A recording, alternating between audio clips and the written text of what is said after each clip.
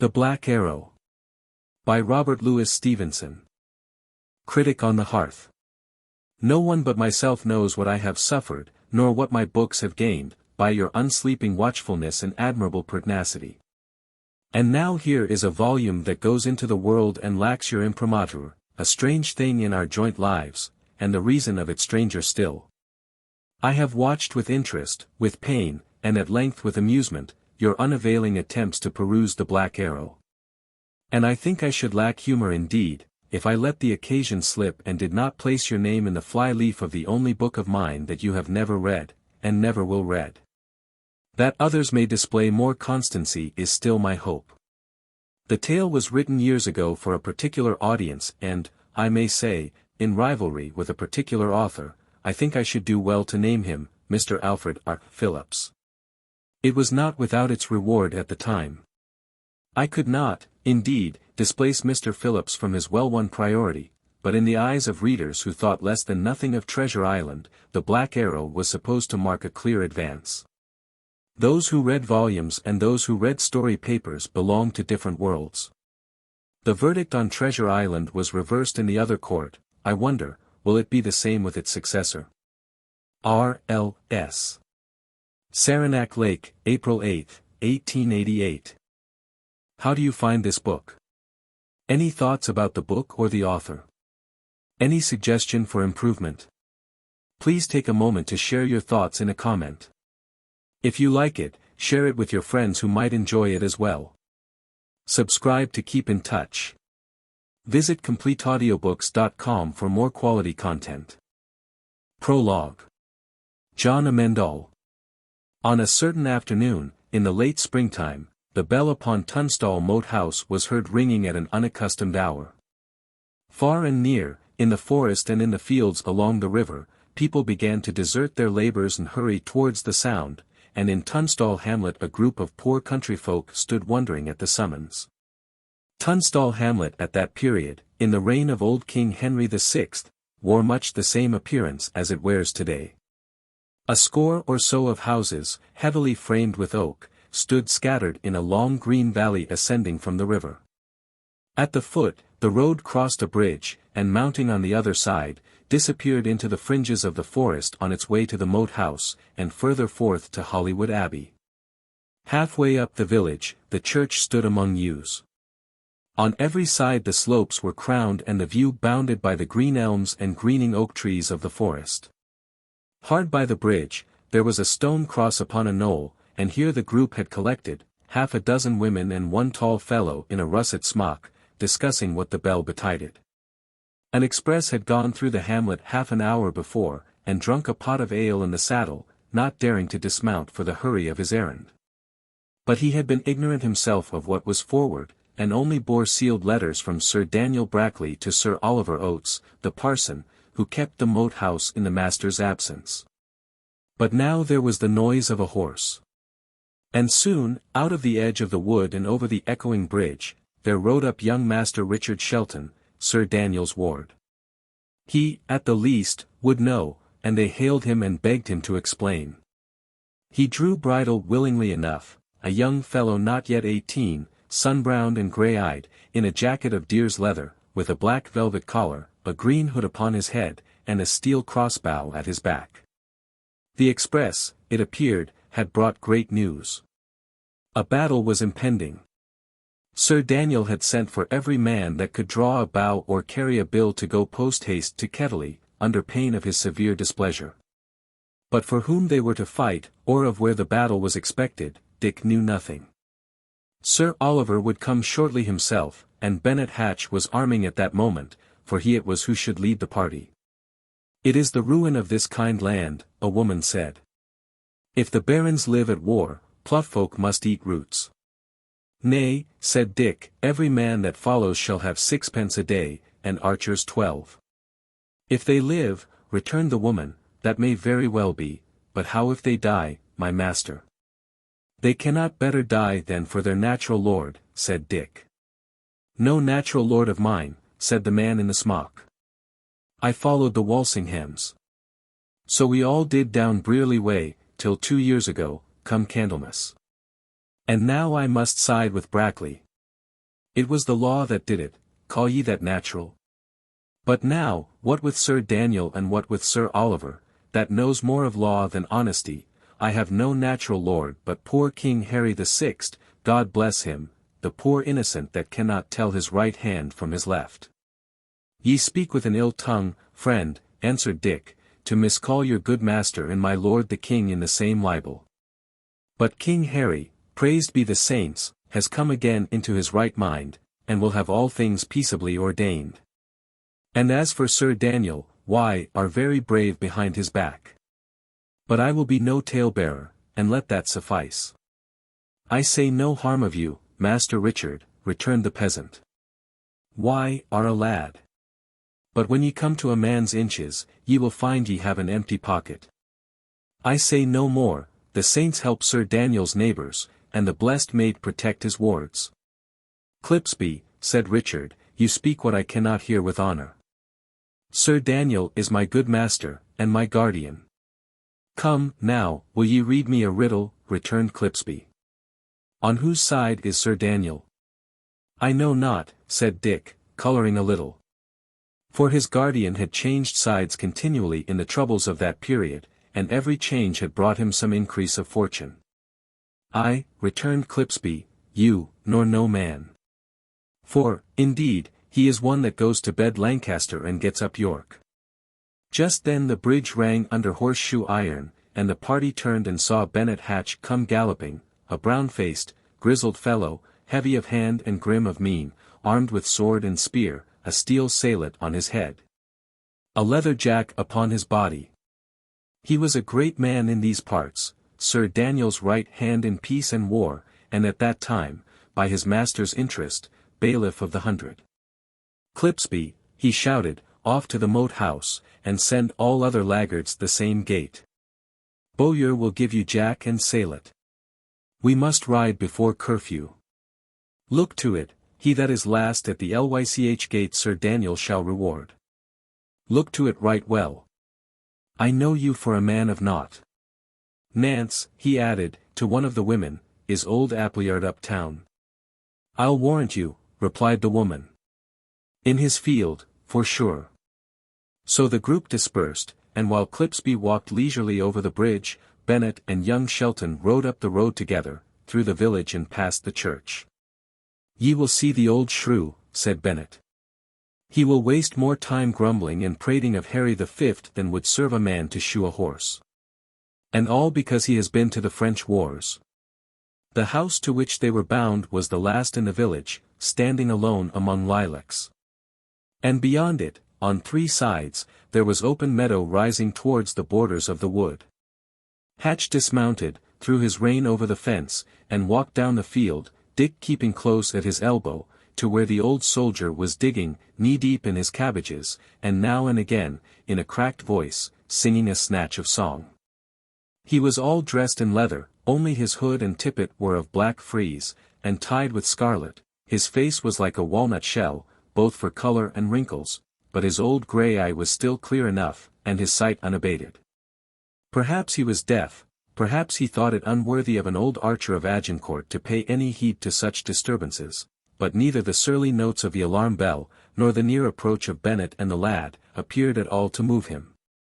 And he continued obstinately digging, and piped up, very thin and shaky. Now, dear lady, if thy will be, I pray you that you will rue on me. Nick Appleyard, said Hatch, Sir Oliver commends him to you, and bids that ye shall come within this hour to the Moat House, there to take command. The old fellow looked up. Save you, my masters, he said, grinning. And where goeth Master Hatch? Master Hatch is off to Kettley, with every man that we can horse, returned Bennet. There is a fight toward, it seems, and my lord stays a reinforcement. Ay, verily, returned Appleyard. And what will ye leave me to garrison withal? I leave you 6 good men, and Sir Oliver to boot, answered Hatch. It'll not hold the place, said Appleyard, the number sufficeth not. It would take 20 to make it good. Why, it's for that we came to you, old shrew, replied the other. Who else is there but you that could do aught in such a house with such a garrison? Aye. When the pinch comes, ye remember the old shoe, returned Nick. There is not a man of you can back a horse or hold a bill, and as for archery, St. Michael. If old Harry the Fifth were back again, he would stand and let ye shoot at him for a far then a shoot. Nay, Nick, there's some can draw a good bow yet, said Bennet. Draw a good bow, cried Appleyard. Yes. But who'll shoot me a good shoot? It's there the eye comes in, and the head between your shoulders. Now, what might you call a long shoot, Bennet Hatch? Well, said Bennet, looking about him, it would be a long shoot from here into the forest. Aye, it would be a longish shoot, said the old fellow, turning to look over his shoulder. And then he put up his hand over his eyes, and stood staring. Why, what are you looking at? Asked Bennet, with a chuckle. Do you see Harry the Fifth? The veteran continued looking up the hill in silence. The sun shone broadly over the shelving meadows, a few white sheep wandered browsing, all was still but the distant jangle of the bell. What is it, Appleyard? Asked Dick. Why, the birds, said Appleyard. And, sure enough, over the top of the forest, where it ran down in a tongue among the meadows, and ended in a pair of goodly green elms, about a bowshot from the field where they were standing, a flight of birds was skimming to and fro, in evident disorder. What of the birds? Said Bennet. Aye, returned Appleyard, why, are a wise man to go to war, Master Bennet. Birds are a good sentry, in forest places they be the first line of battle. Look you, now, if we lay here in camp, there might be archers skulking down to get the wind of us, and here would you be, none the wiser. Why, old shrew, said Hatch, there be no men nearer us than Sir Daniel's, at Kettley. Why, are as safe as in London Tower, and ye raise scares upon a man for a few chaffinches and sparrows. Hear him, grinned Appleyard. How many a rogue would give his 2 crop ears to have a shoot at either of us? St. Michael, man. They hate us like 2 polecats. Well, sooth it is, they hate Sir Daniel, answered Hatch, a little sobered. Aye, they hate Sir Daniel, and they hate every man that serves with him, said Appleyard. And in the first order of hating, they hate Bennet Hatch and old Nicholas the bowman. See ye here, if there was a stout fellow yonder in the wood edge, and you and I stood fair for him, as, by St. George, we stand. Which, think ye, would he choose? You, for a good wager, answered Hatch. My surcoat to a leather belt, it would be you, cried the old archer. Ye burned brimstone, Bennet, they'll ne'er forgive you that, my master. And as for me, I'll soon be in a good place, God grant, and out of bow shoot, aye, and cannon shoot, of all their malices. I am an old man, and draw fast to homeward, where the bed is ready. But for you, Bennet, why, are to remain behind here at your own peril, and if ye come to my years unhanged, the old true blue English spirit will be dead. Why, are the shrewishest old dolt in Tunstall Forest, returned Hatch, visibly ruffled by these threats. Get ye to your arms before Sir Oliver come, and leave prating for one good while. And ye had talked so much with Harry the Fifth, his ears would hop been richer than his pocket. An arrow sang in the air, like a huge hornet. It struck old Appleyard between the shoulder blades, and pierced him clean through, and he fell forward on his face among the cabbages. Hatch, with a broken cry, leapt into the air, then, stooping double, he ran for the cover of the house. And in the meanwhile Dick Shelton had dropped behind a lilac, and had his crossbow bent and shouldered, covering the point of the forest. Not a leaf stirred. The sheep were patiently browsing, the birds had settled. But there lay the old man, with a cloth-yard arrow standing in his back, and there were Hatch holding to the gable, and Dick crouching and ready behind the lilac bush. "Gee, see aught?" cried Hatch. "Not a twig stirs," said Dick. "I think shame to leave him lying," said Bennet, coming forward once more with hesitating steps and a very pale countenance. "Keep a good eye on the wood, Master Shelton, keep a clear eye on the wood. The saints assoil us. Here was a good shoot." Bennet raised the old archer on his knee. He was not yet dead, his face worked, and his eyes shut and opened like machinery, and he had a most horrible, ugly look of one in pain. "Can ye hear, old Nick?" asked Hatch. "Have ye a last wish before ye wend, old brother? Pluck out the shaft, and let me pass." "Mary's name," gasped Appleyard. "I be done with old England." "Pluck it out." "Master Dick," said Bennet, "come hither, and pull me a good pull upon the arrow." He would fain pass, the poor sinner. Dick laid down his crossbow, and pulling hard upon the arrow, drew it forth. A gush of blood followed. The old archer scrambled half upon his feet, called once upon the name of God, and then fell dead. Hatch, upon his knees among the cabbages, prayed fervently for the welfare of the passing spirit. But even as he prayed, it was plain that his mind was still divided, and he kept ever an eye upon the corner of the wood from which the shot had come. When he had done, he got to his feet again, drew off one of his mailed gauntlets, and wiped his pale face, which was all wet with terror.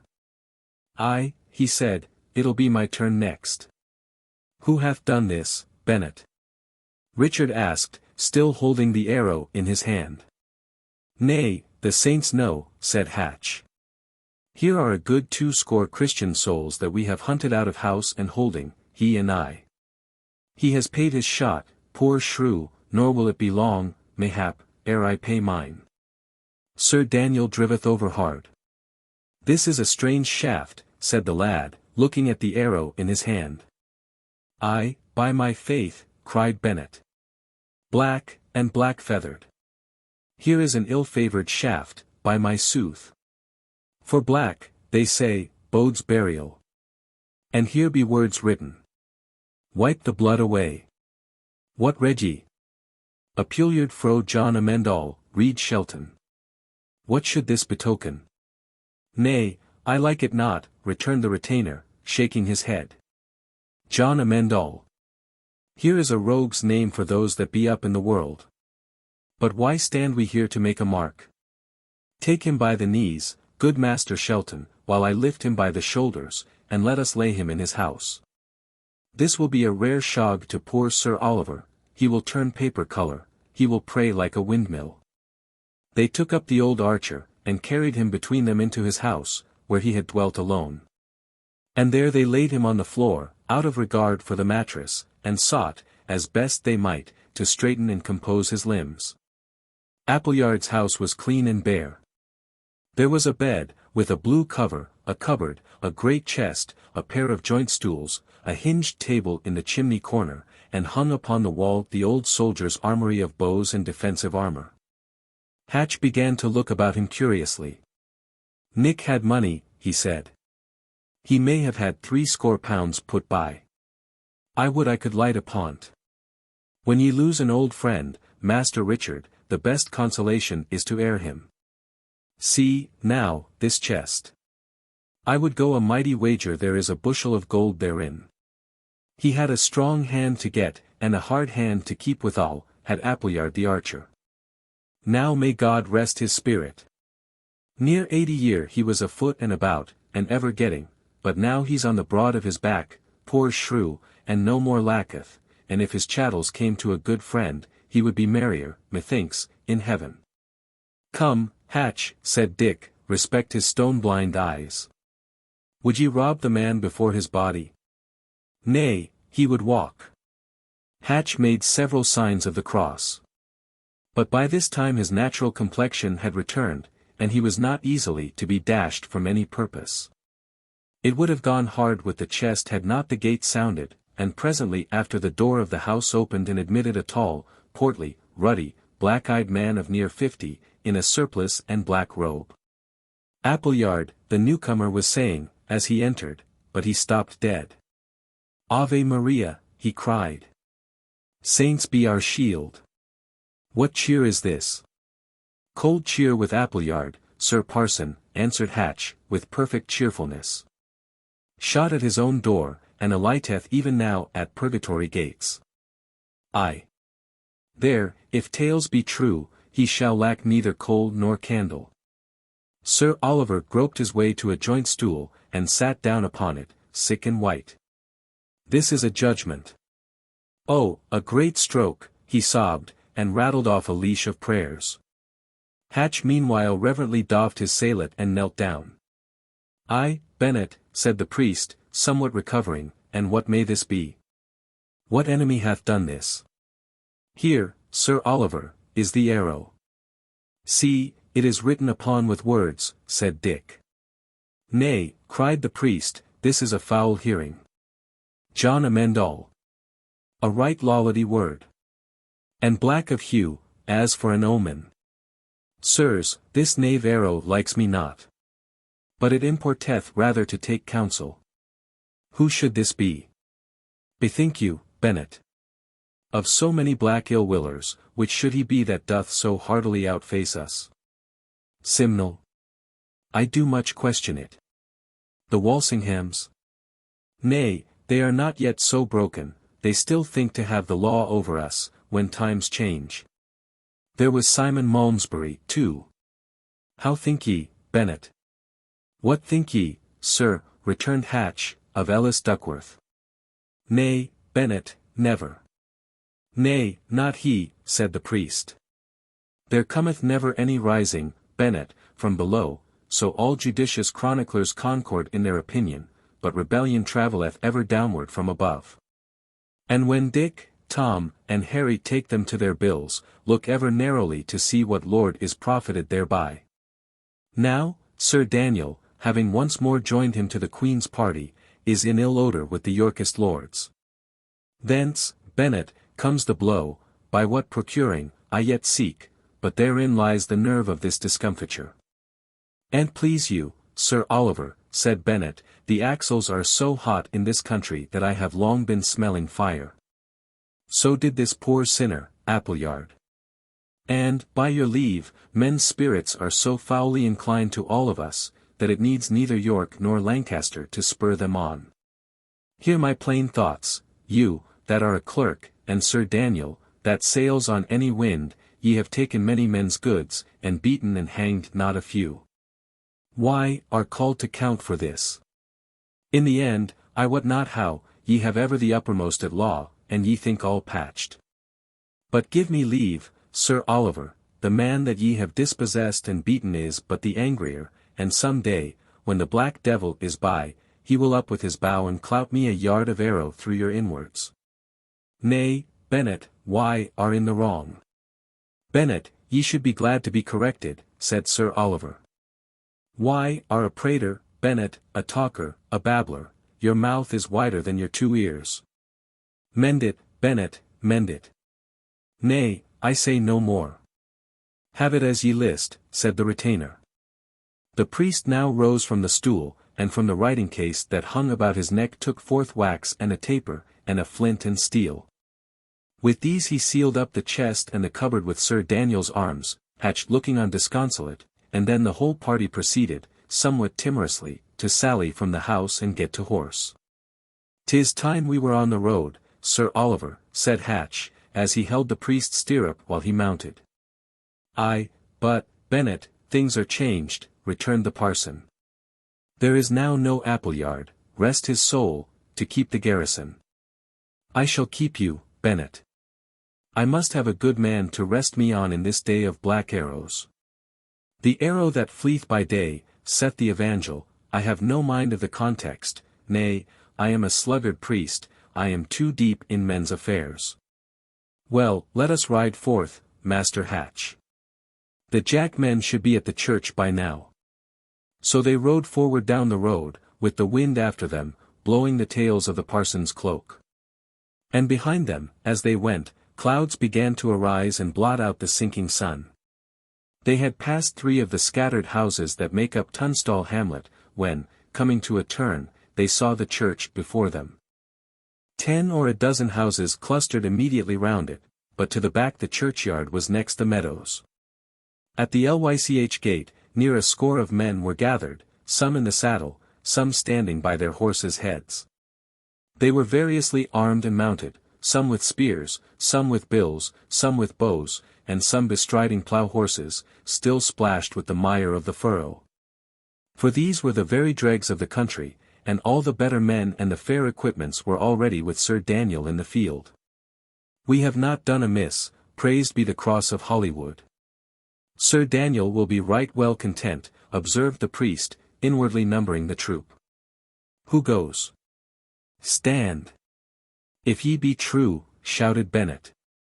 A man was seen slipping through the churchyard among the yews.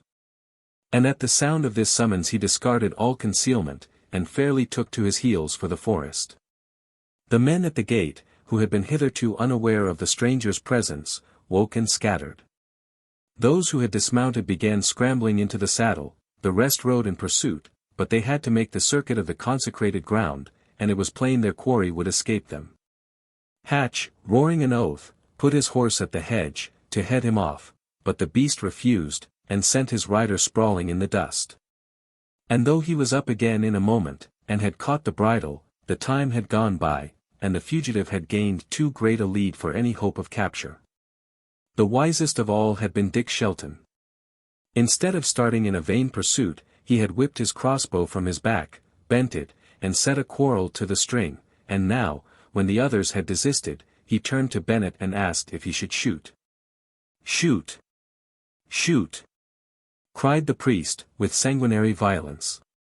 "Cover him, Master Dick," said Bennet. "Bring me him down like a ripe apple." The fugitive was now within but a few leaps of safety, but this last part of the meadow ran very steeply uphill. And the man ran slower in proportion. What with the greyness of the falling night, and the uneven movements of the runner, it was no easy aim, and as Dick levelled his bow, he felt a kind of pity, and a half desire that he might miss. The quarrel sped. The man stumbled and fell, and a great cheer arose from Hatch and the pursuers. But they were counting their corn before the harvest. The man fell lightly. He was lightly afoot again, turned and waved his cap in a bravado, and was out of sight next moment in the margin of the wood. "And the plague go with him," cried Bennet. "He has thieves' heels, he can run, by St. Banbury. But you touched him, Master Shelton, he has stolen your quarrel, may he never have good, I grudge him less."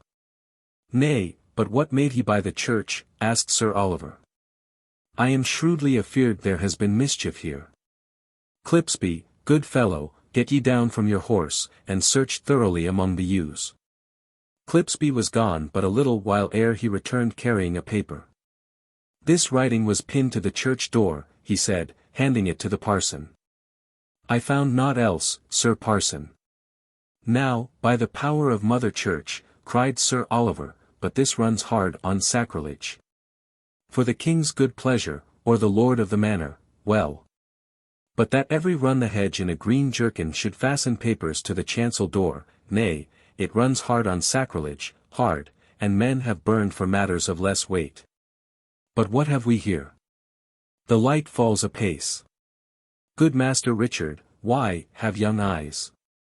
Read me, I pray, this libel." Dick Shelton took the paper in his hand and read it aloud. It contained some lines of very rugged doggerel, hardly even rhyming, written in a gross character, and most uncouthly spelt. With the spelling somewhat bettered, this is how they ran. "I had 4 black arrows under my belt. 4 for the griefs that I have felt. 4 for the number of ill men that have oppressed me now and then. 1 is gone, 1 is will sped. Old Apuliard is dead. 1 is for Maester Bennet Hatch, that burned Grimstone, walls and thatch. 1 for Sir Oliver Oates, that cut Sir Harry Shelton's throat. Sir Daniel, ye shall have the fort. We shall think it fair sport. Ye shall each have your own part. A black arrow in each black heart. Get ye to your knees for to pray. Ye are dead thieves, by yea and nay. John Amendall, of the Green Wood, and his jolly fellowship. Item, we have mo arrows and good hempen cord for others of your following. Now, well a day for charity in the Christian graces," cried Sir Oliver, lamentably. "Sirs, this is an ill world, and groweth daily worse. I will swear upon the cross of Holywood I am as innocent of that good knight's hurt, whether in act or purpose, as the babe unchristened. Neither was his throat cut. For therein they are again in error, as there still live credible witnesses to show. It boots not, Sir Parson, said Bennet. Here is unseasonable talk. Nay, Master Bennet, not so. Keep ye in your due place, good Bennet, answered the priest. I shall make mine innocence appear. I will, upon no consideration, lose my poor life in error. I take all men to witness that I am clear of this matter. I was not even in the Moat house. I was sent of an errand before 9 upon the clock. Sir Oliver, said Hatch, interrupting, since it please you not to stop this sermon, I will take other means. Goff, sound to horse. And while the tucket was sounding, Bennet moved close to the bewildered parson, and whispered violently in his ear. Dick Shelton saw the priest's eye turned upon him for an instant in a startled glance. He had some cause for thought. For this Sir Harry Shelton was his own natural father. But he said never a word, and kept his countenance unmoved. Hatch and Sir Oliver discussed together for a while their altered situation.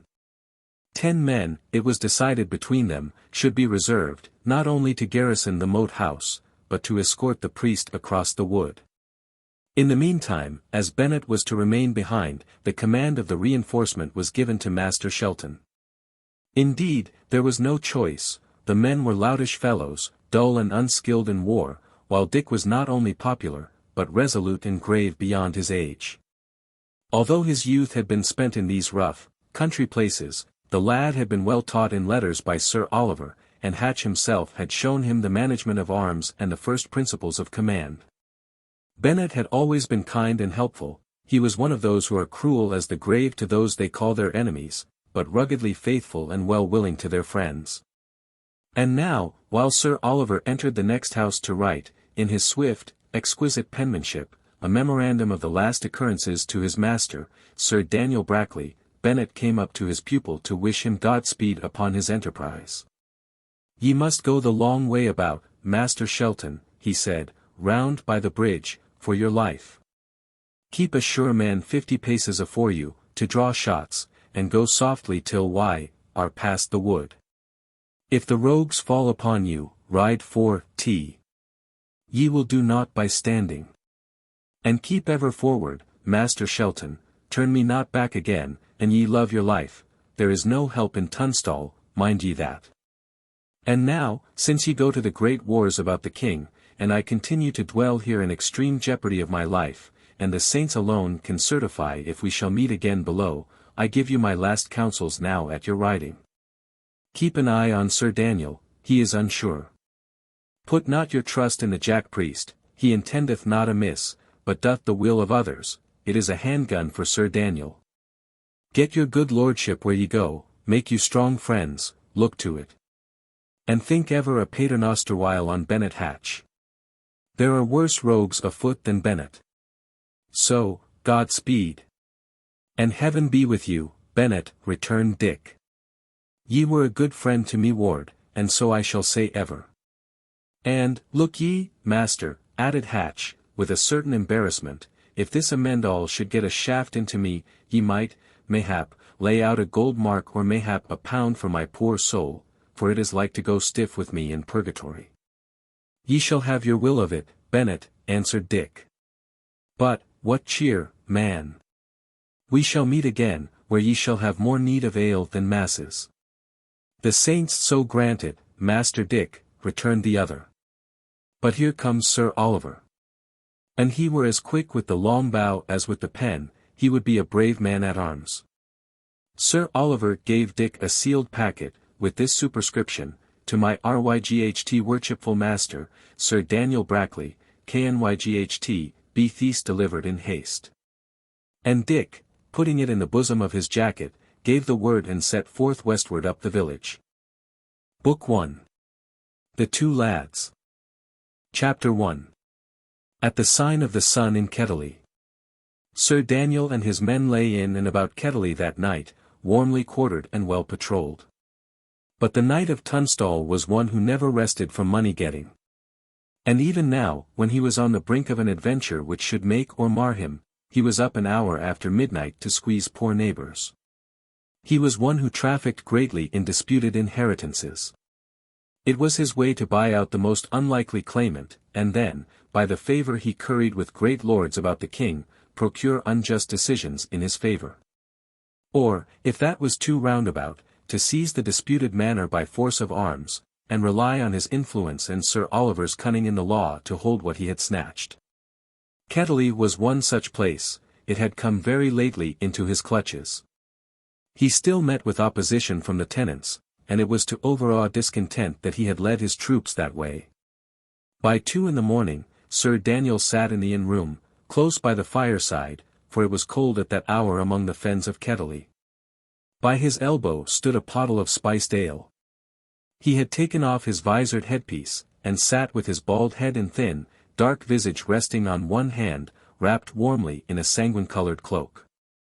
At the lower end of the room about a dozen of his men stood sentry over the door or lay asleep on benches, and somewhat nearer hand, a young lad, apparently of 12 or 13, was stretched in a mantle on the floor. The host of the Sun stood before the great man. "Now, mark me, mine host," Sir Daniel said, "follow but mine orders, and I shall be your good lord ever. I must have good men for head boroughs, and I will have Adam O'More high constable. See to it narrowly.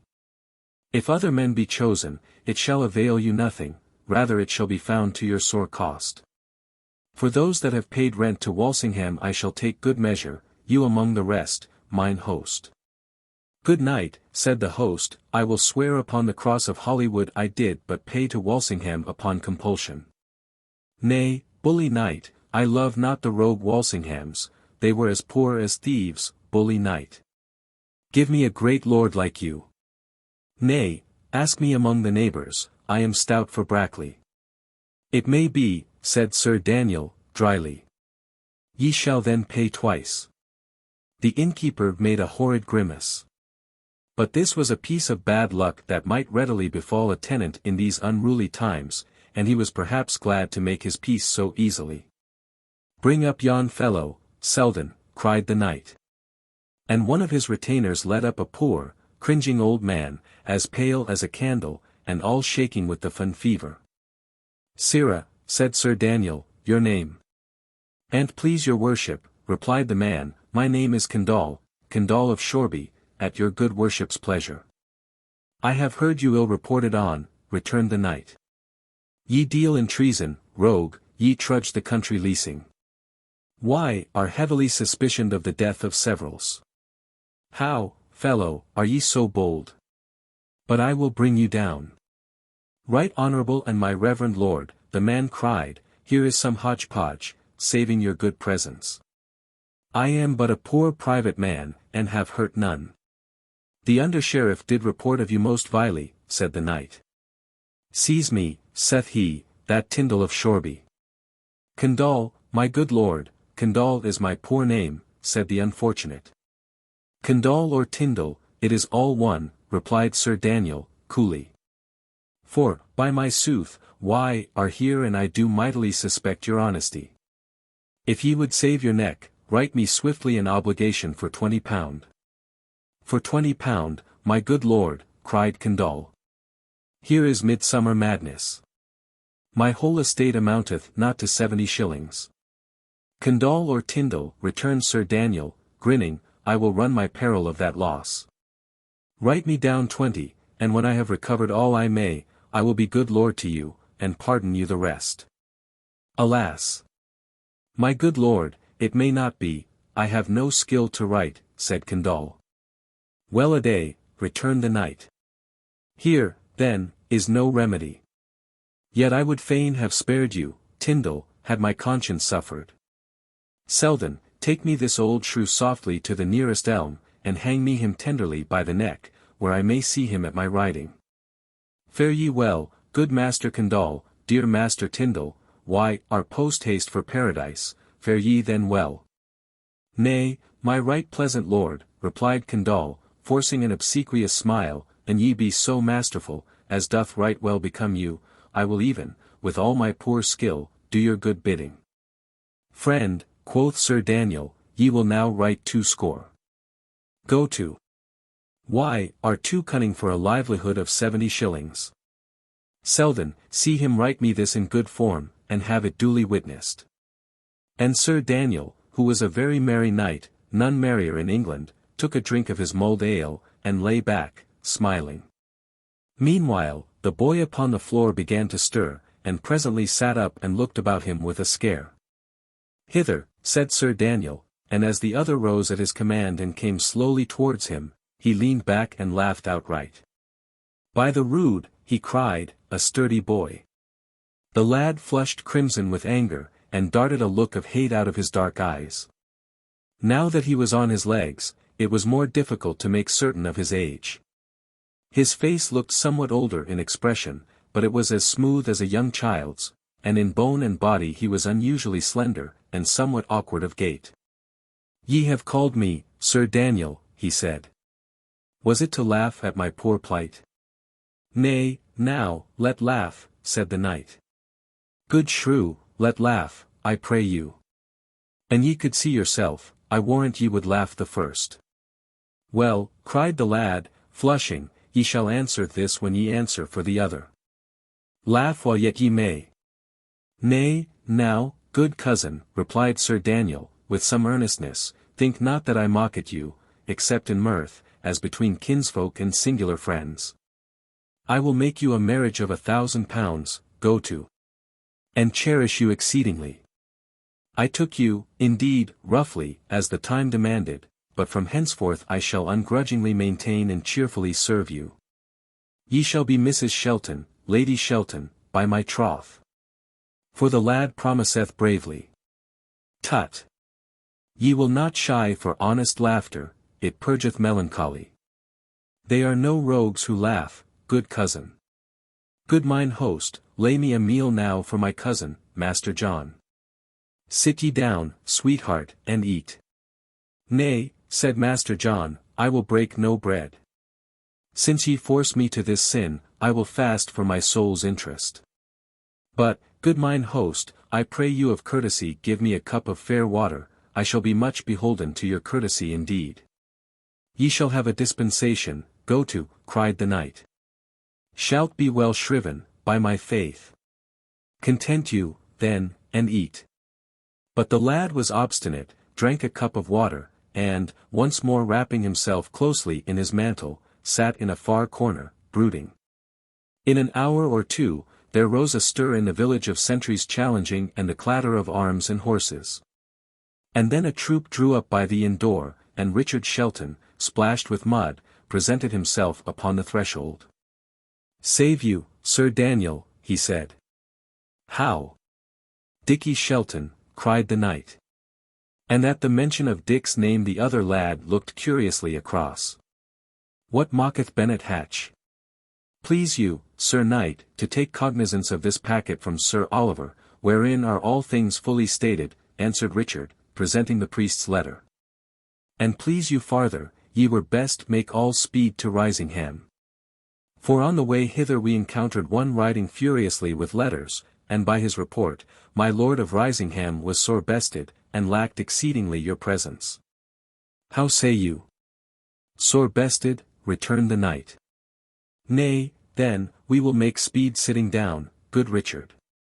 As the world goes in this poor realm of England, he that rides softliest rides surest. Delay, they say, begetteth peril, but it is rather this itch of doing that undoes men. Mark it, Dick. But let me see, first, what cattle ye have brought. Selden, a link here at the door.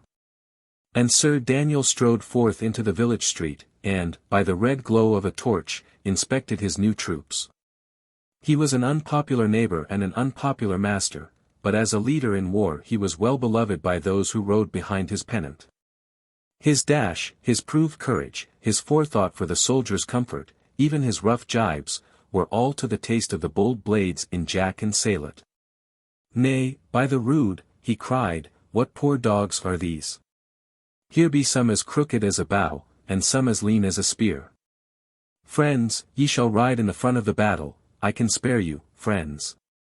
Mark me this old villain on the piebald. A 2-year mutton riding on a hog would look more soldierly. Ha! Clipsby, are ye there, old rat? Why, are a man I could lose with a good heart, ye shall go in front of all, with a bull's eye painted on your jack, to be the better but for archery, sirrah, ye shall show me the way. I will show you any way, Sir Daniel, but the way to change sides, returned Clipsby, sturdily. Sir Daniel laughed a guffaw. Why, well said, he cried. Hast a shrewd tongue in thy mouth, go to. I will forgive you for that merry word. Selden, see them fed, both man and brute. The knight re-entered the inn. Now, friend Dick, he said, fall to. Here is good ale and bacon. Eat, while that I read. Sir Daniel opened the packet, and as he read his brow darkened. When he had done he sat a little, musing. Then he looked sharply at his ward. Dick, said he, why, have seen this penny rhyme? The lad replied in the affirmative. It bears your father's name, continued the knight. And our poor shrew of a parson is, by some mad soul, accused of slaying him. He did most eagerly deny it, answered Dick. He did, cried the knight, very sharply. Heed him not. He has a loose tongue, he babbles like a jack-sparrow. Some day, when I may find the leisure, Dick, I will myself more fully inform you of these matters. There was one Duckworth shrewdly blamed for it, but the times were troubled, and there was no justice to be got. It befell at the Moat House. Dick ventured, with a beating at his heart. It befell between the Moat House and Hollywood, replied Sir Daniel, calmly, but he shot a covert glance, black with suspicion, at Dick's face. And now, added the knight, speed you with your meal. Ye shall return to Tunstall with a line from me. Dick's face fell sorely. Prithee, Sir Daniel, he cried, send one of the villains. I beseech you let me to the battle. I can strike a stroke, I promise you. I misdoubt it not, replied Sir Daniel, sitting down to write. But here, Dick, is no honour to be won. I lie in Kettley till I have sure tidings of the war, and then ride to join me with the conqueror. Cry not on cowardice. It is but wisdom, Dick, for this poor realm so tosseth with rebellion, and the king's name and custody so changeth hands, that no man may be certain of the morrow. Tosspot and Shuttlewit run in, but my lord good counsel sits one side, waiting. With that, Sir Daniel, turning his back to Dick, and quite at the farther end of the long table, began to write his letter, with his mouth on one side, for this business of the Black Arrow stuck sorely in his throat. Meanwhile, young Shelton was going on heartily enough with his breakfast, when he felt a touch upon his arm, and a very soft voice whispering in his ear. Make not a sign, I do beseech you, said the voice, but of your charity tell me the straight way to Hollywood. Beseech you, now, good boy, comfort a poor soul in peril and extreme distress, and set me so far forth upon the way to my repose. Take the path by the windmill, answered Dick, in the same tone, it will bring you to Till Ferry, there inquire again. And without turning his head, he fell again to eating. But with the tail of his eye he caught a glimpse of the young lad called Master John stealthily creeping from the room. Why, thought Dick, he is as young as I. Good boy, doth he call me? An I had known, I should have seen the varlet hanged ere I had told him. Well, if he goes through the fun, I may come up with him and pull his ears. Half an hour later, Sir Daniel gave Dick the letter, and bade him speed to the Moat House. And, again, some half an hour after Dick's departure, a messenger came, in hot haste, from my lord of Risingham. Sir Daniel, the messenger said, ye lose great honour, by my sooth. The fight began again this morning ere the dawn, and we have beaten their van and scattered their right wing. Only the main battle standeth fast. And we had your fresh men, we should tilt you them all into the river. What, Sir Knight? Will ye be the last? It stands not with your good credit. Nay, cried the knight, I was but now upon the march. Selden, sound me the tucket. Sir, I am with you on the instant. It is not 2 hours since the more part of my command came in, Sir Messenger. What would ye have? Spurring is good meat, but yet it killed the charger. Bustle, boys. By this time the tucket was sounding cheerily in the morning, and from all sides Sir Daniel's men poured into the main street and formed before the inn. They had slept upon their arms, with chargers saddled, and in 10 minutes 50 men at arms and archers, cleanly equipped and briskly disciplined, stood ranked and ready. The chief part were in Sir Daniel's livery, murrey and blue, which gave the greater show to their array. The best armed rode first, and away out of sight, at the tail of the column, came the sorry reinforcement of the night before. Sir Daniel looked with pride along the line. "Here be the lads to serve you in a pinch," he said. "They are pretty men, indeed," replied the messenger. "It but augments my sorrow that ye had not marched the earlier." "Well," said the knight, "what would ye?" "The beginning of a feast and the end of a fray, Sir Messenger," and he mounted into his saddle. "Why? How now?" he cried. "John! Joanna! Nay, by the sacred rood! Where is she? Host, where is that girl?" "Girl, Sir Daniel," cried the landlord. "Nay, sir, I saw no girl." "Boy, then, dotard," cried the knight. "Could ye not see it was a wench? She in the murrey-coloured mantle, she that broke her fast with water, rogue, where is she?" "Nay, the saints bless us." "Master John, ye called him," said the host. "Well, I thought none evil. He is gone. I saw I saw her in the stable a good hour agone, but was saddling a grey horse." "Now, by the rood," cried Sir Daniel, "the wench was worth £500 to me and more." "Sir Knight," observed the messenger, with bitterness, "while that ye are here, roaring for £500, the realm of England is elsewhere being lost and won." "It is well said," replied Sir Daniel. "Selden, fall me out with 6 crossbowmen, hunt me her down.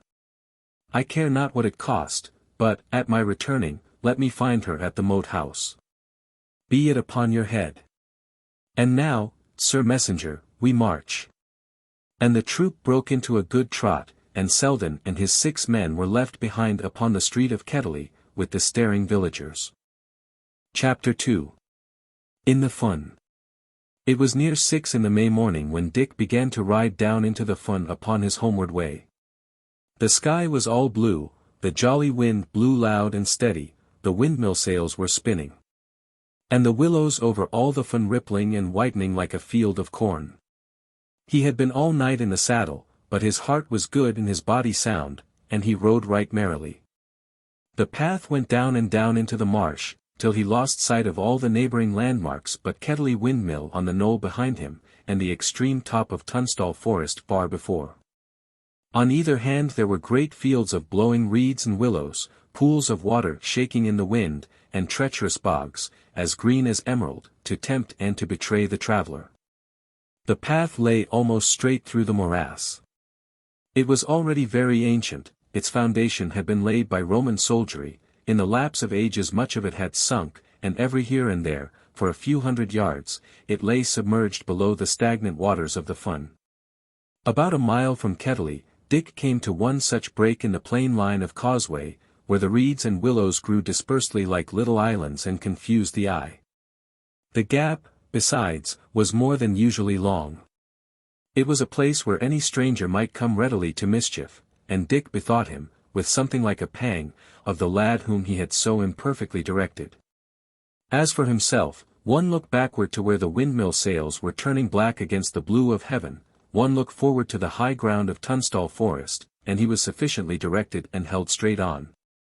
The water washing to his horse's knees, as safe as on a highway.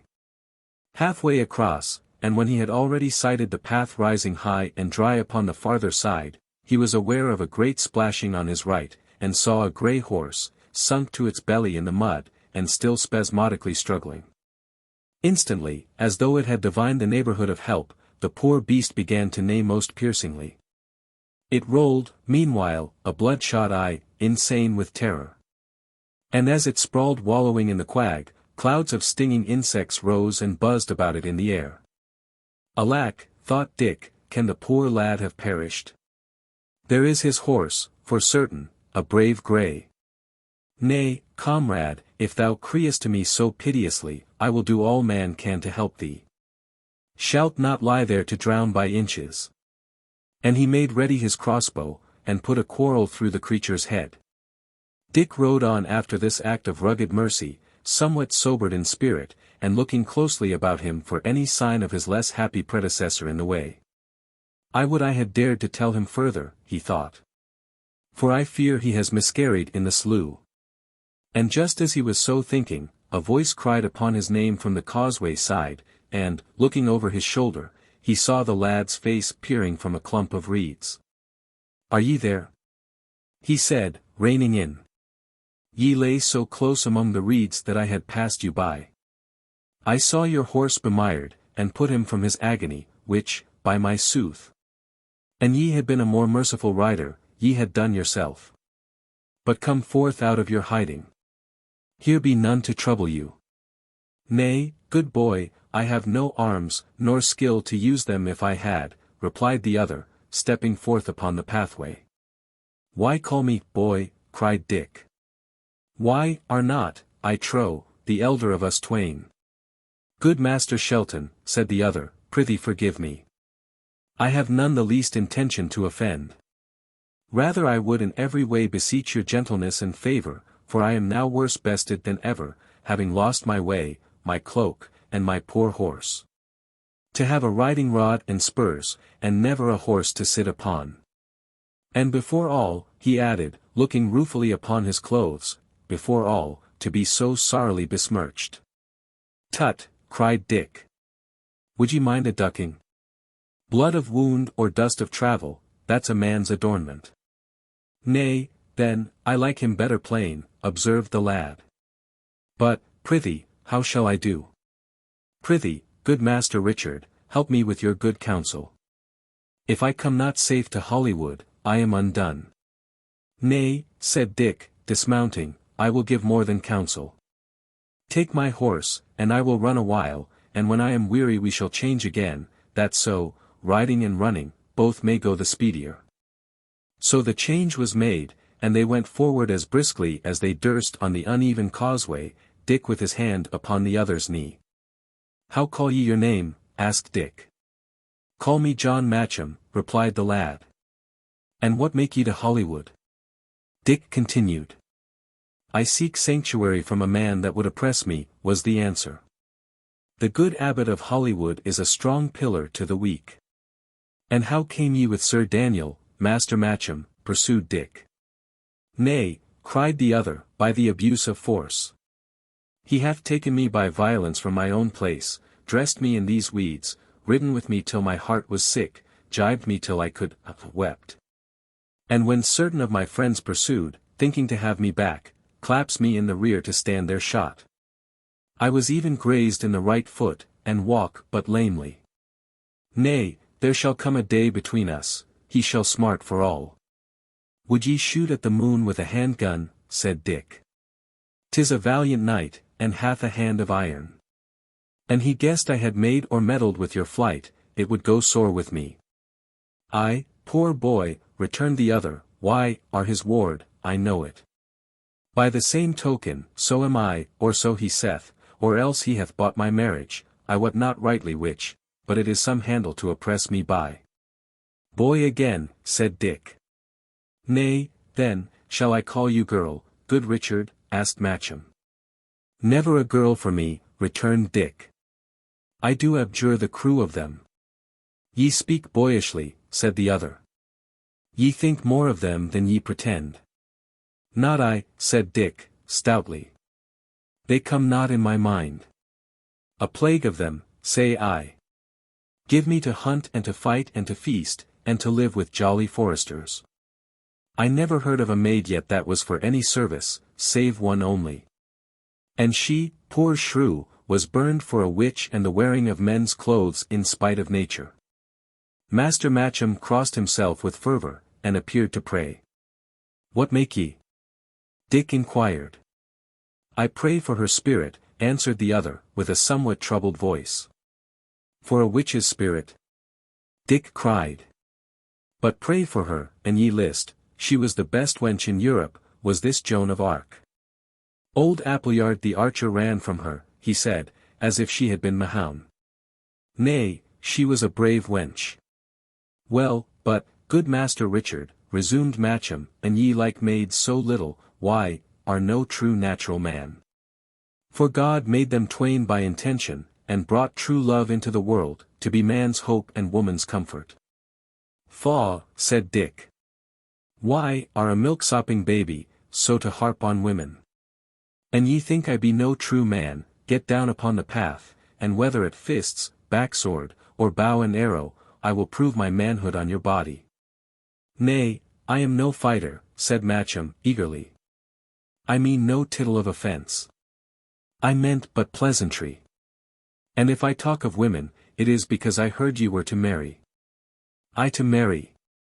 Dick exclaimed. Well, it is the first I hear of it. And with whom was I to marry? One Joan Sedley, replied Matcham, colouring. It was Sir Daniel's doing.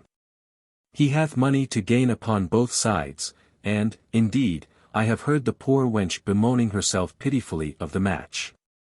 It seems she is of your mind, or else distaste to the bridegroom. Well. Marriage is like death, it comes to all, said Dick, with resignation. And she bemoaned herself? I pray ye now, see there how shuttle-witted are these girls, to bemoan herself before that she had seen me. Do I bemoan myself? Not I. An I be to marry, I will marry dry-eyed. But if ye know her, prithee, of what favour is she? Fair or foul? And is she shrewish or pleasant? Nay, what matters it, said Matcham. And why, are to marry, ye can but marry. What matters foul or fair? These be but toys. Why, are no milksop, Master Richard, ye will wed with dry eyes, anyhow. It is well said, replied Shelton. Little I reck. Your lady wife is like to have a pleasant lord, said Matcham. She shall have the Lord Heaven made her for, returned Dick. It trow there be worse as well as better. Ah, the poor wench, cried the other. And why so poor, asked Dick. To wed a man of wood, replied his companion. Oh me, for a wooden husband. I think I be a man of wood, indeed, said Dick, to trudge afoot the while you ride my horse, but it is good wood, I trow. Good Dick, forgive me, cried the other. Nay, why, are the best heart in England. I but laughed. Forgive me now, sweet Dick. Nay, no fool words, returned Dick, a little embarrassed by his companion's warmth. No harm is done. I am not touchy, praise the saints. And at that moment the wind, which was blowing straight behind them as they went, brought them the rough flourish of Sir Daniel's trumpeter. Hark, said Dick, the tucket soundeth. Aye, said Matcham, they have found my flight, and now I am unhorsed, and he became pale as death. Nay, what cheer, returned Dick. Why, have a long start, and we are near the ferry. And it is I, methinks, that am unhorsed. Alack, I shall be taken, cried the fugitive. Dick, kind Dick, beseech ye help me but a little. Why, now, what aileth thee, said Dick. Methinks I help you very patently. But my heart is sorry for so spiritless a fellow. And see ye here, John Matcham, sith John Matcham is your name, Richard Shelton, tide what betideth, come what may, will see you safe in Hollywood. The saints so do to me again if I default you. Come, pick me up a good heart, Sir Whiteface. The way better's here, spur me the horse. Go faster. Faster. Nay, mind not for me, I can run like a deer. So, with the horse trotting hard, and Dick running easily alongside, they crossed the remainder of the fun, and came out upon the banks of the river by the ferryman's hut. Chapter 3. The Fen Ferry.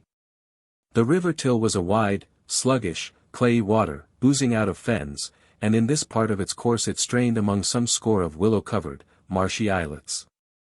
It was a dingy stream. But upon this bright, spirited morning everything was become beautiful. The wind and the martins broke it up into innumerable dimples, and the reflection of the sky was scattered over all the surface in crumbs of smiling blue. A creek ran up to meet the path, and close under the bank the ferryman's hut lay snugly. It was of wattle and clay, and the grass grew green upon the roof. Dick went to the door and opened it. Within, upon a foul old russet cloak, the ferryman lay stretched and shivering, a great hulk of a man, but lean and shaken by the country fever. "Hey, Master Shelton," he said, "be ye for the ferry? Ill times, ill times. Look to yourself. There is a fellowship abroad. Ye were better turn round on your 2 heels and try the bridge." "Nay, time's in the saddle," answered Dick. "Time will ride, Hugh ferryman. I am hot in haste." "A wilful man," returned the ferryman, rising. "An ye win safe to the MOAT house, why, have done lucky, but I say no more." And then catching sight of Matcham, "Who be this?" he asked, as he paused, blinking, on the threshold of his cabin. "It is my kinsman, Master Matcham," answered Dick. "Give ye good day, good ferryman," said Matcham, who had dismounted, and now came forward, leading the horse. "Launch me your boat, I prithee, we are sore in haste." The gaunt ferryman continued staring. "By the mass!" he cried at length, and laughed with open throat. Matcham coloured to his neck and winced, and Dick, with an angry countenance, put his hand on the lout's shoulder. "How now, churl," he cried. "Fall to thy business, and leave mocking thy betters." Hugh ferryman grumblingly undid his boat, and shoved it a little forth into the deep water. Then Dick led in the horse, and Matcham followed. "Ye be mortal small maid, master," said Hugh, with a wide grin, "something the wrong model, belike." "Nay, Master Shelton, I am for you," he added, getting to his oars. "A cat may look at a king. I did but take a shot of the eye at Master Matcham." "Sirrah, no more words," said Dick. "Bend me your back." They were by that time at the mouth of the creek, and the view opened up and down the river. Everywhere it was enclosed with islands. Clay banks were falling in, willows nodding, reeds waving, martins dipping and piping. There was no sign of man in the labyrinth of waters. "My master," said the ferryman, keeping the boat steady with one oar, "I have a shrew guess that John of Fen is on the island. He bears me a black grudge to all Sir Daniel's. How if I turned me upstream and landed you an arrow flight above the path? Ye were best not meddle with John Fen." "How, then? Is he of this company?" asked Dick. "Nay, mum is the word," said Hugh. "But I would go up water, Dick. How if Master Matcham came by an arrow?" and he laughed again. "Be it so, Hugh," answered Dick. "Look ye, then," pursued Hugh. "Sith it shall so be, unsling me your crossbow, so, now make it ready, good, place me a quarrel. Aye, keep it so, and look upon me grimly." "What meaneth this?" asked Dick. "Why, my master, if I steal you across, it must be under force or fear," replied the ferryman. "For else, if John Fen got wind of it, he were like to prove my most distressful neighbour." "Do these churls ride so roughly?" Dick inquired. "Do they command Sir Daniel's own ferry?" "Nay," whispered the ferryman, winking. "Mark me. Sir Daniel shall down. His time is out. He shall down. Mum." And he bent over his oars. They pulled a long way up the river, turned the tail of an island, and came softly down a narrow channel next the opposite bank. Then Hugh held water in midstream. "I must land you here among the willows," he said. "Here is no path but willow swamps and quagmires," answered Dick. "Master Shelton," replied Hugh, "I dare not take ye nearer down, for your own sake now. He watcheth me the ferry, lying on his bow. All that go by and owe Sir Daniel goodwill, he shooteth down like rabbits. I heard him swear it by the rood. And I had not known you of old days, aye, and from so high upward, I would, let you go on. But for old days' remembrance, and because ye had this toy with you that's not fit for wounds or warfare, I did risk my 2 poor ears to have you over whole. Content you, I can no more, on my salvation. Hugh was still speaking, lying on his oars, when there came a great shout from among the willows on the island, and sounds followed as of a strong man breasting roughly through the wood. "A murrain," cried Hugh. He was on the upper island all the while. He pulled straight for shore. "Threat me with your bow, good Dick, threat me with it plain," he added. "I have tried to save your skins, save you mine." The boat ran into a tough thicket of willows with a crash. Matcham, pale, but steady and alert, at a sign from Dick, ran along the thwarts and leaped ashore. Dick, taking the horse by the bridle, sought to follow, but what with the animal's bulk, and what with the closeness of the thicket, both stuck fast. The horse neighed and trampled. And the boat, which was swinging in an eddy, came on and off and pitched with violence. "It may not be, Hugh, here is no landing," cried Dick, but he still struggled valiantly with the obstinate thicket and the startled animal. A tall man appeared upon the shore of the island, a long bough in his hand. Dick saw him for an instant, with the corner of his eye, bending the bough with a great effort, his face crimson with hurry. "Who goes?" he shouted.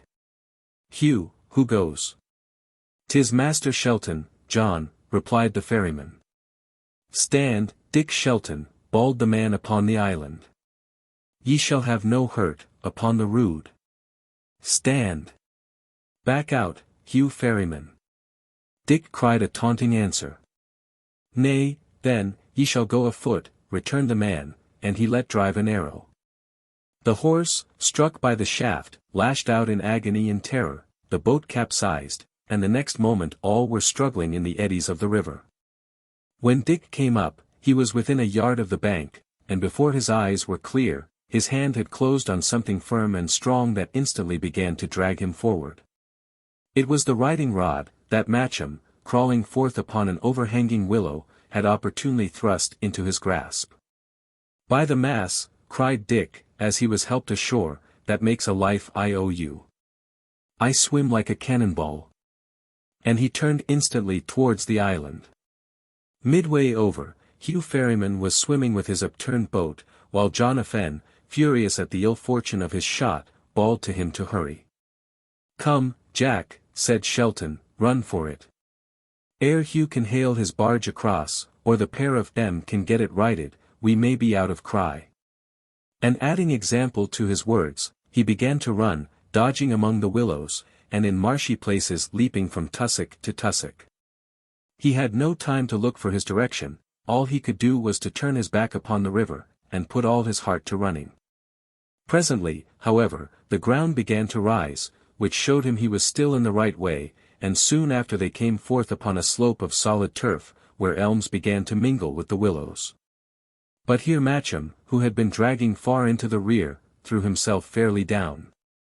"Leave me, Dick," he cried, pantingly, "I can no more." Dick turned, and came back to where his companion lay. "Nay, Jack, leave thee," he cried. "That were a knave's trick, to be sure, when ye risked a shot and a ducking, aye, and a drowning too, to save my life. Drowning, in sooth, for why I did not pull you in along with me, the saints alone can tell." "Nay," said Matcham, "I would, saved us both, good Dick, for I can swim." "Can ye so?" cried Dick, with open eyes. It was the one manly accomplishment of which he was himself incapable. In the order of the things that he admired, next to having killed a man in single fight came swimming. "Well," he said, "here is a lesson to despise no man. I promise to care for you as far as Hollywood, and, by the rood, Jack, why, are more capable to care for me." "Well, Dick, we're friends now," said Matcham. "Nay, I never was unfriends," answered Dick. "Why, are a brave lad in your way, albeit something of a milksop, too. I never met your like before this day. But, prithee, fetch back your breath, and let us on." Here is no place for chatter. My foot hurts shrewdly, said Matcham. Nay, I had forgot your foot, returned Dick. Well, we must go the gentlier. I would I knew rightly where we were. I have clean lost the path, yet that may be for the better, too. And they watched the ferry, they watched the path, belike, as well. I would Sir Daniel were back with 20 men, he would sweep me these rascals as the wind sweeps leaves. Come, Jack, lean ye on my shoulder, ye poor shrew. Nay, why, are not tall enough. What age are ye, for a wager? 12. Nay, I am 16, said Matcham. Why, are poorly grown to height, then, answered Dick. But take my hand. We shall go softly, never fear. I owe you a life, I am a good repayer, Jack, of good or evil. They began to go forward up the slope. We must hit the road, early or late, continued Dick, and then for a fresh start. By the mass. But why have a rickety hand, Jack? If I had a hand like that, I would think shame. I tell you, he went on, with a sudden chuckle, I swear by the mass I believe Hugh Ferryman took you for a maid. Nay, never, cried the other, colouring high. Did, though, for a wager. Dick exclaimed. Small blame to him. Ye look liker maid than man, and I tell you more, why, are a strange-looking rogue for a boy, but for a hussy, Jack, ye would be right fair, ye would. Ye would be well favoured for a wench. Well, said Matcham, ye know right well that I am none. Nay, I know that, I do but jest, said Dick. Ye'll be a man before your mother, Jack. What cheer, my bully? Ye shall strike shrewd strokes. Now, which, I marvel, of you or me, shall be first knighted, Jack? For knighted I shall be, or die for, T. Sir Richard Shelton, knight, it soundeth bravely. But, Sir John Matcham soundeth not amiss. Prithee, Dick, stop till I drink, said the other, pausing where a little clear spring welled out of the slope into a gravelled basin no bigger than a pocket. And oh, Dick, if I might come by anything to eat, my very heart aches with hunger. Why, fool, did ye not eat at Kettley? Asked Dick. I had made a vow, it was a sin I had been led into, stammered Matcham, but now, if it were but dry bread, I would eat it greedily. Sit ye, then, and eat, said Dick, while that I scout a little forward for the road. And he took a wallet from his girdle, wherein were bread and pieces of dry bacon, and, while Matcham fell heartily to, struck farther forth among the trees. A little beyond there was a dip in the ground, where a streamlet soaked among dead leaves, and beyond that, again, the trees were better grown and stood wider, and oak and beech began to take the place of willow and elm. The continued tossing and pouring of the wind among the leaves sufficiently concealed the sounds of his footsteps on the mast, it was for the ear what a moonless night is to the eye. But for all that Dick went cautiously, slipping from one big trunk to another, and looking sharply about him as he went. Suddenly a doe passed like a shadow through the underwood in front of him, and he paused, disgusted at the chance. This part of the wood had been certainly deserted, but now that the poor deer had run, she was like a messenger he should have sent before him to announce his coming. And instead of pushing farther, he turned him to the nearest well-grown tree, and rapidly began to climb. Luck had served him well. The oak on which he had mounted was one of the tallest in that quarter of the wood, and easily out-topped its neighbors by 1.5 fathoms. And when Dick had clambered into the topmost fork and clung there, swinging dizzily in the great wind, he saw behind him the whole fenny plain as far as Kettley, and the Till wandering among woody islets, and in front of him the white line of high road winding through the forest. The boat had been righted, it was even now midway on the ferry. Beyond that there was no sign of man, nor aught moving but the wind. He was about to descend, when, taking a last view, his eye lit upon a string of moving points about the middle of the fun. Plainly a small troop was threading the causeway, and that at a good pace. And this gave him some concern as he shinned vigorously down the trunk and returned across the wood for his companion. Chapter 4. A Greenwood company. Matcham was well rested and revived. And the two lads, winged by what Dick had seen, hurried through the remainder of the outwood, crossed the road in safety, and began to mount into the high ground of Tunstall Forest. The trees grew more and more in groves, with heathy places in between, sandy, gorsy, and dotted with old yews. The ground became more and more uneven, full of pits and hillocks. And with every step of the ascent the wind still blew the shriller, and the trees bent before the gusts like fishing rods. They had just entered one of the clearings, when Dick suddenly clapped down upon his face among the brambles, and began to crawl slowly backward towards the shelter of the grove. Matcham, in great bewilderment, for he could see no reason for this flight, still imitated his companion's course, and it was not until they had gained the harbour of a thicket that he turned and begged him to explain. For all reply, Dick pointed with his finger. At the far end of the clearing, a fir grew high above the neighbouring wood, and planted its black shock of foliage clear against the sky. For about 50 feet above the ground the trunk grew straight and solid like a column. At that level, it split into two massive boughs, and in the fork, like a mast-headed seaman, there stood a man in a green tabard, spying far and wide. The sun glistened upon his hair, with one hand he shaded his eyes to look abroad, and he kept slowly rolling his head from side to side, with the regularity of a machine. The lads exchanged glances. "Let us try to the left," said Dick. "We had near fallen foully, Jack." 10 minutes afterwards they struck into a beaten path. "Here is a piece of forest that I know not," Dick remarked. "Where goeth me this track?" "Let us even try," said Matcham.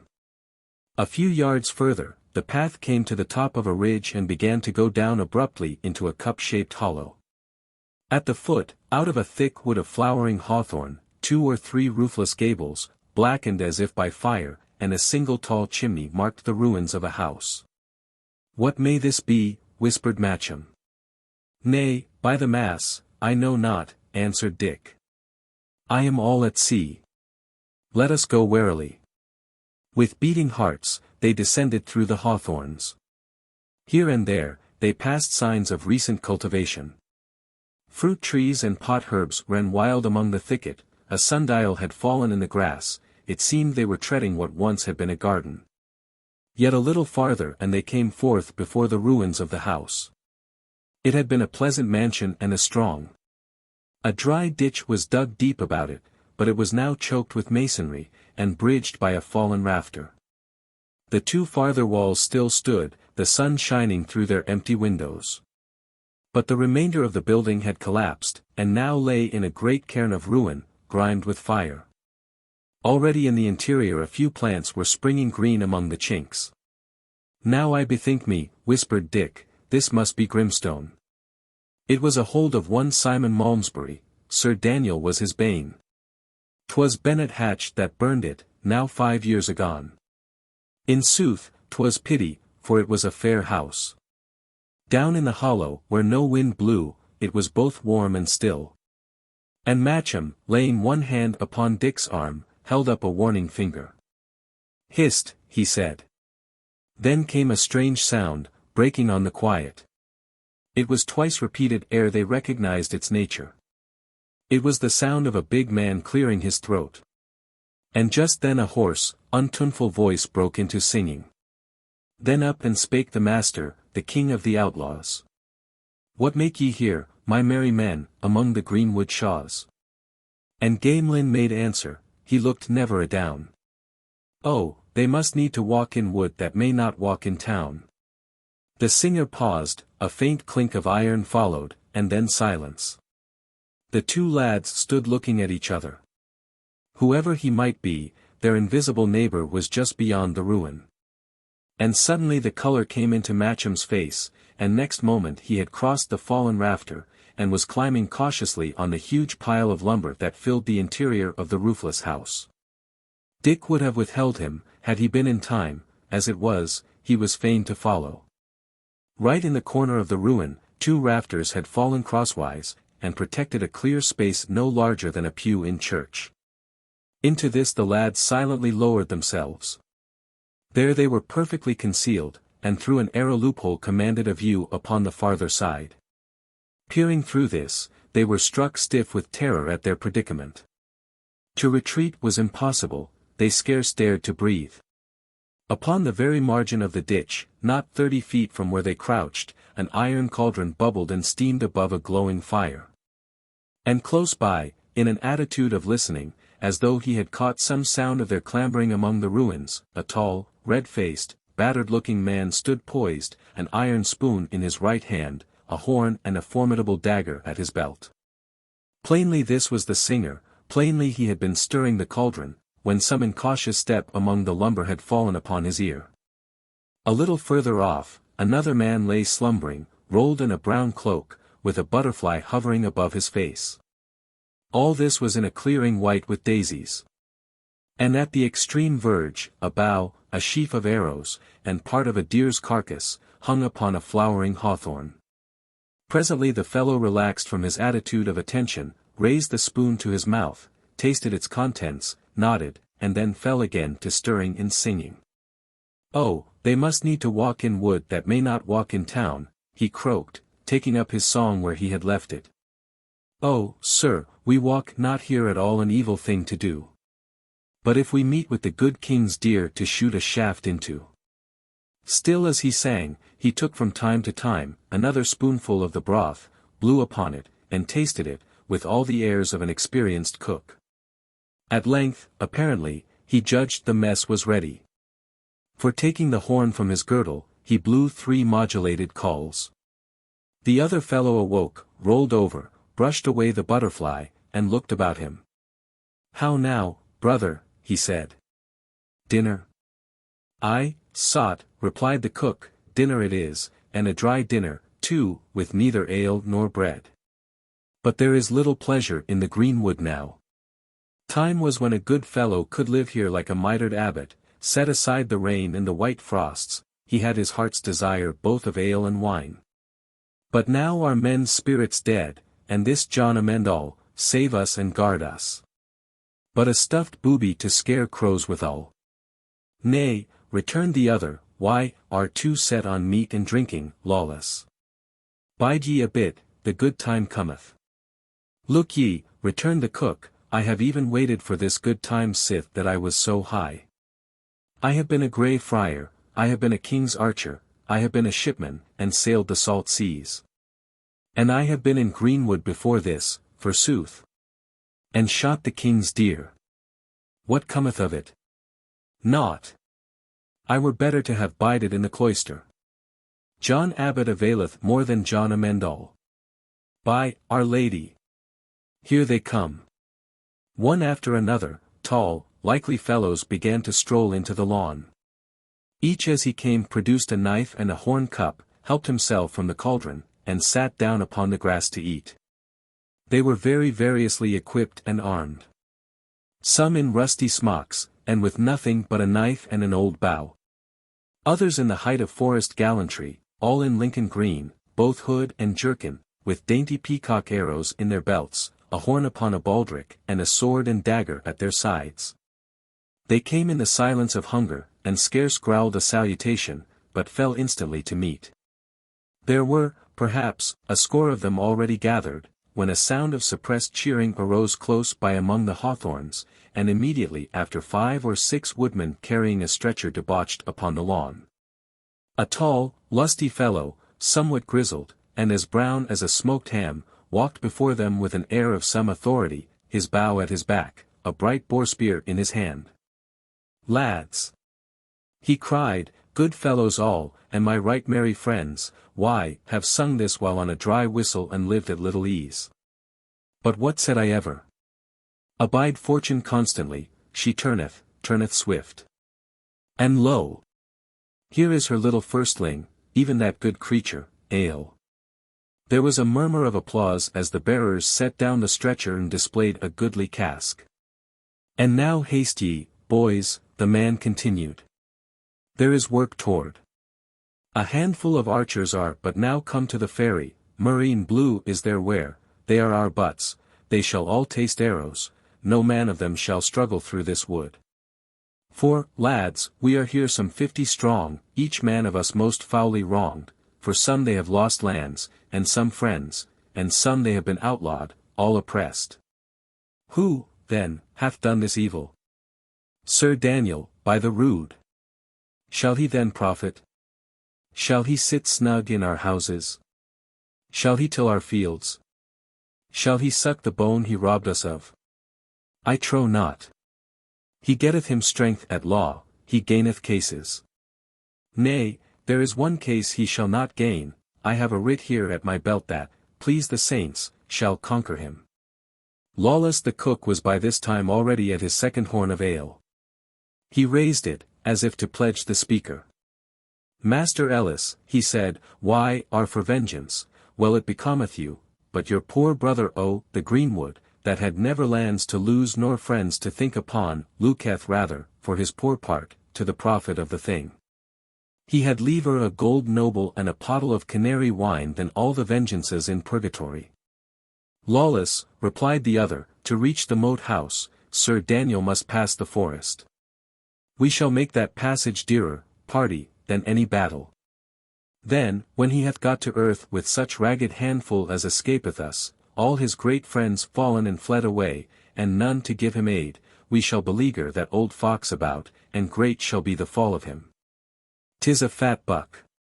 He will make a dinner for us all.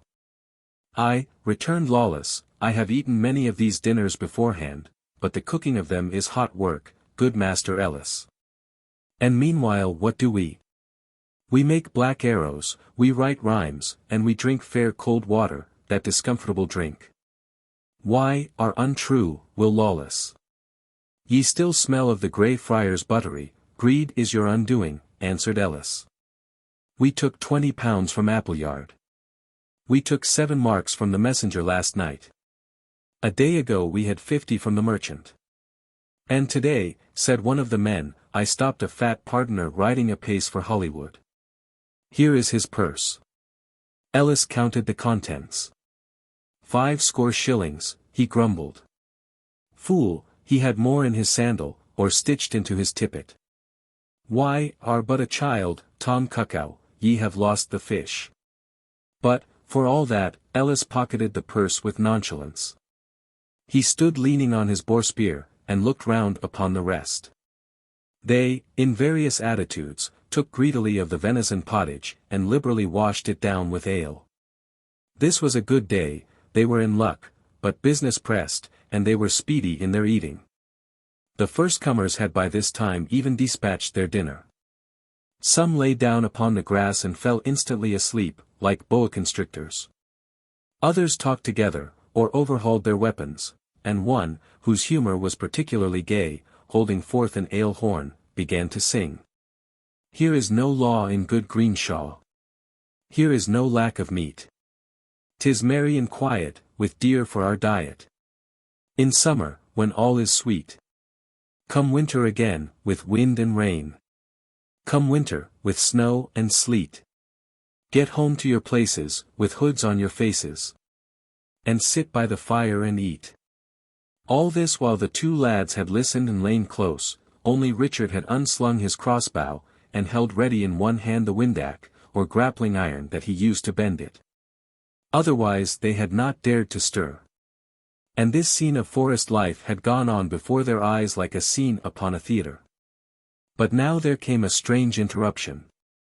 The tall chimney which overtopped the remainder of the ruins rose right above their hiding place. There came a whistle in the air, and then a sounding smack, and the fragments of a broken arrow fell about their ears. Some one from the upper quarters of the wood, perhaps the very sentinel they saw posted in the fir, had shot an arrow at the chimney-top. Matcham could not restrain a little cry, which he instantly stifled, and even Dick started with surprise, and dropped the windac from his fingers. But to the fellows on the lawn, this shaft was an expected signal. They were all afoot together, tightening their belts, testing their bowstrings, loosening sword and dagger in the sheath. Ellis held up his hand, his face had suddenly assumed a look of savage energy. The white of his eyes shone in his sun-browned face. Lads, he said, ye know your places. Let not one man's soul escape you. Appleyard was a whet before a meal, but now we go to table. I have 3 men whom I will bitterly avenge, Harry Shelton, Simon Malmesbury, and, striking his broad bosom, and Ellis Duckworth, by the mass. Another man came, red with hurry, through the thorns. 'Tis not Sir Daniel, he panted. They are but 7. Is the arrow gone? It struck but now, replied Ellis. A murrain, cried the messenger. Methought I heard it whistle. And I go dinnerless. In the space of a minute, some running, some walking sharply, according as their stations were nearer or farther away, the men of the Black Arrow had all disappeared from the neighborhood of the ruined house. And the cauldron, and the fire, which was now burning low, and the dead deer's carcass on the hawthorn, remained alone to testify they had been there. Chapter 5. Bloody as the Hunter. The lads lay quiet till the last footstep had melted on the wind. Then they arose, and with many an ache, for they were weary with constraint, clambered through the ruins, and recrossed the ditch upon the rafter. Matcham had picked up the windac and went first, Dick following stiffly, with his crossbow on his arm. And now, said Matcham, forth to Hollywood. To Hollywood, cried Dick, when good fellows stand shot.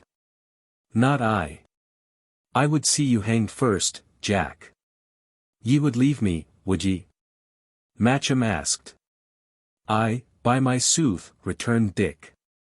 An I be not in time to warn these lads, I will go die with them. What? Would ye have me leave my own men that I have lived among? I trow not. Give me my windac. But there was nothing further from Matcham's mind. Dick, he said, ye swear before the saints that ye would see me safe to Hollywood. Would ye be forsworn? Would you desert me, a perjurer? Nay, I swear for the best, returned Dick. I meant it too, but now. But look ye, Jack, turn again with me. Let me but warn these men, and, if needs must, stand shot with them. Then shall all be clear, and I will on again to Hollywood and purge mine oath. Ye but deride me, answered Matcham. These men ye go to succor are the I same that hunt me to my ruin. Dick scratched his head. I cannot help it, Jack, he said. Here is no remedy. What would ye? Ye run no great peril, man, and these are in the way of death. Death, he added. Think of it. What a murrain do ye keep me here for? Give me the windac. St. George! Shall they all die? Richard Shelton, said Matcham, looking him squarely in the face, would ye, then, join party with Sir Daniel? Have ye not ears? Heard ye not this Ellis, what he said? Or have ye no heart for your own kindly blood and the father that men slew? Harry Shelton, he said, and Sir Harry Shelton was your father, as the sun shines in heaven. What would ye? Dick cried again. Would ye have me credit thieves? Nay, I have heard it before now, returned Matcham. The fame goeth currently, it was Sir Daniel slew him. He slew him under oath, in his own house he shed the innocent blood. Heaven wearies for the avenging aunt, and you, the man's son, ye go about to comfort and defend the murderer. Jack, cried the lad, I know not. It may be, what know I? But, see here, this man hath bred me up and fostered me, and his men I have hunted with and played among. And to leave them in the hour of peril, oh, man, if I did that, I were stark dead to honor. Nay, Jack, ye would not ask it, ye would not wish me to be base. But your father, Dick, said Matcham, somewhat wavering. Your father. And your oath to me? Ye took the saints to witness. My father, cried Shelton. Nay, he would have me go. If Sir Daniel slew him, when the hour comes this hand shall slay Sir Daniel, but neither him nor his will I desert in peril. And for mine oath, good Jack, ye shall absolve me of it here. For the lives' sake of many men that hurt you not, and for mine honor, ye shall set me free. I, Dick. Never, returned Matcham. An ye leave me, why, are forsworn, and so I shall declare it. My blood heats, said Dick. Give me the windac. Give it me. I'll not, said Matcham. I'll save you in your teeth. Not, cried Dick. I'll make you. Try it, said the other. They stood, looking in each other's eyes, each ready for a spring. Then Dick leaped. And though Matcham turned instantly and fled, in 2 bounds he was overtaken, the windac was twisted from his grasp, he was thrown roughly to the ground, and Dick stood across him, flushed and menacing, with doubled fist. Matcham lay where he had fallen, with his face in the grass, not thinking of resistance. Dick bent his bow. I'll teach you, he cried, fiercely. Oath or no oath, ye may go hang for me. And he turned and began to run. Matcham was on his feet at once, and began running after him. What do ye want? Cried Dick, stopping. What make ye after me? Stand off. We'll follow an I please, said Matcham. This wood is free to me. Stand back, by Our Lady. Returned Dick, raising his bow. Ah, why, are a brave boy, retorted Matcham. Shoot. Dick lowered his weapon in some confusion. See here, he said. Why, have done me ill enough. Go, then.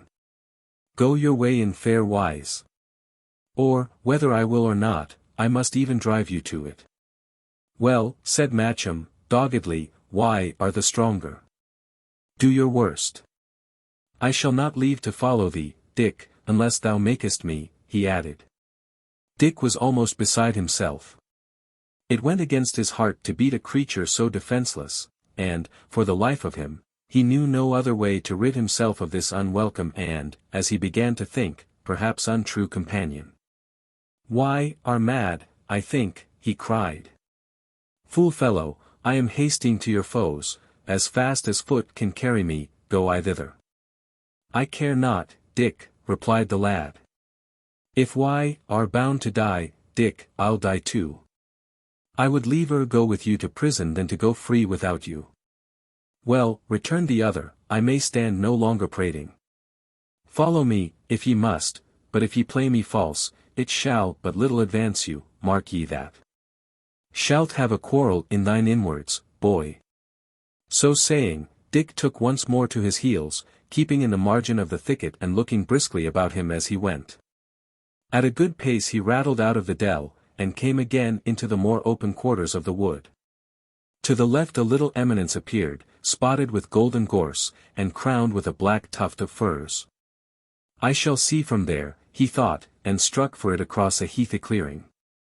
He had gone but a few yards, when Matcham touched him on the arm, and pointed. To the eastward of the summit there was a dip, and, as it were, a valley passing to the other side. The heath was not yet out. All the ground was rusty, like an unscoured buckler, and dotted sparingly with yews.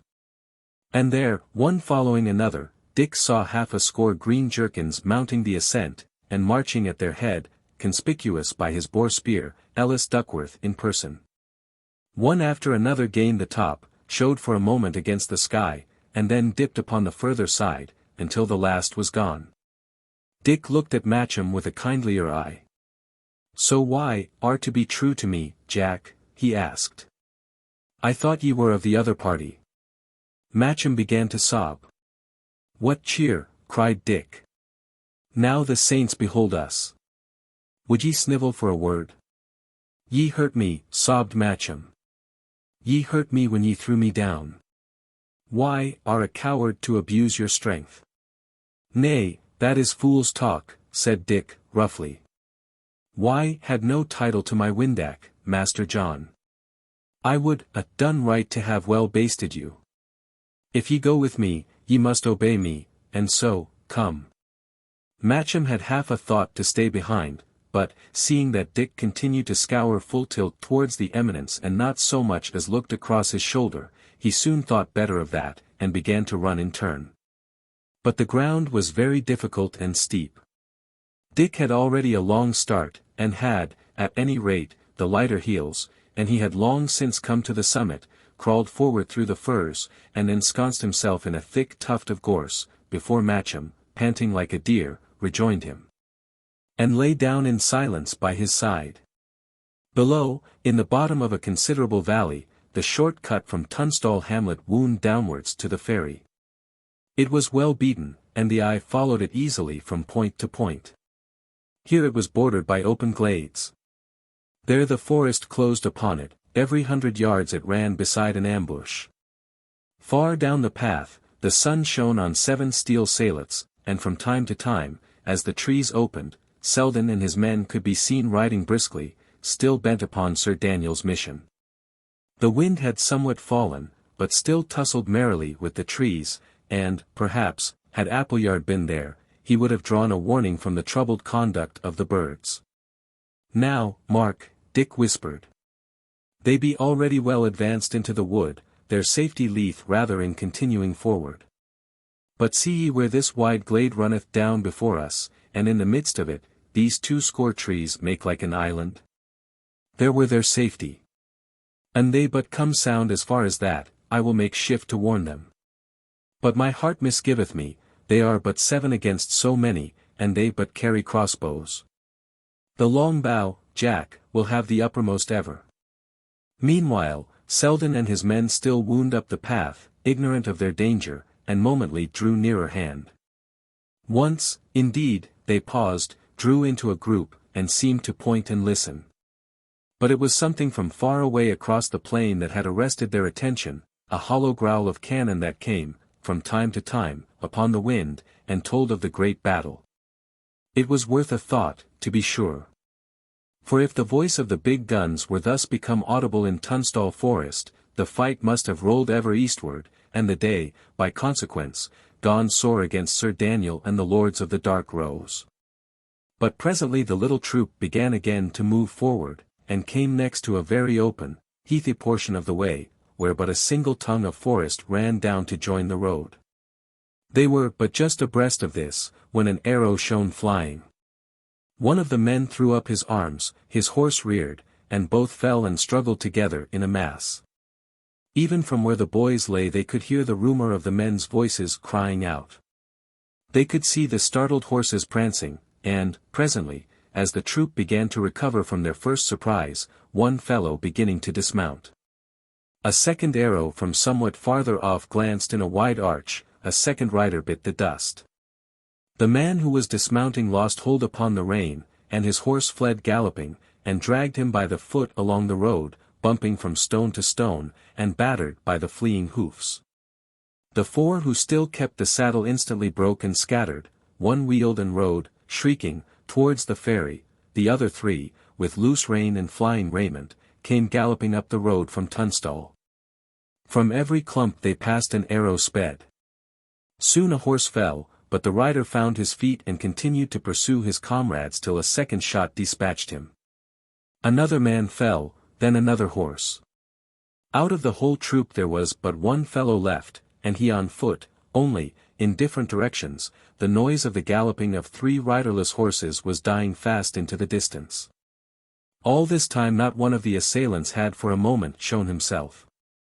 Here and there along the path, horse or man rolled, undispatched, in his agony, but no merciful enemy broke cover to put them from their pain. The solitary survivor stood bewildered in the road beside his fallen charger. He had come the length of that broad glade, with the island of timber, pointed out by Dick. He was not, perhaps, 500 yards from where the boys lay hidden. And they could see him plainly, looking to and fro in deadly expectation. But nothing came, and the man began to pluck up his courage, and suddenly unslung and bent his bow. At the same time, by something in his action, Dick recognized Selden. At this offer of resistance, from all about him in the covert of the woods there went up the sound of laughter. A score of men, at least, for this was the very thickest of the ambush, joined in this cruel and untimely mirth. Then an arrow glanced over Selden's shoulder, and he leaped and ran a little back. Another dart struck quivering at his heel. He made for the cover. A third shaft leaped out right in his face, and fell short in front of him. And then the laughter was repeated loudly, rising and re-echoing from different thickets. It was plain that his assailants were but baiting him, as men, in those days, baited the poor bull, or as the cat still trifles with the mouse. The skirmish was well over. Farther down the road, a fellow in green was already calmly gathering the arrows, and now, in the evil pleasure of their hearts, they gave themselves the spectacle of their poor fellow-sinner in his torture.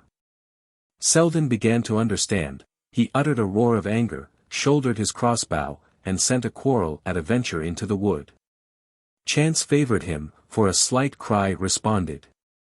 Then, throwing down his weapon, Selden began to run before him up the glade, and almost in a straight line for Dick and Matcham. The companions of the Black Arrow now began to shoot in earnest. But they were properly served. Their chance had passed. Most of them had now to shoot against the sun, and Selden, as he ran, bounded from side to baffle and deceive their aim.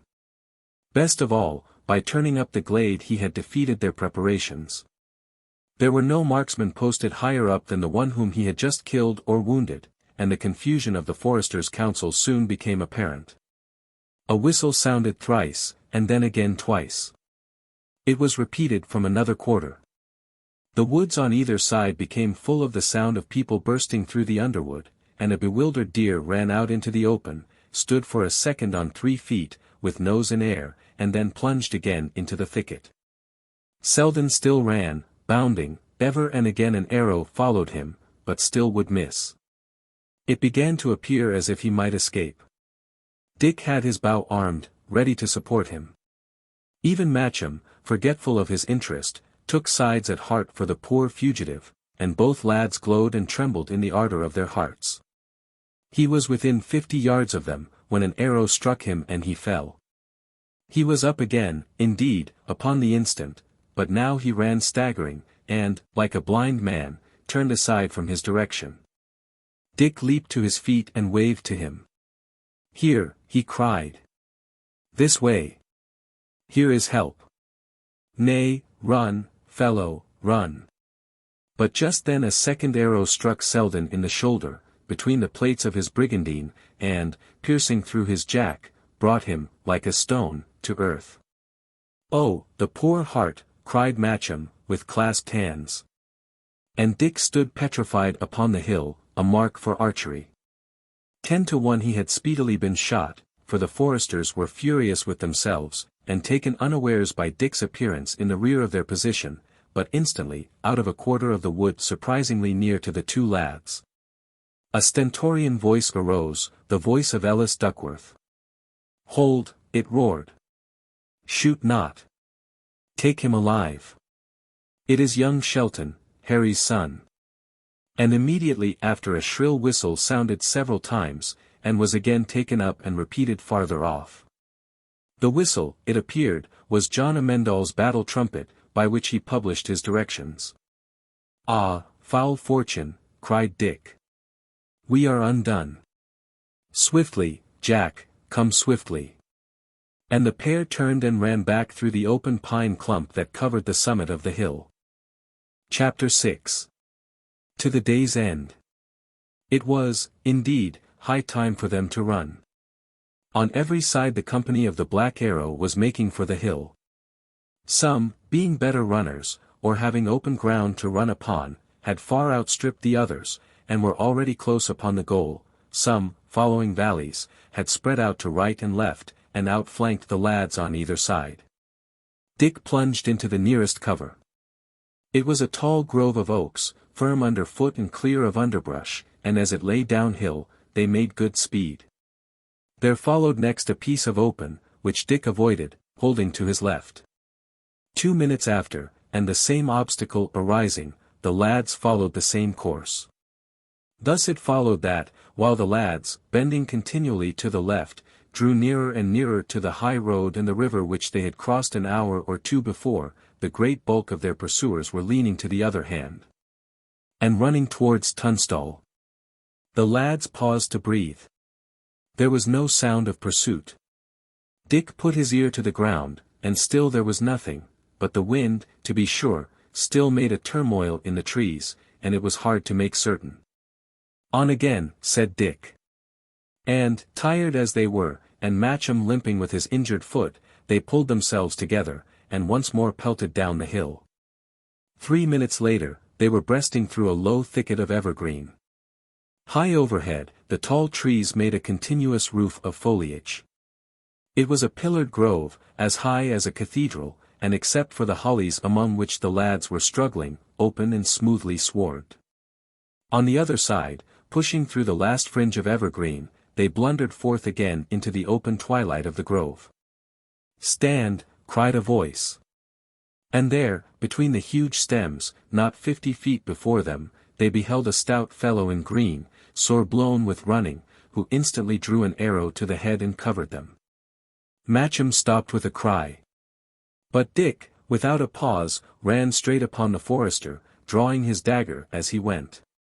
The other, whether he was startled by the daring of the onslaught, or whether he was hampered by his orders, did not shoot, he stood wavering. And before he had time to come to himself, Dick bounded at his throat, and sent him sprawling backward on the turf. The arrow went one way and the bow another with a sounding twang. The disarmed forester grappled his assailant. But the dagger shone and descended twice. Then came a couple of groans, and then Dick rose to his feet again, and the man lay motionless, stabbed to the heart. "On," said Dick, and he once more pelted forward, Matcham trailing in the rear. To say truth, they made but poor speed of it by now, laboring dismally as they ran, and catching for their breath like fish. Matcham had a cruel stitch, and his head swam, and as for Dick, his knees were like lead. But they kept up the form of running with undiminished courage. Presently they came to the end of the grove. It stopped abruptly. And there, a few yards before them, was the high road from Risingham to Shoreby, lying, at this point, between two even walls of forest. At the sight Dick paused. And as soon as he stopped running, he became aware of a confused noise, which rapidly grew louder. It was at first like the rush of a very high gust of wind, but soon it became more definite, and resolved itself into the galloping of horses. And then, in a flash, a whole company of men-at-arms came driving round the corner, swept before the lads, and were gone again upon the instant. They rode as for their lives, in complete disorder, some of them were wounded. Riderless horses galloped at their side with bloody saddles. They were plainly fugitives from the great battle. The noise of their passage had scarce begun to die away towards Shoreby, before fresh hoofs came echoing in their wake, and another deserter clattered down the road, this time a single rider and, by his splendid armor, a man of high degree. Close after him there followed several baggage wagons, fleeing at an ungainly canter, the drivers flailing at the horses as if for life. These must have run early in the day, but their cowardice was not to save them.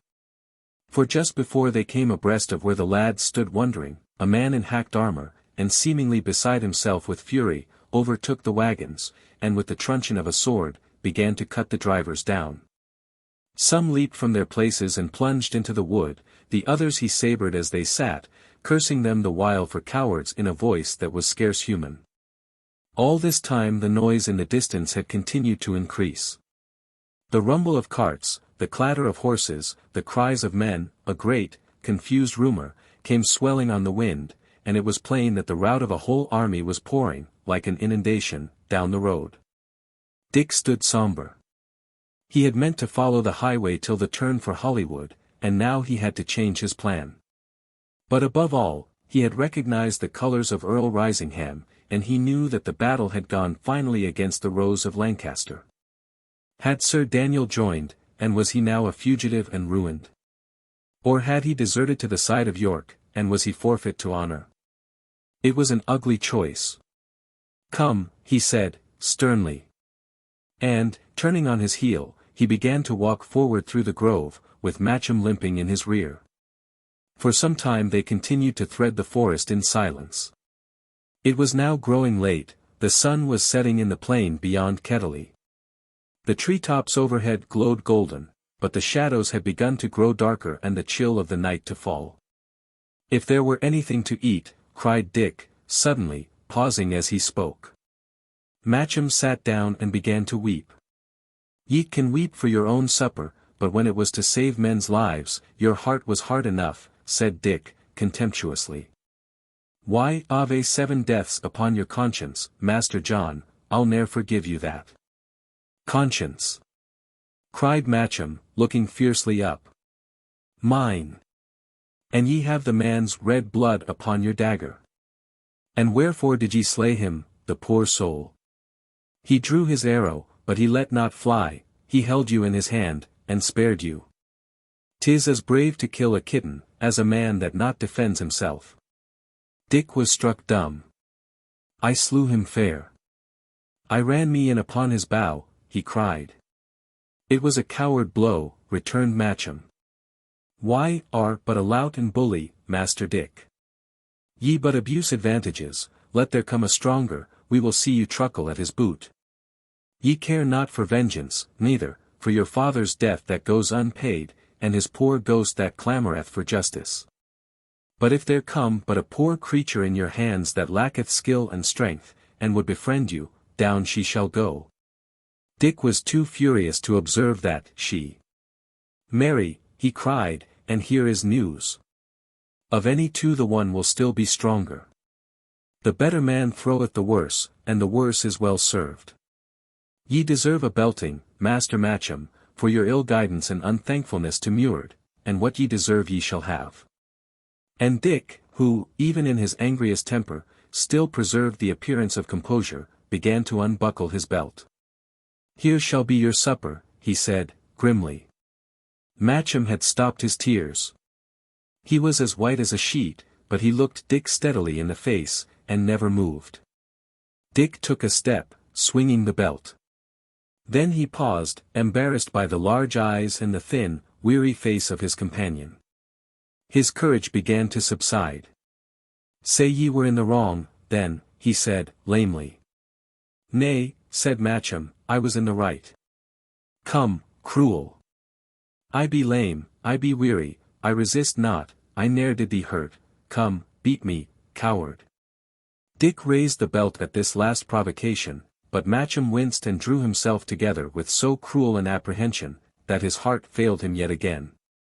The strap fell by his side, and he stood irresolute, feeling like a fool. A plague upon thee, shrew, he said. An ye be so feeble of hand, ye should keep the closer guard upon your tongue. But I'll be hanged before I beat you, and he put on his belt again. Beat you I will not, he continued, but forgive you. Never. I knew ye not, ye were my master's enemy, I lent you my horse, my dinner ye have eaten, why Ave called me a man wood, a coward, and a bully. Nay, by the mass. The measure is filled, and runneth over. 'Tis a great thing to be weak, I trow, ye can do your worst, yet shall none punish you, ye may steal a man's weapons in the hour of need, yet may the man not take his own again, why are weak, forsooth. Nay, then, if one cometh charging at you with a lance, and crieth he is weak, ye must let him pierce your body through. Tut! Fool words! And yet ye beat me not, returned Matcham. Let be, said Dick, let be. I will instruct you. Why Ave been ill-nurtured, methinks, and yet ye have the makings of some good, and, beyond all question, saved me from the river.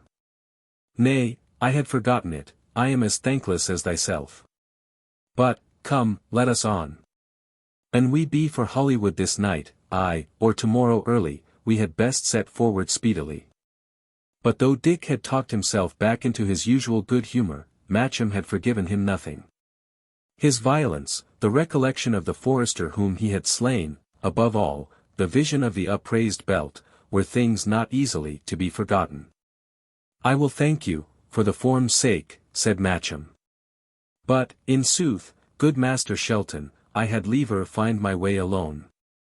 Here is a wide wood, prithee, let each choose his path, I owe you a dinner and a lesson. Fare ye well. Nay, cried Dick, if that be your tune, so be it, and a plague be with you. Each turned aside, and they began walking off severally, with no thought of the direction, intent solely on their quarrel. But Dick had not gone 10 paces ere his name was called, and Matcham came running after. "Dick," he said, "it were unmannerly to part so coldly. Here is my hand, and my heart with it. For all that wherein you have so excellently served and helped me, not for the form, but from the heart, I thank you. Fare ye right well." "Well, lad," returned Dick, taking the hand which was offered him, "good speed to you, if speed you may. But I misdoubt it shrewdly. Why, are too disputatious." So then they separated for the second time, and presently it was Dick who was running after Matcham.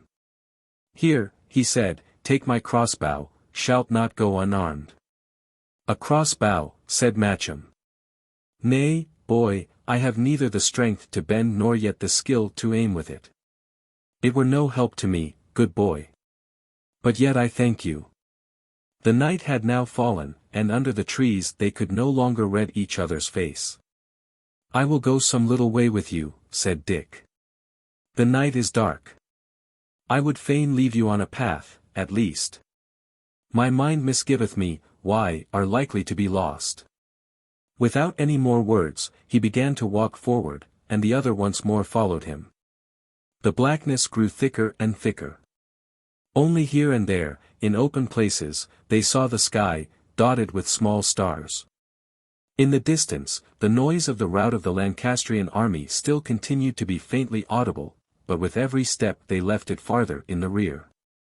At the end of half an hour of silent progress they came forth upon a broad patch of heathy open. It glimmered in the light of the stars, shaggy with fern and island with clumps of yew.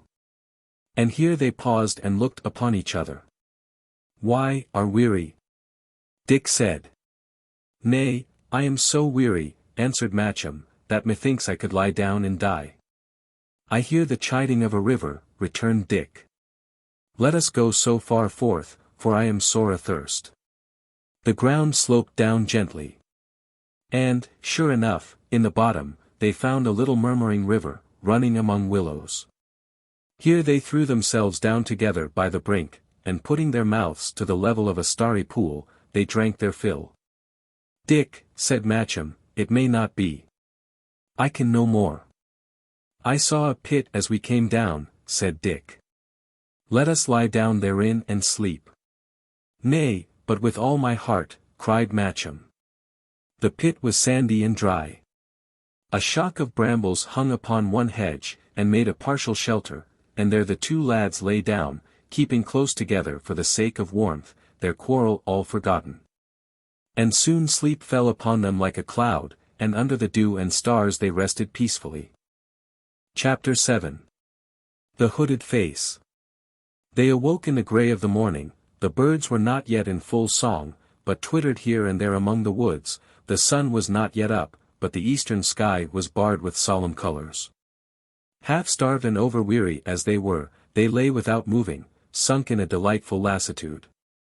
And as they thus lay, the clang of a bell fell suddenly upon their ears. "A bell," said Dick, sitting up. "Can we be, then, so near to Hollywood?" A little after, the bell clanged again, but this time somewhat nearer hand, and from that time forth, and still drawing nearer and nearer, it continued to sound brokenly abroad in the silence of the morning. "Nay, what should this betoken?" said Dick, who was now broad awake. "It is some one walking," returned Matcham, "and the bell tolleth ever as he moves." "I see that well," said Dick. "But wherefore? What mocketh he in Tunstall woods? Jack," he added, "laugh at me an ye will, but I like not the hollow sound of it." "Nay," said Matcham, with a shiver, "it hath a doleful note.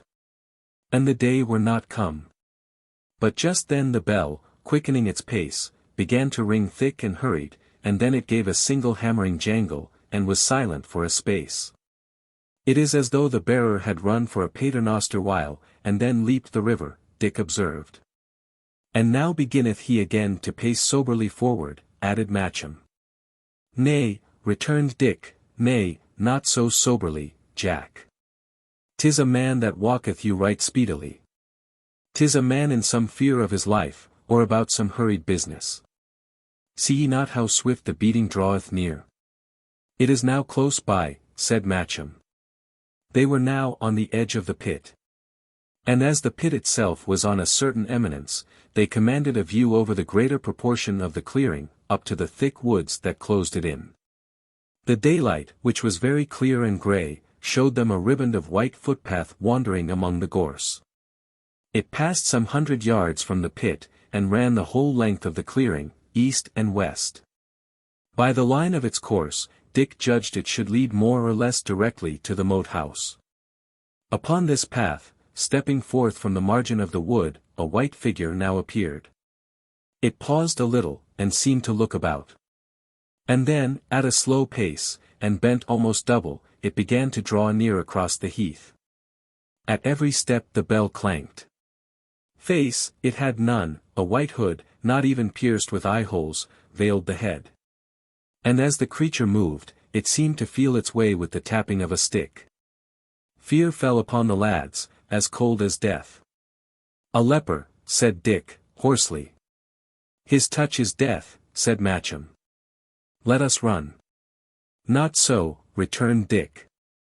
"See ye not, he is stone blind. He guideth him with a staff. Let us lie still, the wind bloweth towards the path, and he will go by and hurt us not. Alas, poor soul, and we should rather pity him." "I will pity him when he is by," replied Matcham. The blind leper was now about halfway towards them, and just then the sun rose and shone full on his veiled face. He had been a tall man before he was bowed by his disgusting sickness, and even now he walked with a vigorous step. The dismal beating of his bell, the pattering of the stick, the eyeless screen before his countenance, and the knowledge that he was not only doomed to death and suffering, but shut out for ever from the touch of his fellowmen, filled the lads' bosoms with dismay. And at every step that brought him nearer, their courage and strength seemed to desert them. As he came about level with the pit, he paused, and turned his face full upon the lads. "Mary be my shield." "He sees us," said Matcham, faintly. "Hush!" whispered Dick. "He doth but hearken.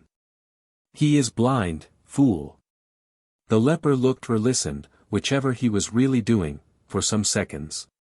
Then he began to move on again, but presently paused once more, and again turned and seemed to gaze upon the lads. Even Dick became dead white and closed his eyes, as if by the mere sight he might become infected. But soon the bell sounded, and this time, without any farther hesitation, the leper crossed the remainder of the little heath and disappeared into the covert of the woods. "He saw us," said Matcham. "I could swear it." "Tut!" returned Dick, recovering some sparks of courage. "He but heard us. He was in fear, poor soul. An ye were blind, and walked in a perpetual night, ye would start yourself, if ever a twig rustled or a bird cried, peep." "Dick, good Dick, he saw us," repeated Matcham. "When a man hearkeneth, he doth not as this man, he doth otherwise, Dick." This was seeing, it was not hearing. "He means foully. Hark, else, if his bell be not stopped." Such was the case. The bell rang no longer. "Nay," said Dick, "I like not that." "Nay," he cried again, "I like that little. What may this betoken? Let us go, by the mass." "He hath gone east," added Matcham. "Good Dick, let us go westward straight. I shall not breathe till I have my back turned upon that leper." "Jack, why, are too cowardly," replied Dick. "We shall go fair for Hollywood, or as fair, at least, as I can guide you, and that will be due north." They were afoot at once, passed the stream upon some stepping stones, and began to mount on the other side, which was steeper, towards the margin of the wood. The ground became very uneven, full of knolls and hollows.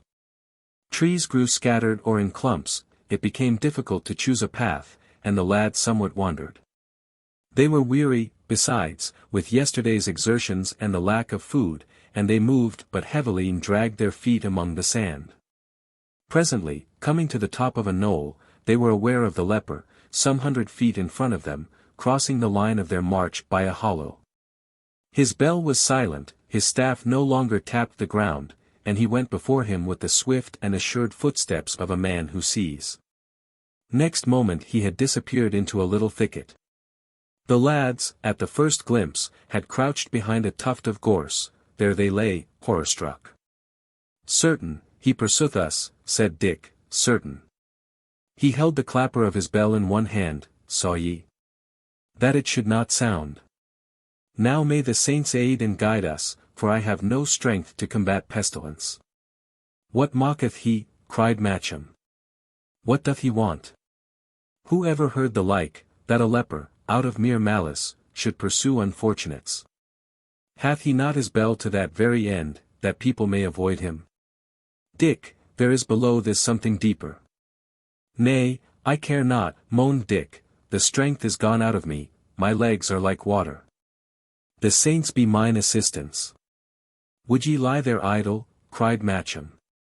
"Let us back into the open. We have the better chance, he cannot steal upon us unawares." "Not I," said Dick. "My time is come, and peradventure he may pass us by." "Bend me, then, your bow," cried the other. "What? Will ye be a man?" Dick crossed himself. "Would ye have me shoot upon a leper?" he cried. "The hand would fail me. Nay, now," he added, "nay, now, let be. With sound men I will fight, but not with ghosts and lepers. Which this is, I wot not. One or other, heaven be our protection." "Now," said Matcham, "if this be man's courage, what a poor thing is man. But sith ye will do naught, let us lie close." Then came a single, broken jangle on the bell. "He hath missed his hold upon the clapper," whispered Matcham. "Saints! How near he is!" But Dick answered never a word, his teeth were near chattering. Soon they saw a piece of the white robe between some bushes. Then the leper's head was thrust forth from behind a trunk, and he seemed narrowly to scan the neighborhood before he once again withdrew. To their stretched senses, the whole bush appeared alive with rustlings and the creak of twigs. And they heard the beating of each other's heart.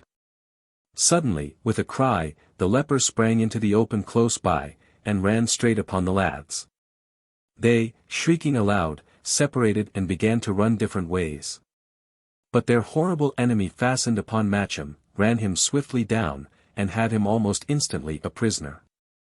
The lad gave one scream that echoed high and far over the forest, he had one spasm of struggling, and then all his limbs relaxed, and he fell limp into his captor's arms.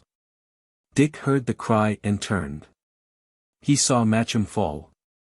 And on the instant his spirit and his strength revived, with a cry of pity and anger, he unslung and bent his arblast. But ere he had time to shoot, the leper held up his hand. "Hold your shot, Dickon," cried a familiar voice. "Hold your shot, mad wag. Know ye not a friend?" And then laying down Matcham on the turf, he undid the hood from off his face, and disclosed the features of Sir Daniel Brackley. "Sir Daniel," cried Dick. "Aye, by the mass, Sir Daniel," returned the knight. "Would ye shoot upon your guardian, rogue? But here is this," and there he broke off, and pointing to Matcham, asked, "How call ye him, Dick?"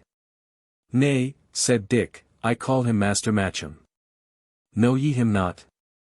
He said ye knew him." "Aye," replied Sir Daniel, "I know the lad," and he chuckled. "But he has fainted, and, by my sooth, he might have had less to faint for. Hey, Dick? Did I put the fear of death upon you?" "Indeed, Sir Daniel, ye did that," said Dick, and sighed again at the mere recollection. "Nay, sir, saving your respect, I had as lief met the devil in person, and to speak truth, I am yet all a quake. But what made ye, sir, in such a guise?" Sir Daniel's brow grew suddenly black with anger. "What made I?" he said. "Ye do well to mind me of it. What? I skulked for my poor life in my own wood of Tunstall, Dick. We were ill sped at the battle. We but got there to be swept among the rout. Where be all my good men at arms?" "Dick," by the mass, I know not. We were swept down, the shot fell thick among us, I have not seen one man in my own colours since I saw 3 fall. For myself, I came sound to Shoreby, and being mindful of the Black Arrow, got me this gown and bell, and came softly by the path for the Moat House.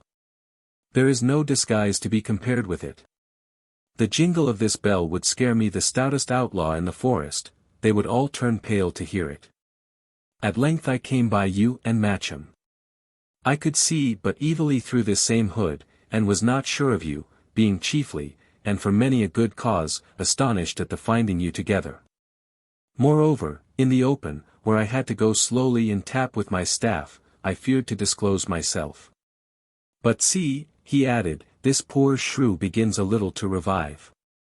A little good canary will comfort me the heart of it. The knight, from under his long dress, produced a stout bottle, and began to rub the temples and wet the lips of the patient, who returned gradually to consciousness, and began to roll dim eyes from one to another. What cheer, Jack, said Dick. It was no leper, after all, it was Sir Daniel. See. Swallow me a good draught of this, said the knight. This will give you manhood. Thereafter, I will give you both a meal, and we shall all 3 on to Tunstall. For, Dick, he continued, laying forth bread and meat upon the grass, I will avow to you, in all good conscience, it irks me sorely to be safe between 4 walls. Not since I backed a horse have I been pressed so hard. Peril of life, jeopardy of land and livelihood, and to sum up, all these losels in the wood to hunt me down. But I be not yet shent. Some of my lads will pick me their way home. Hatch hath 10 fellows, Selden, he had 6. Nay, we shall soon be strong again, and if I can but buy my peace with my right fortunate and undeserving Lord of York, why, Dick, will be a man again and go a horseback. And so saying, the knight filled himself a horn of canary, and pledged his ward in dumb show. Selden, Dick faltered, Selden, and he paused again. Sir Daniel put down the wine untasted. How, he cried, in a changed voice. Selden. Speak. What of Selden? Dick stammered forth the tale of the ambush and the massacre. The knight heard in silence, but as he listened, his countenance became convulsed with rage and grief. Now here, he cried, on my right hand, I swear to avenge it. If that I fail, if that I spill not 10 men's souls for each, may this hand wither from my body. I broke this Duckworth like a rush, I beggared him to his door, I burned the thatch above his head, I drove him from this country. And now, cometh he back to beard me? Nay, but, Duckworth, this time it shall go bitter hard. He was silent for some time, his face working. Eat, he cried, suddenly. And you here, he added to Matcham, swear me an oath to follow straight to the Moat House. I will pledge mine honour, replied Matcham. What make I with your honour? Cried the knight. Swear me upon your mother's welfare. Matcham gave the required oath, and Sir Daniel readjusted the hood over his face, and prepared his bell and staff. To see him once more in that appalling travesty somewhat revived the horror of his 2 companions. But the knight was soon upon his feet. Eat with dispatch, he said, and follow me yarely to mine house. And with that he set forth again into the woods. And presently after the bell began to sound, numbering his steps, and the 2 lads sat by their untasted meal, and heard it die slowly away uphill into the distance. And so ye go to Tunstall? Dick inquired. Yea, verily, said Matcham, when needs must. I am braver behind Sir Daniel's back than to his face.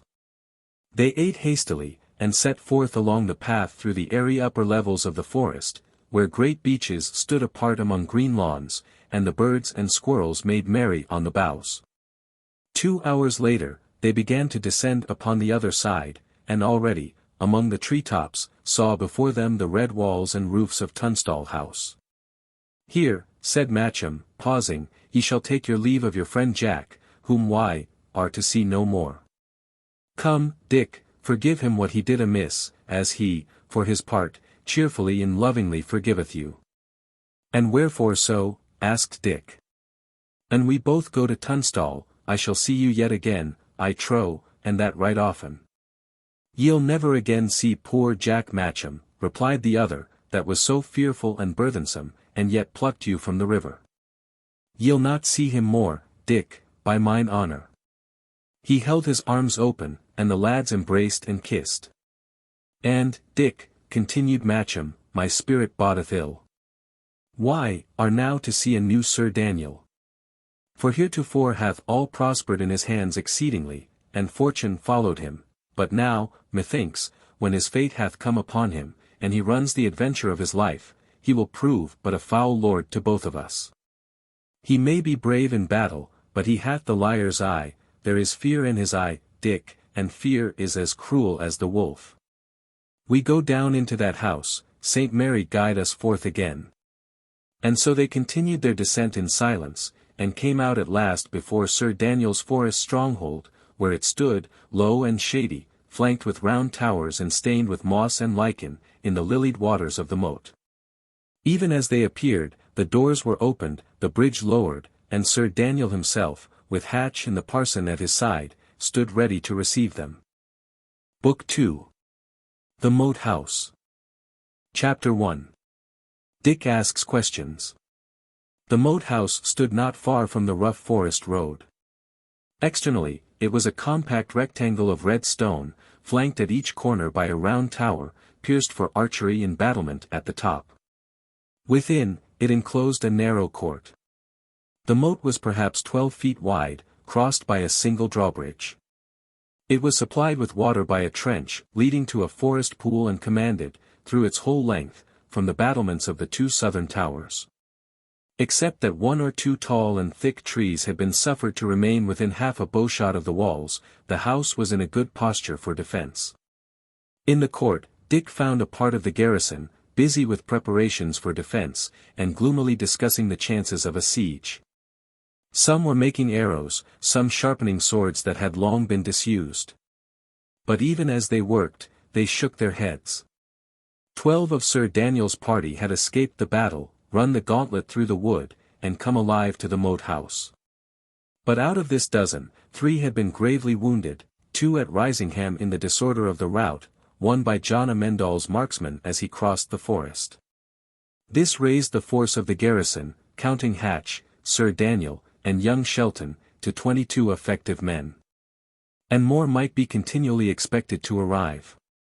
The danger lay not therefore in the lack of men. It was the terror of the Black Arrow that oppressed the spirits of the garrison. For their open foes of the party of York, in these most changing times, they felt but a faraway concern. The world, as people said in those days, might change again, before harm came. But for their neighbours in the wood, they trembled. It was not Sir Daniel alone who was a mark for hatred.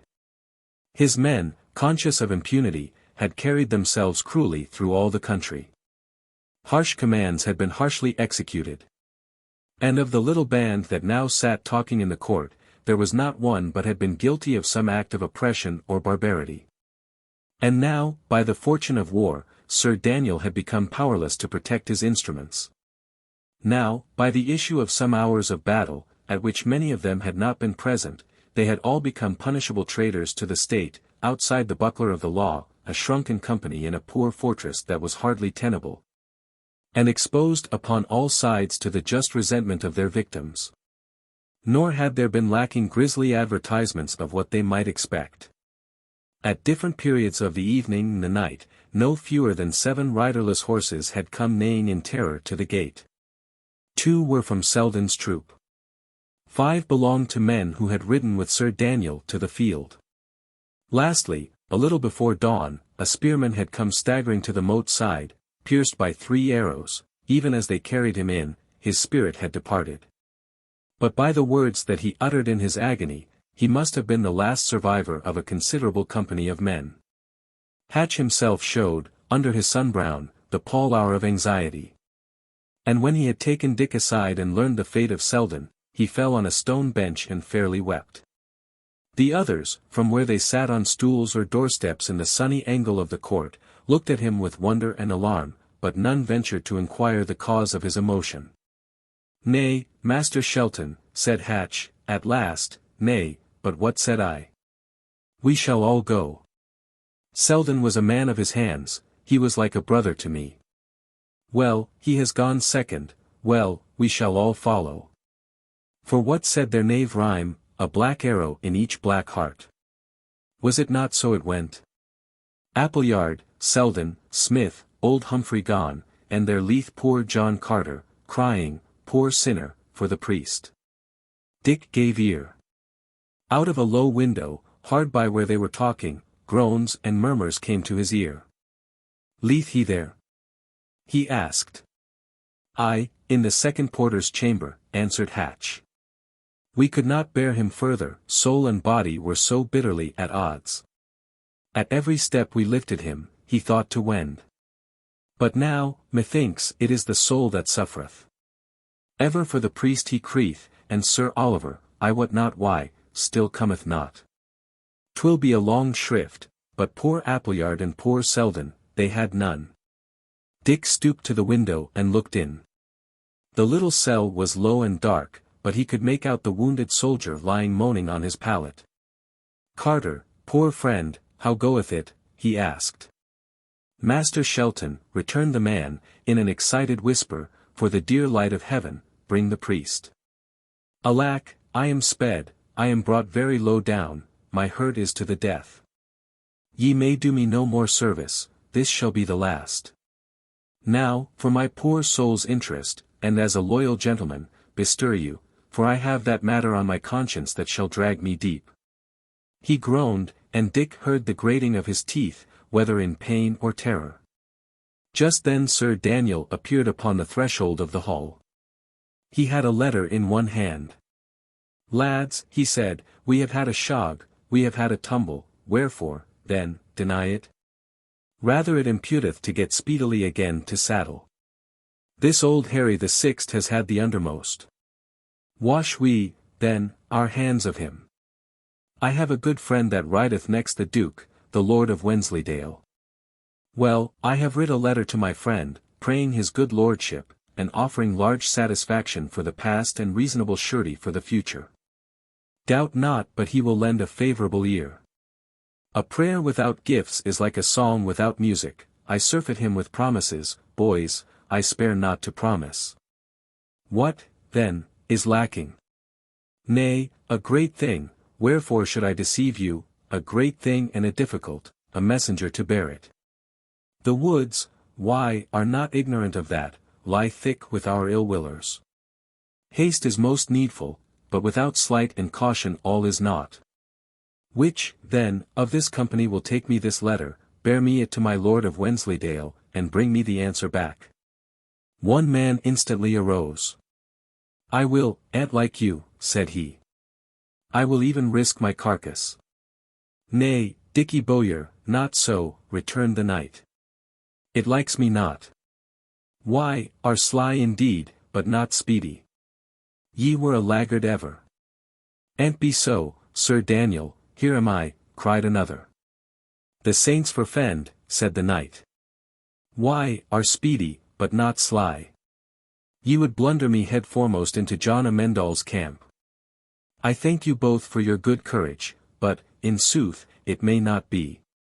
Then Hatch offered himself, and he also was refused.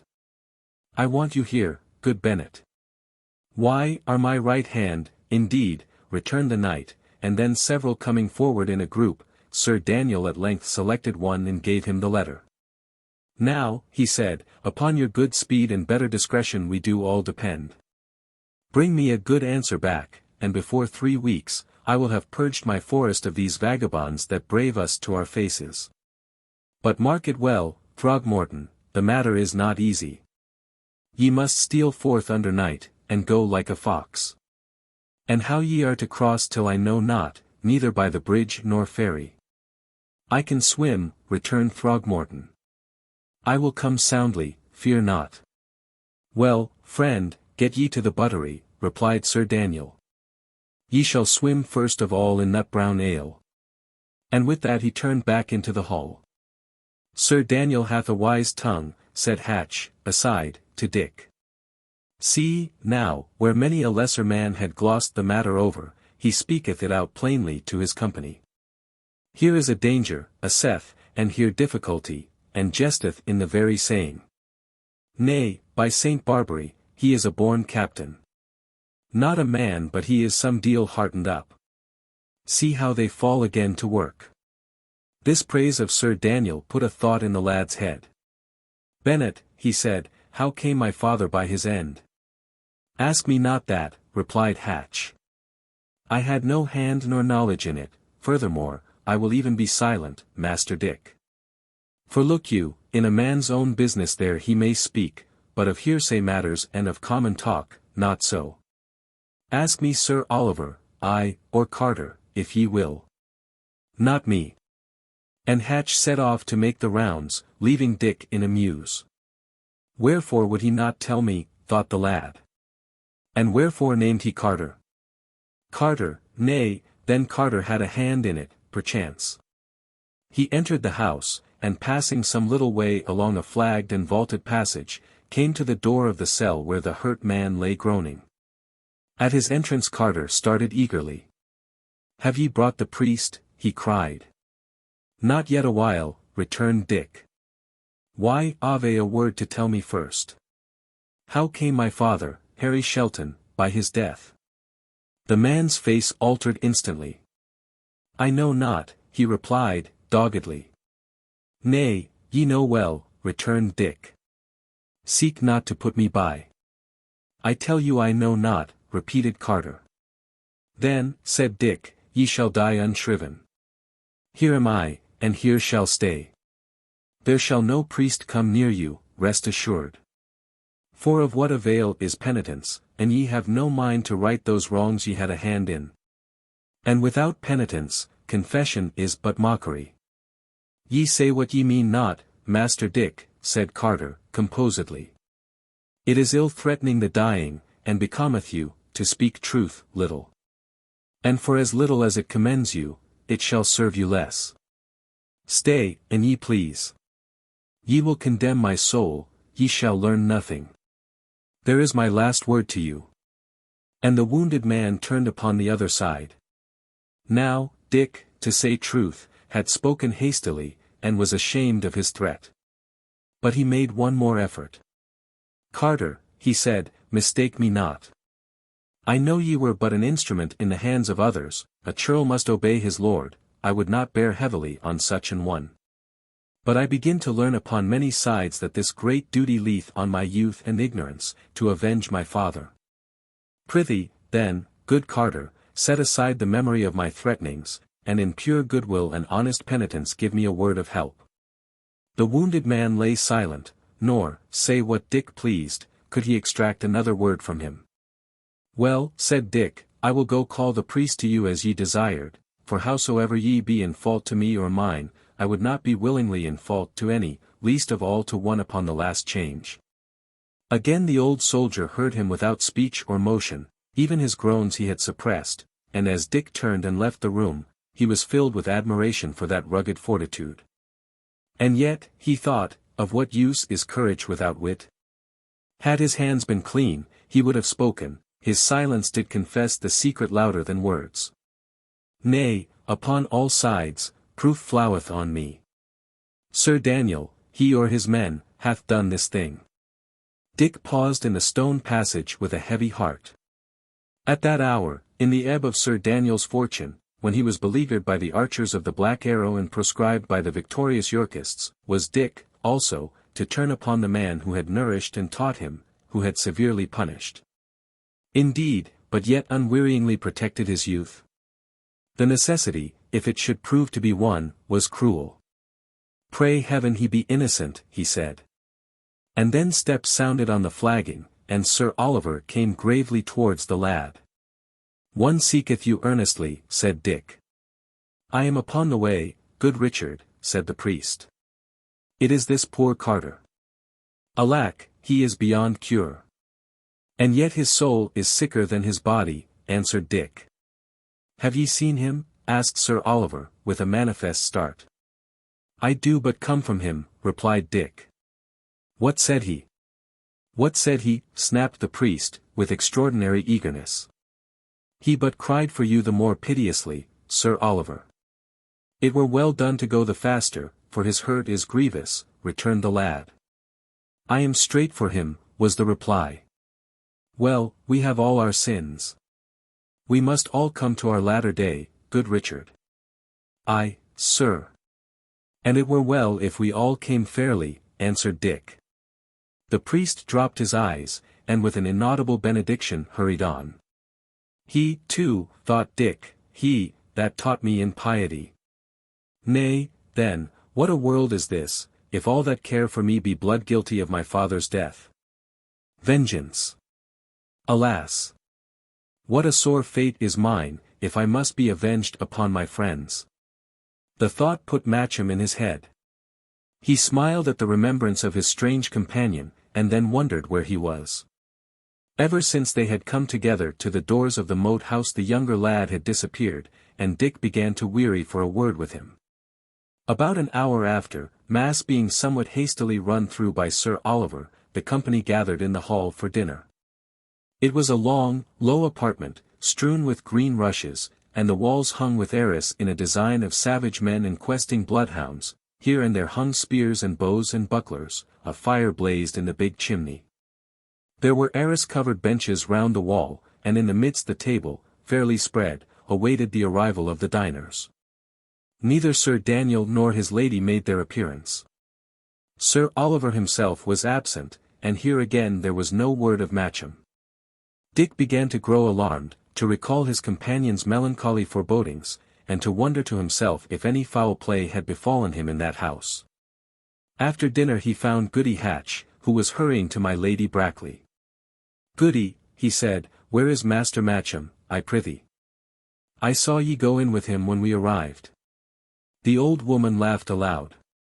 Ah, Master Dick, she said, why, have a famous bright eye in your head, to be sure, and laughed again. Nay, but where is he, indeed, persisted Dick. Ye will never see him more, she returned, never. It is sure. And I do not, returned the lad, I will know the reason why. He came not hither of his full free will, such as I am his best protector, and I will see him justly used.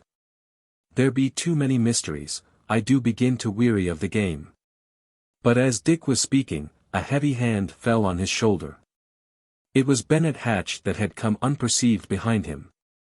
With a jerk of his thumb, the retainer dismissed his wife.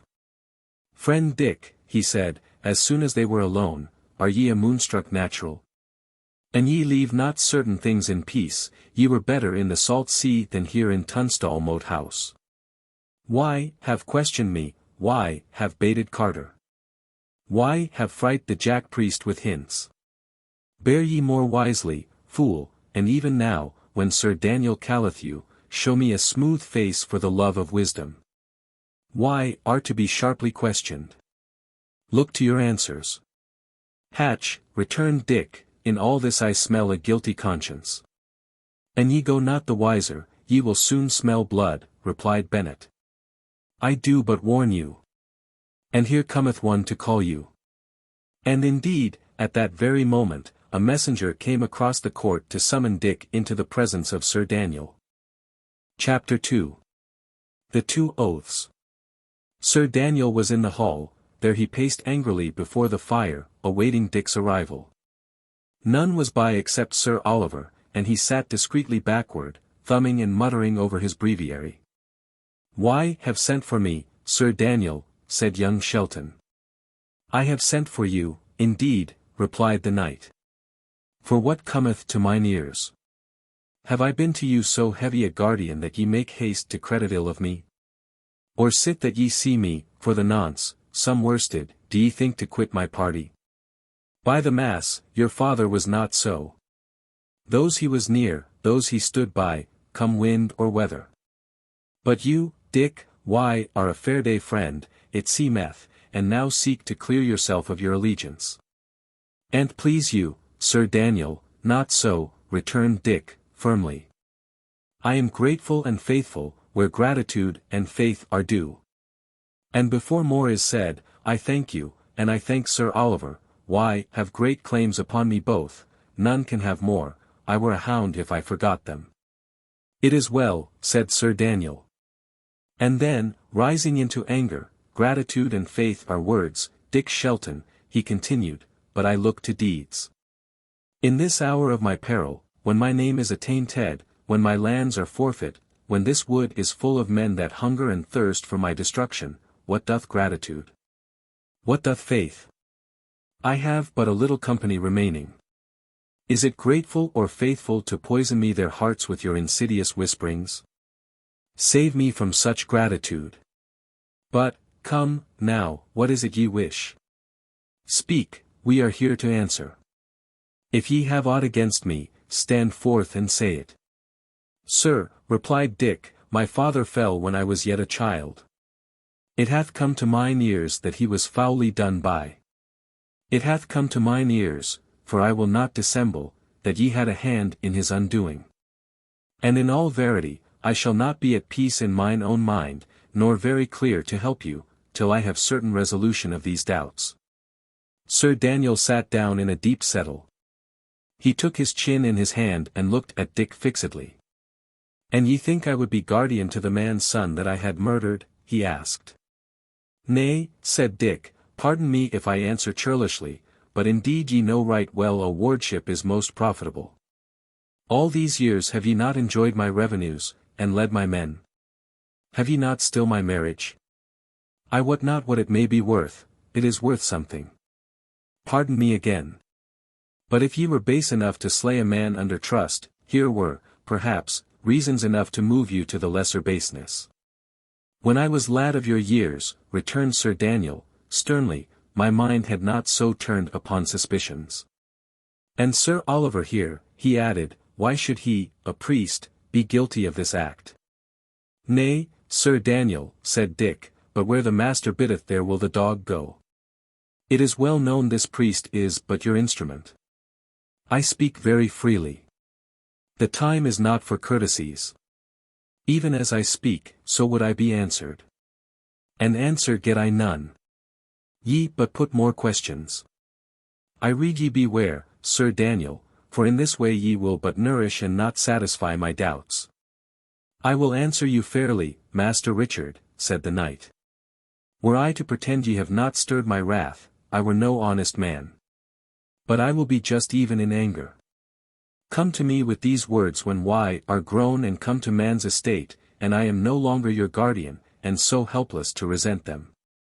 Come to me then, and I will answer you as ye merit, with a buffet in the mouth. Till then ye have two courses, either swallow me down these insults, keep a silent tongue, and fight in the meanwhile for the man that fed and fought for your infancy, or else, the door standeth open, the woods are full of mine enemies, go. The spirit with which these words were uttered, the looks with which they were accompanied, staggered Dick, and yet he could not but observe that he had got no answer. I desire nothing more earnestly, Sir Daniel, than to believe you, he replied. Assure me ye are free from this. Will ye take my word of honor, Dick? Inquired the knight. That would I, answered the lad. I give it you, returned Sir Daniel. Upon my word of honor, upon the eternal welfare of my spirit, and as I shall answer for my deeds hereafter, I had no hand nor portion in your father's death. He extended his hand, and Dick took it eagerly. Neither of them observed the priest, who, at the pronunciation of that solemn and false oath, had half arisen from his seat in an agony of horror and remorse. Ah, cried Dick, ye must find it in your great-heartedness to pardon me. I was a churl, indeed, to doubt of you. But ye have my hand upon it, I will doubt no more. Nay, Dick, replied Sir Daniel, why are forgiven. Ye know not the world and its calumnious nature. I was the more to blame, added Dick, in that the rogues pointed, not directly at yourself, but at Sir Oliver. As he spoke, he turned towards the priest, and paused in the middle of the last word. This tall, ruddy, corpulent, high-stepping man had fallen, you might say, to pieces, his color was gone, his limbs were relaxed, his lips stammered prayers. And now, when Dick's eyes were fixed upon him suddenly, he cried out aloud, like some wild animal, and buried his face in his hands. Sir Daniel was by him in 2 strides, and shook him fiercely by the shoulder. At the same moment Dick's suspicions reawakened. "Nay," he said, "Sir Oliver may swear also. 'Twas him they accused." "He shall swear," said the knight. Sir Oliver speechlessly waved his arms. "Aye, by the mass." "But ye shall swear," cried Sir Daniel, beside himself with fury. "Here, upon this book, ye shall swear," he continued, picking up the breviary, which had fallen to the ground. "What? Ye make me doubt you. Swear, I say, swear." But the priest was still incapable of speech. His terror of Sir Daniel, his terror of perjury, risen to about an equal height, strangled him. And just then, through the high, stained-glass window of the hall, a black arrow crashed, and struck, and stuck quivering, in the midst of the long table. Sir Oliver, with a loud scream, fell fainting on the rushes. While the knight, followed by Dick, dashed into the court and up the nearest corkscrew stair to the battlements. The sentries were all on the alert. The sun shone quietly on green lawns dotted with trees, and on the wooded hills of the forest which enclosed the view. There was no sign of a besieger. "Whence came that shot?" asked the knight. "From yonder clump, Sir Daniel," returned the sentinel. The knight stood a little, musing. Then he turned to Dick. "Dick," he said, "keep me an eye upon these men, I leave you in charge here. As for the priest, he shall clear himself, or I will know the reason why. I do almost begin to share in your suspicions. He shall swear, trust me, or we shall prove him guilty." Dick answered somewhat coldly, and the knight, giving him a piercing glance, hurriedly returned to the hall. His first glance was for the arrow. It was the first of these missiles he had seen, and as he turned it to and fro, the dark hue of it touched him with some fear. Again there was some writing, one word, "Earthed." "Aye," he broke out, "they know I am home, then. Earthed. Aye, but there is not a dog among them fit to dig me out." Sir Oliver had come to himself, and now scrambled to his feet. "Alack, Sir Daniel," he moaned, "why have sworn a dread oath, why are doomed to the end of time?" "Aye," returned the knight, "I have sworn an oath, indeed, thou chucklehead, but thyself shalt swear a greater. It shall be on the blessed cross of Holywood. Look to it, get the words ready. It shall be sworn tonight." "Now, may heaven lighten you," replied the priest, "may heaven incline your heart from this iniquity."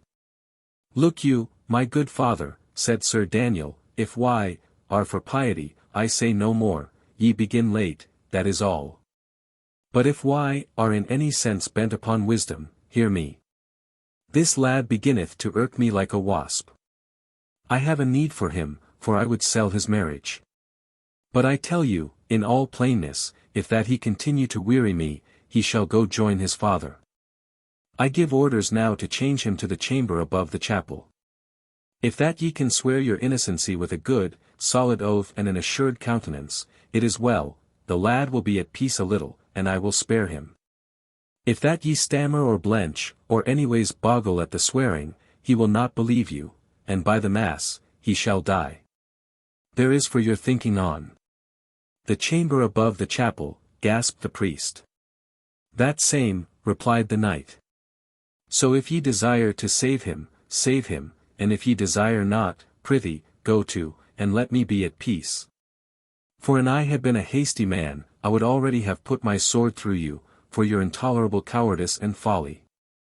Have ye chosen? Say." "I have chosen," said the priest. "Heaven pardon me, I will do evil for good. I will swear for the lad's sake." "So is it best," said Sir Daniel. "Send for him, then, speedily. Ye shall see him alone. Yet I shall have an eye on you. I shall be here in the panel room." The knight raised the arras and let it fall again behind him. There was the sound of a spring opening, then followed the creaking of trod stairs. Sir Oliver, left alone, cast a timorous glance upward at the arras-covered wall, and crossed himself with every appearance of terror and contrition. "Nay, if he is in the chapel room," the priest murmured, "were it at my soul's cost, I must save him." 3 minutes later, Dick, who had been summoned by another messenger, found Sir Oliver standing by the hall table, resolute and pale. "Richard Shelton," he said, "ye have required an oath from me. I might complain, I might deny you, but my heart is moved toward you for the past, and I will even content you as ye choose. By the true cross of Holywood, I did not slay your father." "Sir Oliver," returned Dick, "when first we read John Amendall's paper, I was convinced of so much. But suffer me to put 2 questions. Ye did not slay him, granted. But had ye no hand in it?" "None," said Sir Oliver.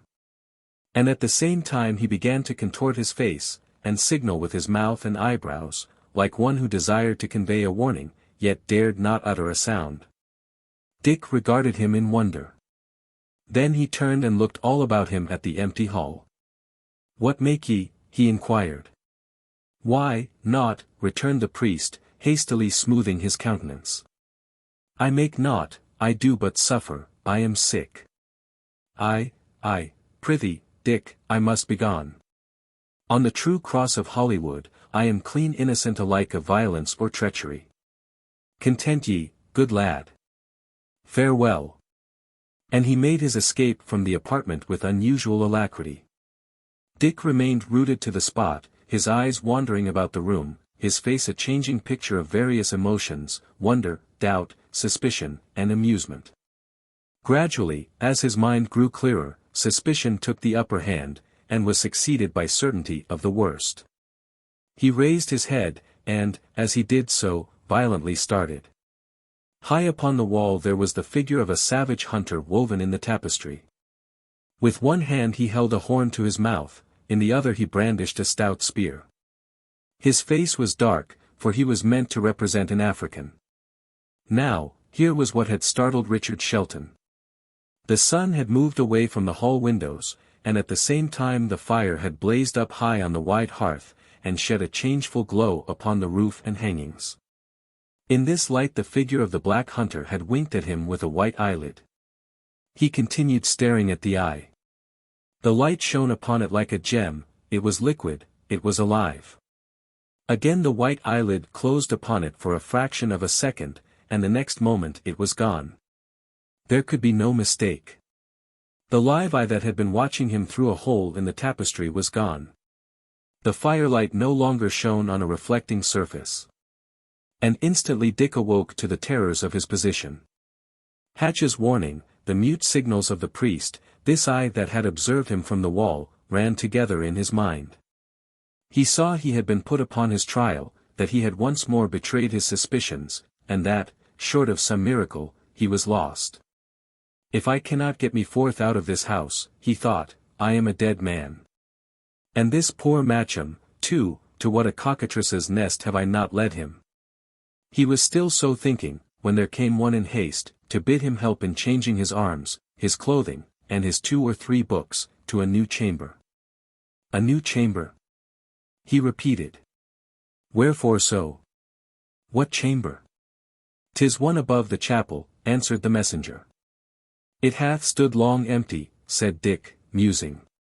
"What manner of room is it?"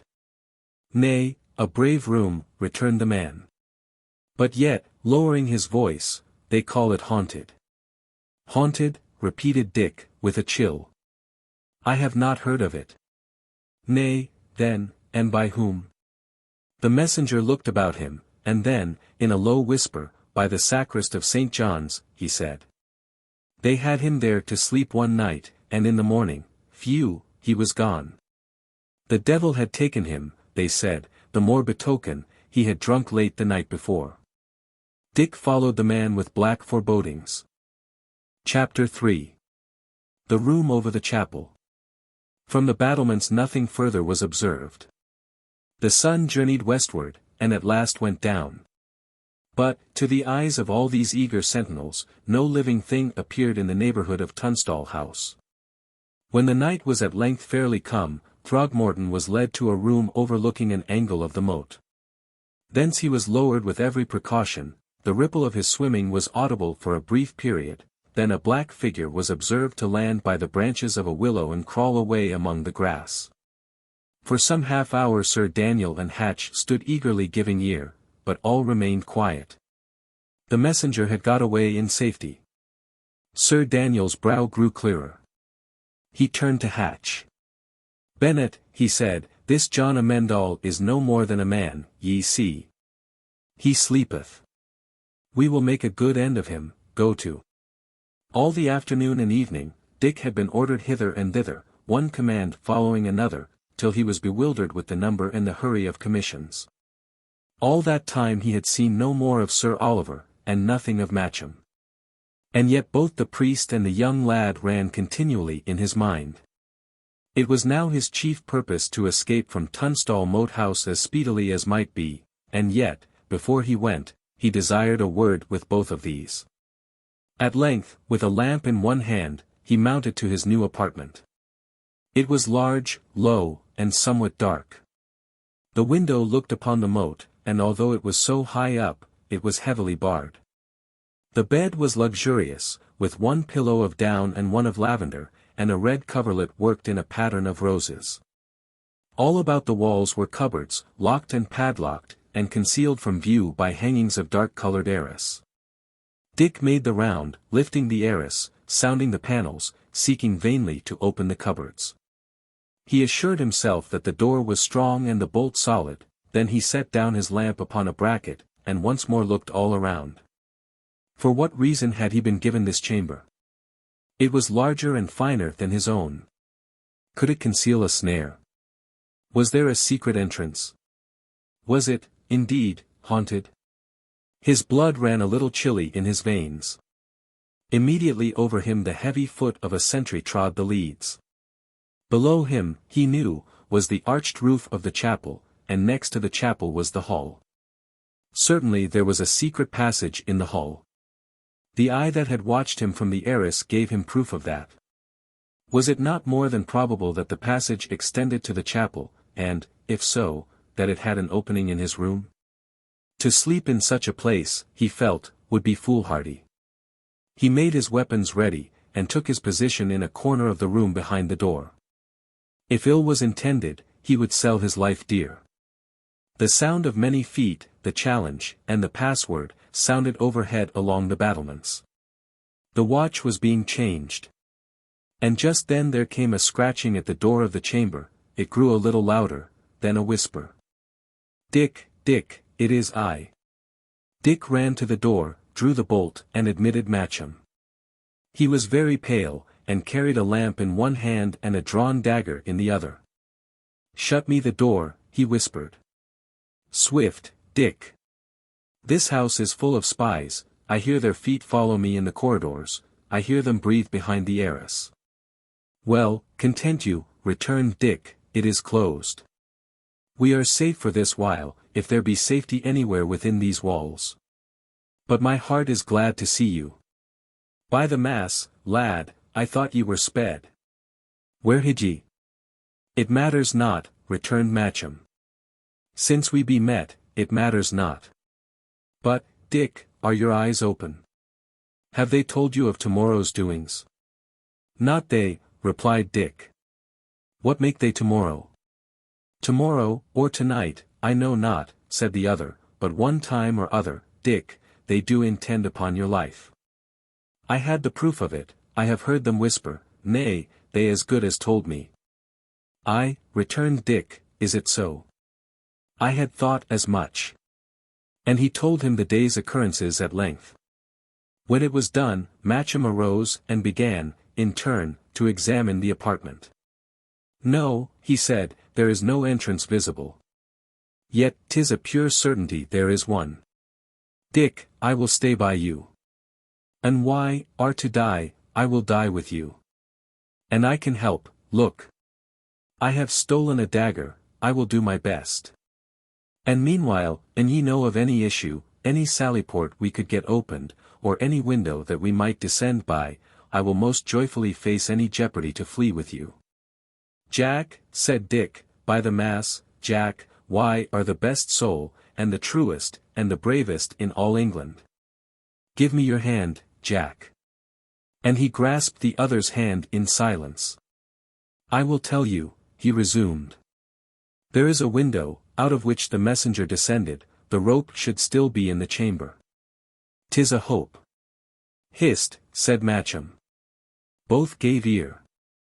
There was a sound below the floor, then it paused, and then began again. Some one walketh in the room below, whispered Matcham.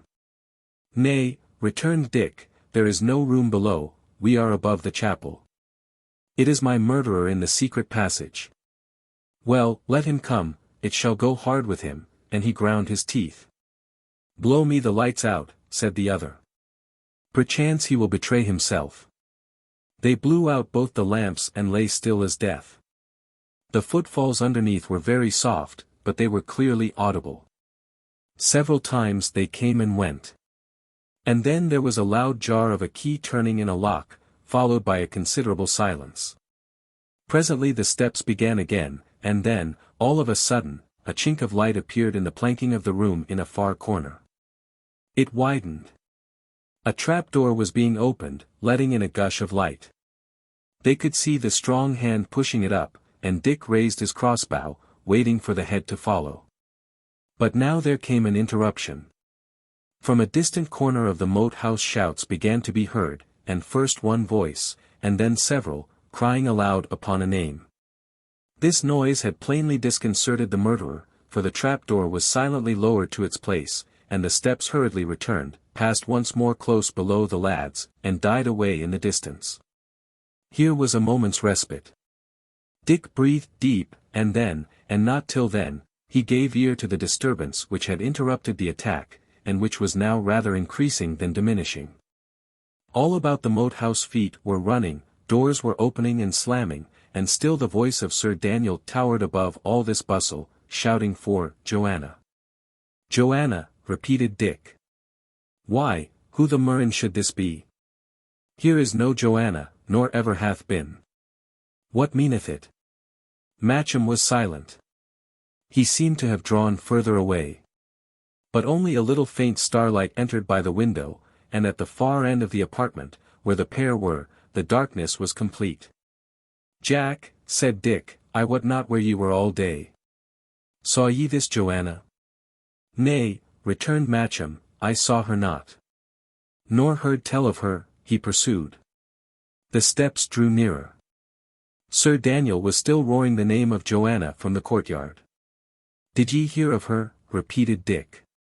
I heard of her, said Matcham. How your voice twitters. What aileth you? Said Dick. 'Tis a most excellent good fortune, this Joanna, it will take their minds from us. Dick, cried Matcham, I am lost, we are both lost. Let us flee if there be yet time. They will not rest till they have found me. Or, see. Let me go forth, when they have found me, ye may flee. Let me forth, Dick, good Dick, let me away. She was groping for the bolt, when Dick at last comprehended. By the mass! He cried, why are no Jack, why are Joanna Sedley, why are the maid that would not marry me? The girl paused, and stood silent and motionless. Dick, too, was silent for a little, then he spoke again. Joanna, he said, why, Ave saved my life, and I have saved yours, and we have seen blood flow, and been friends and enemies, and I took my belt to thrash you, and all that time I thought you were a boy. But now death has me, and my time's out, and before I die I must say this, why are the best made and the bravest under heaven, and, if only I could live, I would marry you blithely, and, live or die, I love you. She answered nothing. Come, he said, speak up, Jack. Come, be a good maid, and say ye love me. Why, Dick, she cried, would I be here? Well, see ye here, continued Dick, and we but escape whole will marry. And an we're to die, we die, and there's an end on't. But now that I think, how found you my chamber? I asked it of Dame Hatch, she answered. Well, the dame's staunch, he answered, she'll not tell upon you. We have time before us. And just then, as if to contradict his words, feet came down the corridor, and a fist beat roughly on the door. "Here," cried a voice. "Open, Master Dick, open." Dick neither moved nor answered. "It is all over," said the girl. And she put her arms about Dick's neck. One after another, men came trooping to the door. Then Sir Daniel arrived himself, and there was a sudden cessation of the noise. "Dick," cried the knight, "be not an ass. The 7 sleepers have been awake ere now. We know she is within there. Open, then, the door, man." Dick was again silent. "Down with it," said Sir Daniel. And immediately his followers fell savagely upon the door with foot and fist. Solid as it was, and strongly bolted, it would soon have given way, but once more fortune interfered. Over the thunderstorm of blows the cry of a sentinel was heard, it was followed by another. Shouts ran along the battlements, shouts answered out of the wood. In the first moment of alarm it sounded as if the foresters were carrying the moat house by assault. And Sir Daniel and his men, desisting instantly from their attack upon Dick's chamber, hurried to defend the walls. "Now," cried Dick, "we are saved." He seized the great old bedstead with both hands, and bent himself in vain to move it. "Help me, Jack. For your life's sake, help me stoutly," he cried. Between them, with a huge effort, they dragged the big frame of oak across the room, and thrust it endwise to the chamber door. "Ye do but make things worse," said Joanna, sadly. "He will then enter by the trap." "Not so," replied Dick. "He durst not tell his secret to so many. It is by the trap that we shall flee. Hark! The attack is over." Nay, it was none. It had, indeed, been no attack. It was the arrival of another party of stragglers from the defeat of Risingham that had disturbed Sir Daniel. They had run the gauntlet under cover of the darkness, they had been admitted by the great gate.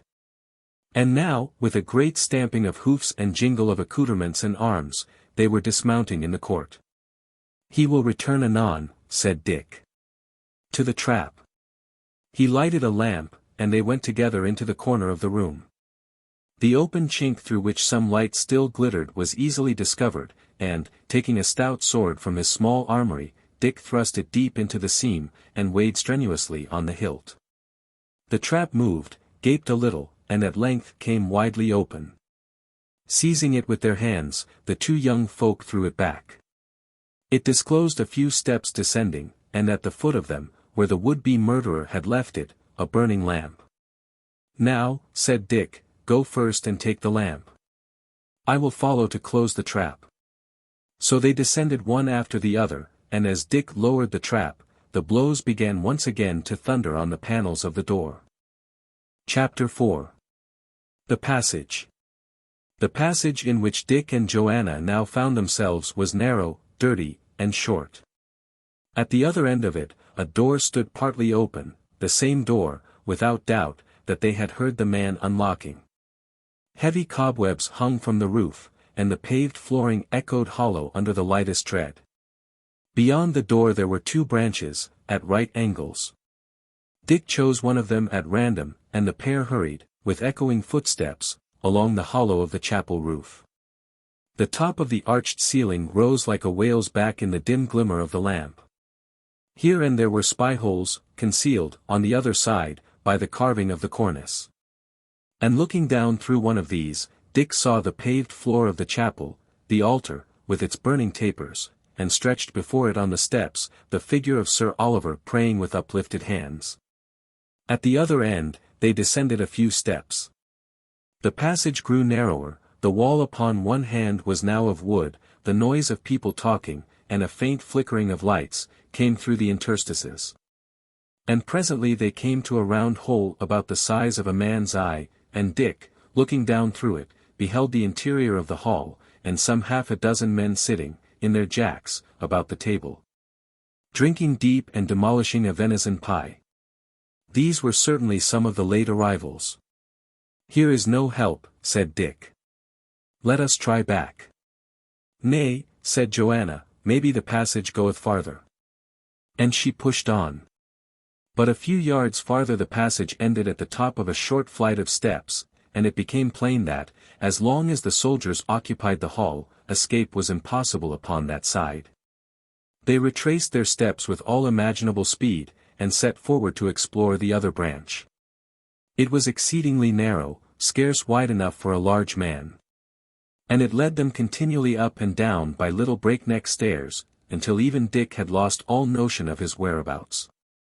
At length it grew both narrower and lower, the stairs continued to descend. The walls on either hand became damp and slimy to the touch, and far in front of them they heard the squeaking and scuttling of the rats. We must be in the dungeons, Dick remarked. And still there is no outlet, added Joanna. Nay, but an outlet there must be, Dick answered. Presently, sure enough, they came to a sharp angle, and then the passage ended in a flight of steps. On the top of that there was a solid flag of stone by way of trap, and to this they both set their backs. It was immovable. Some one holdeth it, suggested Joanna. Not so, said Dick. For were a man strong as 10, he must still yield a little. But this resisteth like dead rock. There is a weight upon the trap. Here is no issue. And, by my sooth, good Jack, we are here as fairly prisoners as though the gyves were on our ankle bones. Sit ye then down, and let us talk. After a while we shall return, when perchance they shall be less carefully upon their guard. And, who knoweth? We may break out and stand a chance. But, in my poor opinion, we are as good as shent. Dick, she cried, alas the day that ever ye should have seen me. For like a most unhappy and unthankful maid, it is I have led you hither. What cheer, returned Dick. It was all written, and that which is written, willy-nilly, cometh still to pass. But tell me a little what manner of a maid ye are, and how ye came into Sir Daniel's hands, that will do better than to bemoan yourself, whether for your sake or mine. I am an orphan, like yourself, of father and mother, said Joanna. And for my great misfortune, Dick, and hitherto for yours, I am a rich marriage.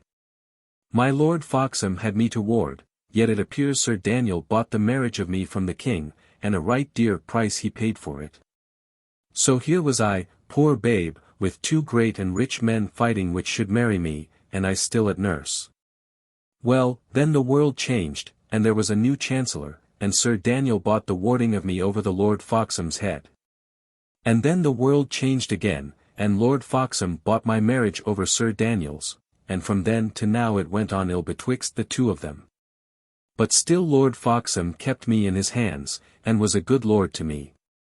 And at last I was to be married, or sold, if ye like it better. £500 Lord FOXHAM was to get for me. Hamley was the groom's name, and tomorrow, Dick, of all days in the year, was I to be betrothed. Had it not come to Sir Daniel, I had been wedded, sure, and never seen thee, Dick, dear Dick. And here she took his hand, and kissed it, with the prettiest grace, and Dick drew her hand to him and did the like. Well, she went on, Sir Daniel took me unawares in the garden, and made me dress in these men's clothes, which is a deadly sin for a woman, and, besides, they fit me not. He rode with me to Kettley, as ye saw, telling me I was to marry you. But I, in my heart, made sure I would marry Hamley in his teeth. I, cried Dick, and so ye loved this Hamley? Nay, replied Joanna, not I. I did but hate Sir Daniel. And then, Dick, ye helped me, and ye were right kind, and very bold, and my heart turned towards you in mine own despite, and now, if we can in any way compass it, I would marry you with right goodwill. And if, by cruel destiny, it may not be, still ye'll be dear to me. While my heart beats, it'll be true to you. And I, said Dick, that never cared a straw for any manner of woman until now, I took to you when I thought ye were a boy. I had a pity to you, and knew not why. When I would have belted you, the hand failed me. But when ye owned ye were a maid, Jack, for still I will call you Jack, I made sure ye were the maid for me. Hark, he said, breaking off, one cometh. And indeed a heavy tread was now audible in the echoing passage, and the rats again fled in armies. Dick reconnoitred his position. The sudden turn gave him a post of vantage. He could thus shoot in safety from the cover of the wall. But it was plain the light was too near him, and, running some way forward, he set down the lamp in the middle of the passage, and then returned to watch. Presently, at the far end of the passage, Bennet hove in sight. He seemed to be alone, and he carried in his hand a burning torch, which made him the better mark. "Stand, Bennet," cried Dick. "Another step, and why, are dead." "So here ye are," returned Hatch, peering forward into the darkness. "I see you not." "Aha!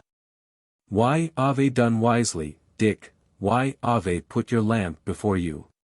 By my sooth, but, though it was done to shoot my own knave body, I do rejoice to see ye profit of my lessons. And now, what make ye? What seek ye here? Why would ye shoot upon an old, kind friend? And have ye the young gentlewoman there?" "Nay, Bennet, it is I should question and you answer," replied Dick. "Why am I in this jeopardy of my life? Why do men come privily to slay me in my bed? Why am I now fleeing in mine own guardian's strong house, and from the friends that I have lived among and never injured?" Master Dick," said Bennet, "what told I you?" "Why, are brave, but the most uncrafty lad that I can think upon." "Well," returned Dick, "I see ye know all, and that I am doomed indeed. It is well. Here, where I am, I stay. Let Sir Daniel get me out if he be able." Hatch was silent for a space. "Hark ye," he began, "return to Sir Daniel, to tell him where ye are, and how posted, for, in truth, it was to that end he sent me. But you, if ye are no fool, had best be gone ere I return." "Begone," repeated Dick. "I would be gone already, and I wist how. I cannot move the trap." "Put me your hand into the corner, and see what ye find there," replied Bennet. "Throgmorton's rope is still in the brown chamber. Fare ye well." And Hatch, turning upon his heel, disappeared again into the windings of the passage. Dick instantly returned for his lamp, and proceeded to act upon the hint.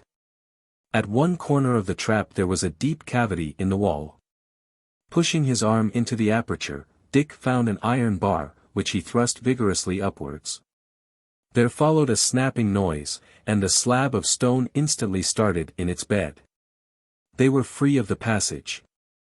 A little exercise of strength easily raised the trap, and they came forth into a vaulted chamber, opening on one hand upon the court, where one or two fellows, with bare arms, were rubbing down the horses of the last arrivals.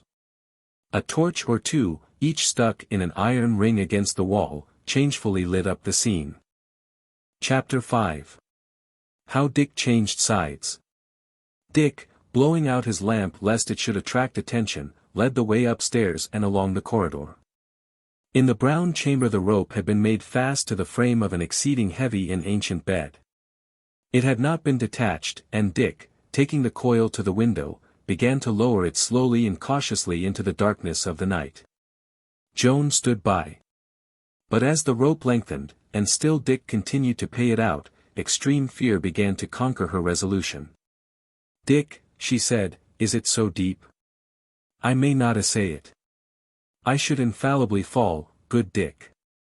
It was just at the delicate moment of the operations that she spoke. Dick started, the remainder of the coil slipped from his grasp, and the end fell with a splash into the moat.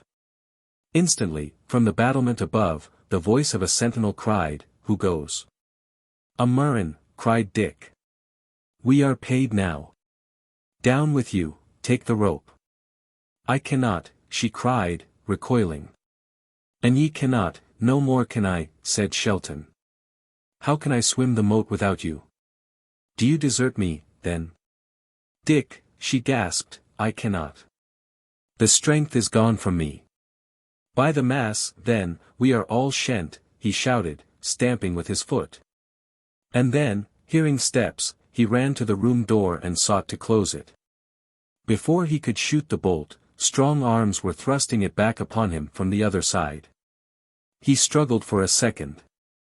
Then, feeling himself overpowered, ran back to the window. The girl had fallen against the wall in the embrasure of the window. She was more than half insensible, and when he tried to raise her in his arms, her body was limp and unresponsive. At the same moment the men who had forced the door against him laid hold upon him. The first he pointed it at a blow, and the others falling back for a second in some disorder, he profited by the chance, bestrode the window-sill, seized the cord in both hands, and let his body slip. The cord was knotted, which made it the easier to descend. But so furious was Dick's hurry, and so small his experience of such gymnastics, that he span round and round in mid-air like a criminal upon a gibbet, and now beat his head, and now bruised his hands, against the rugged stonework of the wall.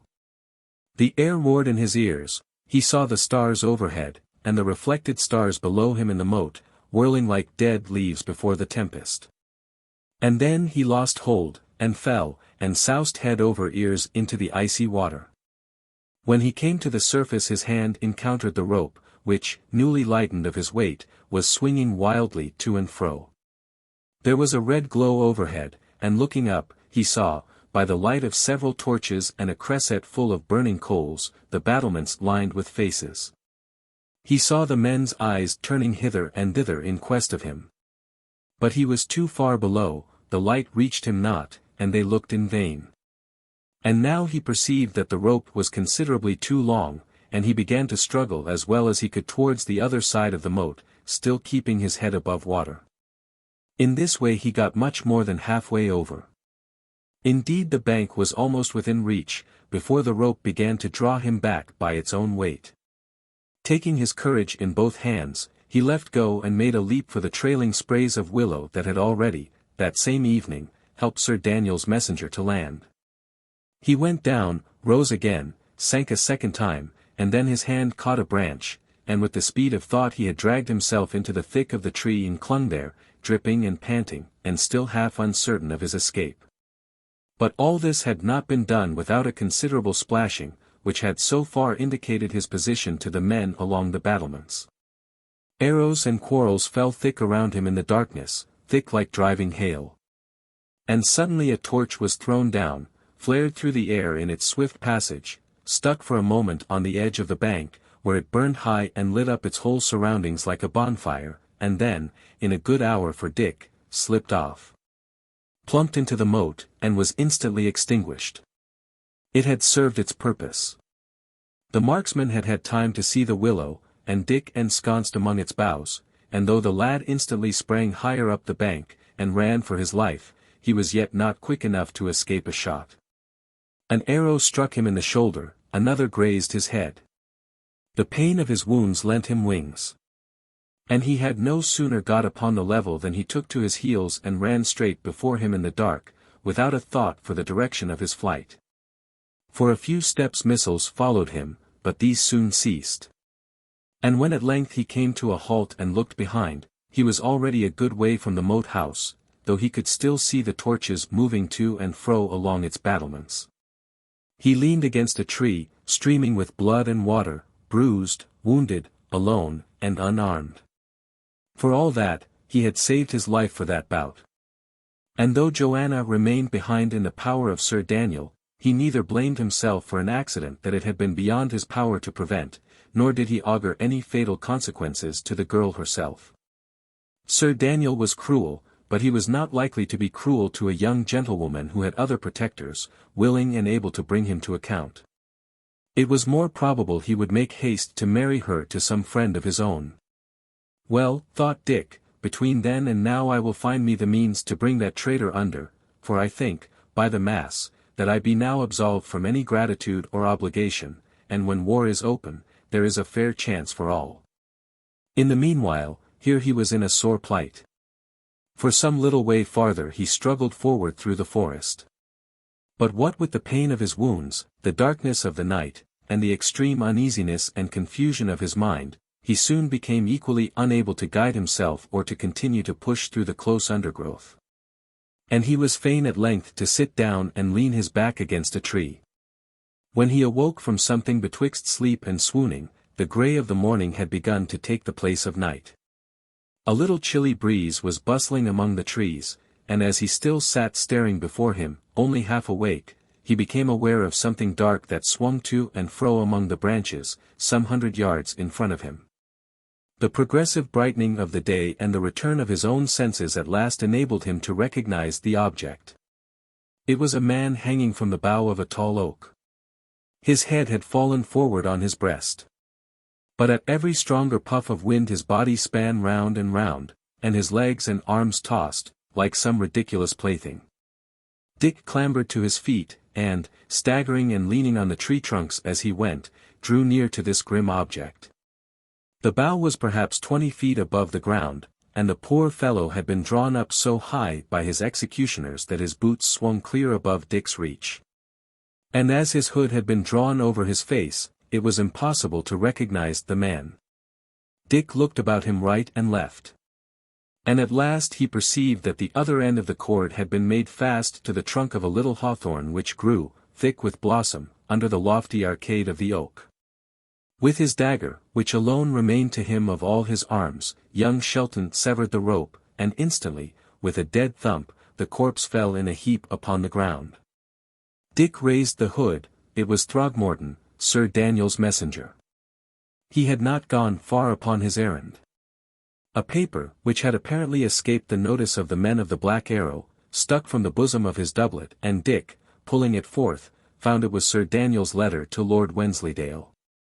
Come, thought he, if the world changes yet again, I may have here the wherewithal to shame Sir Daniel, nay, and perchance to bring him to the block. And he put the paper in his own bosom, said a prayer over the dead man, and set forth again through the woods. His fatigue and weakness increased. His ears sang, his steps faltered, his mind at intervals failed him, so low had he been brought by loss of blood. Doubtless he made many deviations from his true path, but at last he came out upon the high road, not very far from Tunstall hamlet. A rough voice bid him stand. Stand, repeated Dick. By the mass, but I am nearer falling. And he suited the action to the word, and fell all his length upon the road. 2 men came forth out of the thicket, each in green forest jerkin, each with long bow and quiver and short sword. Why, Lawless, said the younger of the 2, it is young Shelton. Aye, this will be as good as bread to John Amend All, returned the other. Though, faith, he hath been to the wars. Here is a tear in his scalp that must, cost him many a good ounce of blood. And here, added Greensheve, is a hole in his shoulder that must have pricked him well. Who hath done this, think ye? If it be one of ours, he may all to prayer, Ellis will give him a short shrift and a long rope.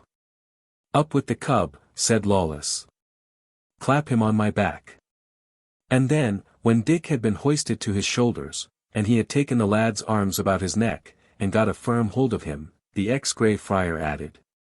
Keep ye the post, brother Greensheve. I will on with him by myself.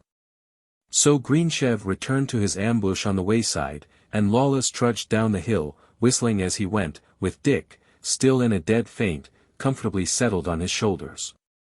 The sun rose as he came out of the skirts of the wood and saw Tunstall hamlet straggling up the opposite hill. All seemed quiet, but a strong post of some half a score of archers lay close by the bridge on either side of the road, and, as soon as they perceived Lawless with his burthen, began to bestir themselves and set arrow to string like vigilant sentries. Who goes? Cried the man in command. Will Lawless, by the rood, ye know me as well as your own hand, returned the outlaw, contemptuously. Give the word, Lawless, returned the other. Now, heaven lighten thee, thou great fool, replied Lawless. Did I not tell it thee myself? But ye are all mad for this playing at soldiers. When I am in the greenwood, give me greenwood ways. And my word for this tide is, a fig for all mock soldiery. Lawless, ye but show an ill example, give us the word, fool jester, said the commander of the post. And if I had forgotten it, asked the other. And ye had forgotten it, as I know why, ave not, by the mass, I would clap an arrow into your big body, returned the first. Nay, and why are so ill a jester, said Lawless, ye shall have your word for me. Duckworth and Shelton is the word. And here, to the illustration, is Shelton on my shoulders, and to Duckworth do I carry him. Pass, Lawless, said the sentry. And where is John? asked the grey friar. He holdeth a court, by the mass, and taketh rents as to the manor born. Cried another of the company. So it proved. When Lawless got as far up the village as the little inn, he found Ellis Duckworth surrounded by Sir Daniel's tenants, and, by the right of his good company of archers, coolly taking rents, and giving written receipts in return for them. By the faces of the tenants, it was plain how little this proceeding pleased them, for they argued very rightly that they would simply have to pay them twice. As soon as he knew what had brought Lawless, Ellis dismissed the remainder of the tenants, and, with every mark of interest and apprehension, conducted Dick into an inner chamber of the inn. There the lad's hurts were looked to. And he was recalled, by simple remedies, to consciousness. Dear lad, said Ellis, pressing his hand, why, are in a friend's hands that loved your father, and loves you for his sake. Rest ye a little quietly, for ye are somewhat out of case. Then shall ye tell me your story, and betwixt the two of us we shall find a remedy for all. A little later in the day, and after Dick had awakened from a comfortable slumber to find himself still very weak, but clearer in mind and easier in body, Ellis returned, and sitting down by the bedside, begged him, in the name of his father, to relate the circumstance of his escape from Tunstall Moat House. There was something in the strength of Duckworth's frame, in the honesty of his brown face, in the clearness and shrewdness of his eyes, that moved Dick to obey him, and from first to last the lad told him the story of his 2 days' adventures. Well, said Ellis, when he had done, see what the kind saints have done for you, Dick Shelton, not alone to save your body in so numerous and deadly perils, but to bring you into my hands that have no dearer wish than to assist your father's son. Be but true to me, and I see why are true, and betwixt you and me, we shall bring that false heart traitor to the death. Will ye assault the house? asked Dick. I were mad, indeed, to think of it, returned Ellis. He hath too much power. His men gather to him, those that gave me the slip last night, and by the mass came in so handily for you, those have made him safe. Nay, Dick, to the contrary, thou and I and my brave bowmen, we must all slip from this forest speedily, and leave Sir Daniel free. My mind misgiveth me for Jack, said the lad. For Jack, repeated Duckworth. Oh, I see, for the wench. Nay, Dick, I promise you, if there come talk of any marriage we shall act at once, till then, or till the time is ripe, we shall all disappear, even like shadows at morning, Sir Daniel shall look east and west, and see none enemies. He shall think, by the mass, that he hath dreamed a while, and hath now awakened in his bed. But our 4 eyes, Dick, shall follow him right close, and our 4 hands, so help us all the army of the saints, shall bring that traitor low. 2 days later Sir Daniel's garrison had grown to such a strength that he ventured on a sally, and at the head of some 20 horsemen, pushed without opposition as far as Tunstall hamlet. Not an arrow flew, not a man stirred in the thicket. The bridge was no longer guarded, but stood open to all corners, and as Sir Daniel crossed it, he saw the villagers looking timidly from their doors. Presently one of them, taking heart of grace, came forward, and with the lowliest salutations, presented a letter to the knight. His face darkened as he read the contents. It ran thus. To the most untrue and cruel gentleman, Sir Daniel Brackley, Knyght, these. I find ye were untrue and unkind fro the first. Ye have my father's blood upon your hands, let be, it will not was she. Some day ye shall perish by my procurement, so much I let you to wit. And I let you to wit farther, that if ye seek to wed to any other the gentlewoman, Mistress Joan Sedley, whom that I am bound upon a great oath to wed myself, the blow will be very swift. The first step therein will be thy first step to the grave. Rick. Shelton. Book 3. My Lord FOXHAM. Chapter 1. The house by the shore. Months had passed away since Richard Shelton made his escape from the hands of his guardian. These months had been eventful for England. The party of Lancaster, which was then in the very article of death, had once more raised its head. The Yorkists defeated and dispersed, their leader butchered on the field, it seemed, for a very brief season in the winter following upon the events already recorded, as if the house of Lancaster had finally triumphed over its foes. The small town of Shoreby-on-the-Till was full of the Lancastrian nobles of the neighbourhood. Earl Risingham was there, with 300 men-at-arms, Lord Shoreby, with 200. Sir Daniel himself, high in favour and once more growing rich on confiscations, lay in a house of his own, on the main street, with 80 men. The world had changed indeed. It was a black, bitter cold evening in the first week of January, with a hard frost, a high wind, and every likelihood of snow before the morning. In an obscure alehouse in a by-street near the harbour, 3 or 4 men sat drinking ale and eating a hasty mess of eggs. They were all likely, lusty, weather-beaten fellows, hard of hand, bold of eye. And though they wore plain tabards, like country ploughmen, even a drunken soldier might have looked twice before he sought a quarrel in such company. A little apart before the huge fire sat a younger man, almost a boy, dressed in much the same fashion, though it was easy to see by his looks that he was better born, and might have worn a sword, had the time suited. "Nay," said one of the men at the table, "I like it not. Ill will come of it. This is no place for jolly fellows. A jolly fellow loveth open country, good cover, and scarce foes, but here we are shut in a town, girt about with enemies. And, for the bull's-eye of misfortune, see if it snow not ere the morning." "'Tis for Master Shelton there," said another, nodding his head towards the lad before the fire. "I will do much for Master Shelton," returned the first. "But to come to the gallows for any man, nay, brothers, not that." The door of the inn opened, and another man entered hastily and approached the youth before the fire. "Master Shelton," he said, "Sir Daniel goeth forth with a pair of links and 4 archers." Dick, for this was our young friend, rose instantly to his feet. "Lawless," he said, "ye will take John Capper's watch. Greensheve, follow with me. Capper, lead forward. We will follow him this time, and he go to York." The next moment they were outside in the dark street, and Capper, the man who had just come, pointed to where 2 torches flared in the wind at a little distance. The town was already sound asleep, no one moved upon the streets, and there was nothing easier than to follow the party without observation. The 2 link-bearers went first, next followed a single man, whose long cloak blew about him in the wind.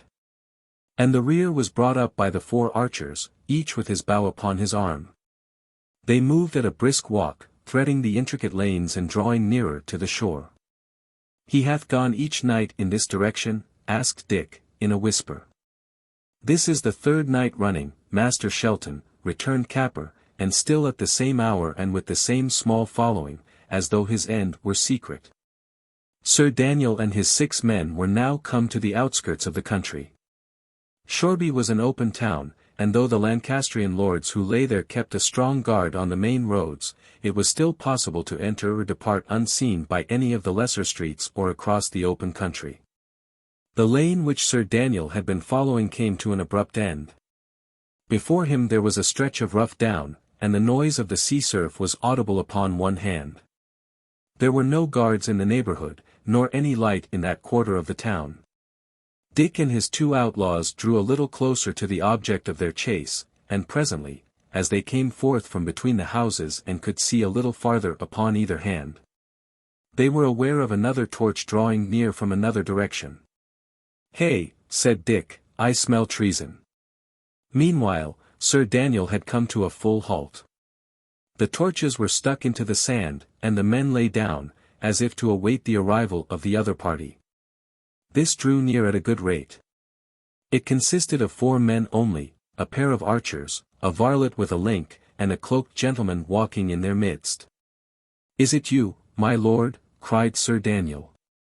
"It is I, indeed. And if ever true knight gave proof I am that man," replied the leader of the second troop, for who would not rather face giants, sorcerers, or pagans, than this pinching cold? My lord, returned Sir Daniel, beauty will be the more beholden, misdoubt it not. But shall we forth?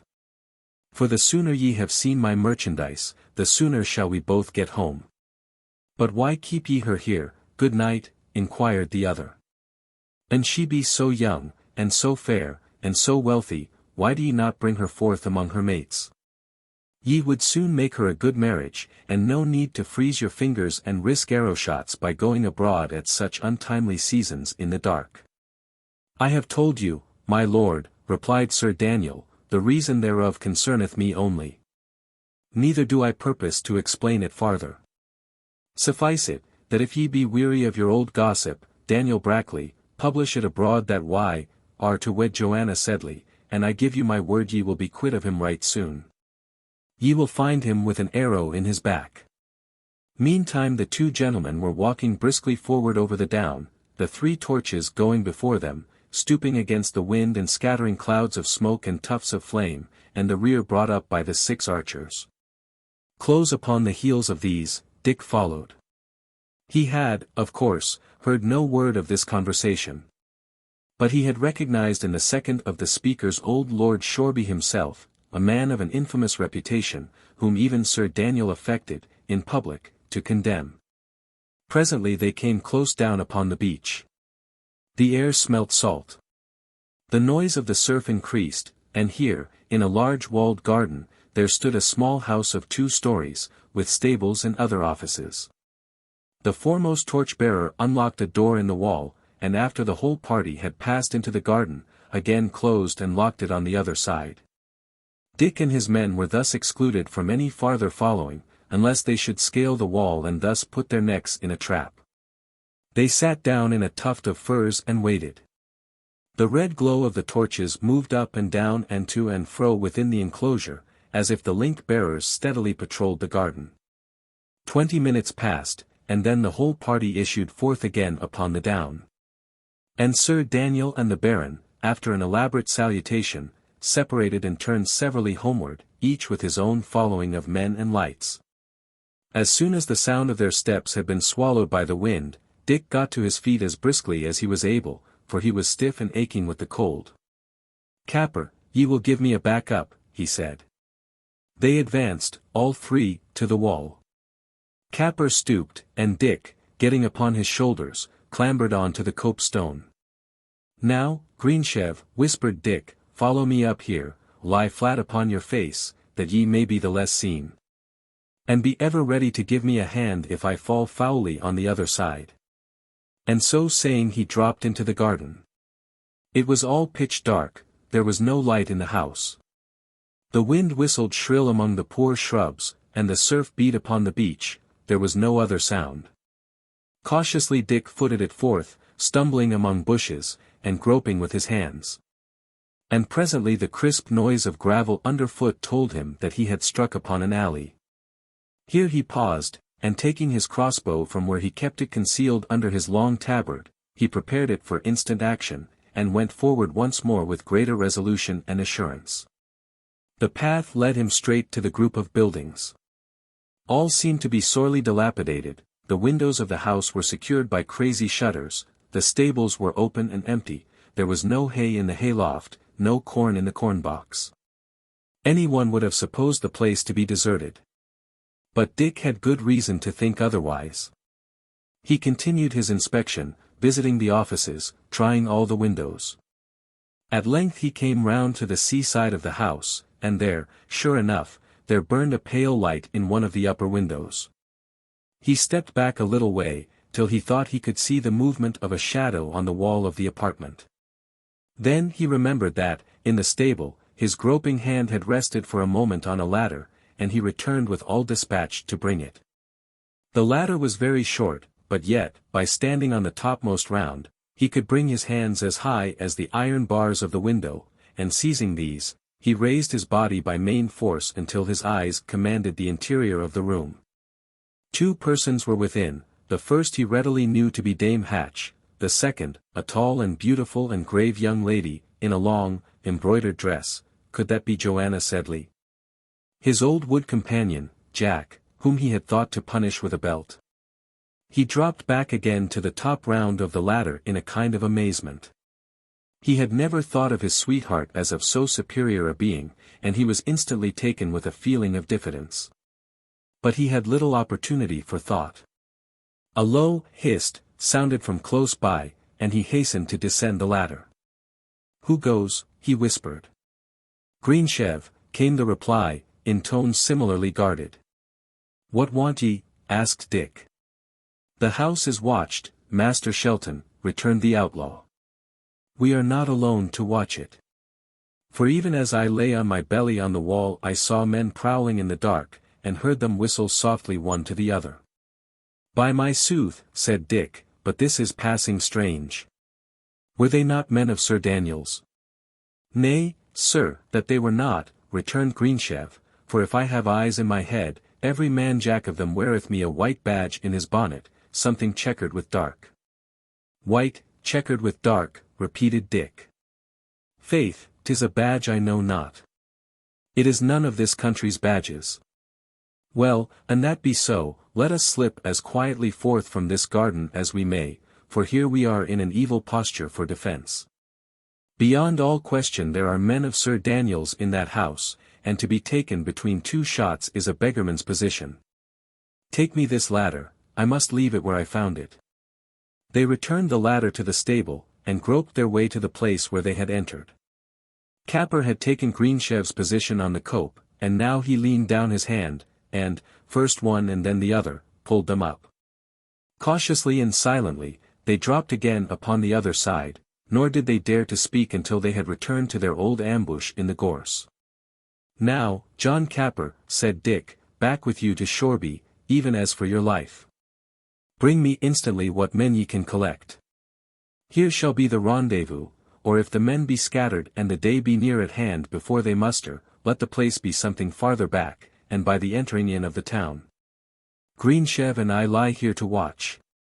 Speed ye, John Capper, and the saints aid you to dispatch.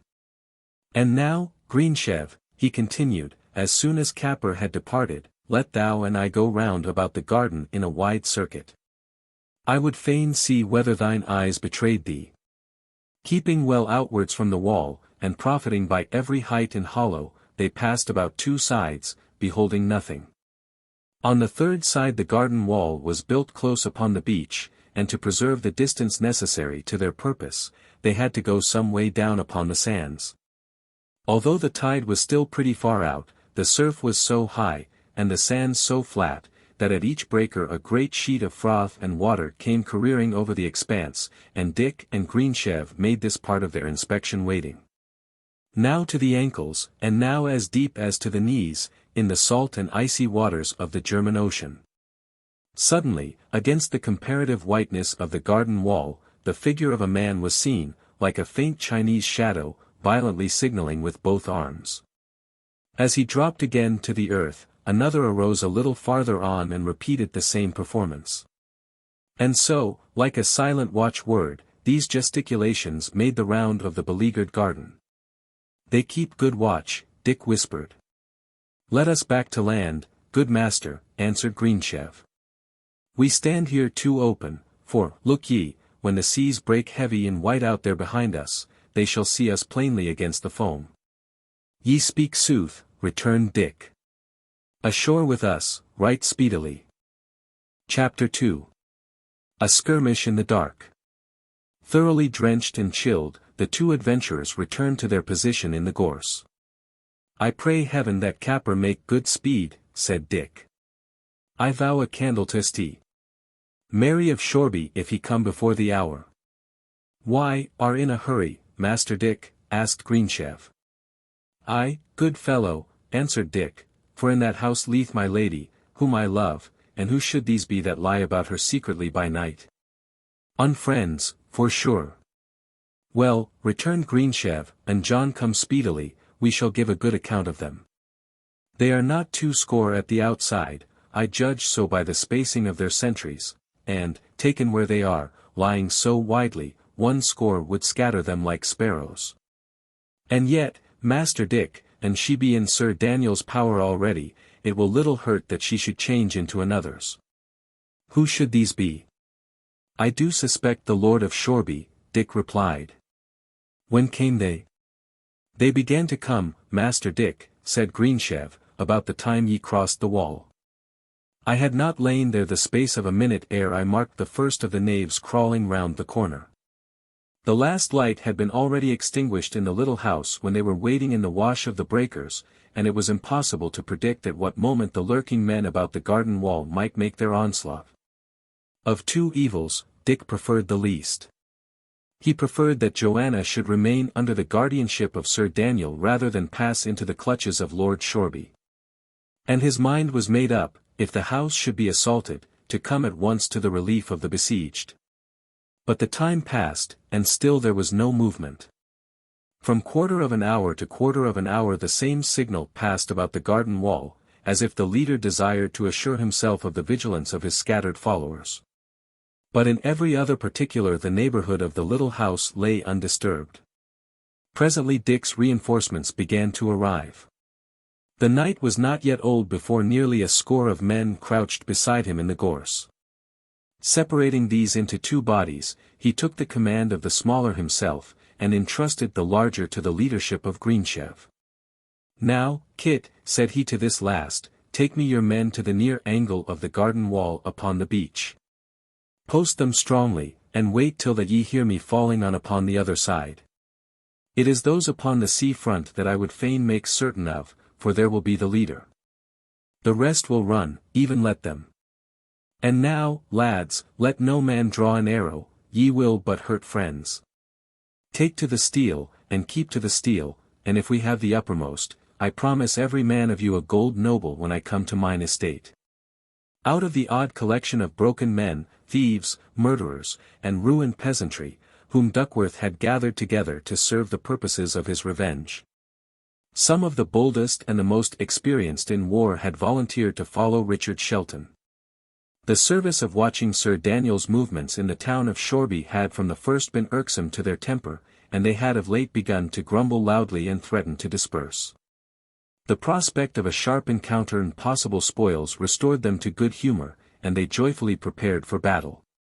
Their long tabards thrown aside, they appeared, some in plain green jerkins, and some in stout leathern jacks. Under their hoods many wore bonnets strengthened by iron plates, and, for offensive armor, swords, daggers, a few stout boar spears, and a dozen of bright bills, put them in a posture to engage even regular feudal troops. The bows, quivers, and tabards were concealed among the gorse, and the two bands set resolutely forward. Dick, when he had reached the other side of the house, posted his 6 men in a line, about 20 yards from the garden wall, and took position himself a few paces in front. Then they all shouted with one voice, and closed upon the enemy. These, lying widely scattered, stiff with cold, and taken at unawares, sprang stupidly to their feet, and stood undecided. Before they had time to get their courage about them, or even to form an idea of the number and mettle of their assailants, a similar shout of onslaught sounded in their ears from the far side of the enclosure. Thereupon they gave themselves up for lost and ran. In this way the two small troops of the men of the Black Arrow closed upon the sea front of the garden wall, and took a part of the strangers, as it were, between two fires. While the whole of the remainder ran for their lives in different directions, and were soon scattered in the darkness. For all that, the fight was but beginning.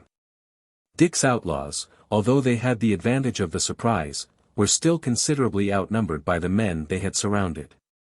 The tide had flowed, in the meanwhile, the beach was narrowed to a strip. And on this wet field, between the surf and the garden wall, there began, in the darkness, a doubtful, furious, and deadly contest. The strangers were well armed, they fell in silence upon their assailants. And the affray became a series of single combats. Dick, who had come first into the melee, was engaged by 3, the first he cut down at the first blow, but the other 2 coming upon him, hotly, he was fain to give ground before their onset. One of these 2 was a huge fellow, almost a giant for stature, and armed with a 2-handed sword, which he brandished like a switch. Against this opponent, with his reach of arm and the length and weight of his weapon, Dick and his bill were quite defenceless, and had the other continued to join vigorously in the attack, the lad must have indubitably fallen. This second man, however, less in stature and slower in his movements, paused for a moment to peer about him in the darkness, and to give ear to the sounds of the battle. The giant still pursued his advantage, and still Dick fled before him, spying for his chance. Then the huge blade flashed and descended, and the lad, leaping on one side and running in, slashed sideways and upwards with his bill. A roar of agony responded, and, before the wounded man could raise his formidable weapon, Dick, twice repeating his blow, had brought him to the ground. The next moment he was engaged, upon more equal terms, with his second pursuer. Here there was no great difference in size, and though the man, fighting with sword and dagger against a bill, and being wary and quick of fence, had a certain superiority of arms, Dick more than made it up by his greater agility on foot. Neither at first gained any obvious advantage, but the older man was still insensibly profiting by the ardor of the younger to lead him where he would. And presently Dick found that they had crossed the whole width of the beach, and were now fighting above the knees in the spume and bubble of the breakers. Here his own superior activity was rendered useless. He found himself more or less at the discretion of his foe, yet a little, and he had his back turned upon his own men, and saw that this adroit and skilful adversary was bent upon drawing him farther and farther away. Dick ground his teeth. He determined to decide the combat instantly, and when the wash of the next wave had ebbed and left them dry, he rushed in, caught a blow upon his bill, and leaped right at the throat of his opponent. The man went down backwards, with Dick still upon the top of him, and the next wave, speedily succeeding to the last, buried him below a rush of water. While he was still submerged, Dick forced his dagger from his grasp, and rose to his feet, victorious. "Yield ye," he said. "I give you life." "I yield me," said the other, getting to his knees. "Ye fight, like a young man, ignorantly and foolhardily, but, by the array of the saints, ye fight bravely." Dick turned to the beach. The combat was still raging doubtfully in the night. Over the hoarse roar of the breakers steel clanged upon steel, and cries of pain and the shout of battle resounded. "Lead me to your captain, youth," said the conquered knight. "It is fit this butchery should cease." "Sir," replied Dick, "so far as these brave fellows have a captain, the poor gentleman who here addresses you is he." "Call off your dogs, then, and I will bid my villains hold," returned the other. There was something noble both in the voice and manner of his late opponent, and Dick instantly dismissed all fears of treachery. "Lay down your arms, men," cried the stranger knight. "I have yielded me, upon promise of life." The tone of the stranger was one of absolute command, and almost instantly the din and confusion of the melee ceased. "Lawless," cried Dick, "are ye safe?" "Aye," cried Lawless, "safe and hearty." "Light me the lantern," said Dick. "Is not Sir Daniel here?" inquired the knight. "Sir Daniel," echoed Dick. "Now, by the rood, I pray not. It would go ill with me if he were." "Ill with you, fair sir?" inquired the other. "Nay, then, if ye be not of Sir Daniel's party, I profess I comprehend no longer. Wherefore, then, fell ye upon mine ambush? In what quarrel, my young and very fiery friend? To what earthly purpose? And, to make a clear end of questioning, to what good gentleman have I surrendered?" But before Dick could answer, a voice spoke in the darkness from close by. Dick could see the speaker's black and white badge, and the respectful salute which he addressed to his superior. "My lord," said he, "if these gentlemen be unfriends to Sir Daniel, it is pity, indeed, we should have been at blows with them. But it were tenfold greater that either they or we should linger here. The watchers in the house, unless they be all dead or deaf, have heard our hammering this quarter hour agone, instantly they will have signalled to the town. And unless we be the livelier in our departure, we are like to be taken, both of us, by a fresh foe." "Hawksley is in the right," added the lord. "How please ye, sir? Whither shall we march?" "Nay, my lord," said Dick, go where ye will for me. I do begin to suspect we have some ground of friendship, and if, indeed, I began our acquaintance somewhat ruggedly, I would not churlishly continue. Let us, then, separate, my lord, you laying your right hand in mine. And at the hour and place that ye shall name, let us encounter and agree. Why, are too trustful, boy, said the other, but this time your trust is not misplaced. I will meet you at the point of day at St. Bride's Cross. Come, lads, follow. The strangers disappeared from the scene with a rapidity that seemed suspicious, and, while the outlaws fell to the congenial task of rifling the dead bodies, Dick made once more the circuit of the garden wall to examine the front of the house. In a little upper loophole of the roof he beheld a light set. And as it would certainly be visible in town from the back windows of Sir Daniel's mansion, he doubted not that this was the signal feared by Hawksley, and that ere long the lances of the Knight of Tunstall would arrive upon the scene. He put his ear to the ground, and it seemed to him as if he heard a jarring and hollow noise from townward. Back to the beach he went hurrying. But the work was already done. The last body was disarmed and stripped to the skin, and 4 fellows were already wading seaward to commit it to the mercies of the deep. A few minutes later, when there debauched out of the nearest lanes of Shoreby some 20 horsemen, hastily arrayed and moving at the gallop of their steeds, the neighborhood of the house beside the sea was entirely silent and deserted. Meanwhile, Dick and his men had returned to the alehouse of the Goat and Bagpipes to snatch some hours of sleep before the morning tryst. Chapter 3 St. Bride's Cross. St. Bride's Cross stood a little way back from Shoreby, on the skirts of Tunstall Forest. 2 roads met, one, from Hollywood across the forest. One, that road from Risingham down which we saw the wrecks of a Lancastrian army fleeing in disorder. Here the 2 joined issue, and went on together down the hill to Shoreby. And a little back from the point of junction, the summit of a little knoll was crowned by the ancient and weather-beaten cross. Here, then, about 7 in the morning, Dick arrived. It was as cold as ever. The earth was all grey and silver with the hoarfrost, and the day began to break in the east with many colours of purple and orange. Dick set him down upon the lowest step of the cross, wrapped himself well in his tabard, and looked vigilantly upon all sides. He had not long to wait. Down the road from Hollywood a gentleman in very rich and bright armour, and wearing over that a surcoat of the rarest furs, came pacing on a splendid charger. 20 yards behind him followed a clump of lances. But these halted as soon as they came in view of the trysting place, while the gentleman in the fur surcoat continued to advance alone. His visor was raised, and showed a countenance of great command and dignity, answerable to the richness of his attire and arms. And it was with some confusion of manner that Dick arose from the cross and stepped down the bank to meet his prisoner. I thank you, my lord, for your exactitude, he said, louting very low. Will it please your lordship to set foot to earth? Are ye here alone, young man? Inquired the other. I was not so simple, answered Dick. And, to be plain with your lordship, the woods upon either hand of this cross lie full of mine honest fellows lying on their weapons. Why, ave done wisely, said the lord. It pleaseth me the rather, since last night ye fought foolhardily, and more like a salvage Saracen lunatic than any Christian warrior.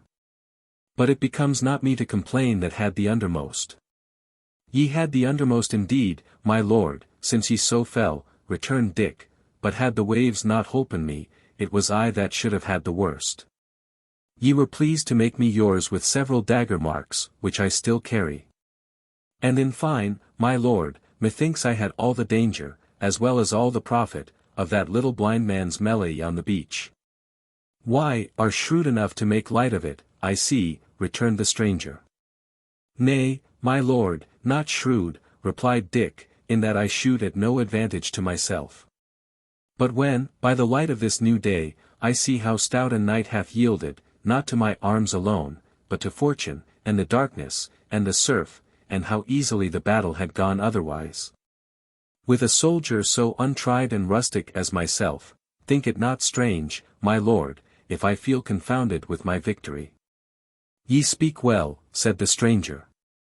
Your name? My name, and like you, is Shelton, answered Dick. Men call me the Lord FOXHAM, added the other. Then, my lord, and under your good favour, ye are guardian to the sweetest maid in England, replied Dick, and for your ransom, and the ransom of such as were taken with you on the beach, there will be no uncertainty of terms. I pray you, my lord, of your goodwill and charity, yield me the hand of my mistress, Joan Sedley, and take ye, upon the other part, your liberty, the liberty of these your followers, and, if ye will have it, my gratitude and service till I die. But are ye not ward to Sir Daniel? Methought, if why, are Harry Shelton's son, that I had heard it so reported, said Lord FOXHAM. Will it please you, my lord, to alight? I would fain tell you fully who I am, how situate, and why so bold in my demands. Beseech you, my lord, take place upon these steps, hear me to a full end, and judge me with allowance. And so saying, Dick lent a hand to Lord FOXHAM to dismount. Led him up the knoll to the cross, installed him in the place where he had himself been sitting, and standing respectfully before his noble prisoner, related the story of his fortunes up to the events of the evening before. Lord FOXHAM listened gravely, and when Dick had done, Master Shelton, he said, ye are a most unfortunate young gentleman, but what fortune why, Ave had, that ye have amply merited, and what unfortune, ye have no ways deserved. Be of a good cheer, for ye have made a friend who is devoid neither of power nor favour.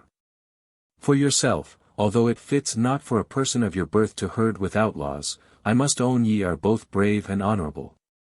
Very dangerous in battle, right courteous in peace, a youth of excellent disposition and brave bearing. For your estates, ye will never see them till the world shall change again. So long as Lancaster hath the strong hand, so long shall Sir Daniel enjoy them for his own. For my ward, it is another matter, I had promised her before to a gentleman, a kinsman of my house, one Hamley. The promise is old. Ay, my lord, and now Sir Daniel hath promised her to my Lord Shoreby, interrupted Dick. And his promise, for all it is but young, is still the likelier to be made good. 'Tis the plain truth, returned his lordship. And considering, moreover, that I am your prisoner, upon no better composition than my bare life, and over and above that, that the maiden is unhappily in other hands, I will so far consent. Aid me with your good fellows. My lord, cried Dick, they are these same outlaws that ye blame me for consorting with. Let them be what they will, they can fight, returned Lord FOXHAM. Help me, then. And if between us we regain the maid, upon my knightly honour, she shall marry you. Dick bent his knee before his prisoner, but he, leaping up lightly from the cross, caught the lad up and embraced him like a son. Come, he said, and why are to marry Joan, we must be early friends. Chapter 4 The Good Hope. An hour thereafter, Dick was back at the Goat and Bagpipes, breaking his fast, and receiving the report of his messengers and sentries. Duckworth was still absent from Shoreby. And this was frequently the case, for he played many parts in the world, shared many different interests, and conducted many various affairs. He had founded that fellowship of the Black Arrow, as a ruined man longing for vengeance and money. And yet among those who knew him best, he was thought to be the agent and emissary of the great kingmaker of England, Richard, Earl of Warwick. In his absence, at any rate, it fell upon Richard Shelton to command affairs in Shoreby. And, as he sat at meat, his mind was full of care, and his face heavy with consideration. It had been determined, between him and the Lord FOXHAM, to make one bold stroke that evening, and, by brute force, to set Joanna free. The obstacles, however, were many, and as one after another of his scouts arrived, each brought him more discomfortable news. Sir Daniel was alarmed by the skirmish of the night before. He had increased the garrison of the house in the garden. But not content with that, he had stationed horsemen in all the neighbouring lanes, so that he might have instant word of any movement. Meanwhile, in the court of his mansion, steeds stood saddled, and the riders, armed at every point, awaited but the signal to ride. The adventure of the night appeared more and more difficult of execution, till suddenly Dick's countenance lightened. "Lawless," he cried, you that were a shipman, can ye steal me a ship? Master Dick, replied Lawless, if ye would back me, I would agree to steal York Minster. Presently after, these two set forth and descended to the harbour. It was a considerable basin, lying among sand hills, and surrounded with patches of down, ancient ruinous lumber, and tumble-down slums of the town. Many decked ships and many open boats either lay there at anchor, or had been drawn up on the beach. A long duration of bad weather had driven them from the high seas into the shelter of the port. And the great trooping of black clouds, and the cold squalls that followed one another, now with a sprinkling of dry snow, now in a mere swoop of wind, promised no improvement but rather threatened a more serious storm in the immediate future. The seamen, in view of the cold and the wind, had for the most part slunk ashore, and were now roaring and singing in the shoreside taverns. Many of the ships already rode unguarded at their anchors. And as the day wore on, and the weather offered no appearance of improvement, the number was continually being augmented. It was to these deserted ships, and, above all, to those of them that lay far out, that Lawless directed his attention. While Dick, seated upon an anchor that was half embedded in the sand, and giving ear, now to the rude, potent, and boding voices of the gale, and now to the hoarse singing of the shipmen in a neighbouring tavern, soon forgot his immediate surroundings and concerns in the agreeable recollection of Lord FOXHAM's promise. He was disturbed by a touch upon his shoulder. It was Lawless, pointing to a small ship that lay somewhat by itself, and within but a little of the harbour mouth, where it heaved regularly and smoothly on the entering swell. A pale gleam of winter sunshine fell, at that moment, on the vessel's deck, relieving her against a bank of scowling cloud, and in this momentary glitter Dick could see a couple of men hauling the skiff alongside. There, sir, said Lawless, mark ye it well. There is the ship for tonight. Presently the skiff put out from the vessel's side, and the two men, keeping her head well to the wind, pulled lustily for shore. Lawless turned to a loiterer. How call ye her? He asked, pointing to the little vessel. They call her the Good Hope, of Dartmouth, replied the loiterer. Her captain, Arblaster by name. He pulleth the bow oar in yon skiff. This was all that Lawless wanted. Hurriedly thanking the man, he moved round the shore to a certain sandy creek, for which the skiff was heading. There he took up his position, and as soon as they were within earshot, opened fire on the sailors of the Good Hope. What? Gossip Arblaster, he cried. Why, ye be well met, nay, gossip, ye be right well met, upon the rood. And is that the Good Hope? I would know her among 10,000, a sweet sheer, a sweet boat. But marry come up, my gossip, will ye drink? I have come into mine estate which doubtless ye remember to have heard on. I am now rich, I have left to sail upon the sea, I do sail now, for the most part, upon spiced ale. Come, fellow, thy hand upon tea. Come, drink with an old ship fellow. Skipper Arblaster, a long-faced, elderly, weather-beaten man, with a knife hanging about his neck by a plaited cord, and for all the world like any modern seaman in his gait and bearing, had hung back in obvious amazement and distrust. But the name of an estate, and a certain air of tipsified simplicity and good fellowship which Lawless very well affected, combined to conquer his suspicious jealousy. His countenance relaxed, and he at once extended his open hand and squeezed that of the outlaw in a formidable grasp. Nay, he said, I cannot mind you. But what oh, that? I would drink with any man, gossip, and so would my man Tom. Man Tom, he added, addressing his follower, here is my gossip, whose name I cannot mind, but no doubt a very good seaman. Let's go drink with him and his shore friend. Lawless led the way, and they were soon seated in an alehouse, which, as it was very new, and stood in an exposed and solitary station, was less crowded than those nearer to the centre of the port. It was but a shed of timber, much like a blockhouse in the backwoods of today, and was coarsely furnished with a press or two, a number of naked benches, and boards set upon barrels to play the part of tables. In the middle, and besieged by 100 violent draughts, a fire of wreckwood blazed and vomited thick smoke. "Aye, now," said Lawless, "here is a shipman's joy, a good fire and a good stiff cup ashore, with foul weather without and an off-sea gale snoring in the roof. Here's to the Good Hope. May she ride easy." "Aye," said Skipper Arblaster, "'tis good weather to be ashore in, that is sooth. Man Tom, how say ye to that?" "Gossip, ye speak well, though I can never think upon your name, but ye speak very well. May the Good Hope ride easy." "Amen."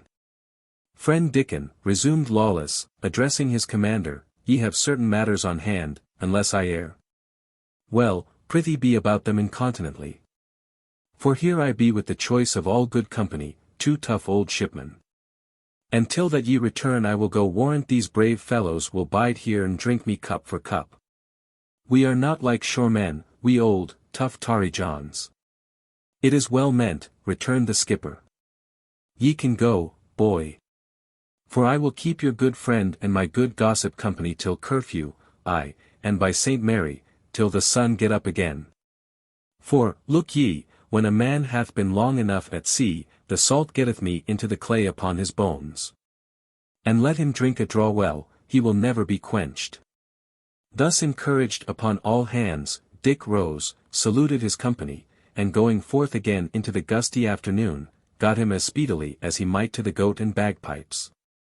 Thence he sent word to my Lord FOXHAM that, so soon as ever the evening closed, they would have a stout boat to keep the sea in. And then leading along with him a couple of outlaws who had some experience of the sea, he returned himself to the harbour and the little sandy creek. The skiff of the Good Hope lay among many others, from which it was easily distinguished by its extreme smallness and fragility.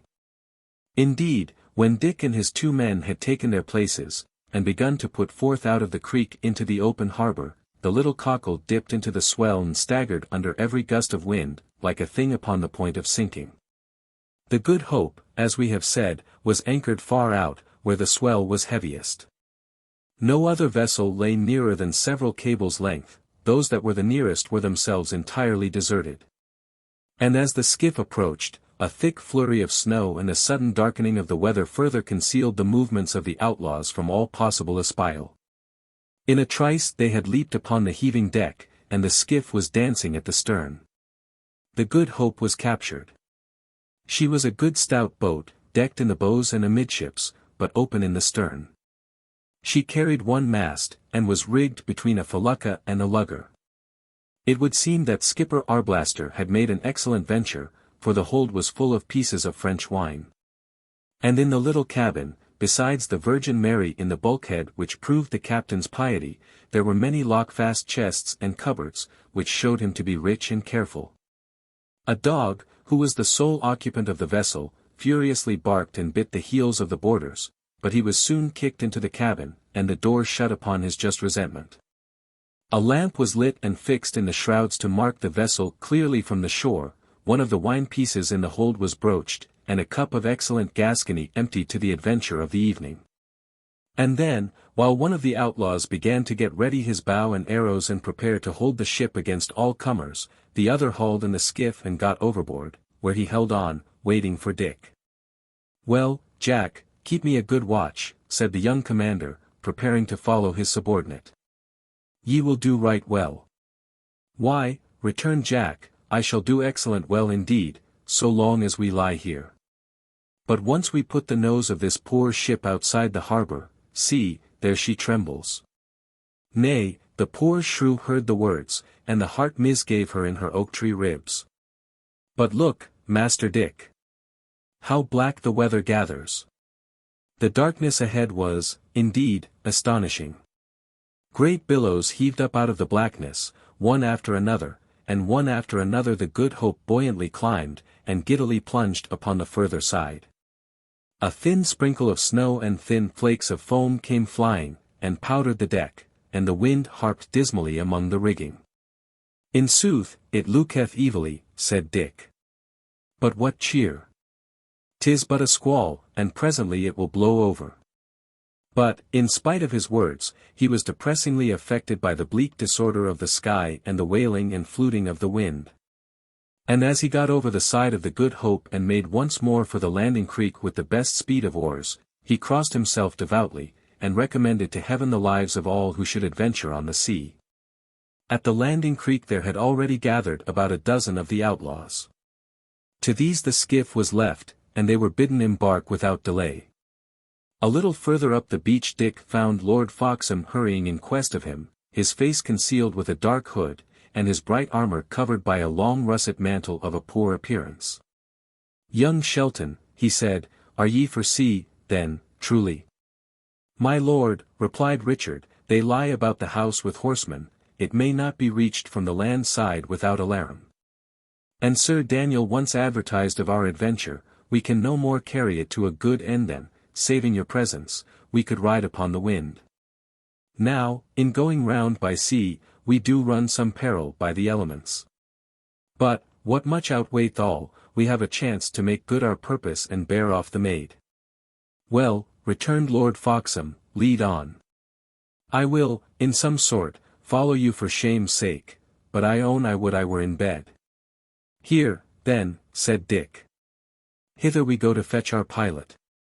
And he led the way to the rude alehouse where he had given rendezvous to a portion of his men. Some of these he found lingering round the door outside. Others had pushed more boldly in, and, choosing places as near as possible to where they saw their comrade, gathered close about Lawless and the two shipmen. These, to judge by the distempered countenance and cloudy eye, had long since gone beyond the boundaries of moderation. And as Richard entered, closely followed by Lord FOXHAM, they were all three tuning up an old, pitiful sea ditty, to the chorus of the wailing of the gale. The young leader cast a rapid glance about the shed. The fire had just been replenished, and gave forth volumes of black smoke, so that it was difficult to see clearly in the further corners. It was plain, however, that the outlaws very largely outnumbered the remainder of the guests. Satisfied upon this point, in case of any failure in the operation of his plan, Dick strode up to the table and resumed his place upon the bench. "Hey," cried the skipper, tipsily, "who are ye, hey?" "I want a word with you without, Master Arblaster," returned Dick, "and here is what we shall talk of." And he showed him a gold noble in the glimmer of the firelight. The shipman's eyes burned, although he still failed to recognize our hero.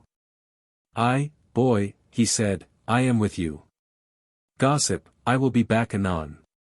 Drink fair, gossip," and, taking Dick's arm to steady his uneven steps, he walked to the door of the alehouse.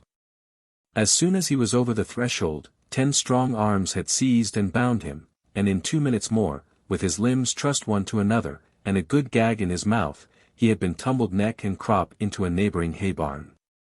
Presently, his man Tom, similarly secured, was tossed beside him, and the pair were left to their uncouth reflections for the night.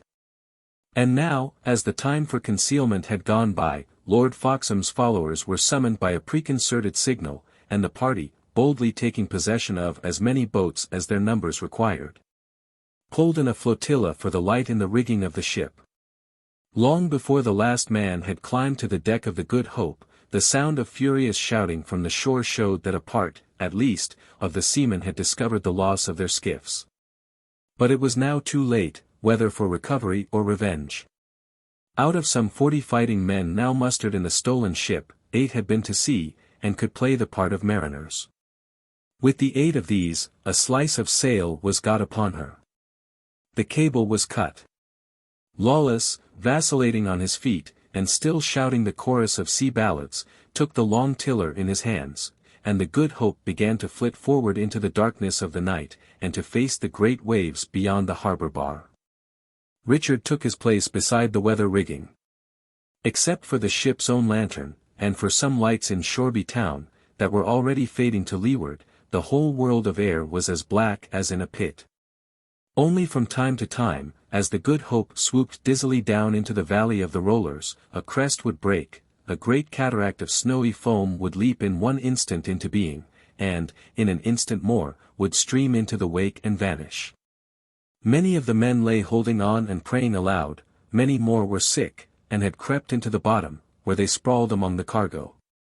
And what with the extreme violence of the motion, and the continued drunken bravado of Lawless, still shouting and singing at the helm, the stoutest heart on board may have nourished a shrewd misgiving as to the result. But Lawless, as if guided by an instinct, steered the ship across the breakers, struck the lee of a great sandbank, where they sailed for a while in smooth water, and presently after laid her alongside a rude, stone pier, where she was hastily made fast, and lay ducking and grinding in the dark. Chapter 5. The Good Hope, continued. The pier was not far distant from the house in which Joanna lay. It now only remained to get the men on shore, to surround the house with a strong party, burst in the door and carry off the captive. They might then regard themselves as done with the Good Hope. It had placed them on the rear of their enemies. And the retreat, whether they should succeed or fail in the main enterprise, would be directed with a greater measure of hope in the direction of the forest and my Lord Foxham's reserve. To get the men on shore, however, was no easy task. Many had been sick, all were pierced with cold, the promiscuity and disorder on board had shaken their discipline, the movement of the ship and the darkness of the night had cowed their spirits. They made a rush upon the pier. My lord, with his sword drawn on his own retainers, must throw himself in front, and this impulse of rabblement was not restrained without a certain clamour of voices, highly to be regretted in the case. When some degree of order had been restored, Dick, with a few chosen men, set forth in advance. The darkness on shore, by contrast with the flashing of the surf, appeared before him like a solid body. And the howling and whistling of the gale drowned any lesser noise. He had scarce reached the end of the pier, however, when there fell a lull of the wind, and in this he seemed to hear on shore the hollow footing of horses and the clash of arms. Checking his immediate followers, he passed forward a step or two alone, even setting foot upon the down, and here he made sure he could detect the shape of men and horses moving. A strong discouragement assailed him. If their enemies were really on the watch, if they had beleaguered the shoreward end of the pier, he and Lord Foxham were taken in a posture of very poor defence, the sea behind, the men jostled in the dark upon a narrow causeway. He gave a cautious whistle, the signal previously agreed upon. It proved to be a signal far more than he desired. Instantly there fell, through the black night, a shower of arrows sent at a venture. And so close were the men huddled on the pier that more than one was hit, and the arrows were answered with cries of both fear and pain. In this first discharge, Lord Foxham was struck down. Hawksley had him carried on board again at once. And his men, during the brief remainder of the skirmish, fought, when they fought at all, without guidance. That was perhaps the chief cause of the disaster which made haste to follow. At the shore end of the pier, for perhaps a minute, Dick held his own with a handful, one or two were wounded upon either side, steel crossed steel. Nor had there been the least signal of advantage, when in the twinkling of an eye the tide turned against the party from the ship. Someone cried out that all was lost. The men were in the very humour to lend an ear to a discomfortable counsel. The cry was taken up.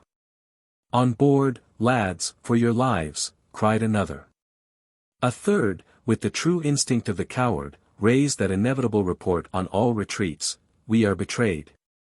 And in a moment the whole mass of men went surging and jostling backward down the pier, turning their defenceless backs on their pursuers and piercing the night with craven outcry.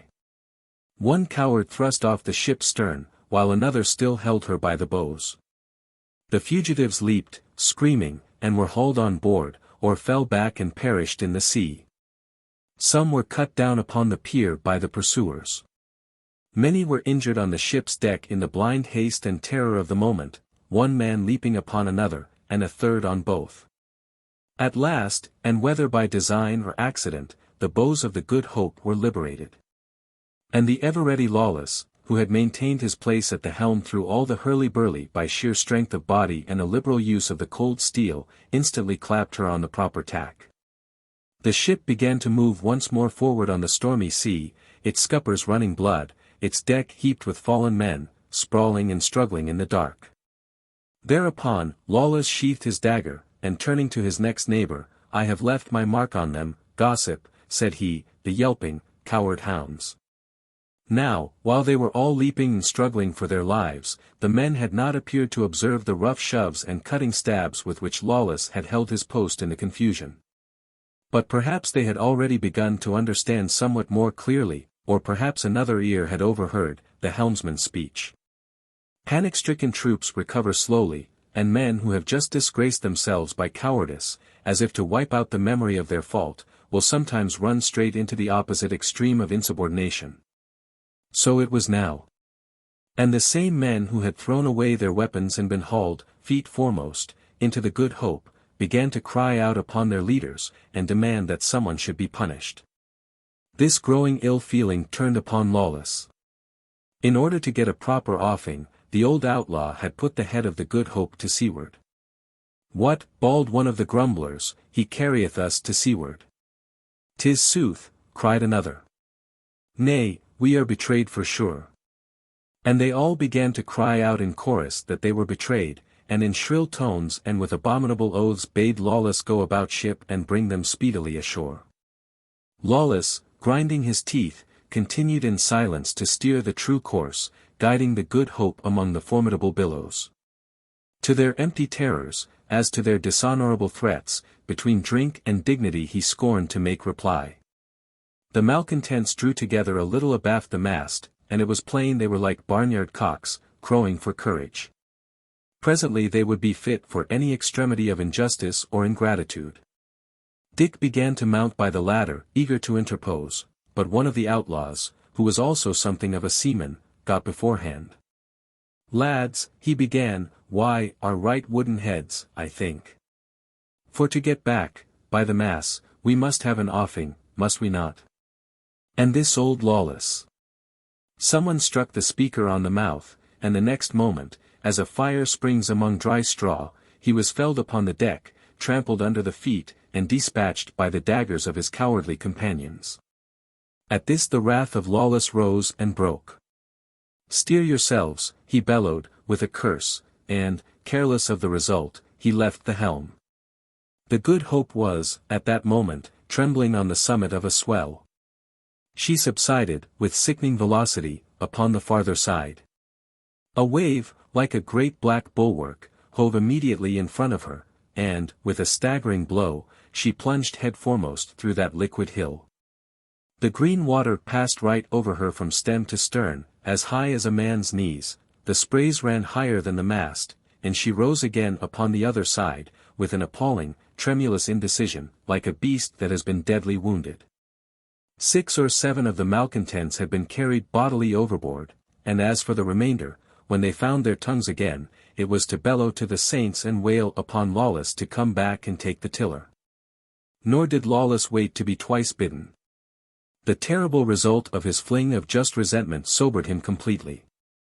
He knew, better than any one on board, how nearly the Good Hope had gone bodily down below their feet. And he could tell, by the laziness with which she met the sea, that the peril was by no means over. Dick, who had been thrown down by the concussion and half drowned, rose wading to his knees in the swamped well of the stern, and crept to the old helmsman's side. "Lawless," he said, "we do all depend on you. Why, are a brave, steady man, indeed, and crafty in the management of ships, I shall put 3 sure men to watch upon your safety." "Bootless, my master, bootless," said the steersman, peering forward through the dark. "We come every moment somewhat clearer of these sandbanks, with every moment, then, the sea packeth upon us heavier, and for all these whimperers, they will presently be on their backs. For, my master, 'tis a right mystery, but true, there never yet was a bad man that was a good shipman. None but the honest and the bold can endure me this tossing of a ship." "Nay, Lawless," said Dick, laughing, "that is a right shipman's byword, and hath no more of sense than the whistle of the wind. But, prithee, how go we? Do we lie well? Are we in good case?" "Master Shelton," replied Lawless, "I have been a grey friar, I praise fortune, an archer, a thief, and a shipman.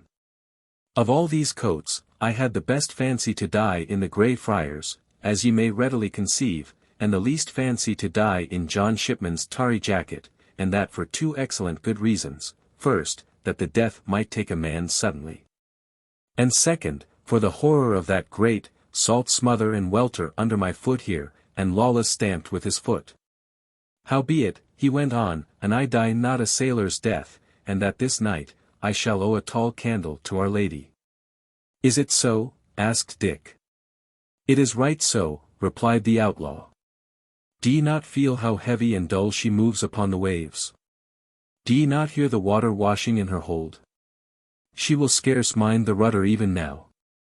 Bide till she has settled a bit lower, and she will either go down below your boots like a stone image, or drive ashore here, under our lee, and come all to pieces like a twist of string. Ye speak with a good courage, returned Dick. Ye are not then appalled? Why, master, answered Lawless, if ever a man had an ill crew to come to port with, it is I, a renegade friar, a thief, and all the rest on't. Well, ye may wonder, but I keep a good hope in my wallet. And if that I be to drown, I will drown with a bright eye, Master Shelton, and a steady hand. Dick returned no answer. But he was surprised to find the old vagabond of so resolute a temper, and fearing some fresh violence or treachery, set forth upon his quest for 3 sure men. The great bulk of the men had now deserted the deck, which was continually wetted with the flying sprays, and where they lay exposed to the shrewdness of the winter wind. They had gathered, instead, into the hold of the merchandise, among the butts of wine, and lighted by 2 swinging lanterns. Here a few kept up the form of revelry, and toasted each other deep in Arblaster's Gascony wine. But as the Good Hope continued to tear through the smoking waves, and toss her stem and stern alternately high in air and deep into white foam, the number of these jolly companions diminished with every moment and with every lurch. Many sat apart, tending their hurts, but the majority were already prostrated with sickness, and lay moaning in the bilge. Greensheve, Cuckow, and a young fellow of Lord Foxham's whom Dick had already remarked for his intelligence and spirit, were still, however, both fit to understand and willing to obey. These Dick set, as a bodyguard, about the person of the steersman, and then, with a last look at the black sky and sea, he turned and went below into the cabin, whither Lord Foxham had been carried by his servants. Chapter 6. The Good Hope, concluded. The moans of the wounded Baron blended with the wailing of the ship's dog.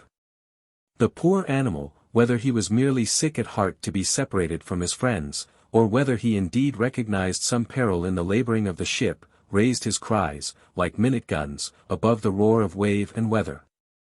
And the more superstitious of the men heard, in these sounds, the knell of the Good Hope.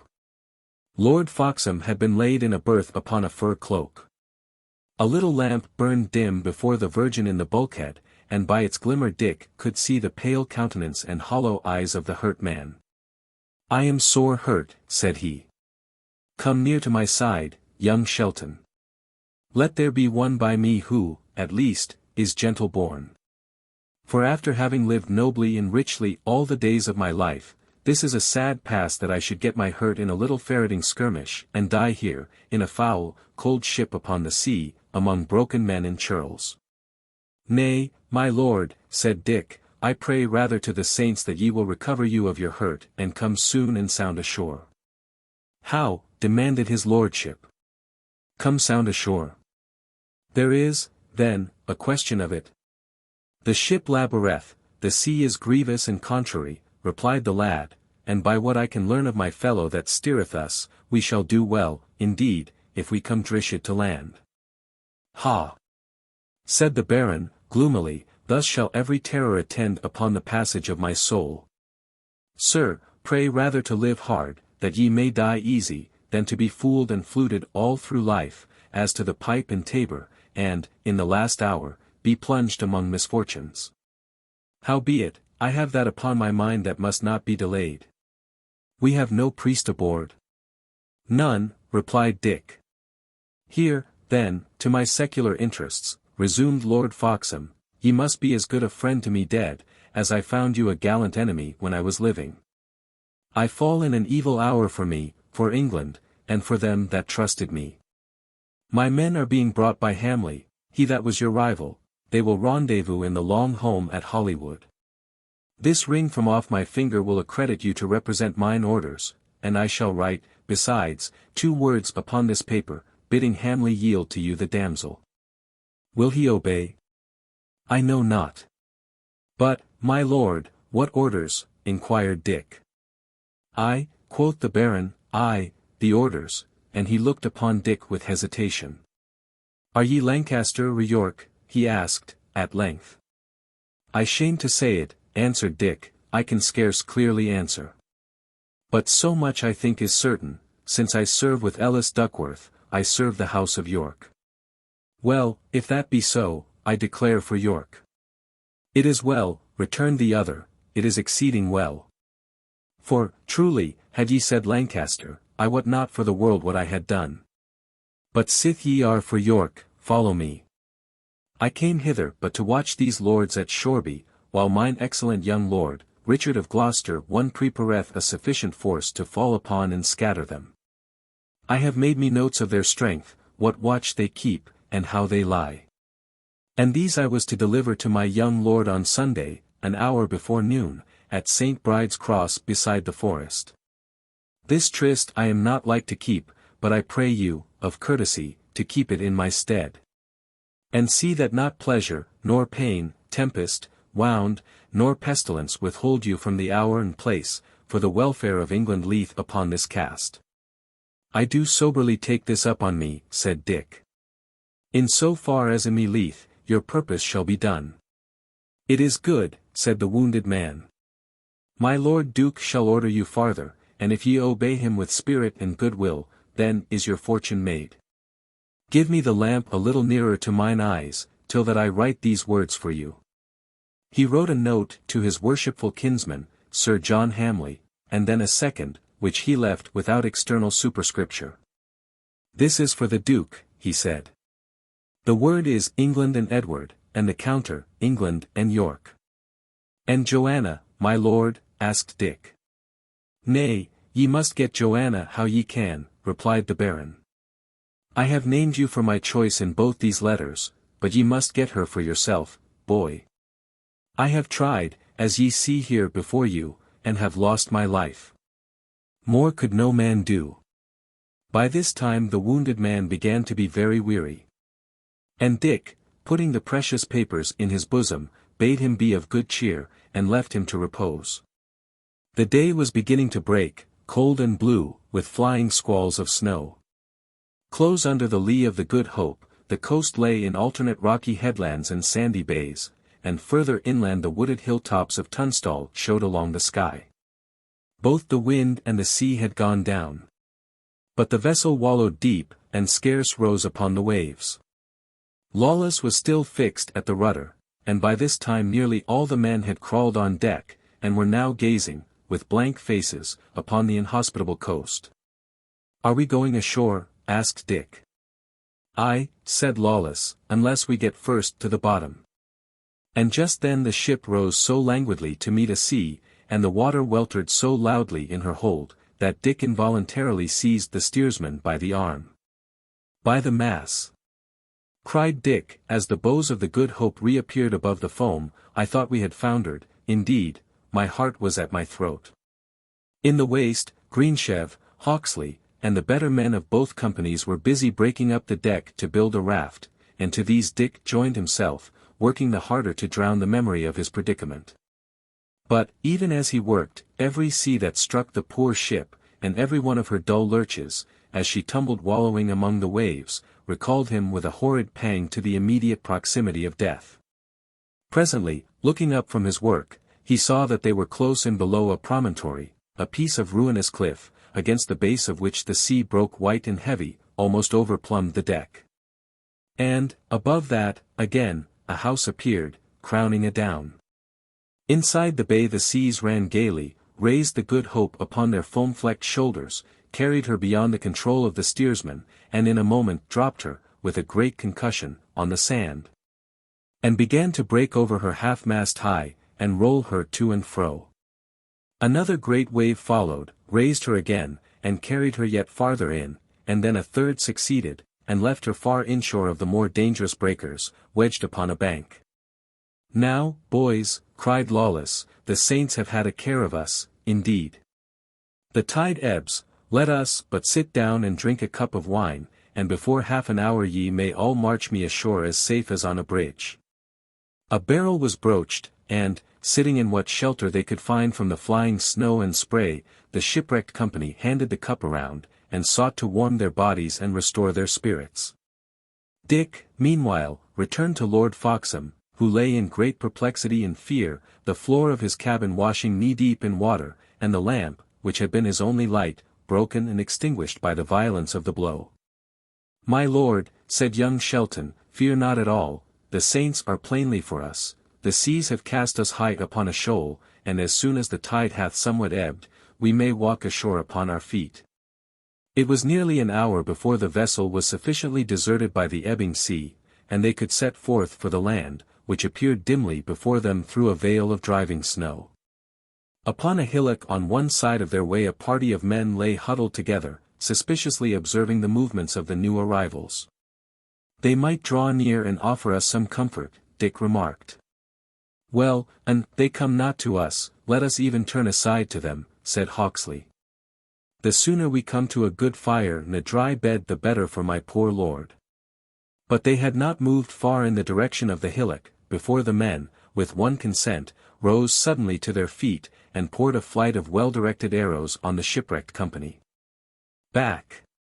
Back!" cried his lordship. "Beware, in heaven's name, that ye reply not." "Nay," cried Greensheve, pulling an arrow from his leather jack. "We are in no posture to fight, it is certain, being drenching wet, dog-weary, and 3 parts frozen.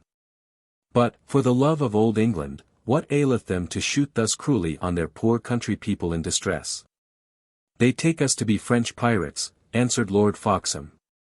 "In these most troublesome and degenerate days we cannot keep our own shores of England, but our old enemies, whom we once chased on sea and land, do now range at pleasure, robbing and slaughtering and burning. It is the pity and reproach of this poor land."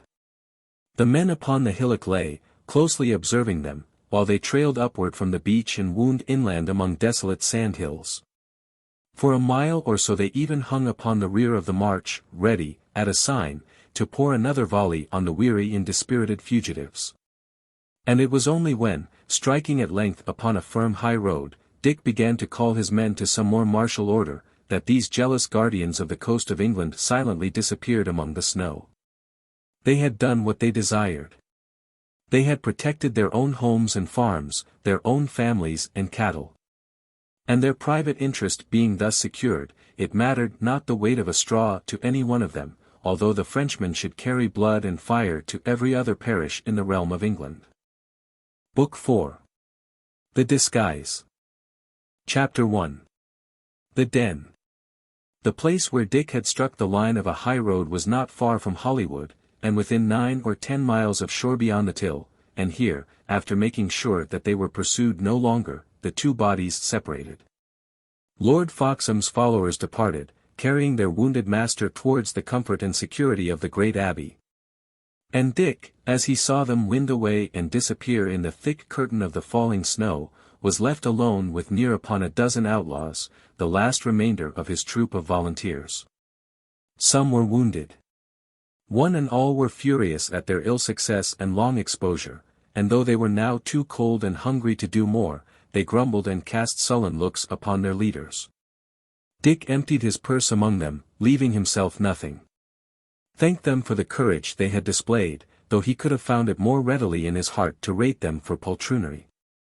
And having thus somewhat softened the effect of his prolonged misfortune, dispatched them to find their way, either severally or in pairs, to Shoreby and the Goat and Bagpipes. For his own part, influenced by what he had seen on board of the Good Hope, he chose Lawless to be his companion on the walk. The snow was falling, without pause or variation, in one even, blinding cloud. The wind had been strangled, and now blew no longer, and the whole world was blotted out and sheeted down below that silent inundation. There was great danger of wandering by the way and perishing in drifts. And Lawless, keeping half a step in front of his companion, and holding his head forward like a hunting dog upon the scent, inquired his way of every tree, and studied out their path as though he were conning a ship among dangers.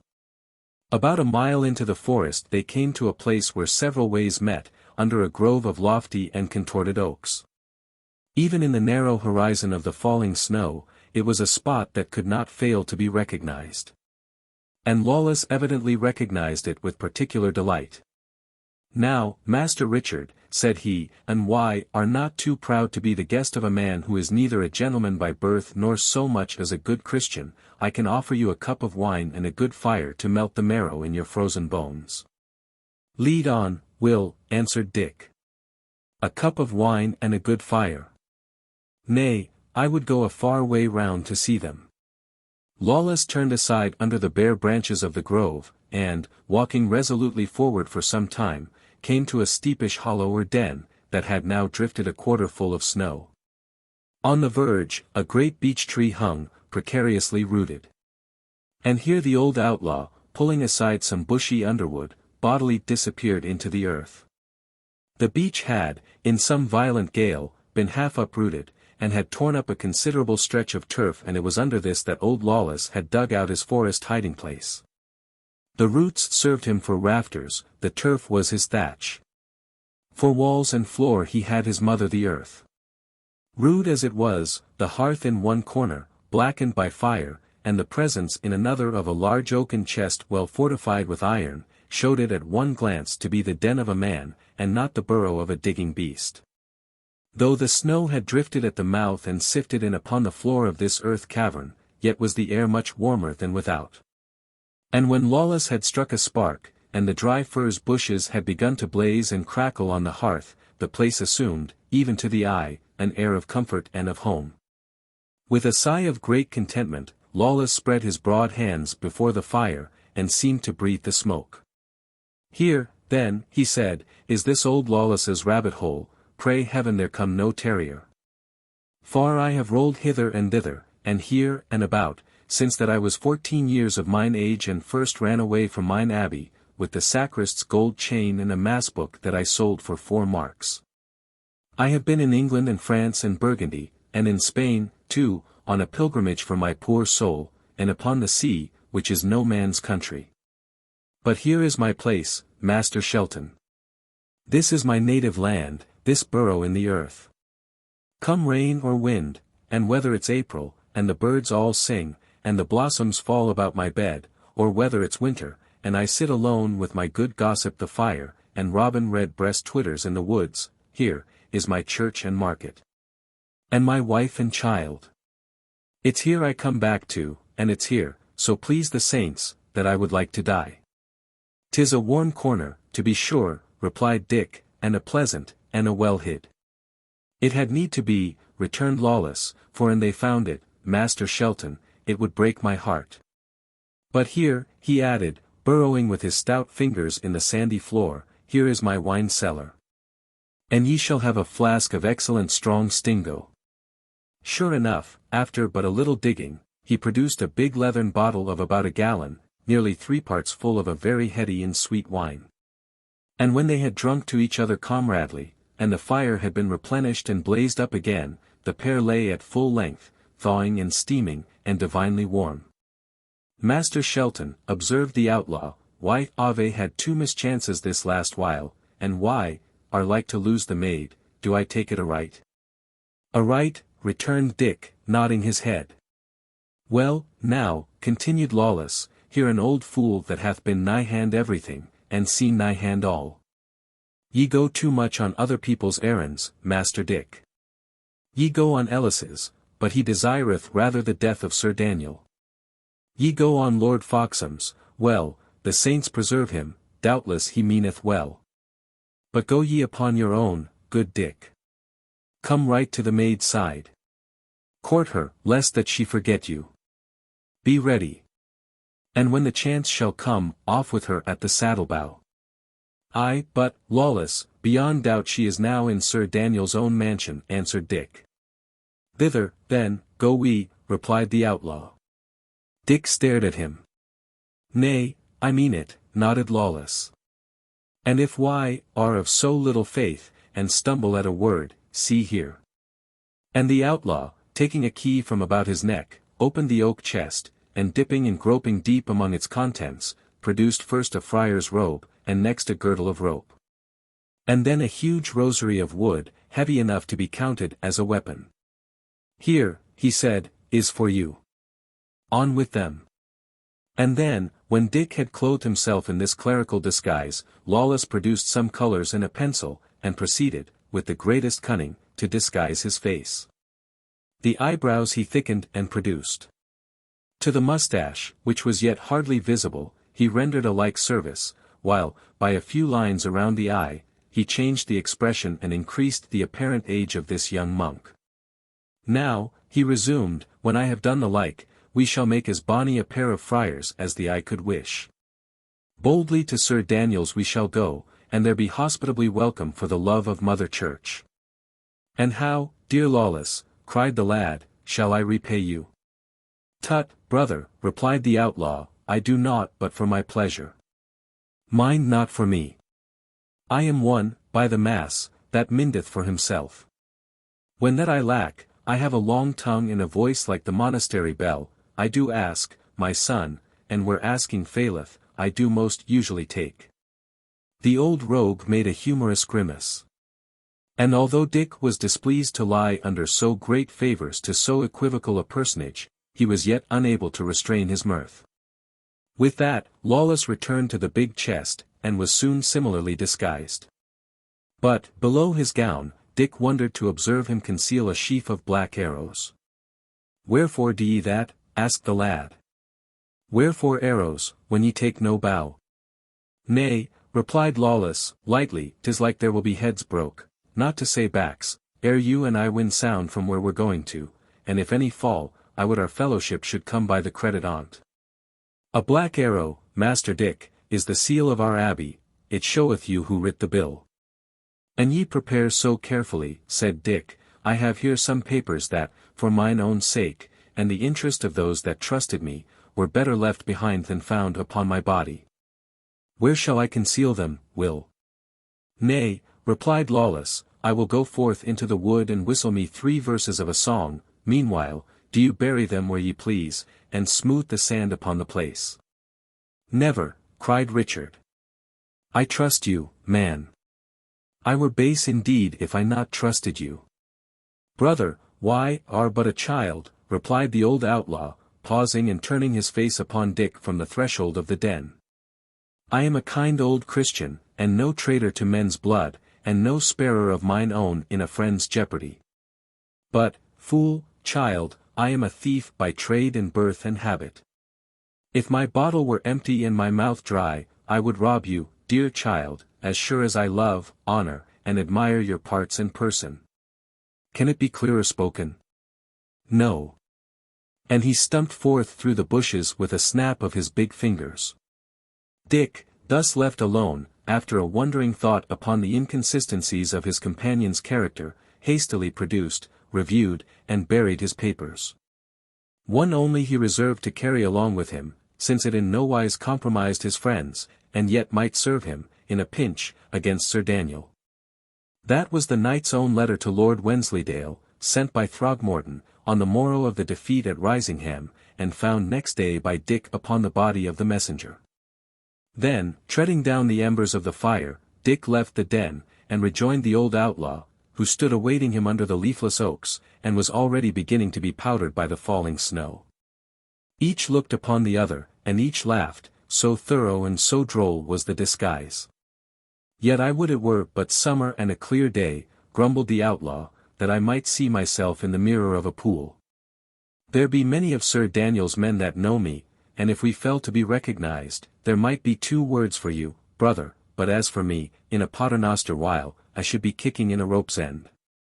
Thus they set forth together along the road to Shoreby, which, in this part of its course, kept near along the margin or the forest, coming forth, from time to time, in the open country, and passing beside poor folks' houses and small farms.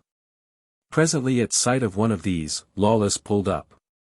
Brother Martin, he said, in a voice capitally disguised, and suited to his monkish robe, let us enter and seek alms from these poor sinners. Pax vobiscum. Ay, he added, in his own voice, 'tis as I feared, I have somewhat lost the wine of it, and by your leave, good Master Shelton, ye must suffer me to practice in these country places, before that I risk my fat neck by entering Sir Daniel's. But look ye a little, what an excellent thing it is to be a jack of all trades. An I had not been a shipman, ye had infallibly gone down in the Good Hope, and I had not been a thief, I could not have painted me your face. And but that I had been a grey friar, and sung loud in the choir, and ate hearty at the board, I could not have carried this disguise, but the very dogs would have spied us out and barked at us for shams. He was by this time close to the window of the farm, and he rose on his tiptoes and peeped in. Nay, he cried, better and better. We shall here try our false faces with a vengeance, and have a merry jest on Brother Capper to boot. And so saying, he opened the door and led the way into the house. 3 of their own company sat at the table, greedily eating. Their daggers, stuck beside them in the board, and the black and menacing looks which they continued to shower upon the people of the house, proved that they owed their entertainment rather to force than favour. On the 2 monks, who now, with a sort of humble dignity, entered the kitchen of the farm, they seemed to turn with a particular resentment. And one, it was John Capper in person, who seemed to play the leading part, instantly and rudely ordered them away. We want no beggars here, he cried. But another, although he was as far from recognizing Dick and Lawless, inclined to more moderate counsels. Not so, he cried. We be strong men, and take, these be weak, and crave, but in the latter end these shall be uppermost and we below. Mind him not, my father, but come, drink of my cup, and give me a benediction. Why, are men of a like mind, carnal, and accursed, said the monk. Now, may the saints forbid that ever I should drink with such companions. But here, for the pity I bear to sinners, here I do leave you a blessed relic, the which, for your soul's interest, I bid you kiss and cherish. So far Lawless thundered upon them like a preaching friar. But with these words he drew from under his robe a black arrow, tossed it on the board in front of the 3 startled outlaws, turned in the same instant, and, taking Dick along with him, was out of the room and out of sight among the falling snow before they had time to utter a word or move a finger. So, he said, we have proved our false faces, Master Shelton. I will now adventure my poor carcass where ye please. Good, returned Richard. It irks me to be doing. Set we on for Shoreby. Chapter 2. In mine enemy's house. Sir Daniel's residence in Shoreby was a tall, commodious, plastered mansion, framed in carven oak, and covered by a low-pitched roof of thatch. To the back there stretched a garden, full of fruit trees, alleys, and thick arbours, and overlooked from the far end by the tower of the Abbey church. The house might contain, upon a pinch, the retinue of a greater person than Sir Daniel. But even now it was filled with hubbub. The court rang with arms and horseshoe iron, the kitchens roared with cookery like a bee's hive, minstrels, and the players of instruments, and the cries of tumblers, sounded from the hall. Sir Daniel, in his profusion, in the gaiety and gallantry of his establishment, rivaled with Lord Shoreby, and eclipsed Lord Risingham. All guests were made welcome. Minstrels, tumblers, players of chess, the sellers of relics, medicines, perfumes, and enchantments, and along with these every sort of priest, friar, or pilgrim, were made welcome to the lower table, and slept together in the ample lofts, or on the bare boards of the long dining hall. On the afternoon following the wreck of the Good Hope, the buttery, the kitchens, the stables, the covered cart shed that surrounded 2 sides of the court, were all crowded by idle people, partly belonging to Sir Daniel's establishment, and attired in his livery of murrey and blue, partly nondescript strangers attracted to the town by greed, and received by the knight through policy, and because it was the fashion of the time. The snow, which still fell without interruption, the extreme chill of the air, and the approach of night, combined to keep them under shelter. Wine, ale, and money were all plentiful. Many sprawled gambling in the straw of the barn, many were still drunken from the noontide meal. To the eye of a modern it would have looked like the sack of a city. To the eye of a contemporary it was like any other rich and noble household at a festive season. 2 monks, a young and an old, had arrived late, and were now warming themselves at a bonfire in a corner of the shed. A mixed crowd surrounded them, jugglers, mountebanks, and soldiers. And with these the elder of the two had soon engaged so brisk a conversation, and exchanged so many loud guffaws and country witticisms, that the group momentarily increased in number. The younger companion, in whom the reader has already recognized Dick Shelton, sat from the first somewhat backward, and gradually drew himself away. He listened, indeed, closely, but he opened not his mouth. And by the grave expression of his countenance, he made but little account of his companion's pleasantries. At last his eye, which travelled continually to and fro, and kept a guard upon all the entrances of the house, lit upon a little procession entering by the main gate and crossing the court in an oblique direction. Two ladies, muffled in thick furs, led the way, and were followed by a pair of waiting women and 4 stout men-at-arms. The next moment they had disappeared within the house. And Dick, slipping through the crowd of loiterers in the shed, was already giving hot pursuit. The taller of these twain was Lady Brackley, he thought, and where Lady Brackley is, Joan will not be far.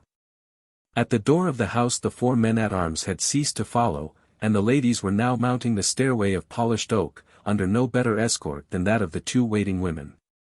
Dick followed close behind. It was already the dusk of the day, and in the house the darkness of the night had almost come. On the stair landings, torches flared in iron holders, down the long, tapestried corridors, a lamp burned by every door. And where the doors stood open, Dick could look in upon arras-covered walls and rush-bespattered floors, glowing in the light of the wood fires. 2 floors were passed, and at every landing the younger and shorter of the 2 ladies had looked back keenly at the monk. He, keeping his eyes lowered, and affecting the demure manners that suited his disguise, had but seen her once, and was unaware that he had attracted her attention. And now, on the 3rd floor, the party separated, the younger lady continuing to ascend alone, the other, followed by the waiting maids, descending the corridor to the right. Dick mounted with a swift foot, and holding to the corner, thrust forth his head and followed the 3 women with his eyes. Without turning or looking behind them, they continued to descend the corridor. It is right well, thought Dick. Let me but know my Lady Brackley's chamber, and it will go hard an I find not Dame Hatch upon an errand. And just then a hand was laid upon his shoulder, and, with a bound and a choked cry, he turned to grapple his assailant. He was somewhat abashed to find, in the person whom he had so roughly seized, the short young lady in the furs. She, on her part, was shocked and terrified beyond expression, and hung trembling in his grasp. "Madam," said Dick, releasing her, "I cry you 1,000 pardons, but I have no eyes behind, and, by the mass, I could not tell you were a maid."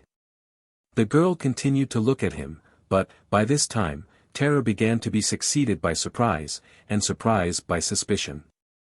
Dick, who could read these changes on her face, became alarmed for his own safety in that hostile house.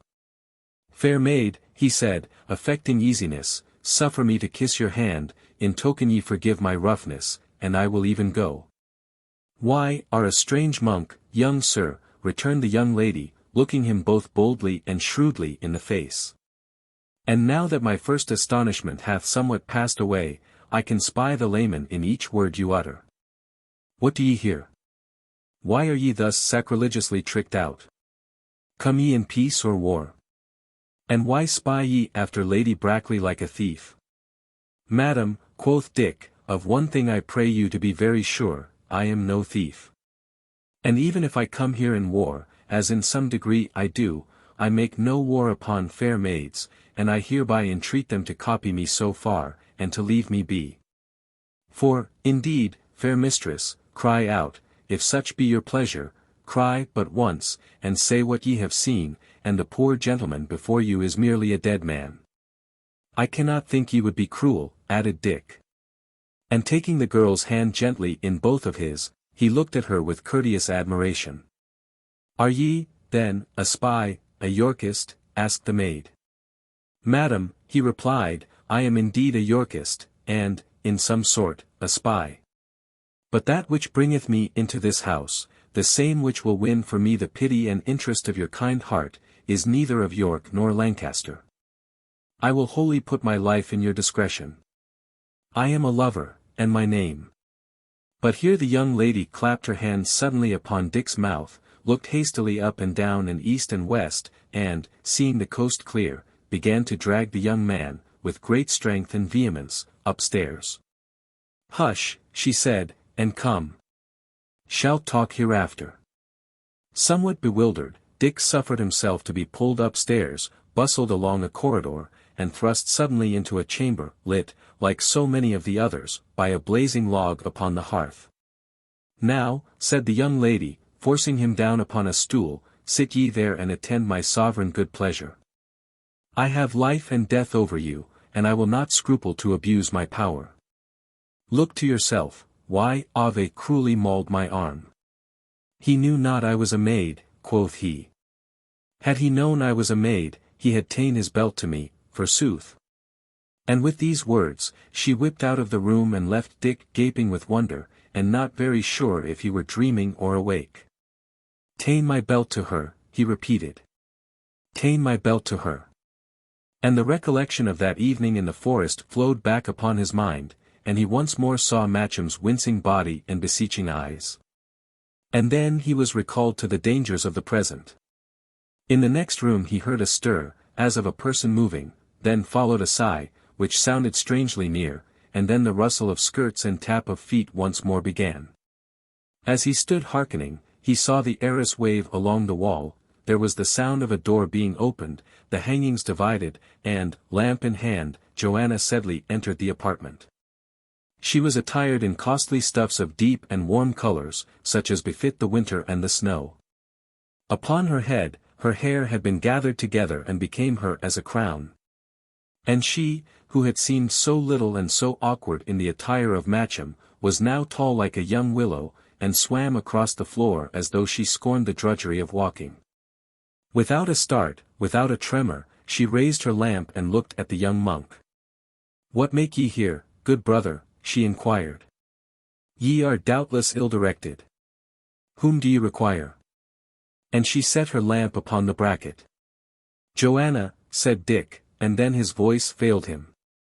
"Joanna," he began again, "ye said ye loved me, and the more fool I, but I believed it." "Dick," she cried. "Dick." And then, to the wonder of the lad, this beautiful and tall young lady made but one step of it, and threw her arms about his neck and gave him 100 kisses all in one. "Oh, the fool fellow," she cried. "Oh, dear Dick. Oh, if ye could see yourself. Alack," she added, pausing. "I have spoilt you, Dick. I have knocked some of the paint off.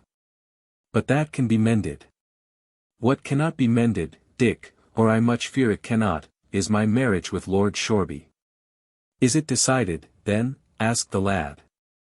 "Tomorrow, before noon, Dick, in the Abbey church," she answered, "John Matcham and Joanna Sedley both shall come to a right miserable end. There is no help in tears, or I could weep mine eyes out.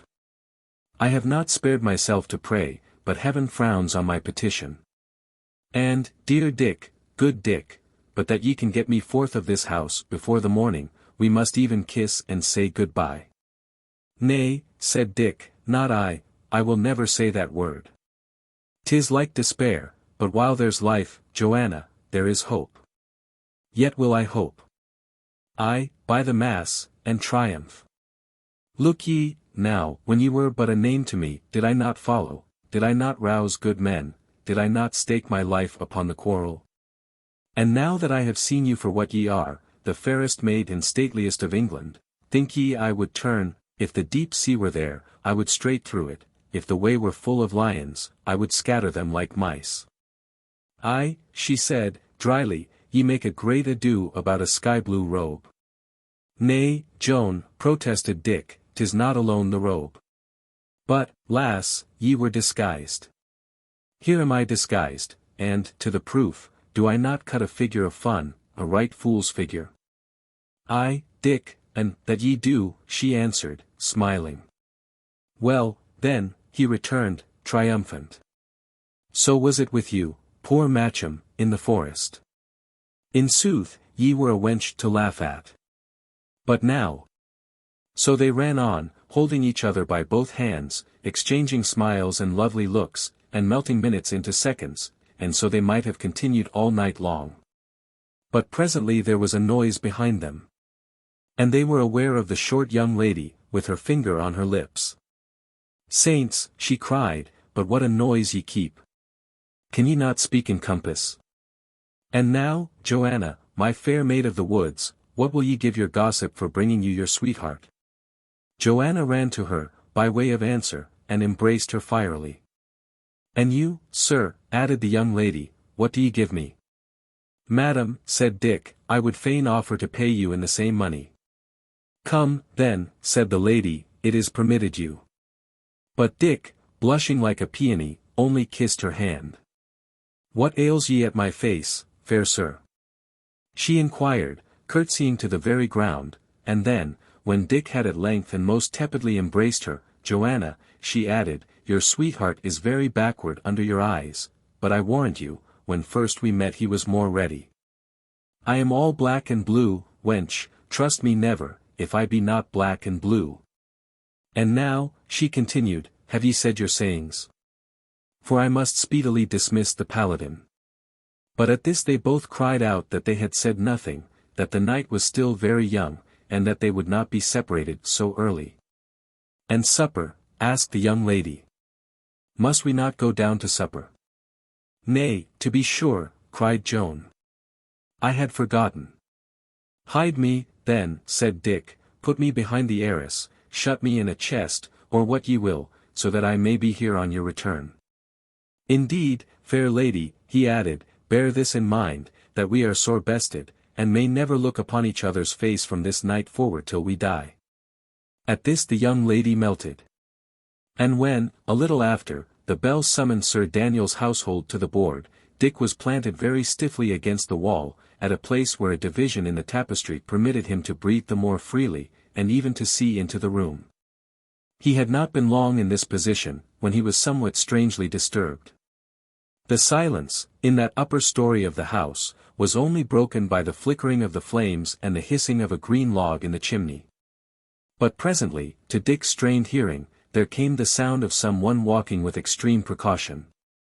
And soon after the door opened, and a little black-faced, dwarfish fellow, in Lord Shoreby's colours, pushed first his head, and then his crooked body, into the chamber. His mouth was open, as though to hear the better. And his eyes, which were very bright, flitted restlessly and swiftly to and fro. He went round and round the room, striking here and there upon the hangings, but Dick, by a miracle, escaped his notice. Then he looked below the furniture, and examined the lamp. And, at last, with an air of cruel disappointment, was preparing to go away as silently as he had come, when down he dropped upon his knees, picked up something from among the rushes on the floor, examined it, and, with every signal of delight, concealed it in the wallet at his belt. Dick's heart sank, for the object in question was a tassel from his own girdle, and it was plain to him that this dwarfish spy, who took a malign delight in his employment, would lose no time in bearing it to his master, the Baron. He was half tempted to throw aside the arras, fall upon the scoundrel, and, at the risk of his life, remove the telltale token. And while he was still hesitating, a new cause of concern was added. A voice, hoarse and broken by drink, began to be audible from the stair, and presently after, uneven, wandering, and heavy footsteps sounded without along the passage. "What make ye here, my merry men, among the greenwood shaws?" sang the voice. "What make ye here? Hey! Sots, what make ye here?" it added, with a rattle of drunken laughter. And then, once more breaking into song. "If ye should drink the clary wine, fat Friar John, ye friend o' mine. If I should eat, and ye should drink, who shall sing the mass, d'ye think? Lawless, alas!" Rolling drunk, was wandering the house, seeking for a corner wherein to slumber off the effect of his potations. Dick inwardly raged. The spy, at first terrified, had grown reassured as he found he had to deal with an intoxicated man, and now, with a movement of cat-like rapidity, slipped from the chamber, and was gone from Richard's eyes. What was to be done? If he lost touch of Lawless for the night, he was left impotent, whether to plan or carry forth Joanna's rescue. If, on the other hand, he dared to address the drunken outlaw, the spy might still be lingering within sight, and the most fatal consequences ensue. It was, nevertheless, upon this last hazard that Dick decided. Slipping from behind the tapestry, he stood ready in the doorway of the chamber, with a warning hand upraised. Lawless, flushed crimson, with his eyes injected, vacillating on his feet, drew still unsteadily nearer. At last he hazily caught sight of his commander, and, in despite of Dick's imperious signals, hailed him instantly and loudly by his name. Dick leaped upon and shook the drunkard furiously. "Beast," he hissed, "beast and no man. It is worse than treachery to be so witless. We may all be shent for thy sotting." But Lawless only laughed and staggered, and tried to clap young Shelton on the back. And just then Dick's quick ear caught a rapid brushing in the arras. He leaped towards the sound, and the next moment a piece of the wall hanging had been torn down, and Dick and the spy were sprawling together in its folds. Over and over they rolled, grappling for each other's throat, and still baffled by the arras, and still silent in their deadly fury. But Dick was by much the stronger, and soon the spy lay prostrate under his knee, and, with a single stroke of the long poniard, ceased to breathe. Chapter 3. The Dead Spy. Throughout this furious and rapid passage, Lawless had looked on helplessly, and even when all was over, and Dick, already rearisen to his feet, was listening with the most passionate attention to the distant bustle in the lower stories of the house, the old outlaw was still wavering on his legs like a shrub in a breeze of wind, and still stupidly staring on the face of the dead man. "It is well," said Dick, at length, "they have not heard us, praise the saints. But, now, what shall I do with this poor spy? At least, I will take my tassel from his wallet." So saying, Dick opened the wallet.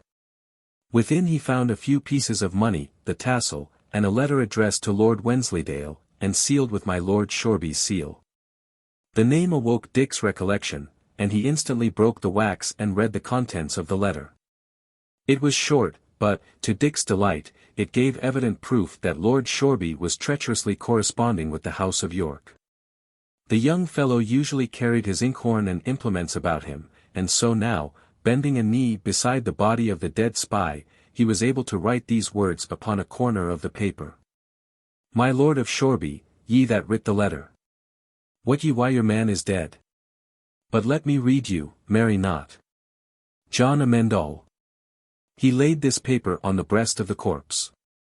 And then Lawless, who had been looking on upon these last maneuvers with some flickering returns of intelligence, suddenly drew a black arrow from below his robe, and therewith pinned the paper in its place. The sight of this disrespect, or, as it almost seemed, cruelty to the dead, drew a cry of horror from young Shelton, but the old outlaw only laughed. "Nay, I will have the credit for mine order," he hiccuped. "My jolly boys must have the credit on't, the credit, brother," and then, shutting his eyes tight and opening his mouth like a precentor, he began to thunder, in a formidable voice. "If ye should drink the clary wine." "Peace, sot!" cried Dick, and thrust him hard against the wall. "In 2 words, if so be that such a man can understand me who hath more wine than wit in him, in 2 words, and, a Mary's name, begone out of this house, where, if ye continue to abide, ye will not only hang yourself, but me also. Faith, then, up foot. Be yare, or, by the mass, I may forget that I am in some sort your captain and in some your debtor. Go." The sham monk was now, in some degree, recovering the use of his intelligence. And the ring in Dick's voice, and the glitter in Dick's eye, stamped home the meaning of his words. "By the mass," cried Lawless, "an I be not wanted, I can go." And he turned tipsily along the corridor and proceeded to flounder downstairs, lurching against the wall. So soon as he was out of sight, Dick returned to his hiding place, resolutely fixed to see the matter out. Wisdom, indeed, moved him to be gone, but love and curiosity were stronger. Time passed slowly for the young man, bolt upright behind the arras. The fire in the room began to die down, and the lamp to burn low and to smoke. And still there was no word of the return of any one to these upper quarters of the house, still the faint hum and clatter of the supper party sounded from far below. And still, under the thick fall of the snow, Shoreby town lay silent upon every side. At length, however, feet and voices began to draw near upon the stair. And presently after several of Sir Daniel's guests arrived upon the landing, and, turning down the corridor, beheld the torn arras and the body of the spy. Some ran forward and some back, and all together began to cry aloud. At the sound of their cries, guests, men-at-arms, ladies, servants, and, in a word, all the inhabitants of that great house, came flying from every direction, and began to join their voices to the tumult. Soon a way was cleared, and Sir Daniel came forth in person, followed by the bridegroom of the morrow, my Lord Shoreby. "My lord," said Sir Daniel, "have I not told you of this knave Black Arrow? To the proof, behold it. There it stands, and, by the rood, my gossip, in a man of yours, or one that stole your colours." "In good sooth, it was a man of mine," replied Lord Shoreby, hanging back. "I would I had more such. He was keen as a beagle and secret as a mole." "Aye, gossip, truly," asked Sir Daniel, keenly. "And what came he smelling up so many stairs in my poor mansion? But he will smell no more." "An't please you, Sir Daniel," said one, "here is a paper written upon with some matter, pinned upon his breast." "Give it me, arrow and all," said the knight. And when he had taken into his hand the shaft, he continued for some time to gaze upon it in a sullen musing. "Aye," he said, addressing Lord Shoreby, "here is a hate that followeth hard and close upon my heels. This black stick, or its just likeness, shall yet bring me down. And, gossip, suffer a plain knight to counsel you, and if these hounds begin to wind you, flee.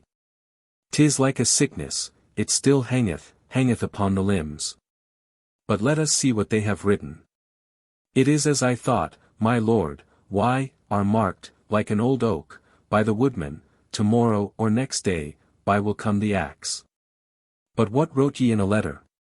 Lord Shoreby snatched the paper from the arrow, read it, crumpled it between his hands, and, overcoming the reluctance which had hitherto withheld him from approaching, threw himself on his knees beside the body and eagerly groped in the wallet. He rose to his feet with a somewhat unsettled countenance. "Gossip," he said, "I have indeed lost a letter here that much imported, and could I lay my hand upon the knave that took it, he should incontinently grace a halter. But let us, first of all, secure the issues of the house.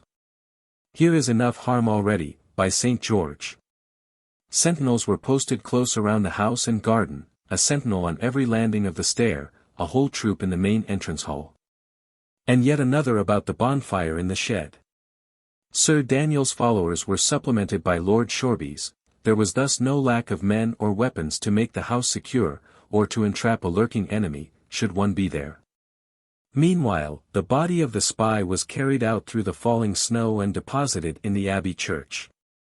It was not until these dispositions had been taken, and all had returned to a decorous silence, that the two girls drew Richard Shelton from his place of concealment, and made a full report to him of what had passed. He, upon his side, recounted the visit of the spy, his dangerous discovery, and speedy end. Joanna leaned back very faint against the curtained wall. "It will avail but little," she said. "I shall be wed tomorrow, in the morning, after all."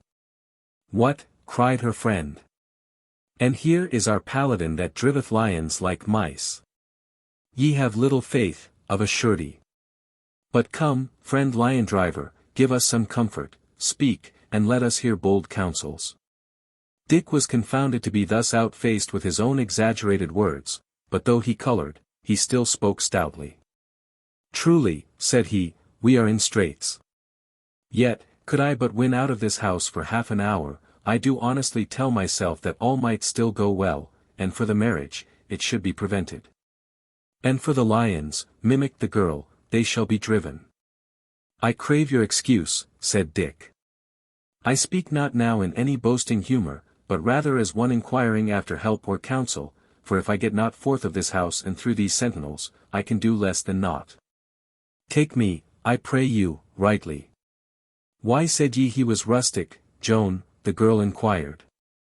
I warrant he hath a tongue in his head, ready, soft, and bold is his speech at pleasure. What would ye more? Nay, sighed Joanna, with a smile, they have changed me my friend Dick, 'tis sure enough. When I beheld him, he was rough indeed. But it matters little, there is no help for my hard case, and I must still be Lady Shoreby. Nay, then, said Dick, I will even make the adventure. A friar is not much regarded, and if I found a good ferry to lead me up, I may find another belike to carry me down. How call they the name of this spy? Rudder, said the young lady. And an excellent good name to call him by. But how mean ye, lion driver? What is in your mind to do? To offer boldly to go forth, returned Dick, and if any stop me, to keep an unchanged countenance, and say I go to pray for Rudder. They will be praying over his poor clay even now. The device is somewhat simple, replied the girl, yet it may hold. Nay, said young Shelton, it is no device, but mere boldness, which serveth often better in great straits. Ye say true, she said. Well, go, a Mary's name, and may heaven speed you. Ye leave here a poor maid that loves you entirely, and another that is most heartily your friend. Be wary, for their sakes, and make not shipwreck of your safety. Aye, added Joanna, go, Dick. Ye run no more peril, whether ye go or stay. Go, ye take my heart with you, the saints defend you. Dick passed the first sentry with so assured a countenance that the fellow merely fidgeted and stared. But at the second landing the man carried his spear across and bade him name his business. Pax vobiscum, answered Dick. I go to pray over the body of this poor Rudder. Like enough, returned the sentry. But to go alone is not permitted you.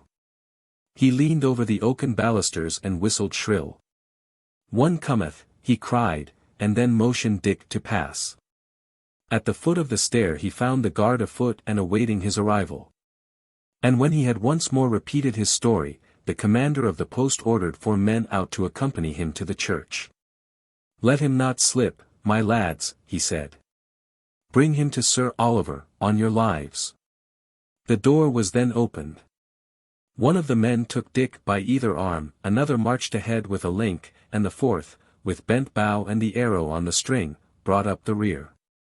In this order they proceeded through the garden, under the thick darkness of the night and the scattering snow, and drew near to the dimly illuminated windows of the Abbey church.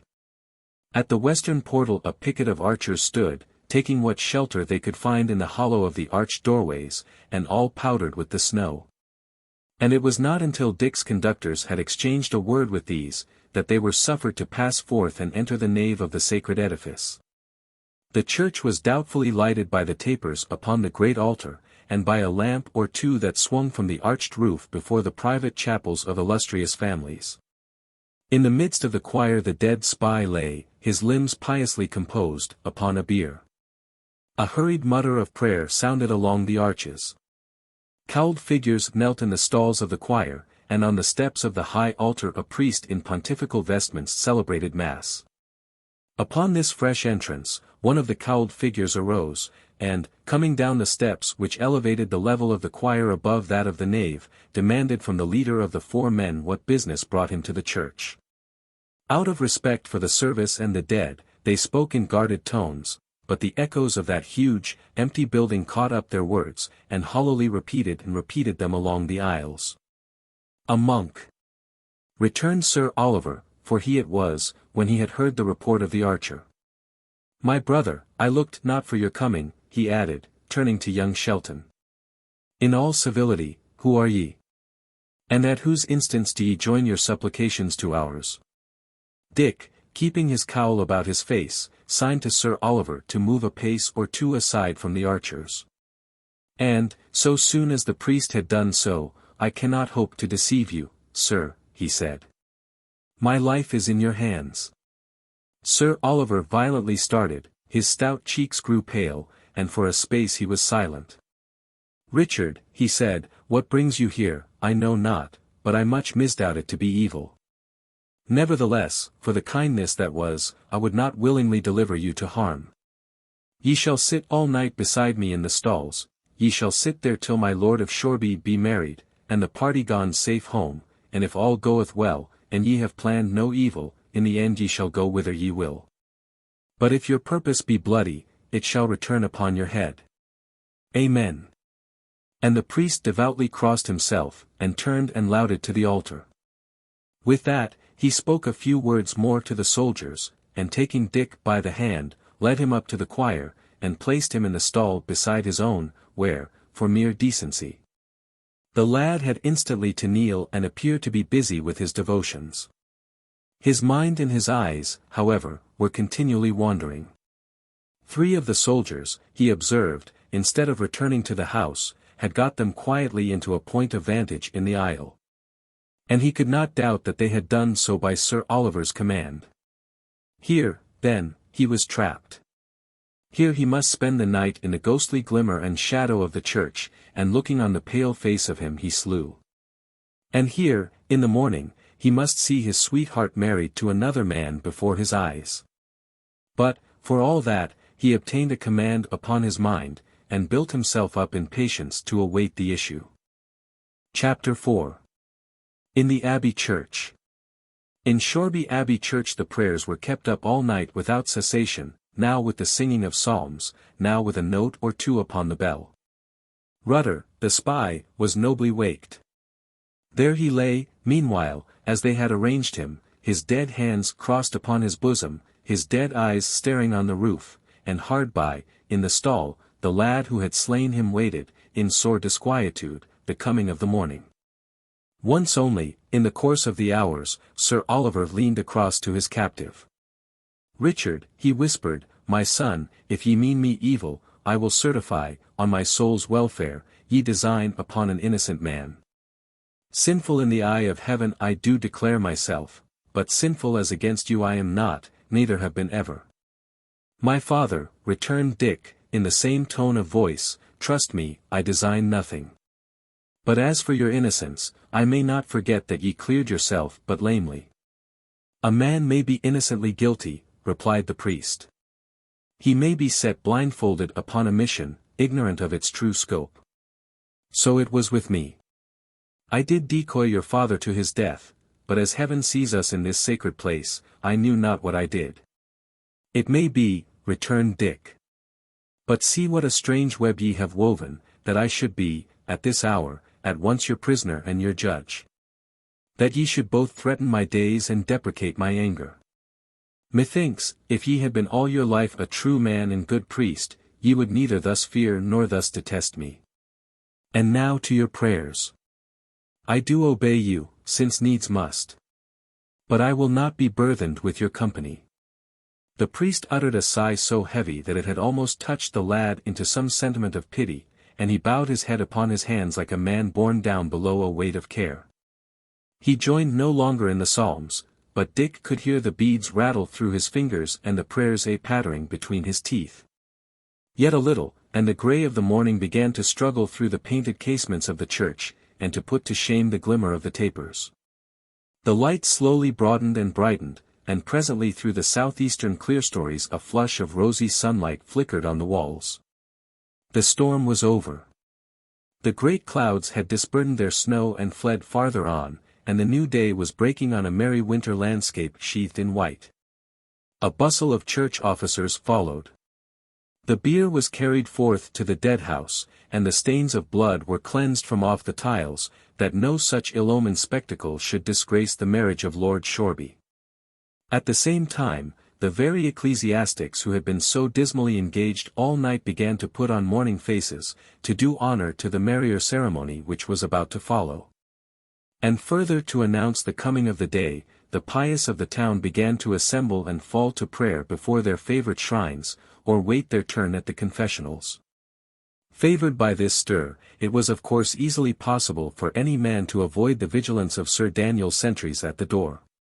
And presently Dick, looking about him wearily, caught the eye of no less a person than Will Lawless, still in his monk's habit. The outlaw, at the same moment, recognized his leader, and privily signed to him with hand and eye. Now, Dick was far from having forgiven the old rogue his most untimely drunkenness, but he had no desire to involve him in his own predicament, and he signalled back to him, as plain as he was able, to be gone. Lawless, as though he had understood, disappeared at once behind a pillar, and Dick breathed again. What, then, was his dismay to feel himself plucked by the sleeve and to find the old robber installed beside him, upon the next seat, and, to all appearance, plunged in his devotions. Instantly Sir Oliver arose from his place, and, gliding behind the stalls, made for the soldiers in the aisle. If the priest's suspicions had been so lightly wakened, the harm was already done, and Lawless a prisoner in the church. "Move not," whispered Dick. "We are in the plaguiest pass, thanks, before all things, to thy swinishness of yestereven. When ye saw me here, so strangely seated where I have neither right nor interest, what a murrain I could ye not smell harm and get ye gone from evil." "Nay," returned Lawless, "I thought ye had heard from Ellis, and were here on duty." "Ellis?" echoed Dick. "Is Ellis, then, returned?" "For sure," replied the outlaw. "He came last night, and belted me sore for being in wine, so there ye are avenged, my master. A furious man is Ellis Duckworth. He hath ridden me hotspur from Craven to prevent this marriage, and, Master Dick, ye know the way of him, do so he will." "Nay, then," returned Dick, with composure, "you and I, my poor brother, are dead men. For I sit here a prisoner upon suspicion, and my neck was to answer for this very marriage that he purposeth to mar. I had a fair choice, by the rood. To lose my sweetheart or else lose my life. Well, the cast is thrown, it is to be my life. By the mass," cried Lawless, half arising, "I am gone." But Dick had his hand at once upon his shoulder. "Friend Lawless, sit ye still," he said.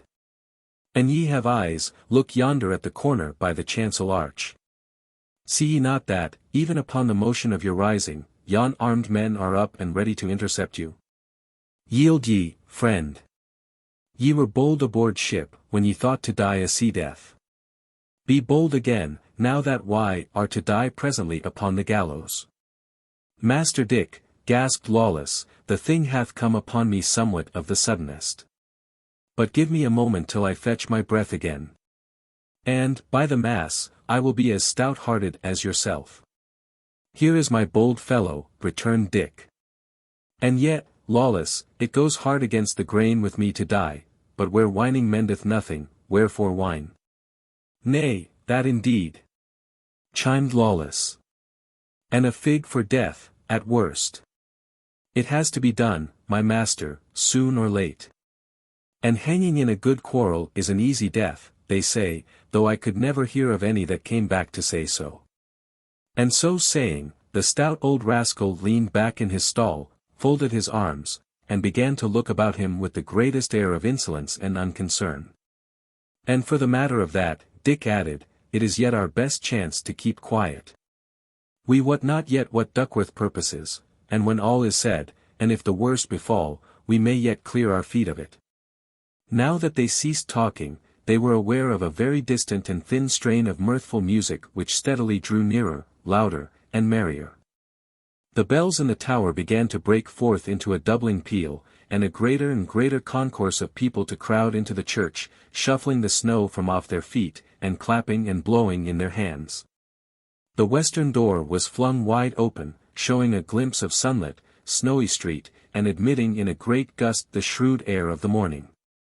And in short, it became plain by every sign that Lord Shoreby desired to be married very early in the day, and that the wedding train was drawing near.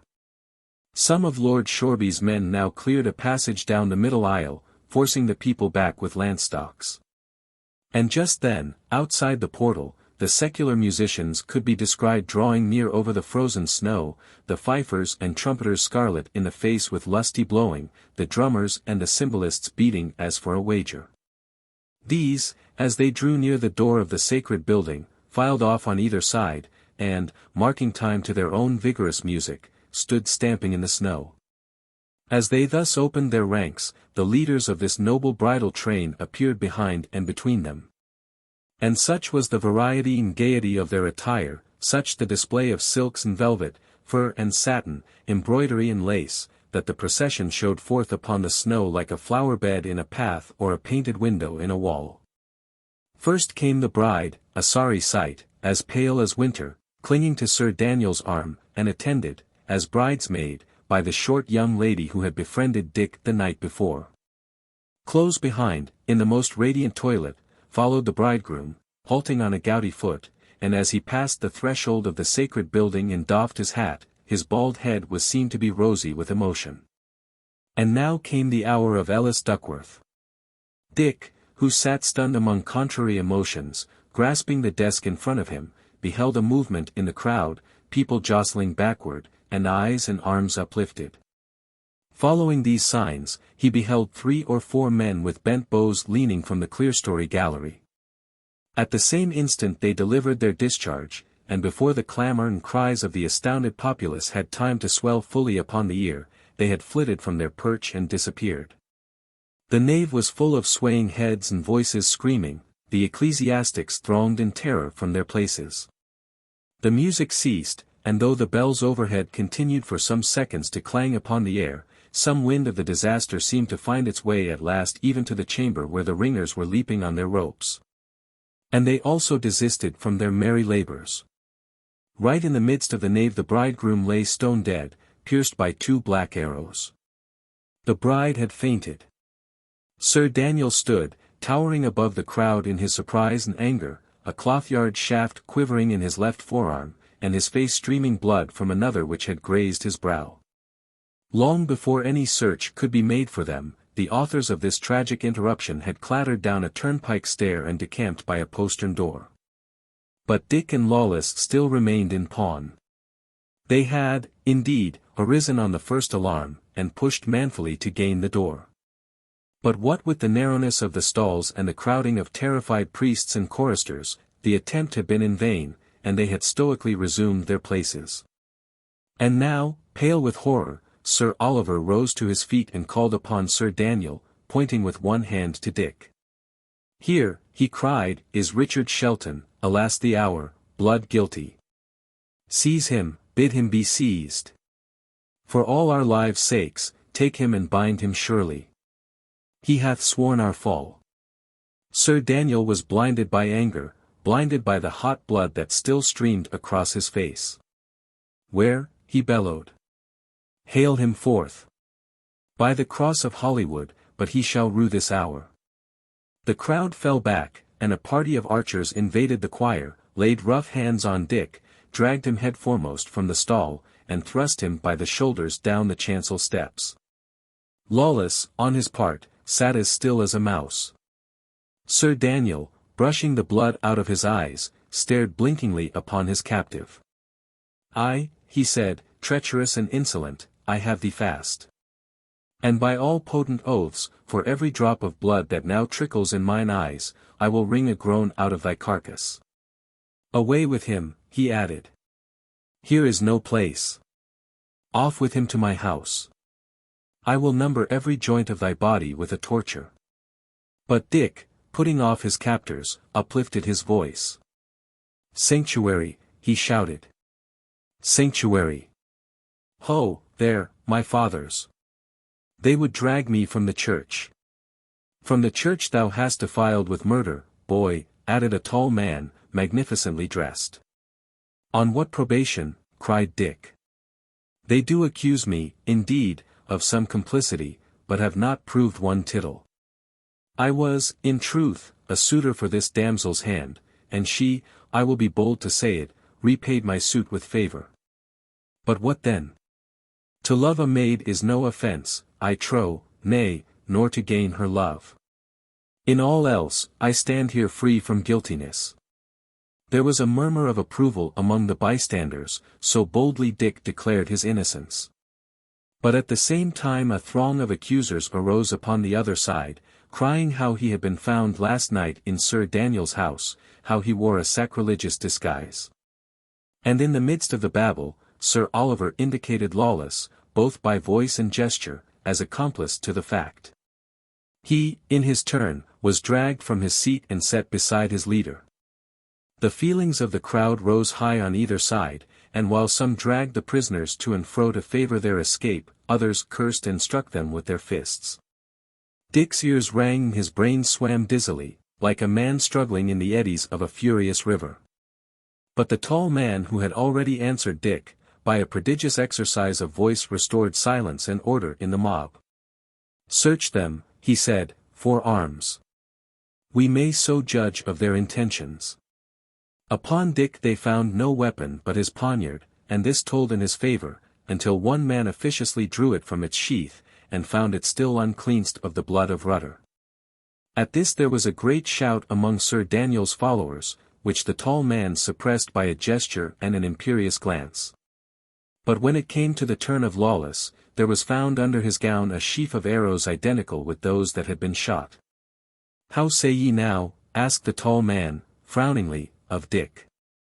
"Sir," replied Dick, "I am here in sanctuary, is it not so?" "Well, sir, I see by your bearing that ye are high in station, and I read in your countenance the marks of piety and justice. To you, then, I will yield me prisoner, and that blithely, foregoing the advantage of this holy place. But rather than to be yielded into the discretion of that man, whom I do here accuse with a loud voice to be the murderer of my natural father and the unjust retainer of my lands and revenues, rather than that, I would beseech you, under favor, with your own gentle hand, to dispatch me on the spot. Your own ears have heard him, how before that I was proven guilty he did threaten me with torments. It standeth not with your own honor to deliver me to my sworn enemy and old oppressor, but to try me fairly by the way of law, and, if that I be guilty indeed, to slay me mercifully." "My lord," cried Sir Daniel, "ye will not hearken to this wolf. His bloody dagger reeks him the lie into his face." "Nay, but suffer me, good knight," returned the tall stranger, "your own vehemence doth somewhat tell against yourself." And here the bride, who had come to herself some minutes past and looked wildly on upon this scene, broke loose from those that held her, and fell upon her knees before the last speaker. "My lord of Risingham," she cried, "hear me, in justice. I am here in this man's custody by mere force, reft from mine own people. Since that day I had never pity, countenance, nor comfort from the face of man, but from him only, Richard Shelton, whom they now accuse and labour to undo. My lord, if he was yesternight in Sir Daniel's mansion, it was I that brought him there, he came but at my prayer, and thought to do no hurt. While yet Sir Daniel was a good lord to him, he fought with them of the Black Arrow loyally. But when his foul guardian sought his life by practices, and he fled by night, for his soul's sake, out of that bloody house, whither was he to turn, he, helpless and penniless? Or if he be fallen among ill company, whom should ye blame, the lad that was unjustly handled, or the guardian that did abuse his trust?" And then the short young lady fell on her knees by Joanna's side. "And I, my good lord and natural uncle," she added, "I can bear testimony, on my conscience and before the face of all, that what this maiden saith is true. It was I, unworthy, that did lead the young man in." Earl Risingham had heard in silence, and when the voices ceased, he still stood silent for a space. Then he gave Joanna his hand to arise, though it was to be observed that he did not offer the like courtesy to her who had called herself his niece. "Sir Daniel," he said, "here is a right intricate affair, the which, with your good leave, it shall be mine to examine and adjust. Content ye, then, your business is in careful hands, justice shall be done you. And in the meanwhile, get ye incontinently home, and have your hurts attended. The air is shrewd, and I would not ye took cold upon these scratches." He made a sign with his hand. It was passed down the nave by obsequious servants, who waited there upon his smallest gesture. Instantly, without the church, a tucket sounded shrill, and through the open portal archers and men-at-arms, uniformly arrayed in the colours and wearing the badge of Lord Risingham, began to file into the church. Took Dick and Lawless from those who still detained them, and, closing their files about the prisoners, marched forth again and disappeared. As they were passing, Joanna held both her hands to Dick and cried him her farewell, and the bridesmaid, nothing downcast by her uncle's evident displeasure, blew him a kiss, with a "Keep your heart up, lion driver." That for the first time since the accident called up a smile to the faces of the crowd. Chapter 5. Earl Risingham. Earl Risingham, although by far the most important person then in Shoreby, was poorly lodged in the house of a private gentleman upon the extreme outskirts of the town. Nothing but the armed men at the doors, and the mounted messengers that kept arriving and departing, announced the temporary residence of a great lord. Thus it was that, from lack of space, Dick and Lawless were clapped into the same apartment. "Well spoken, Master Richard," said the outlaw. "It was excellently well spoken, and, for my part, I thank you cordially. Here we are in good hands, we shall be justly tried, and, some time this evening, decently hanged on the same tree." "Indeed, my poor friend, I do believe it," answered Dick. "Yet have we a string to our bow," returned Lawless. "Ellis Duckworth is a man out of 10,000, he holdeth you right near his heart, both for your own and for your father's sake. And knowing you guiltless of this fact, he will stir earth and heaven to bear you clear." "It may not be," said Dick. "What can he do?" "He hath but a handful. Alack, if it were but tomorrow, could I but keep a certain tryst an hour before noon tomorrow, all were, I think, otherwise. But now there is no help." "Well," concluded Lawless, "and ye will stand to it for my innocence, I will stand to it for yours, and that stoutly. It shall not avail us, but an I be to hang, it shall not be for lack of swearing." And then, while Dick gave himself over to his reflections, the old rogue curled himself down into a corner, pulled his monkish hood about his face, and composed himself to sleep. Soon he was loudly snoring, so utterly had his long life of hardship and adventure blunted the sense of apprehension. It was long after noon, and the day was already failing, before the door was opened and Dick taken forth and led upstairs to where, in a warm cabinet, Earl Risingham sat musing over the fire. On his captive's entrance he looked up. "Sir," he said, "I knew your father, who was a man of honour, and this inclineth me to be the more lenient, but I may not hide from you that heavy charges lie against your character. Ye do consort with murderers and robbers. Upon a clear probation ye have carried war against the king's peace, ye are suspected to have piratically seized upon a ship, ye are found skulking with a counterfeit presentment in your enemy's house. A man is slain that very evening. And it like you, my lord," Dick interposed, "I will at once avow my guilt, such as it is. I slew this fellow Rutter, and to the proof, searching in his bosom, here is a letter from his wallet." Lord Risingham took the letter, and opened and read it twice. "Ye have read this?" he inquired. "I have read it," answered Dick. "Are ye for York or Lancaster?" the Earl demanded. "My lord, it was but a little while back that I was asked that question, and knew not how to answer it," said Dick, "but having answered once, I will not vary. My lord, I am for York." The Earl nodded approvingly. "Honestly replied," he said. "But wherefore, then, deliver me this letter?" "Nay, but against traitors, my lord, are not all sides arrayed," cried Dick. "I would they were, young gentleman," returned the Earl, "and I do at least approve your saying. There is more youth than guile in you, I do perceive, and were not Sir Daniel a mighty man upon our side, I were half tempted to espouse your quarrel.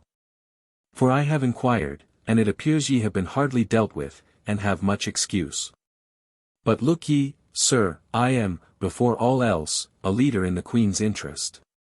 And though by nature a just man, as I believe, and leaning even to the excess of mercy, yet must I order my goings for my party's interest, and, to keep Sir Daniel, I would go far about." "My lord," returned Dick, "ye will think me very bold to counsel you, but do ye count upon Sir Daniel's faith?" Methought he had changed sides intolerably often. "Nay, it is the way of England." "What would ye have?" the Earl demanded. "But ye are unjust to the Knight of Tunstall, and as faith goes, in this unfaithful generation, he hath of late been honourably true to us of Lancaster. Even in our last reverses he stood firm." "And it pleased you, then," said Dick, "to cast your eye upon this letter, ye might somewhat change your thought of him," and he handed to the Earl Sir Daniel's letter to Lord Wensleydale. The effect upon the Earl's countenance was instant. He lowered like an angry lion, and his hand, with a sudden movement, clutched at his dagger. "Ye have read this also?" he asked. "Even so," said Dick. "It is your lordship's own estate he offers to Lord Wensleydale." "It is my own estate, even as ye say," returned the Earl. "I am your beadsman for this letter. It hath shown me a fox's hole. Command me, Master Shelton. I will not be backward in gratitude, and to begin with, York or Lancaster, true man or thief, I do now set you at freedom. Go, a Mary's name. But judge it right that I retain and hang your fellow, lawless. The crime hath been most open, and it were fitting that some open punishment should follow."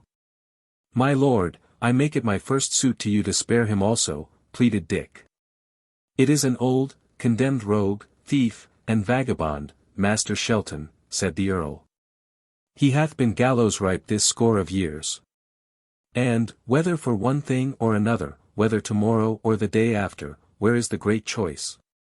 "Yet, my lord, it was through love to me that he came hither," answered Dick, "and I were churlish and thankless to desert him." "Master Shelton, ye are troublesome," replied the Earl, severely. "It is an evil way to prosper in this world. Howbeit, and to be quit of your importunity, I will once more humour you. Go, then, together, but go warily, and get swiftly out of Shoreby town. For this Sir Daniel, whom may the saints confound, thirsteth most greedily to have your blood. My lord, I do now offer you in words my gratitude, trusting at some brief date to pay you some of it in service," replied Dick, as he turned from the apartment. Chapter 6. Arblaster again. When Dick and Lawless were suffered to steal, by a back way, out of the house where Lord Risingham held his garrison, the evening had already come. They paused in shelter of the garden wall to consult on their best course. The danger was extreme. If one of Sir Daniel's men caught sight of them and raised the view hallo, they would be run down and butchered instantly. And not only was the town of Shoreby a mere net of peril for their lives, but to make for the open country was to run the risk of the patrols. A little way off, upon some open ground, they spied a windmill standing. And hard by that, a very large granary with open doors. "How if we lay there until the nightfall?" Dick proposed. And Lawless having no better suggestion to offer, they made a straight push for the granary at a run, and concealed themselves behind the door among some straw. The daylight rapidly departed, and presently the moon was silvering the frozen snow. Now or never was there opportunity to gain the goat and bagpipes unobserved and change their telltale garments. Yet even then it was advisable to go round by the outskirts, and not run the gauntlet of the marketplace, where, in the concourse of people, they stood the more imminent peril to be recognized and slain. This course was a long one. It took them not far from the house by the beach, now lying dark and silent, and brought them forth at last by the margin of the harbour. Many of the ships, as they could see by the clear moonshine, had weighed anchor, and, profiting by the calm sky, proceeded for more distant parts. Answerably to this, the rude alehouses along the beach, although in defiance of the curfew law, they still shone with fire and candle, were no longer thronged with customers, and no longer echoed to the chorus of sea-songs. Hastily, half-running, with their monkish raiment kilted to the knee, they plunged through the deep snow and threaded the labyrinth of marine lumber. And they were already more than half-way round the harbour when, as they were passing close before an alehouse, the doors suddenly opened and let out a gush of light upon their fleeting figures. Instantly they stopped, and made believe to be engaged in earnest conversation. 3 men, one after another, came out of the alehouse, and the last closed the door behind him. All 3 were unsteady upon their feet, as if they had passed the day in deep potations, and they now stood wavering in the moonlight, like men who knew not what they would be after. The tallest of the 3 was talking in a loud, lamentable voice. 7 pieces of as good Gascony as ever a tapster broached, he was saying, the best ship out the port Dartmouth, a Virgin Mary parcel gilt, 13 pounds of good gold money. I have bad losses, too, interrupted one of the others. I have had losses of mine own, gossip Arblaster. I was robbed at Martinmas of 5 shillings and a leather wallet well worth 9 farthing. Dick's heart smote him at what he heard. Until that moment he had not perhaps thought twice of the poor skipper who had been ruined by the loss of the Good Hope. So careless, in those days, were men who wore arms of the goods and interests of their inferiors. But this sudden encounter reminded him sharply of the high-handed manner and ill-ending of his enterprise, and both he and Lawless turned their heads the other way, to avoid the chance of recognition. The ship's dog had, however, made his escape from the wreck and found his way back again to Shoreby. He was now at Arblaster's heels, and suddenly sniffing and pricking his ears, he darted forward and began to bark furiously at the 2 sham friars. His master unsteadily followed him. "Hey, shipmates," he cried. "Have ye ever a penny pie for a poor old shipman, clean destroyed by pirates? I am a man that would have paid for you both Thursday morning, and now here I be, Saturday night, begging for a flagon of ale. Ask my man Tom, if ye misdoubt me. 7 pieces of good Gascon wine, a ship that was mine own, and was my father's before me, a blessed Mary of plane tree wood and parcel gilt, and 13 pounds in gold and silver. Hey! What say ye? A man that fought the French, too. For I have fought the French, I have cut more French throats upon the high seas than ever a man that sails out of Dartmouth. Come, a penny piece." Neither Dick nor Lawless durst answer him a word, lest he should recognize their voices. And they stood there as helpless as a ship ashore, not knowing where to turn nor what to hope. "Are ye dumb, boy?" inquired the skipper. "Mates," he added, with a hiccup, "they be dumb. I like not this manner of discourtesy. For an a man be dumb, so be as he's courteous, he will still speak when he was spoken to, methinks." By this time the sailor, Tom, who was a man of great personal strength, seemed to have conceived some suspicion of these 2 speechless figures. And being soberer than his captain, stepped suddenly before him, took Lawless roughly by the shoulder, and asked him, with an oath, what ailed him that he held his tongue. To this the outlaw, thinking all was over, made answer by a wrestling feint that stretched the sailor on the sand, and, calling upon Dick to follow him, took to his heels among the lumber. The affair passed in a second. Before Dick could run at all, Arblaster had him in his arms. Tom, crawling on his face, had caught him by 1 foot, and the third man had a drawn cutlass brandishing above his head.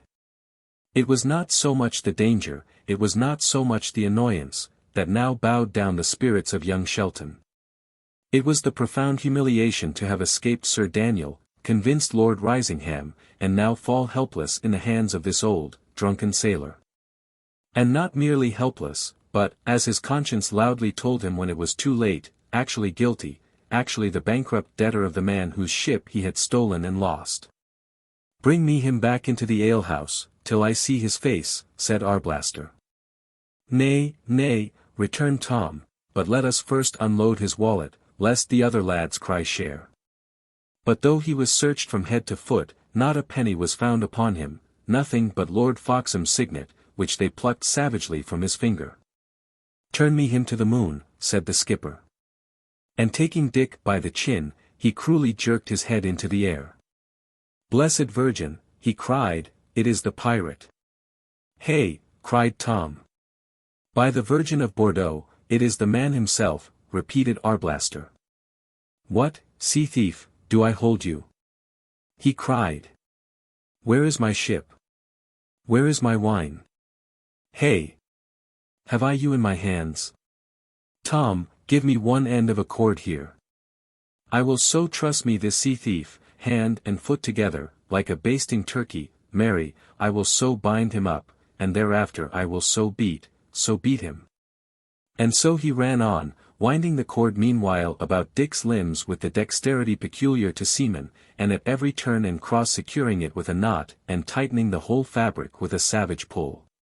When he had done, the lad was a mere package in his hands, as helpless as the dead. The skipper held him at arm's length, and laughed aloud. Then he fetched him a stunning buffet on the ear. And then turned him about, and furiously kicked him. Anger rose up in Dick's bosom like a storm, anger strangled him, and he thought to have died. But when the sailor, tired of this cruel play, dropped him all his length upon the sand and turned to consult with his companions, he instantly regained command of his temper. Here was a momentary respite. Ere they began again to torture him, he might have found some method to escape from this degrading and fatal misadventure. Presently, sure enough, and while his captors were still discussing what to do with him, he took heart of grace, and, with a pretty steady voice, addressed them. "My masters," he began, "are ye gone clean foolish? Here hath heaven put into your hands as pretty an occasion to grow rich as ever shipman had, such as ye might make 30 oversea adventures and not find again, and, by the mass I what do ye? Beat me? Nay, so would an angry child. But for long-headed tarry Johns, that fear not fire nor water, and that love gold as they love beef, methinks ye are not wise." "Aye," said Tom, "now why, our trust ye would cozen us." "Cozen you," repeated Dick. "Nay, if ye be fools, it would be easy. But if ye be shrewd fellows, as I trow ye are, ye can see plainly where your interest lies. When I took your ship from you, we were many, we were well clad and armed. But now, bethink you a little, who mustered that array? One incontestably that hath much gold. And if he, being already rich, continueth to hunt after more even in the face of storms, bethink you once more, shall there not be a treasure somewhere hidden?" "What meaneth he?" asked one of the men. "Why, if ye have lost an old skiff and a few jugs of vinegary wine," continued Dick, "forget them, for the trash they are, and do ye rather buckle to an adventure worth the name, that shall, in 12 hours, make or mar you for ever. But take me up from where I lie, and let us go somewhere near at hand and talk across a flagon, for I am sore and frozen, and my mouth is half among the snow." "He seeks but to cozen us," said Tom, contemptuously. "Cousin! Cousin!" cried the third man. "I would I could see the man that could cozen me. He were a cozener indeed. Nay, I was not born yesterday. I can see a church when it hath a steeple on it. And for my part, gossip Arblaster, methinks there is some sense in this young man. Shall we go hear him, indeed? Say, shall we go hear him?" "I would look gladly on a pottle of strong ale, good Master Pirate," returned Arblaster. "How say ye, Tom? But then the wallet is empty." "I will pay," said the other, "I will pay. I would fain see this matter out. I do believe, upon my conscience, there is gold in it." "Nay, if ye get again to drinking, all is lost," cried Tom. "Gossip Arblaster, ye suffer your fellow to have too much liberty," returned Master Pirate. "Would ye be led by a hired man? Fy. "Peace, fellow," said Arblaster, addressing Tom.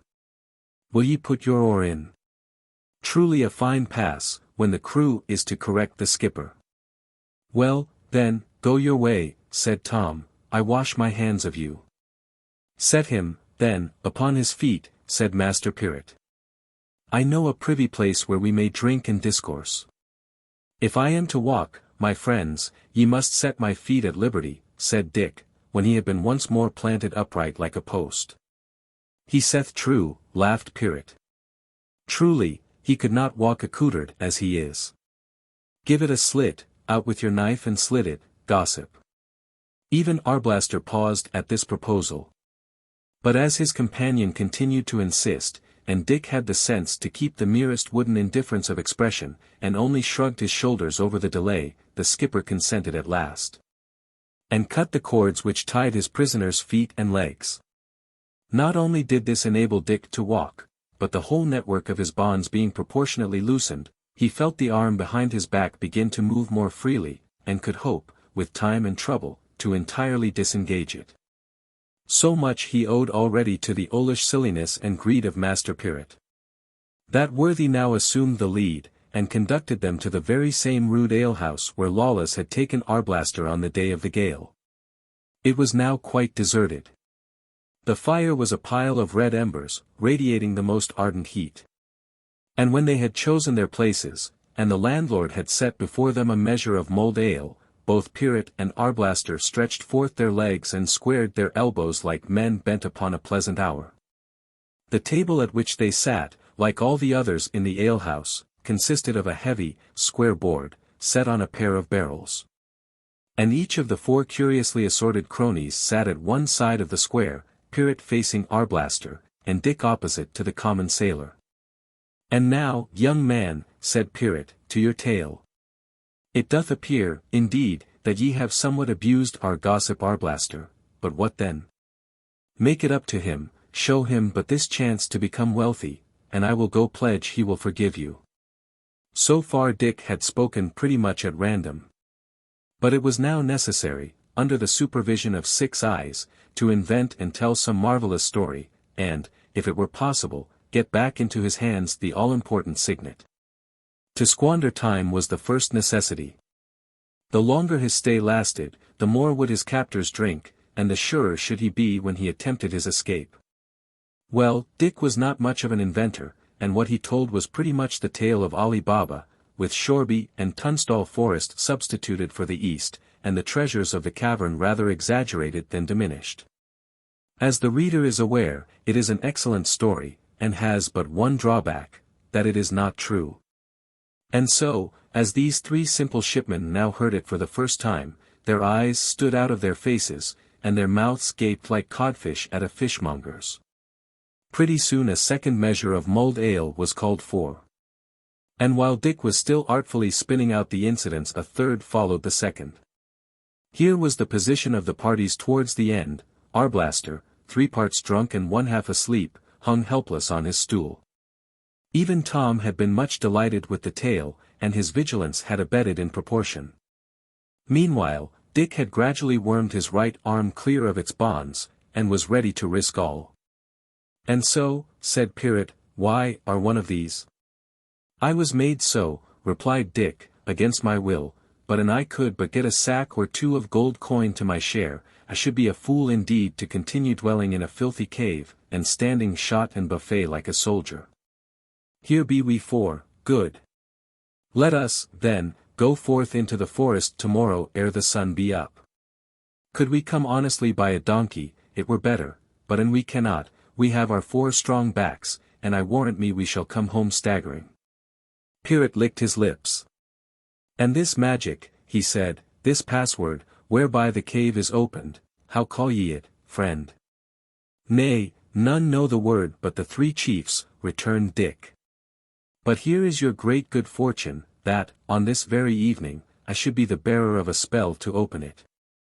It is a thing not trusted twice a year beyond the captain's wallet." "A spell?" said Arblaster, half awakening, and squinting upon Dick with one eye. "Aroint thee! No spells. I be a good Christian. Ask my man Tom, else." "Nay, but this is white magic," said Dick. "It doth naught with the devil. Only the powers of numbers, herbs, and planets." Aye, said Pirate, "'tis but white magic, gossip. There is no sin therein, I do assure you. But proceed, good youth. This spell, in what should it consist?" "Nay, that I will incontinently show you," answered Dick. "Have ye there the ring ye took from my finger?" "Good. Now hold it forth before you by the extreme finger ends, at the arm's length, and over against the shining of these embers. 'Tis so exactly. Thus, then, is the spell." With a haggard glance, Dick saw the coast was clear between him and the door. He put up an internal prayer. Then whipping forth his arm, he made but one snatch of the ring, and at the same instant, levering up the table, he sent it bodily over upon the seaman Tom. He, poor soul, went down bawling under the ruins. And before Arblaster understood that anything was wrong, or Pirate could collect his dazzled wits, Dick had run to the door and escaped into the moonlit night. The moon, which now rode in the mid-heavens, and the extreme whiteness of the snow, made the open ground about the harbour bright as day, and young Shelton leaping, with kilted robe, among the lumber, was a conspicuous figure from afar. Tom and Pirret followed him with shouts. From every drinking shop they were joined by others whom their cries aroused, and presently a whole fleet of sailors was in full pursuit. But Jack ashore was a bad runner, even in the 15th century, and Dick, besides, had a start, which he rapidly improved, until, as he drew near the entrance of a narrow lane, he even paused and looked laughingly behind him.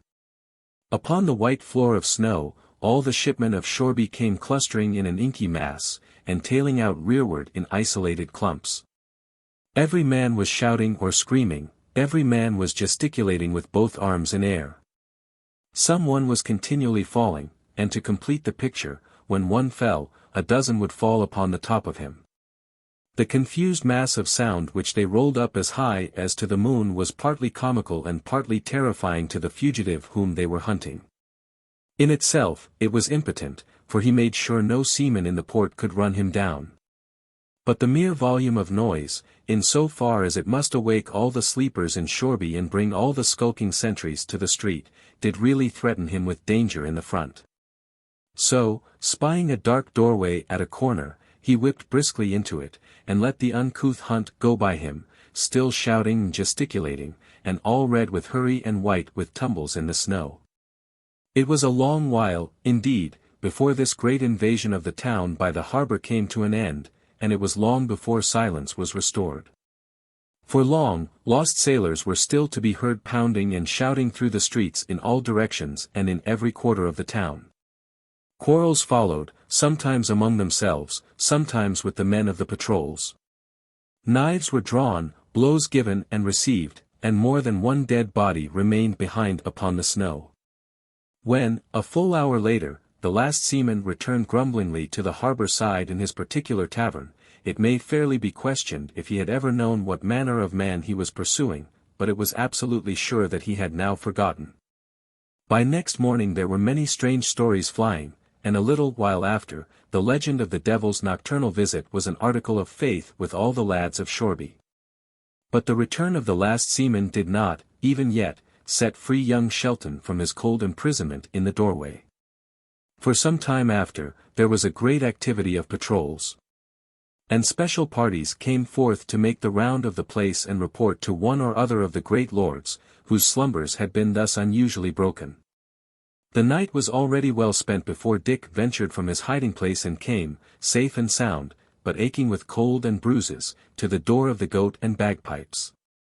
As the law required, there was neither fire nor candle in the house. But he groped his way into a corner of the icy guest-room, found an end of a blanket, which he hitched around his shoulders, and creeping close to the nearest sleeper, was soon lost in slumber. Book 5. Crookback. Chapter 1. The Shrill Trumpet. Very early the next morning, before the first peep of the day, Dick arose, changed his garments, armed himself once more like a gentleman, and set forth for Lawless's den in the forest. There, it will be remembered, he had left Lord Foxham's papers, and to get these and be back in time for the tryst with the young Duke of Gloucester could only be managed by an early start and the most vigorous walking. The frost was more rigorous than ever, the air windless and dry, and stinging to the nostril. The moon had gone down, but the stars were still bright and numerous, and the reflection from the snow was clear and cheerful. There was no need for a lamp to walk by, nor, in that still but ringing air, the least temptation to delay. Dick had crossed the greater part of the open ground between Shoreby and the forest, and had reached the bottom of the little hill, some 100 yards below the cross of St. Bride, when, through the stillness of the black morn, there rang forth the note of a trumpet, so shrill, clear, and piercing, that he thought he had never heard the match of it for audibility. It was blown once, and then hurriedly a second time. And then the clash of steel succeeded. At this young Shelton pricked his ears, and drawing his sword, ran forward up the hill. Presently he came in sight of the cross, and was aware of a most fierce encounter raging on the road before it. There were 7 or 8 assailants, and but one to keep head against them. But so active and dexterous was this one, so desperately did he charge and scatter his opponents, so deftly keep his footing on the ice, that already, before Dick could intervene, he had slain one, wounded another, and kept the whole in check. Still, it was by a miracle that he continued his defence, and at any moment, any accident, the least slip of foot or error of hand, his life would be a forfeit. "Hold ye well, sir. Here is help," cried Richard. And forgetting that he was alone, and that the cry was somewhat irregular, "To the arrow! To the arrow!" he shouted, as he fell upon the rear of the assailants. These were stout fellows also, for they gave not an inch at this surprise, but faced about, and fell with astonishing fury upon Dick. For against one, the steel flashed about him in the starlight, the sparks flew fiercely. One of the men opposed to him fell, in the stir of the fight he hardly knew why. Then he himself was struck across the head, and though the steel cap below his hood protected him, the blow beat him down upon one knee, with a brain whirling like a windmill sail. Meanwhile the man whom he had come to rescue, instead of joining in the conflict, had, on the first sign of intervention, leaped aback and blown again, and yet more urgently and loudly, on that same shrill-voiced trumpet that began the alarm. Next moment, indeed, his foes were on him, and he was once more charging and fleeing, leaping, stabbing, dropping to his knee, and using indifferently sword and dagger, foot and hand, with the same unshaken courage and feverish energy and speed. But that ear-piercing summons had been heard at last. There was a muffled rushing in the snow.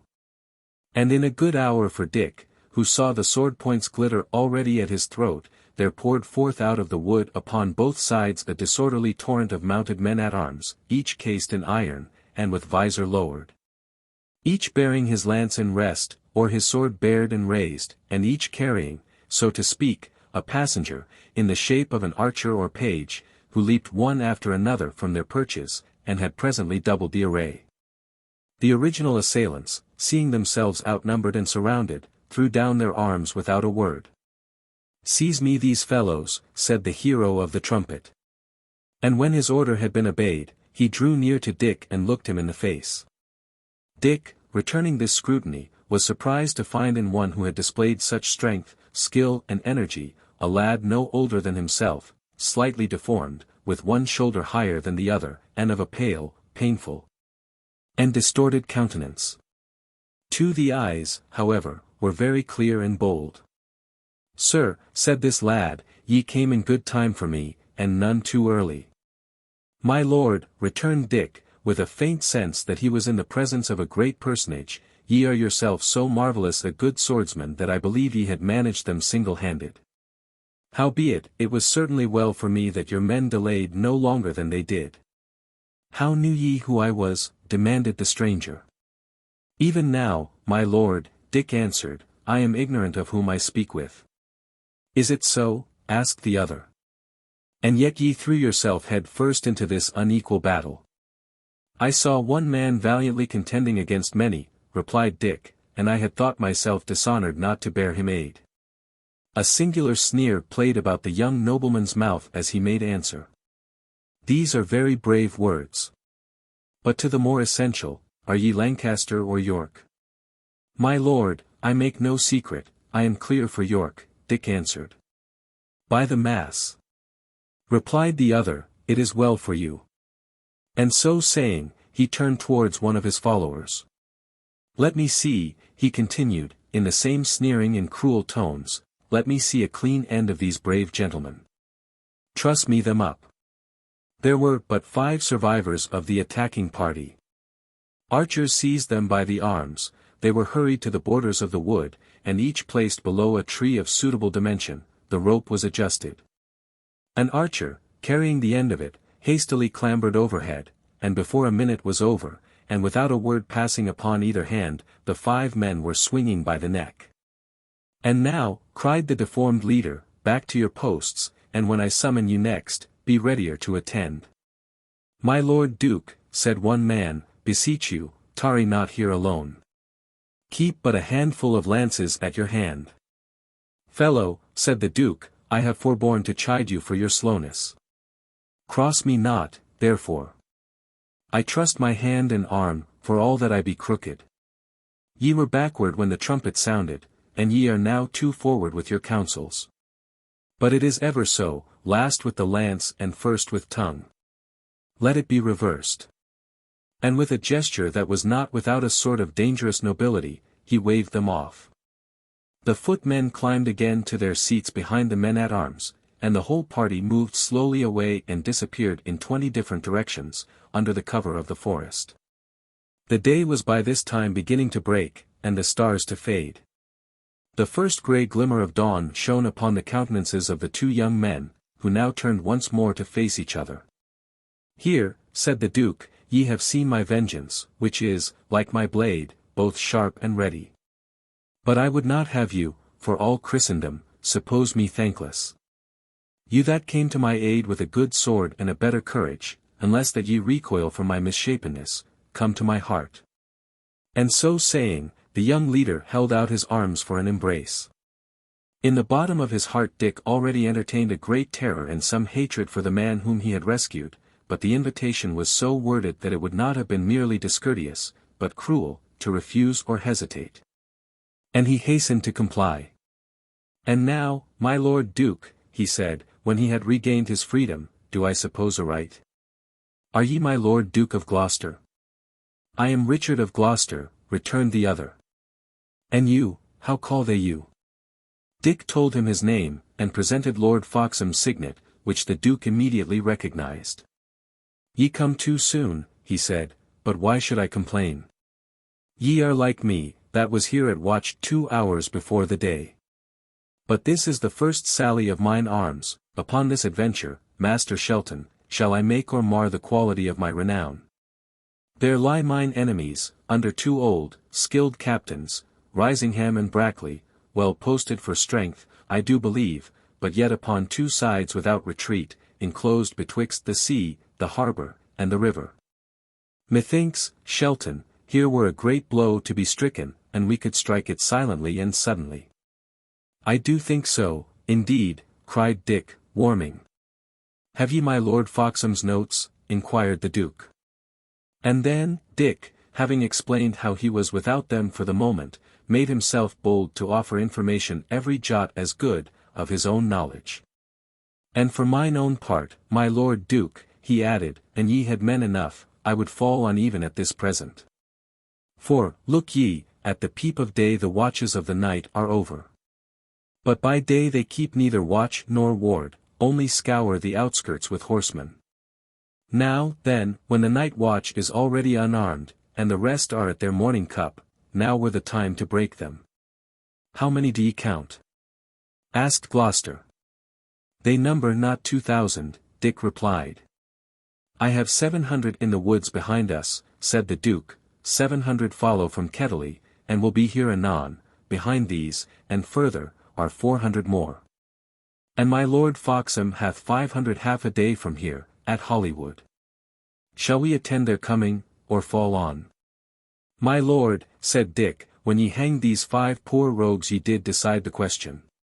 Churls although they were, in these uneasy times they will be lacked and looked for, and the alarm be given. Therefore, my lord, if ye do count upon the advantage of a surprise, ye have not, in my poor opinion, 1 whole hour in front of you." "I do think so indeed," returned Crookback. "Well, before an hour, ye shall be in the thick on't, winning spurs. A swift man to Hollywood, carrying Lord FOXHAM's signet, another along the road to speed my laggards. Nay, Shelton, by the rood, it may be done." Therewith he once more set his trumpet to his lips and blew. This time he was not long kept waiting. In a moment the open space about the cross was filled with horse and foot. Richard of Gloucester took his place upon the steps, and dispatched messenger after messenger to hasten the concentration of the 700 men that lay hidden in the immediate neighborhood among the woods. And before a quarter of an hour had passed, all his dispositions being taken, he put himself at their head, and began to move down the hill towards Shoreby. His plan was simple. He was to seize a quarter of the town of Shoreby lying on the right hand of the high road, and make his position good there in the narrow lanes until his reinforcements followed. If Lord Risingham chose to retreat, Richard would follow upon his rear, and take him between 2 fires, or, if he preferred to hold the town, he would be shut in a trap, there to be gradually overwhelmed by force of numbers. There was but one danger, but that was imminent and great, Gloucester's 700 might be rolled up and cut to pieces in the first encounter, and, to avoid this, it was needful to make the surprise of their arrival as complete as possible. The footmen, therefore, were all once more taken up behind the riders, and Dick had the signal honour meted out to him of mounting behind Gloucester himself. For as far as there was any cover the troops moved slowly, and when they came near the end of the trees that lined the highway, stopped to breathe and reconnoitre.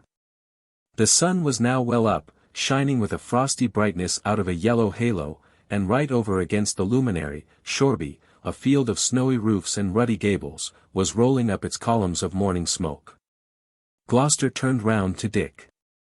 "In that poor place," he said, "where people are cooking breakfast, either you shall gain your spurs and I begin a life of mighty honour and glory in the world's eye, or both of us, as I conceive it, shall fall dead and be unheard of. 2 Richards are we. Well, then, Richard Shelton, they shall be heard about, these two. Their swords shall not ring more loudly on men's helmets than their names shall ring in people's ears." Dick was astonished at so great a hunger after fame, expressed with so great vehemence of voice and language, and he answered very sensibly and quietly, that, for his part, he promised he would do his duty, and doubted not of victory if everyone did the like. By this time the horses were well breathed, and the leader holding up his sword and giving rein, the whole troop of chargers broke into the gallop and thundered, with their double load of fighting men, down the remainder of the hill and across the snow-covered plain that still divided them from Shoreby. Chapter 2. The Battle of Shoreby. The whole distance to be crossed was not above 1/4 of a mile. But they had no sooner debouched beyond the cover of the trees than they were aware of people fleeing and screaming in the snowy meadows upon either hand. Almost at the same moment a great rumour began to arise, and spread and grow continually louder in the town, and they were not yet halfway to the nearest house before the bells began to ring backward from the steeple. The young Duke ground his teeth together. By these so early signals of alarm he feared to find his enemies prepared, and if he failed to gain a footing in the town, he knew that his small party would soon be broken and exterminated in the open. In the town, however, the Lancastrians were far from being in so good a posture. It was as Dick had said. The night guard had already doffed their harness. The rest were still hanging, unlatched, unbraced, all unprepared for battle, about their quarters, and in the whole of Shoreby there were not, perhaps, 50 men full armed, or 50 chargers ready to be mounted. The beating of the bells, the terrifying summons of men who ran about the streets crying and beating upon the doors, aroused in an incredibly short space at least 20 out of that 50. These got speedily to horse, and, the alarm still flying wild and contrary, galloped in different directions. Thus it befell that, when Richard of Gloucester reached the first house of Shoreby, he was met in the mouth of the street by a mere handful of lances, whom he swept before his onset as the storm chases the bark. 100 paces into the town, Dick Shelton touched the Duke's arm. The Duke, in answer, gathered his reins, put the shrill trumpet to his mouth, and blowing a concerted point, turned to the right hand out of the direct advance. Swerving like a single rider, his whole command turned after him, and, still at the full gallop of the chargers, swept up the narrow by-street. Only the last score of riders drew rein and faced about in the entrance. The footmen, whom they carried behind them, leapt at the same instant to the earth, and began, some to bend their bows, and others to break into and secure the houses upon either hand. Surprised at this sudden change of direction, and daunted by the firm front of the rearguard, the few Lancastrians, after a momentary consultation, turned and rode farther into town to seek for reinforcements. The quarter of the town upon which, by the advice of Dick, Richard of Gloucester had now seized, consisted of 5 small streets of poor and ill-inhabited houses, occupying a very gentle eminence, and lying open towards the back. The 5 streets being each secured by a good guard, the reserve would thus occupy the centre, out of shot, and yet ready to carry aid wherever it was needed. Such was the poorness of the neighbourhood that none of the Lancastrian lords, and but few of their retainers, had been lodged therein. And the inhabitants, with one accord, deserted their houses and fled, squalling, along the streets or over garden walls. In the centre, where the 5 ways all met, a somewhat ill-favoured alehouse displayed the sign of the Chequers. And here the Duke of Gloucester chose his headquarters for the day. To Dick he assigned the guard of one of the 5 streets. "Go," he said, "win your spurs. Win glory for me, one Richard for another. I tell you, if I rise, ye shall rise by the same ladder. Go," he added, shaking him by the hand. But, as soon as Dick was gone, he turned to a little shabby archer at his elbow. "Go, Dutton, and that right speedily," he added. "Follow that lad. If ye find him faithful, ye answer for his safety, a head for a head.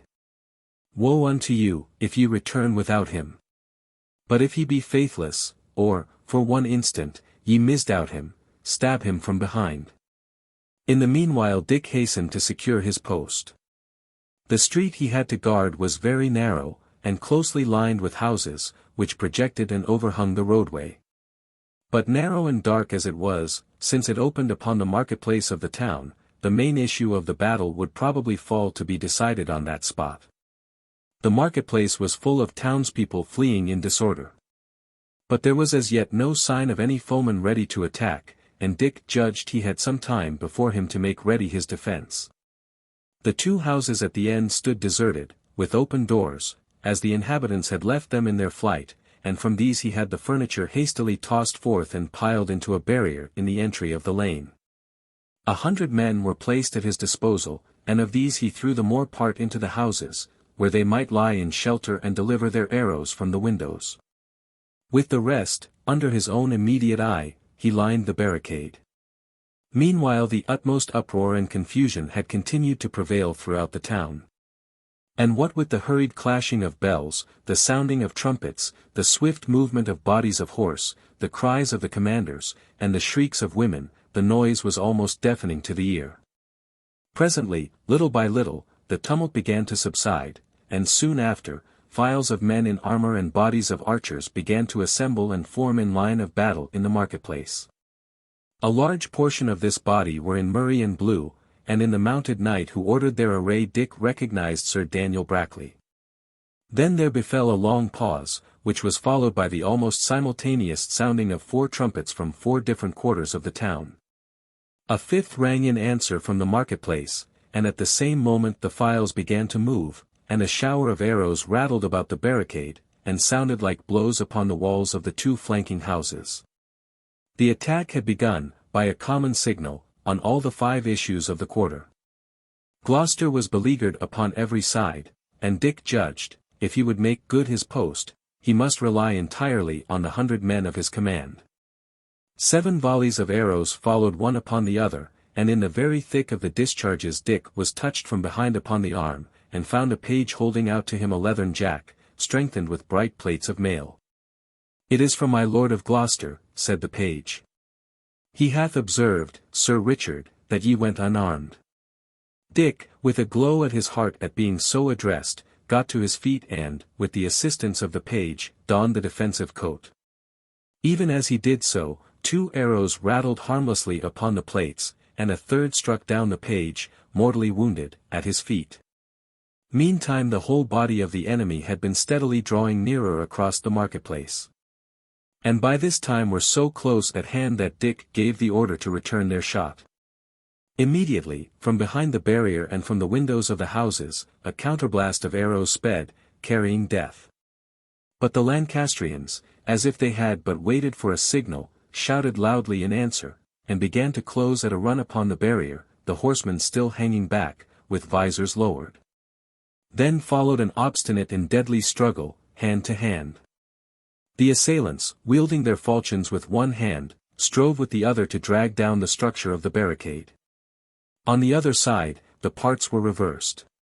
And the defenders exposed themselves like madmen to protect their rampart. So for some minutes the contest raged almost in silence, friend and foe falling one upon another. But it is always the easier to destroy. And when a single note upon the tucket recalled the attacking party from this desperate service, much of the barricade had been removed piecemeal, and the whole fabric had sunk to half its height and tottered to a general fall. And now the footmen in the marketplace fell back, at a run, on every side. The horsemen, who had been standing in a line too deep, wheeled suddenly, and made their flank into their front. And as swift as a striking adder, the long, steel-clad column was launched upon the ruinous barricade. Of the first 2 horsemen, one fell, rider and steed, and was ridden down by his companions. The second leaped clean upon the summit of the rampart, transpiercing an archer with his lance. Almost in the same instant he was dragged from the saddle and his horse dispatched. And then the full weight and impetus of the charge burst upon and scattered the defenders. The men-at-arms, surmounting their fallen comrades, and carried onward by the fury of their onslaught, dashed through Dick's broken line and poured thundering up the lane beyond, as a stream bestrides and pours across a broken dam. Yet was the fight not over. Still, in the narrow jaws of the entrance, Dick and a few survivors plied their bills like woodmen.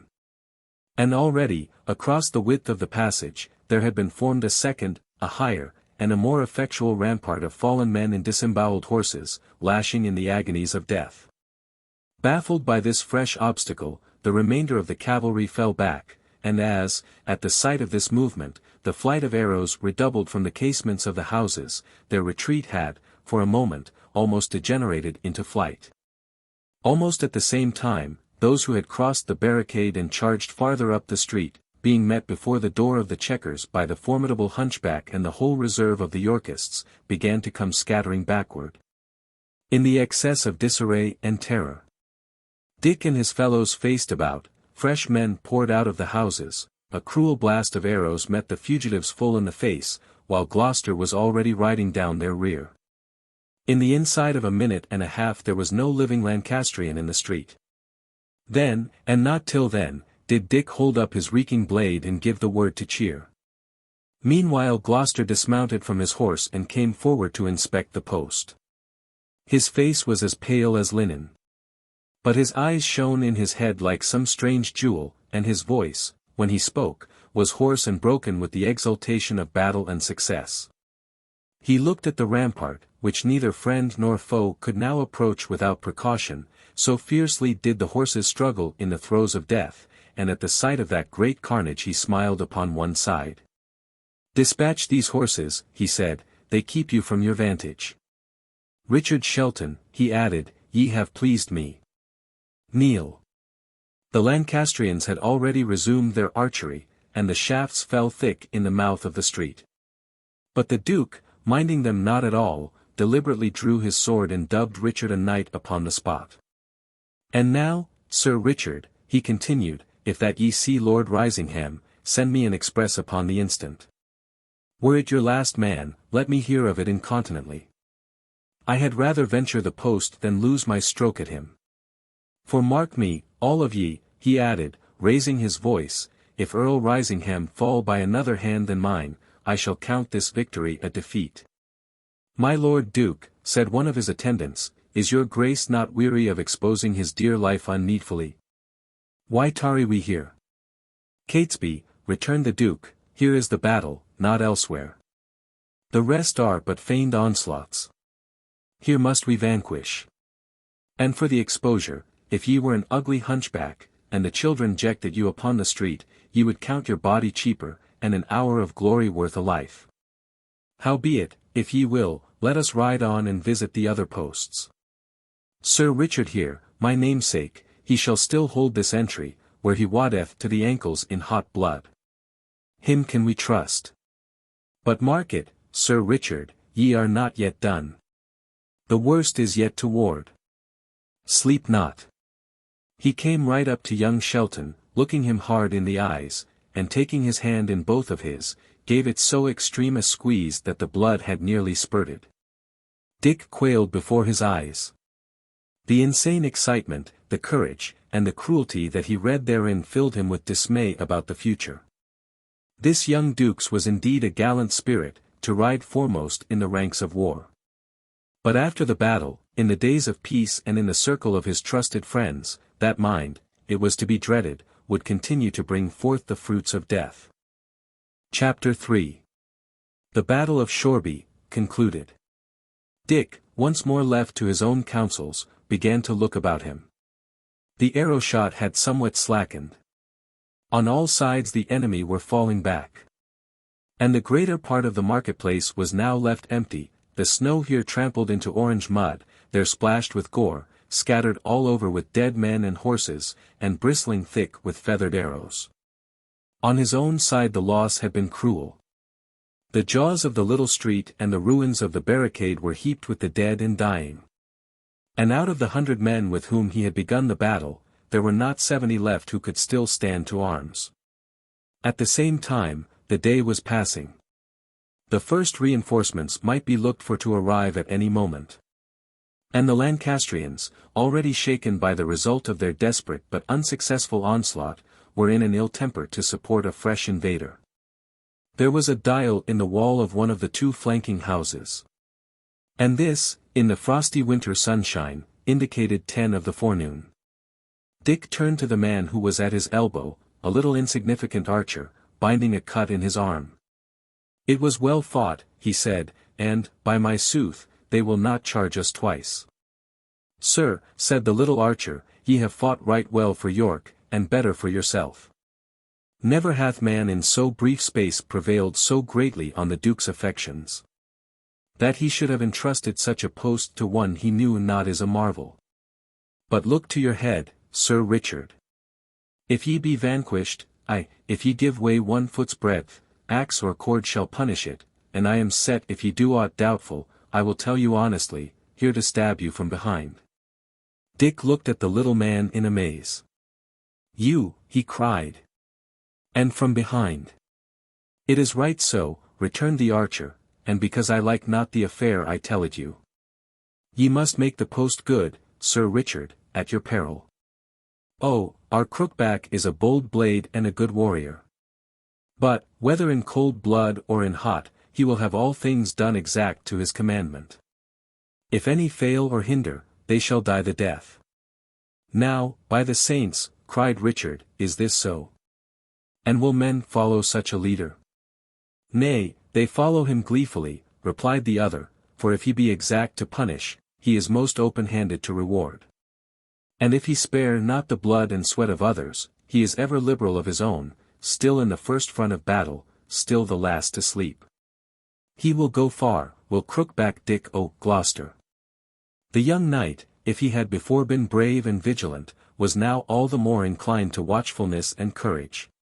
His sudden favour, he began to perceive, had brought perils in its train. And he turned from the archer, and once more scanned anxiously the marketplace. It lay empty as before. "I like not this quietude," he said. "Doubtless they prepare us some surprise." And, as if in answer to his remark, the archers began once more to advance against the barricade, and the arrows to fall thick. But there was something hesitating in the attack. They came not on roundly, but seemed rather to await a further signal. Dick looked uneasily about him, spying for a hidden danger. And sure enough, about halfway up the little street, a door was suddenly opened from within, and the house continued, for some seconds, and both by door and window, to disgorge a torrent of Lancastrian archers. These, as they leaped down, hurriedly stood to their ranks, bent their bows, and proceeded to pour upon Dick's rear a flight of arrows. At the same time, the assailants in the marketplace redoubled their shot, and began to close in stoutly upon the barricade. Dick called down his whole command out of the houses, and facing them both ways, and encouraging their valor both by word and gesture, returned as best he could the double shower of shafts that fell about his post. Meanwhile house after house was opened in the street, and the Lancastrians continued to pour out of the doors and leap down from the windows, shouting victory, until the number of enemies upon Dick's rear was almost equal to the number in his face. It was plain that he could hold the post no longer. What was worse, even if he could have held it, it had now become useless, and the whole Yorkist army lay in a posture of helplessness upon the brink of a complete disaster.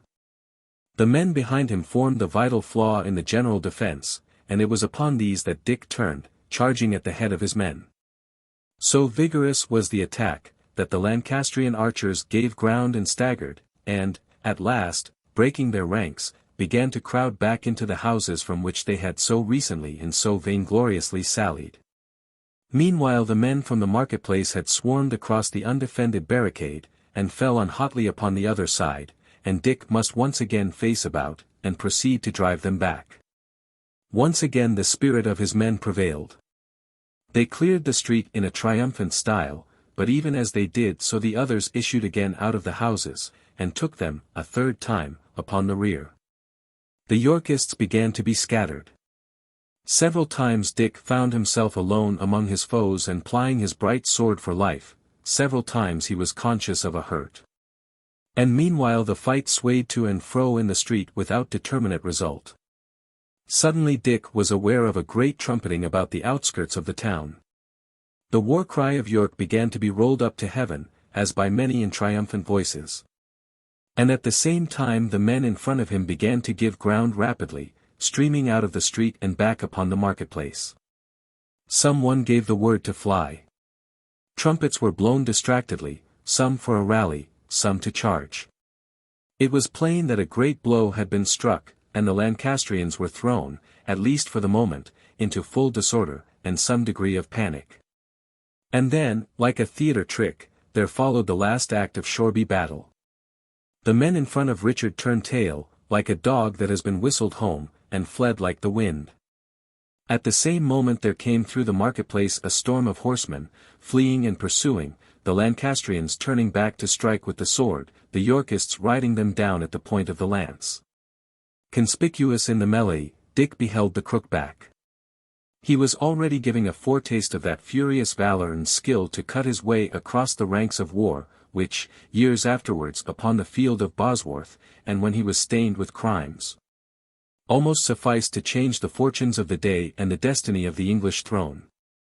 Evading, striking, riding down, he so forced and so maneuvered his strong horse, so aptly defended himself, and so liberally scattered death to his opponents, that he was now far ahead of the foremost of his knights, hewing his way, with the truncheon of a bloody sword, to where Lord Risingham was rallying the bravest.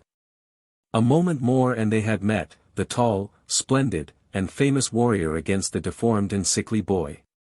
Yet Shelton had never a doubt of the result, and when the fight next opened for a moment, the figure of the Earl had disappeared.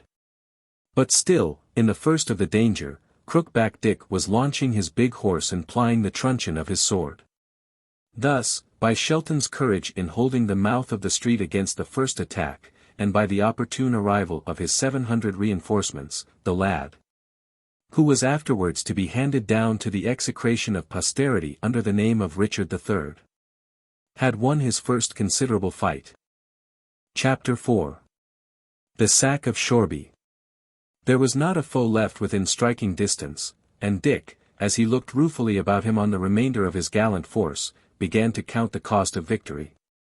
He was himself, now that the danger was ended, so stiff and sore, so bruised and cut and broken, and, above all, so utterly exhausted by his desperate and unremitting labors in the fight, that he seemed incapable of any fresh exertion. But this was not yet the hour for repose. Shoreby had been taken by assault. And though an open town, and not in any manner to be charged with the resistance, it was plain that these rough fighters would be not less rough now that the fight was over, and that the more horrid part of war would fall to be enacted. Richard of Gloucester was not the captain to protect the citizens from his infuriated soldiery, and even if he had the will, it might be questioned if he had the power. It was, therefore, Dick's business to find and to protect Joanna. And with that end he looked about him at the faces of his men. The 3 or 4 who seemed likeliest to be obedient and to keep sober he drew aside. And promising them a rich reward and a special recommendation to the Duke, led them across the marketplace, now empty of horsemen, and into the streets upon the further side. Every here and there small combats of from 2 to a dozen still raged upon the open street. Here and there a house was being besieged, the defenders throwing out stools and tables on the heads of the assailants. The snow was strewn with arms and corpses, but except for these partial combats the streets were deserted, and the houses, some standing open, and some shuttered and barricaded, had for the most part ceased to give out smoke. Dick, threading the skirts of these skirmishers, led his followers briskly in the direction of the Abbey church, but when he came the length of the main street, a cry of horror broke from his lips. Sir Daniel's great house had been carried by assault. The gates hung in splinters from the hinges, and a double throng kept pouring in and out through the entrance, seeking and carrying booty. Meanwhile, in the upper stories, some resistance was still being offered to the pillagers. For just as Dick came within eye-shot of the building, a casement was burst open from within, and a poor wretch in murrey and blue, screaming and resisting, was forced through the embrasure and tossed into the street below. The most sickening apprehension fell upon Dick. He ran forward like one possessed, forced his way into the house among the foremost, and mounted without pause to the chamber on the third floor where he had last parted from Joanna. It was a mere wreck, the furniture had been overthrown, the cupboards broken open, and in one place a trailing corner of the arras lay smouldering on the embers of the fire. Dick, almost without thinking, trod out the incipient conflagration, and then stood bewildered. Sir Daniel, Sir Oliver, Joanna, all were gone, but whether butchered in the rout or safe escaped from Shoreby, who should say? He caught a passing archer by the tabard. "Fellow," he asked, "were ye here when this house was taken?" "Let be," said the archer. "A murrain." "Let be, or I strike." "Hark ye," returned Richard, "two can play at that. Stand and be plain." But the man, flushed with drink and battle, struck Dick upon the shoulder with one hand, while with the other he twitched away his garment. Thereupon the full wrath of the young leader burst from his control. He seized the fellow in his strong embrace, and crushed him on the plates of his mailed bosom like a child, then, holding him at arm's length, he bid him speak as he valued life. "I pray you mercy," gasped the archer. "And I had thought ye were so angry I would been sharier of crossing you. I was here indeed." "Know ye Sir Daniel?" pursued Dick. "Well do I know him," returned the man. "Was he in the mansion?" "Aye, sir, he was," answered the archer. "But even as we entered by the yard gate he rode forth by the garden." "Alone?" cried Dick.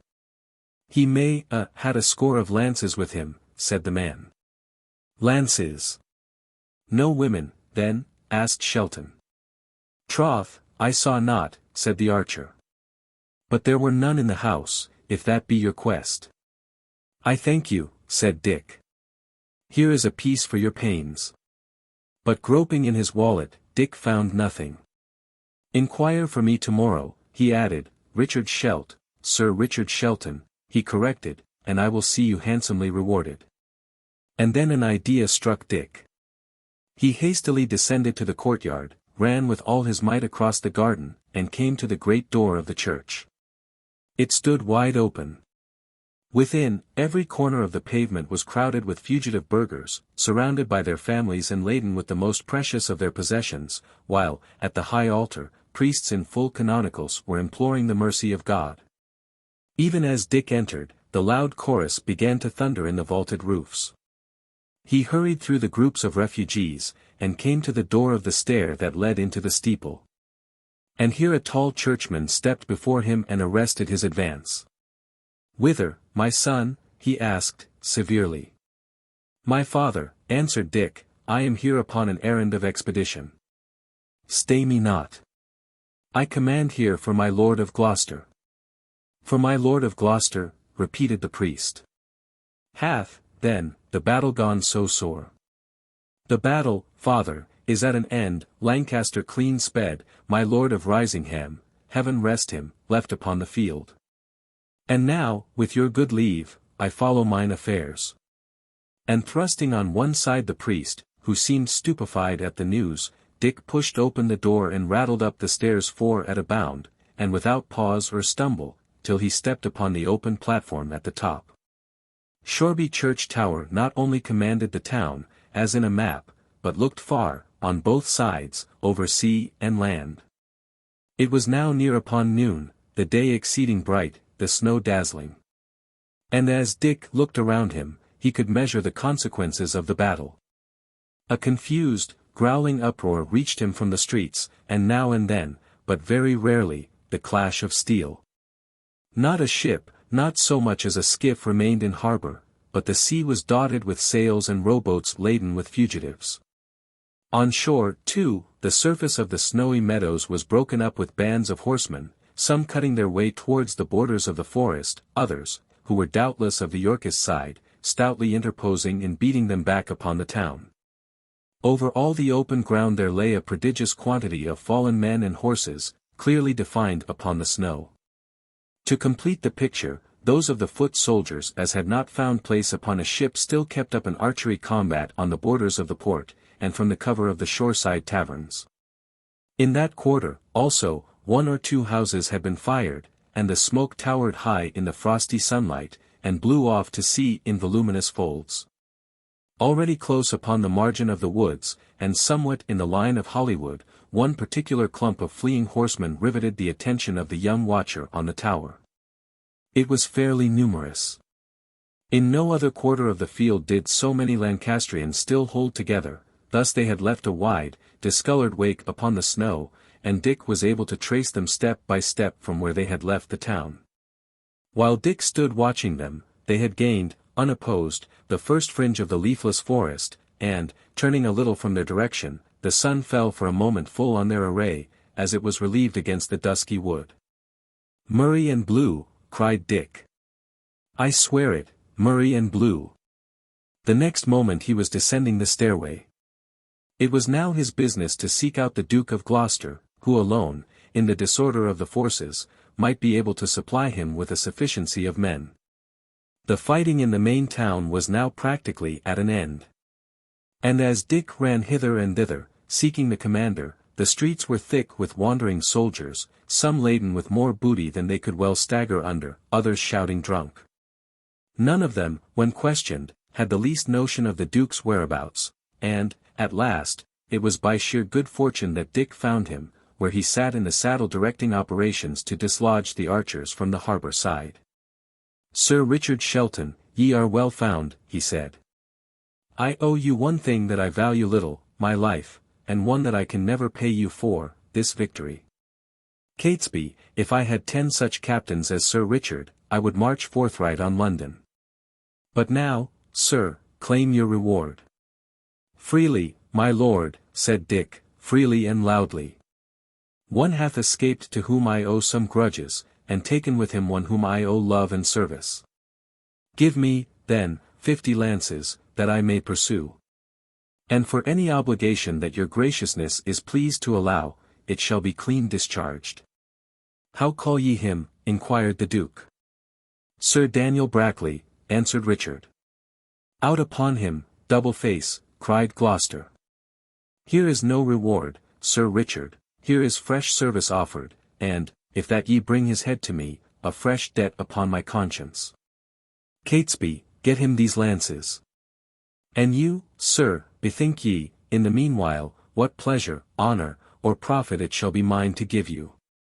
Just then the Yorkist skirmishers carried one of the shoreside taverns, swarming in upon it on 3 sides, and driving out or taking its defenders. Crookback Dick was pleased to cheer the exploit, and pushing his horse a little nearer, called to see the prisoners. There were 4 or 5 of them, 2 men of my Lord Shoreby's and 1 of Lord Risingham's among the number, and last, but in Dick's eyes not least, a tall, shambling, grizzled old shipman, between drunk and sober, and with a dog whimpering and jumping at his heels. The young Duke passed them for a moment under a severe review. "Good," he said. "Hang them." And he turned the other way to watch the progress of the fight. "My lord," said Dick, "so please you, I have found my reward. Grant me the life and liberty of yon old shipman." Gloucester turned and looked the speaker in the face. "Sir Richard," he said, "I make not war with peacock's feathers, but steel shafts. Those that are mine enemies I slay, and that without excuse or favour. For, bethink ye, in this realm of England, that is so torn in pieces, there is not a man of mine but hath a brother or a friend upon the other party. If, then, I did begin to grant these pardons, I might sheath my sword. It may be so, my lord, and yet I will be overbold, and at the risk of your disfavour, recall your lordship's promise," replied Dick. Richard of Gloucester flushed. "Mark it right well," he said, harshly. "I love not mercy, nor yet mercymongers. Ye have this day laid the foundations of high fortune. If ye oppose to me my word, which I have plighted, I will yield. But, by the glory of heaven, there your favour dies. Mine is the loss, said Dick. Give him his sailor, said the Duke, and wheeling his horse, he turned his back upon young Shelton. Dick was nor glad nor sorry. He had seen too much of the young Duke to set great store on his affection, and the origin and growth of his own favour had been too flimsy and too rapid to inspire much confidence. One thing alone he feared, that the vindictive leader might revoke the offer of the lances. But here he did justice neither to Gloucester's honour, such as it was, nor, above all, to his decision. If he had once judged Dick to be the right man to pursue Sir Daniel, he was not one to change, and he soon proved it by shouting after Catesby to be speedy, for the paladin was waiting. In the meanwhile, Dick turned to the old shipman, who had seemed equally indifferent to his condemnation and to his subsequent release. Arblaster, said Dick, I have done you ill, but now, by the rood, I think I have cleared the score. But the old skipper only looked upon him dully and held his peace. Come, continued Dick, a life is a life, old shrew, and it is more than ships or liquor. Say ye forgive me. For if your life be worth nothing to you, it hath cost me the beginnings of my fortune. Come, I have paid for it dearly, be not so churlish. An I had had my ship, said Arblaster, I would have been forth and safe on the high seas, I and my man Tom.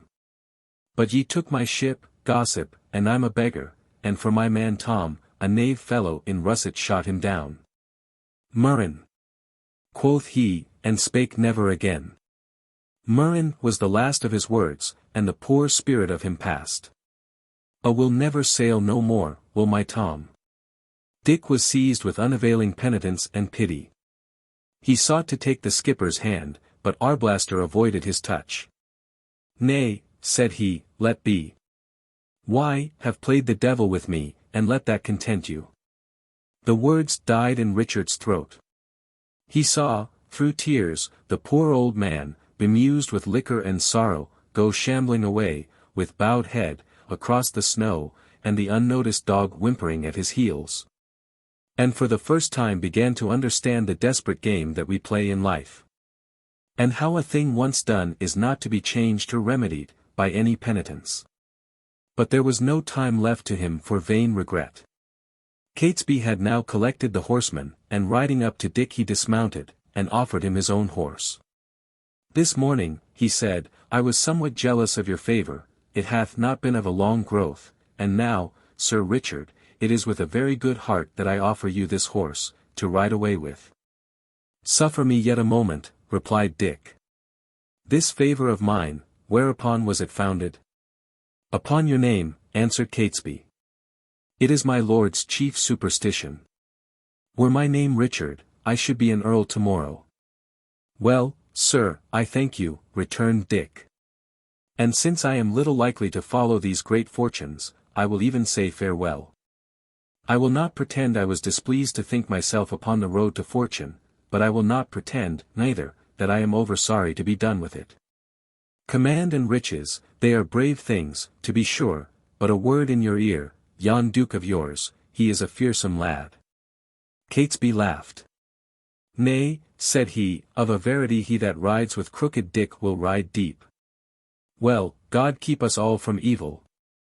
Speed ye well. Thereupon Dick put himself at the head of his men, and giving the word of command, rode off. He made straight across the town, following what he supposed to be the route of Sir Daniel, and spying around for any signs that might decide if he were right. The streets were strewn with the dead and the wounded, whose fate, in the bitter frost, was far the more pitiable. Gangs of the victors went from house to house, pillaging and stabbing, and sometimes singing together as they went. From different quarters, as he rode on, the sounds of violence and outrage came to young Shelton's ears, now the blows of the sledgehammer on some barricaded door, and now the miserable shrieks of women. Dick's heart had just been awakened. He had just seen the cruel consequences of his own behavior, and the thought of the sum of misery that was now acting in the whole of Shoreby filled him with despair. At length he reached the outskirts, and there, sure enough, he saw straight before him the same broad, beaten track across the snow that he had marked from the summit of the church. Here, then, he went the faster on. But still, as he rode, he kept a bright eye upon the fallen men and horses that lay beside the track. Many of these, he was relieved to see, wore Sir Daniel's colours, and the faces of some, who lay upon their back, he even recognized. About halfway between the town and the forest, those whom he was following had plainly been assailed by archers, for the corpses lay pretty closely scattered, each pierced by an arrow. And here Dick spied among the rest the body of a very young lad, whose face was somehow hauntingly familiar to him. He halted his troop, dismounted, and raised the lad's head. As he did so, the hood fell back, and a profusion of long brown hair unrolled itself. At the same time the eyes opened. "Ah! Lion driver," said a feeble voice. "She is farther on. Ride, ride fast." And then the poor young lady fainted once again. One of Dick's men carried a flask of some strong cordial, and with this Dick succeeded in reviving consciousness. Then he took Joanna's friend upon his saddlebow, and once more pushed toward the forest. "Why do ye take me?" said the girl. "Ye but delay your speed." "Nay, Mistress Risingham," replied Dick. "Shoreby is full of blood and drunkenness and riot. Here ye are safe, content ye." "I will not be beholden to any of your faction," she cried, "set me down." "Madam, ye know not what ye say," returned Dick. "Why, are hurt?" "I am not," she said. "It was my horse was slain." "It matters not one jot," replied Richard. "Ye are here in the midst of open snow, and compassed about with enemies. Whether ye will or not, I carry you with me. Glad am I to have the occasion, for thus shall I repay some portion of our debt." For a little while she was silent. Then, very suddenly, she asked. "My uncle?" "My Lord Risingham," returned Dick. "I would I had good news to give you, madam, but I have none. I saw him once in the battle, and once only. Let us hope the best." Chapter 5. Night in the Woods, Alicia Risingham. It was almost certain that Sir Daniel had made for the Moat House. But, considering the heavy snow, the lateness of the hour, and the necessity under which he would lie of avoiding the few roads and striking across the wood, it was equally certain that he could not hope to reach it ere the morrow. There were two courses open to Dick. Either to continue to follow in the knight's trail, and, if he were able, to fall upon him that very night in camp, or to strike out a path of his own, and seek to place himself between Sir Daniel and his destination. Either scheme was open to serious objection, and Dick, who feared to expose Joanna to the hazards of a fight, had not yet decided between them when he reached the borders of the wood. At this point Sir Daniel had turned a little to his left, and then plunged straight under a grove of very lofty timber. His party had then formed to a narrower front, in order to pass between the trees, and the track was trod proportionally deeper in the snow. The eye followed it under the leafless tracery of the oaks, running direct and narrow. The trees stood over it, with knotty joints and the great, uplifted forest of their boughs. There was no sound, whether of man or beast, not so much as the stirring of a robin. And over the field of snow the winter sun lay golden among netted shadows. "How say ye," asked Dick of one of the men, "to follow straight on, or strike across for Tunstall?" "Sir Richard," replied the man-at-arms, "I would follow the line until they scatter." "Ye are, doubtless, right," returned Dick, "but we came right hastily upon the errand, even as the time commanded. Here are no houses, neither for food nor shelter, and by the morrow's dawn we shall know both cold fingers and an empty belly. How say ye, lads? Will ye stand a pinch for expedition's sake, or shall we turn by Hollywood and sup with Mother Church? The case being somewhat doubtful, I will drive no man, yet if you would suffer me to lead you, ye would choose the first." The men answered, almost with one voice, that they would follow Sir Richard where he would. And Dick, setting spur to his horse, began once more to go forward. The snow in the trail had been trodden very hard, and the pursuers had thus a great advantage over the pursued. They pushed on, indeed, at a round trot, 200 hoofs beating alternately on the dull pavement of the snow, and the jingle of weapons and the snorting of horses raising a warlike noise along the arches of the silent wood. Presently, the wide slot of the pursued came out upon the high road from Hollywood. It was there, for a moment, indistinguishable. And, where it once more plunged into the unbeaten snow upon the farther side, Dick was surprised to see it narrower and lighter trod. Plainly, profiting by the road, Sir Daniel had begun already to scatter his command. At all hazards, one chance being equal to another, Dick continued to pursue the straight trail. And that, after an hour's riding, in which it led into the very depths of the forest, suddenly split, like a bursting shell, into 24 others, leading to every point of the compass. Dick drew bridle in despair. The short winter's day was near an end, the sun, a dull red-orange, shorn of rays, swam low among the leafless thickets, the shadows were a mile long upon the snow, the frost bit cruelly at the fingernails. And the breath and steam of the horses mounted in a cloud. "Well, we are outwitted," Dick confessed. "Strike we for Hollywood, after all. It is still nearer us than Tunstall, or should be by the station of the sun." So they wheeled to their left, turning their backs on the red shield of sun, and made across country for the Abbey. But now times were changed with them. They could no longer spank forth briskly on a path beaten firm by the passage of their foes, and for a goal to which that path itself conducted them. Now they must plough at a dull pace through the encumbering snow, continually pausing to decide their course, continually floundering in drifts. The sun soon left them, the glow of the west decayed. And presently they were wandering in a shadow of blackness, under frosty stars. Presently, indeed, the moon would clear the hilltops, and they might resume their march. But till then, every random step might carry them wider of their march. There was nothing for it but to camp and wait.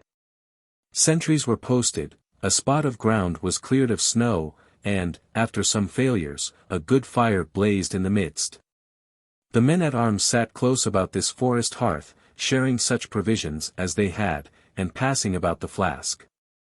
And Dick, having collected the most delicate of the rough and scanty fare, brought it to Lord Risingham's niece, where she sat apart from the soldiery against a tree.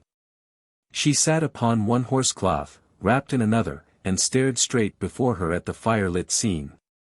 At the offer of food she started, like one wakened from a dream, and then silently refused. "Madam," said Dick, "let me beseech you, punish me not so cruelly. Wherein I have offended you, I know not. I have, indeed, carried you away, but with a friendly violence. I have, indeed, exposed you to the inclemency of night, but the hurry that lies upon me hath for its end the preservation of another, who is no less frail and no less unfriended than yourself. At least, madam, punish not yourself. And eat, if not for hunger, then for strength." "I will eat nothing at the hands that slew my kinsman," she replied. "Dear madam," Dick cried, "I swear to you upon the rood I touched him not." "Swear to me that he still lives," she returned. "I will not palter with you," answered Dick. "Pity bids me to wound you. In my heart I do believe him dead." "And ye ask me to eat," she cried. "Aye, and they call you, sir. Why, have won your spurs by my good kinsman's murder. And had I not been fool and traitor both, and saved you in your enemy's house, ye should have died the death, and he that was worth 12 of you, were living. I did but my man's best, even as your kinsman did upon the other party," answered Dick. "Were he still living, as I vow to heaven I wish it, he would praise, not blame me." "Sir Daniel hath told me," she replied. "He marked you at the barricade. Upon you, he saith, their party foundered, it was you that won the battle. Well, then, it was you that killed my good Lord Risingham, as sure as though ye had strangled him. And ye would have me eat with you, and your hands not washed from killing? But Sir Daniel hath sworn your downfall. 'Tis that will avenge me." The unfortunate Dick was plunged in gloom. Old Arblaster returned upon his mind, and he groaned aloud. "Do ye hold me so guilty?" he said, "you that defended me, you that are Joanna's friend?" "What made ye in the battle?" she retorted. "Why, are of no party. Why, are but a lad, but legs and body, without government of wit or counsel. Wherefore did ye fight?" "For the love of hurt, party." "Nay," cried Dick, "I know not. But as the realm of England goes, if that a poor gentleman fight not upon the one side, perforce he must fight upon the other. He may not stand alone, 'tis not in nature." "They that have no judgment should not draw the sword," replied the young lady.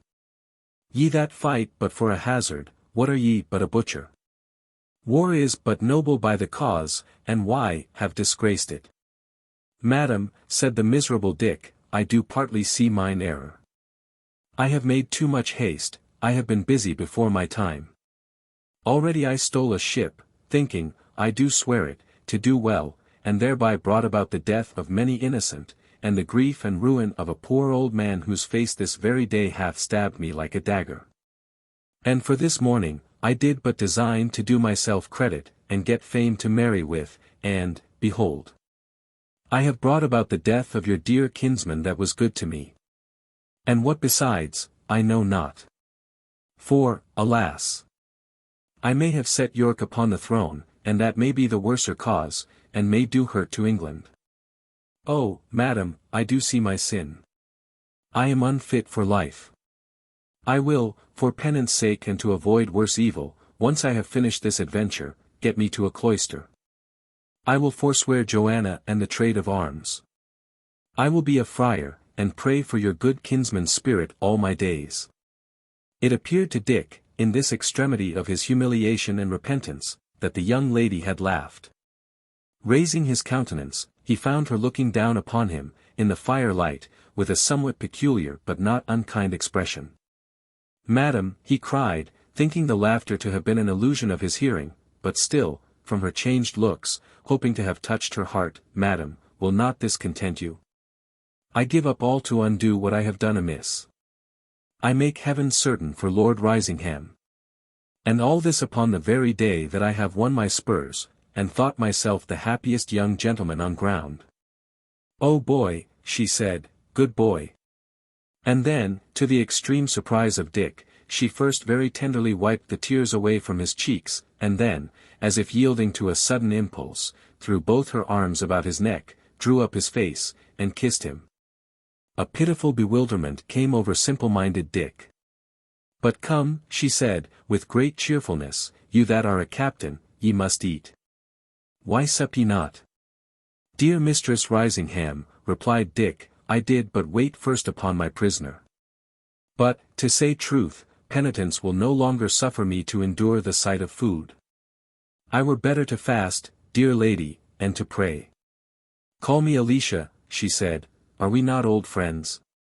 And now, come, I will eat with you, bit for bit and sup for sup, so if ye eat not, neither will I, but if ye eat hearty, I will dine like a ploughman." So there and then she fell to. And Dick, who had an excellent stomach, proceeded to bear her company, at first with great reluctance, but gradually, as he entered into the spirit, with more and more vigor and devotion, until, at last, he forgot even to watch his model. And most heartily repaired the expenses of his day of labor and excitement. "Lion driver," she said, at length, "ye do not admire a maid in a man's jerkin?" The moon was now up, and they were only waiting to repose the wearied horses. By the moon's light, the still penitent but now well-fed Richard beheld her looking somewhat coquettishly down upon him. "Madam," he stammered, surprised at this new turn in her manners. "Nay," she interrupted, "it skills not to deny. Joanna hath told me, but come, Sir Lion driver, look at me, am I so homely, come." And she made bright eyes at him. "Ye are something smallish, indeed," began Dick. And here again she interrupted him, this time with a ringing peal of laughter that completed his confusion and surprise. "Smallish," she cried. "Nay, now, be honest as ye are bold, I am a dwarf, or little better, but for all that, come, tell me. For all that, passably fair to look upon, is not so. Nay, madam, exceedingly fair, said the distressed knight, pitifully trying to seem easy. And a man would be right glad to wed me, she pursued.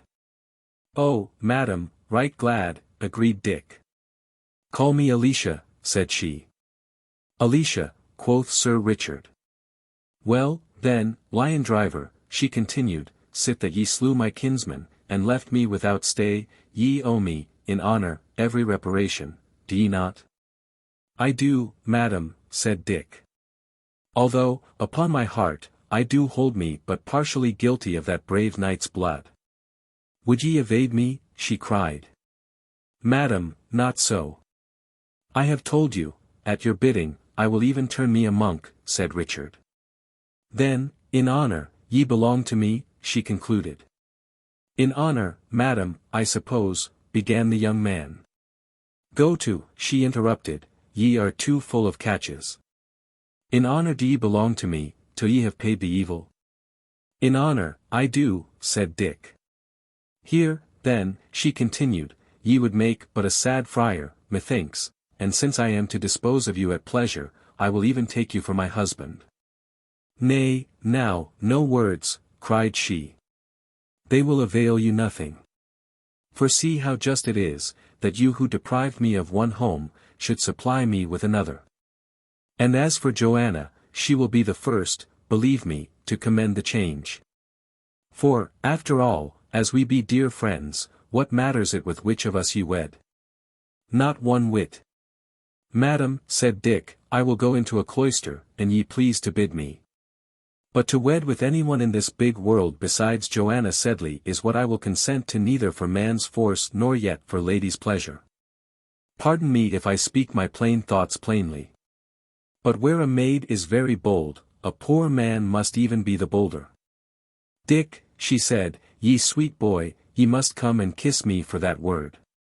Nay, fear not, ye shall kiss me for Joanna. And when we meet, I shall give it back to her, and say I stole it. And as for what ye owe me, why, dear simpleton, methinks ye were not alone in that great battle, and even if York be on the throne, it was not you that set him there. But for a good, sweet, honest heart, Dick, why, are all that, and if I could find it in my soul to envy your Joanna anything, I would even envy her your love. Chapter 6 Night in the Woods, concluded Dick and Joan. The horses had by this time finished the small store of provender, and fully breathed from their fatigues. At Dick's command, the fire was smothered in snow. And while his men got once more wearily to saddle, he himself, remembering, somewhat late, true woodland caution, chose a tall oak and nimbly clambered to the topmost fork. Hence he could look far abroad on the moonlit and snow-paven forest. On the southwest, dark against the horizon, stood those upland, heathy quarters where he and Joanna had met with the terrifying misadventure of the leper. And there his eye was caught by a spot of ruddy brightness no bigger than a needle's eye. He blamed himself sharply for his previous neglect. Were that, as it appeared to be, the shining of Sir Daniel's campfire, he should long ago have seen and marched for it. Above all, he should, for no consideration, have announced his neighborhood by lighting a fire of his own. But now he must no longer squander valuable hours. The direct way to the uplands was about 2 miles in length. But it was crossed by a very deep, precipitous dingle, impassable to mounted men, and for the sake of speed, it seemed to Dick advisable to desert the horses and attempt the adventure on foot. 10 men were left to guard the horses. Signals were agreed upon by which they could communicate in case of need, and Dick set forth at the head of the remainder, Alicia Risingham walking stoutly by his side. The men had freed themselves of heavy armor, and left behind their lances. And they now marched with a very good spirit in the frozen snow, and under the exhilarating luster of the moon. The descent into the dingle, where a stream strained sobbing through the snow and ice, was effected with silence and order. And on the further side, being then within a short half-mile of where Dick had seen the glimmer of the fire, the party halted to breathe before the attack. In the vast silence of the wood, the lightest sounds were audible from far. And Alicia, who was keen of hearing, held up her finger warningly and stooped to listen. All followed her example. But besides the groans of the choked brook in the dingle close behind, and the barking of a fox at a distance of many miles among the forest, to Dick's acutest hearkening, not a breath was audible. "But yet, for sure, I heard the clash of harness," whispered Alicia. "Madam," returned Dick, who was more afraid of that young lady than of 10 stout warriors, "I would not hint ye were mistaken. But it might well have come from either of the camps. It came not thence. It came from westward," she declared. "It may be what it will," returned Dick, "and it must be as heaven please. Reck we not a jot, but push on the livelier, and put it to the touch. Up, friends, enough breathed." As they advanced, the snow became more and more trampled with hoof marks, and it was plain that they were drawing near to the encampment of a considerable force of mounted men. Presently they could see the smoke pouring from among the trees, ruddily colored on its lower edge and scattering bright sparks. And here, pursuant to Dick's orders, his men began to open out, creeping stealthily in the covert, to surround on every side the camp of their opponents. He himself, placing Alicia in the shelter of a bulky oak, stole straight forth in the direction of the fire. At last, through an opening of the wood, his eye embraced the scene of the encampment. The fire had been built upon a heathy hummock of the ground, surrounded on 3 sides by thicket, and it now burned very strong, roaring aloud and brandishing flames. Around it there sat not quite a dozen people, warmly cloaked. But though the neighboring snow was trampled down as by a regiment, Dick looked in vain for any horse. He began to have a terrible misgiving that he was outmaneuvered. At the same time, in a tall man with a steel salet, who was spreading his hands before the blaze, he recognized his old friend and still kindly enemy, Bennet Hatch. And in 2 others, sitting a little back, he made out, even in their male disguise, Joanna Sedley and Sir Daniel's wife. "Well," thought he to himself, "even if I lose my horses, let me get my Joanna, and why should I complain?" And then, from the further side of the encampment, there came a little whistle, announcing that his men had joined, and the investment was complete. Bennet, at the sound, started to his feet. But ere he had time to spring upon his arms, Dick hailed him. "Bennet," he said, "Bennet, old friend, yield ye. Ye will but spill men's lives in vain, if ye resist." "'Tis Master Shelton, by Saint Barbary," cried Hatch. "Yield me. Ye ask much. What force have ye?" "I tell you, Bennet, ye are both outnumbered and begirt," said Dick. "Caesar and Charlemagne would cry for quarter. I have 20 men at my whistle, and with 1 shoot of arrows I could answer for you all." "Master Dick," said Bennet, "it goes against my heart, but I must do my duty. The saints help you." And therewith he raised a little tucket to his mouth and wound a rousing call. Then followed a moment of confusion. For while Dick, fearing for the ladies, still hesitated to give the word to shoot, Hatch's little band sprang to their weapons and formed back to back as for a fierce resistance. In the hurry of their change of place, Joanna sprang from her seat and ran like an arrow to her lover's side. "Here, Dick," she cried, as she clasped his hand in hers. But Dick still stood irresolute. He was yet young to the more deplorable necessities of war, and the thought of old Lady Brackley checked the command upon his tongue. His own men became restive. Some of them cried on him by name, others, of their own accord, began to shoot. And at the first discharge poor Bennet bit the dust. Then Dick awoke. "On," he cried. "Shoot, boys, and keep to cover. England and York." But just then the dull beat of many horses on the snow suddenly arose in the hollow ear of the night, and, with incredible swiftness, drew nearer and swelled louder. At the same time, answering tuckets repeated and repeated Hatch's call. "Rally, rally," cried Dick. "Rally upon me. Rally for your lives." But his men, afoot, scattered, taken in the hour when they had counted on an easy triumph, began instead to give ground severally, and either stood wavering or dispersed into the thickets. And when the first of the horsemen came charging through the open avenues and fiercely riding their steeds into the underwood, a few stragglers were overthrown or speared among the brush. But the bulk of Dick's command had simply melted at the rumor of their coming. Dick stood for a moment, bitterly recognizing the fruits of his precipitate and unwise valor. Sir Daniel had seen the fire. He had moved out with his main force, whether to attack his pursuers or to take them in the rear if they should venture the assault. His had been throughout the part of a sagacious captain, Dick's the conduct of an eager boy. And here was the young knight, his sweetheart, indeed, holding him tightly by the hand, but otherwise alone, his whole command of men and horses dispersed in the night and the wide forest, like a paper of pins in a bay barn. The saints enlighten me, he thought. It is well I was knighted for this morning's matter, this doth me little honor. And thereupon, still holding Joanna, he began to run. The silence of the night was now shattered by the shouts of the men of Tunstall, as they galloped hither and thither, hunting fugitives, and Dick broke boldly through the underwood and ran straight before him like a deer. The silver clearness of the moon upon the open snow increased, by contrast, the obscurity of the thickets, and the extreme dispersion of the vanquished led the pursuers into wildly divergent paths. Hence, in but a little while, Dick and Joanna paused, in a close covert, and heard the sounds of the pursuit, scattering abroad, indeed, in all directions, but yet fainting already in the distance. "And I had but kept a reserve of them together," Dick cried, bitterly, "I could have turned the tables yet. Well, we live and learn, next time it shall go better, by the rood." "Nay, Dick," said Joanna, "what matters it? Here we are together once again." He looked at her, and there she was, John Matcham, as of yore, in hose and doublet.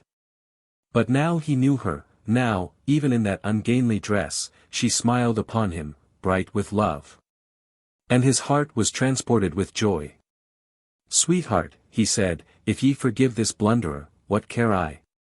Make we direct for Hollywood, there lieth your good guardian and my better friend, Lord FOXHAM. There shall we be wed. And whether poor or wealthy, famous or unknown, what matters it? This day, dear love, I won my spurs, I was commended by great men for my valor, I thought myself the goodliest man of war in all broad England. Then, first, I fell out of my favour with the great, and now have I been well thrashed, and clean lost my soldiers. There was a downfall for conceit. But, dear, I care not, dear, if ye still love me and will wed, would have my knighthood done away, and mind it not a jot." "My Dick," she cried. "And did they knight you?" "Aye, dear, ye are my lady now," he answered, fondly. "Or ye shall, ere noon tomorrow, will ye not?" "That will I, Dick, with a glad heart," she answered. "Aye, sir." "Methought ye were to be a monk," said a voice in their ears. "Alicia," cried Joanna. "Even so," replied the young lady, coming forward. "Alicia, whom ye left for dead, and whom your lion driver found, and brought to life again, and, by my sooth, made love to, if ye want to know." "I'll not believe it," cried Joanna. "Dick." "Dick," mimicked Alicia. "Dick, indeed." "Aye, fair sir, and ye desert poor damsels in distress," she continued, turning to the young knight. "Ye leave them planted behind oaks. But they say true, the age of chivalry is dead." "Madam," cried Dick, in despair, "upon my soul I had forgotten you outright. Madam, ye must try to pardon me. Ye see, I had new found Joanna." "I did not suppose that ye had done it o' purpose," she retorted. "But I will be cruelly avenged. I will tell a secret to my Lady Shelton, she that is to be," she added, curtsying. "Joanna," she continued, "I believe, upon my soul, your sweetheart is a bold fellow in a fight, but he is, let me tell you plainly, the softest-hearted simpleton in England. Go to, ye may do your pleasure with him. And now, fool children, first kiss me, either one of you, for luck and kindness, and then kiss each other just 1 minute by the glass, and not 1 second longer, and then let us all three set forth for Hollywood as fast as we can stir." For these woods, methinks, are full of peril and exceeding cold. But did my Dick make love to you? Asked Joanna, clinging to her sweetheart's side. Nay, fool girl, returned Alicia, it was I made love to him. I offered to marry him, indeed. But he bade me go marry with my likes. These were his words. Nay, that I will say, he is more plain than pleasant. But now, children, for the sake of sense, set forward. Shall we go once more over the dingle, or push straight for Hollywood? Why, said Dick, I would like dearly to get upon a horse, for I have been sore mauled and beaten, one way and another, these last days, and my poor body is one bruise. But how think ye? If the men, upon the alarm of the fighting, had fled away, we should have gone about for nothing. 'Tis but some 3 short miles to Hollywood direct, the bell hath not beat 9, the snow is pretty firm to walk upon, the moon clear. How if we went even as we are? Agreed, cried Alicia, but Joanna only pressed upon Dick's arm. Forth, then, they went, through open leafless groves and down snow-clad alleys, under the white face of the winter moon. Dick and Joanna walking hand in hand and in a heaven of pleasure. And their light-minded companion, her own bereavements heartily forgotten, followed a pace or two behind, now rallying them upon their silence, and now drawing happy pictures of their future and united lives. Still, indeed, in the distance of the wood, the riders of Tunstall might be heard urging their pursuit, and from time to time cries or the clash of steel announced the shock of enemies. But in these young folk, bred among the alarms of war, and fresh from such a multiplicity of dangers, neither fear nor pity could be lightly wakened. Content to find the sound still drawing farther and farther away, they gave up their hearts to the enjoyment of the hour, walking already, as Alicia put it, in a wedding procession. And neither the rude solitude of the forest, nor the cold of the freezing night, had any force to shadow or distract their happiness. At length, from a rising hill, they looked below them on the dell of Hollywood.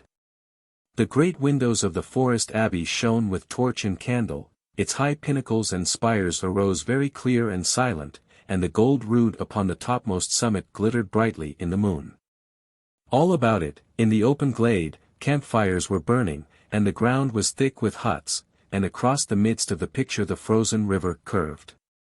By the mass, said Richard, there are Lord Foxham's fellows still encamped. The messenger hath certainly miscarried. Well, then, so better. We have power at hand to face Sir Daniel. But if Lord Foxham's men still lay encamped in the long home at Hollywood, it was from a different reason from the one supposed by Dick.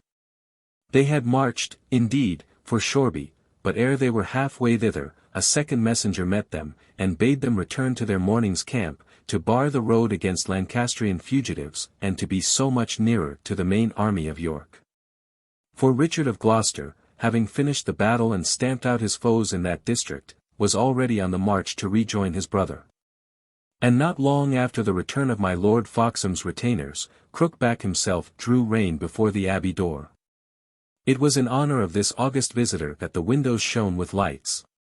And at the hour of Dick's arrival with his sweetheart and her friend, the whole ducal party was being entertained in the refectory with the splendor of that powerful and luxurious monastery. Dick, not quite with his good will, was brought before them. Gloucester, sick with fatigue, sat leaning upon one hand, his white and terrifying countenance. Lord Foxham, half recovered from his wound, was in a place of honor on his left. How, sir? Asked Richard. Have ye brought me Sir Daniel's head? My Lord Duke, replied Dick, stoutly enough, but with a qualm at heart, I have not even the good fortune to return with my command. I have been, so please your grace, well beaten. Gloucester looked upon him with a formidable frown. I gave you 50 lances, 3 sir, he said. My Lord Duke, I had but 50 men at arms, replied the young knight. How is this? Said Gloucester. He did ask me 50 lances. May it please your grace, replied Catesby, smoothly, for a pursuit we gave him but the horsemen. It is well, replied Richard, adding, Shelton, ye may go. Stay, said Lord Foxham. This young man likewise had a charge from me. It may be he hath better sped. Say, Master Shelton, have ye found the maid? I praise the saints, my lord, said Dick, she is in this house. Is it even so? Well, then, my lord the Duke, resumed Lord FOXHAM, with your good will, tomorrow, before the army march, I do propose a marriage. This young squire. Young knight, interrupted Catesby. Say ye so, Sir William, cried Lord FOXHAM. I did myself, and for good service, dub him knight, said Gloucester. He hath twice manfully served me. It is not valour of hands, it is a man's mind of iron, that he lacks. He will not rise, Lord FOXHAM. 'Tis a fellow that will fight indeed bravely in a melee, but hath a capon's heart. Howbeit, if he is to marry, marry him in the name of Mary, and be done. Nay, he is a brave lad, I know it, said Lord FOXHAM. Content ye, then, Sir Richard. I have compounded this affair with Master Hamley, and tomorrow ye shall Wednesday. Whereupon Dick judged it prudent to withdraw. But he was not yet clear of the refectory, when a man, but newly alighted at the gate, came running 4 stairs at a bound, and, brushing through the Abbey servants, threw himself on one knee before the Duke. Victory, my lord, he cried. And before Dick had got to the chamber set apart for him as Lord FOXHAM's guest, the troops in the home were cheering around their fires. For upon that same day, not 20 miles away, a second crushing blow had been dealt to the power of Lancaster. Chapter 7. Dick's Revenge. The next morning Dick was afoot before the sun, and having dressed himself to the best advantage with the aid of the Lord FOXHAM's baggage, and got good reports of Joan, he set forth on foot to walk away his impatience. For some while he made rounds among the soldiery, who were getting to arms in the wintry twilight of the dawn and by the red glow of torches. But gradually he strolled further afield, and at length passed clean beyond the outposts, and walked alone in the frozen forest, waiting for the sun. His thoughts were both quiet and happy. His brief favour with the Duke he could not find it in his heart to mourn, with Joan to wife, and my Lord FOXHAM for a faithful patron, he looked most happily upon the future, and in the past he found but little to regret. As he thus strolled and pondered, the solemn light of the morning grew more clear, the east was already coloured by the sun, and a little scathing wind blew up the frozen snow. He turned to go home. But even as he turned, his eye lit upon a figure behind a tree. Stand, he cried. Who goes? The figure stepped forth and waved its hand like a dumb person. It was arrayed like a pilgrim, the hood lowered over the face, but Dick, in an instant, recognized Sir Daniel. He strode up to him, drawing his sword. And the knight, putting his hand in his bosom, as if to seize a hidden weapon, steadfastly awaited his approach. Well, Dickon, said Sir Daniel, how is it to be? Do ye make war upon the fallen? I made no war upon your life, replied the lad. I was your true friend until ye sought for mine, but ye have sought for it greedily.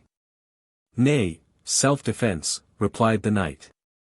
And now, boy, the news of this battle, and the presence of yon crooked devil here in mine own wood, have broken me beyond all help. I go to Hollywood for sanctuary. Thence overseas, with what I can carry, and to begin life again in Burgundy or France. Ye may not go to Hollywood, said Dick. How? May not? asked the knight. Look ye, Sir Daniel, this is my marriage morn, said Dick. And yon sun that is to rise will make the brightest day that ever shone for me. Your life is forfeit, doubly forfeit, for my father's death and your own practices tumultuous.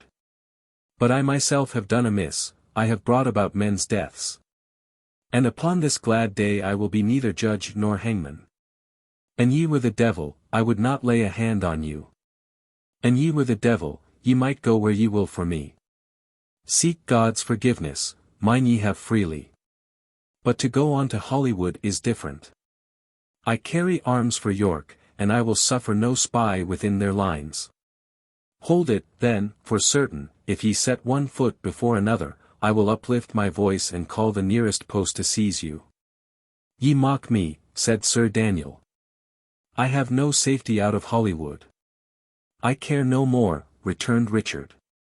I let you go east, west, or south, north I will not. Hollywood is shut against you. Go, and seek not to return. For, once ye are gone, I will warn every post about this army, and there will be so shrewd a watch upon all pilgrims that, once again, were ye the very devil, ye would find it ruin to make the essay. Ye doom me, said Sir Daniel, gloomily. I doom ye not, returned Richard. If it so please you to set your valour against mine, come on. And though I fear it be disloyal to my party, I will take the challenge openly and fully, fight you with mine own single strength, and call for none to help me. So shall I avenge my father, with a perfect conscience. I, said Sir Daniel, why, have a long sword against my dagger. I rely upon heaven only, answered Dick, casting his sword some way behind him on the snow. Now, if your ill fate bids you, come. And, under the pleasure of the Almighty, I make myself bold to feed your bones to foxes. I did but try you, Dickon, returned the knight, with an uneasy semblance of a laugh.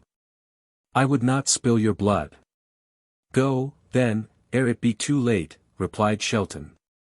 In 5 minutes I will call the post.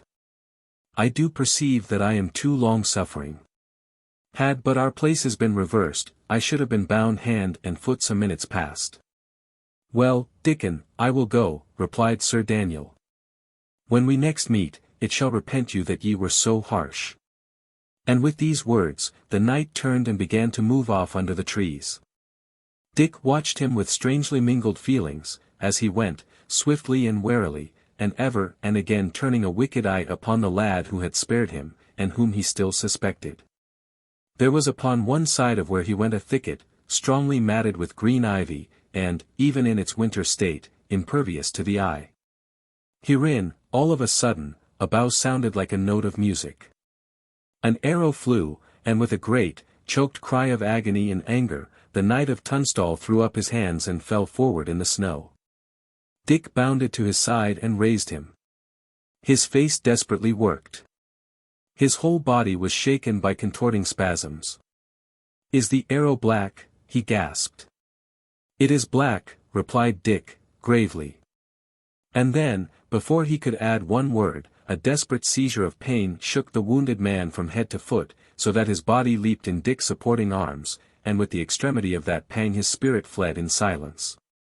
The young man laid him back gently on the snow and prayed for that unprepared and guilty spirit, and as he prayed the sun came up at a bound, and the robins began chirping in the ivy. When he rose to his feet, he found another man upon his knees but a few steps behind him, and, still with uncovered head, he waited until that prayer also should be over. It took long. The man, with his head bowed and his face covered with his hands, prayed like one in a great disorder or distress of mind, and by the bough that lay beside him, Dick judged that he was no other than the archer who had laid Sir Daniel low. At length he, also, rose, and showed the countenance of Ellis Duckworth. Richard, he said, very gravely, I heard you. Ye took the better part and pardoned, I took the worse, and there lies the clay of mine enemy. Pray for me. And he wrung him by the hand. Sir, said Richard, I will pray for you, indeed, though how I may prevail I wot not. But if ye have so long pursued revenge, and find it now of such a sorry flavour, bethink ye, were it not well to pardon others? Hatch, he is dead, poor shrew. I would have spared a better, and for Sir Daniel, here lies his body. But for the priest, if I might anywise prevail, I would have you let him go. A flash came into the eyes of Ellis Duckworth.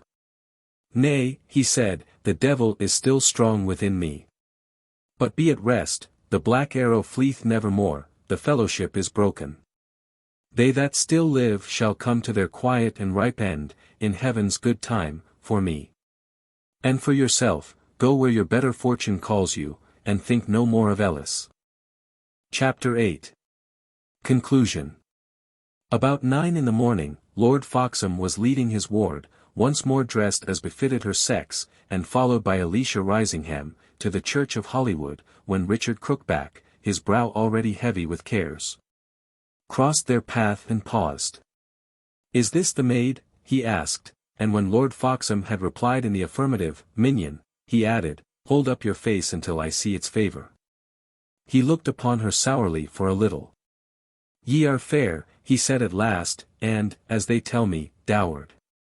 How if I offered you a brave marriage, as became your face and parentage?" "My Lord Duke," replied Joanna, "may it please your grace, I had rather wed with Sir Richard." "How so?" he asked, harshly. "Marry but the man I name to you, and he shall be my lord, and you my lady, before night. For Sir Richard, let me tell you plainly, he will die Sir Richard. I ask no more of heaven, my lord, than but to die Sir Richard's wife," returned Joanna. "Look ye at that, my lord," said Gloucester, turning to Lord Foxham. "Here be a pair for you. The lad, when for good services I gave him his choice of my favour, chose but the grace of an old, drunken shipman. I did warn him freely, but he was stout in his besottedness. Here dieth your favour, said I. And he, my lord, with a most assured impertinence, mine be the loss, quoth he. It shall be so, by the rood. Said he so? Cried Alicia. Then well said, lion driver. Who is this? Asked the Duke. A prisoner of Sir Richard's, answered Lord Foxham, Mistress Alicia Risingham. See that she be married to a sure man, said the Duke.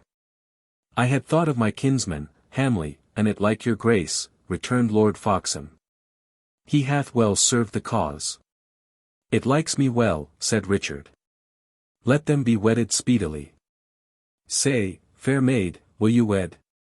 My Lord Duke, said Alicia, so as the man is straight, and there, in a perfect consternation, the voice died on her tongue. He is straight, my mistress, replied Richard, calmly. I am the only crookback of my party. We are else passably well shapen. Ladies, and you, my lord, he added, with a sudden change to grave courtesy, judge me not too churlish if I leave you. A captain, in the time of war, hath not the ordering of his hours. And with a very handsome salutation he passed on, followed by his officers. Alack, cried Alicia, I am shent. Ye know him not, replied Lord Foxham. It is but a trifle, he hath already clean forgot your words. He is, then, the very flower of knighthood, said Alicia. Nay, he but mindeth other things, returned Lord Foxham. Tarry we no more. In the chancel they found Dick waiting, attended by a few young men, and there were he and Joan united. When they came forth again, happy and yet serious, into the frosty air and sunlight, the long files of the army were already winding forward up the road. Already the Duke of Gloucester's banner was unfolded and began to move from before the Abbey in a clump of spears. And behind it, girt by steel-clad knights, the bold, black-hearted, and ambitious hunchback moved on towards his brief kingdom and his lasting infamy. But the wedding party turned upon the other side, and sat down, with sober merriment, to breakfast. The father cellarer attended on their wants, and sat with them at table. Hamley, all jealousy forgotten, began to ply the nowise loath Alicia with courtship. And there, amid the sounding of tuckets and the clash of armoured soldiery and horses continually moving forth, Dick and Joan sat side by side, tenderly held hands, and looked, with ever-growing affection, in each other's eyes. Thenceforth the dust and blood of that unruly epoch passed them by. They dwelt apart from alarms in the green forest where their love began. Two old men in the meanwhile enjoyed pensions in great prosperity and peace, and with perhaps a superfluity of ale and wine, in Tunstall hamlet. One had been all his life a shipman, and continued to the last to lament his man Tom. The other, who had been a bit of everything, turned in the end towards piety, and made a most religious death under the name of Brother Ernestus in the neighbouring abbey. So Lawless had his will, and died a friar.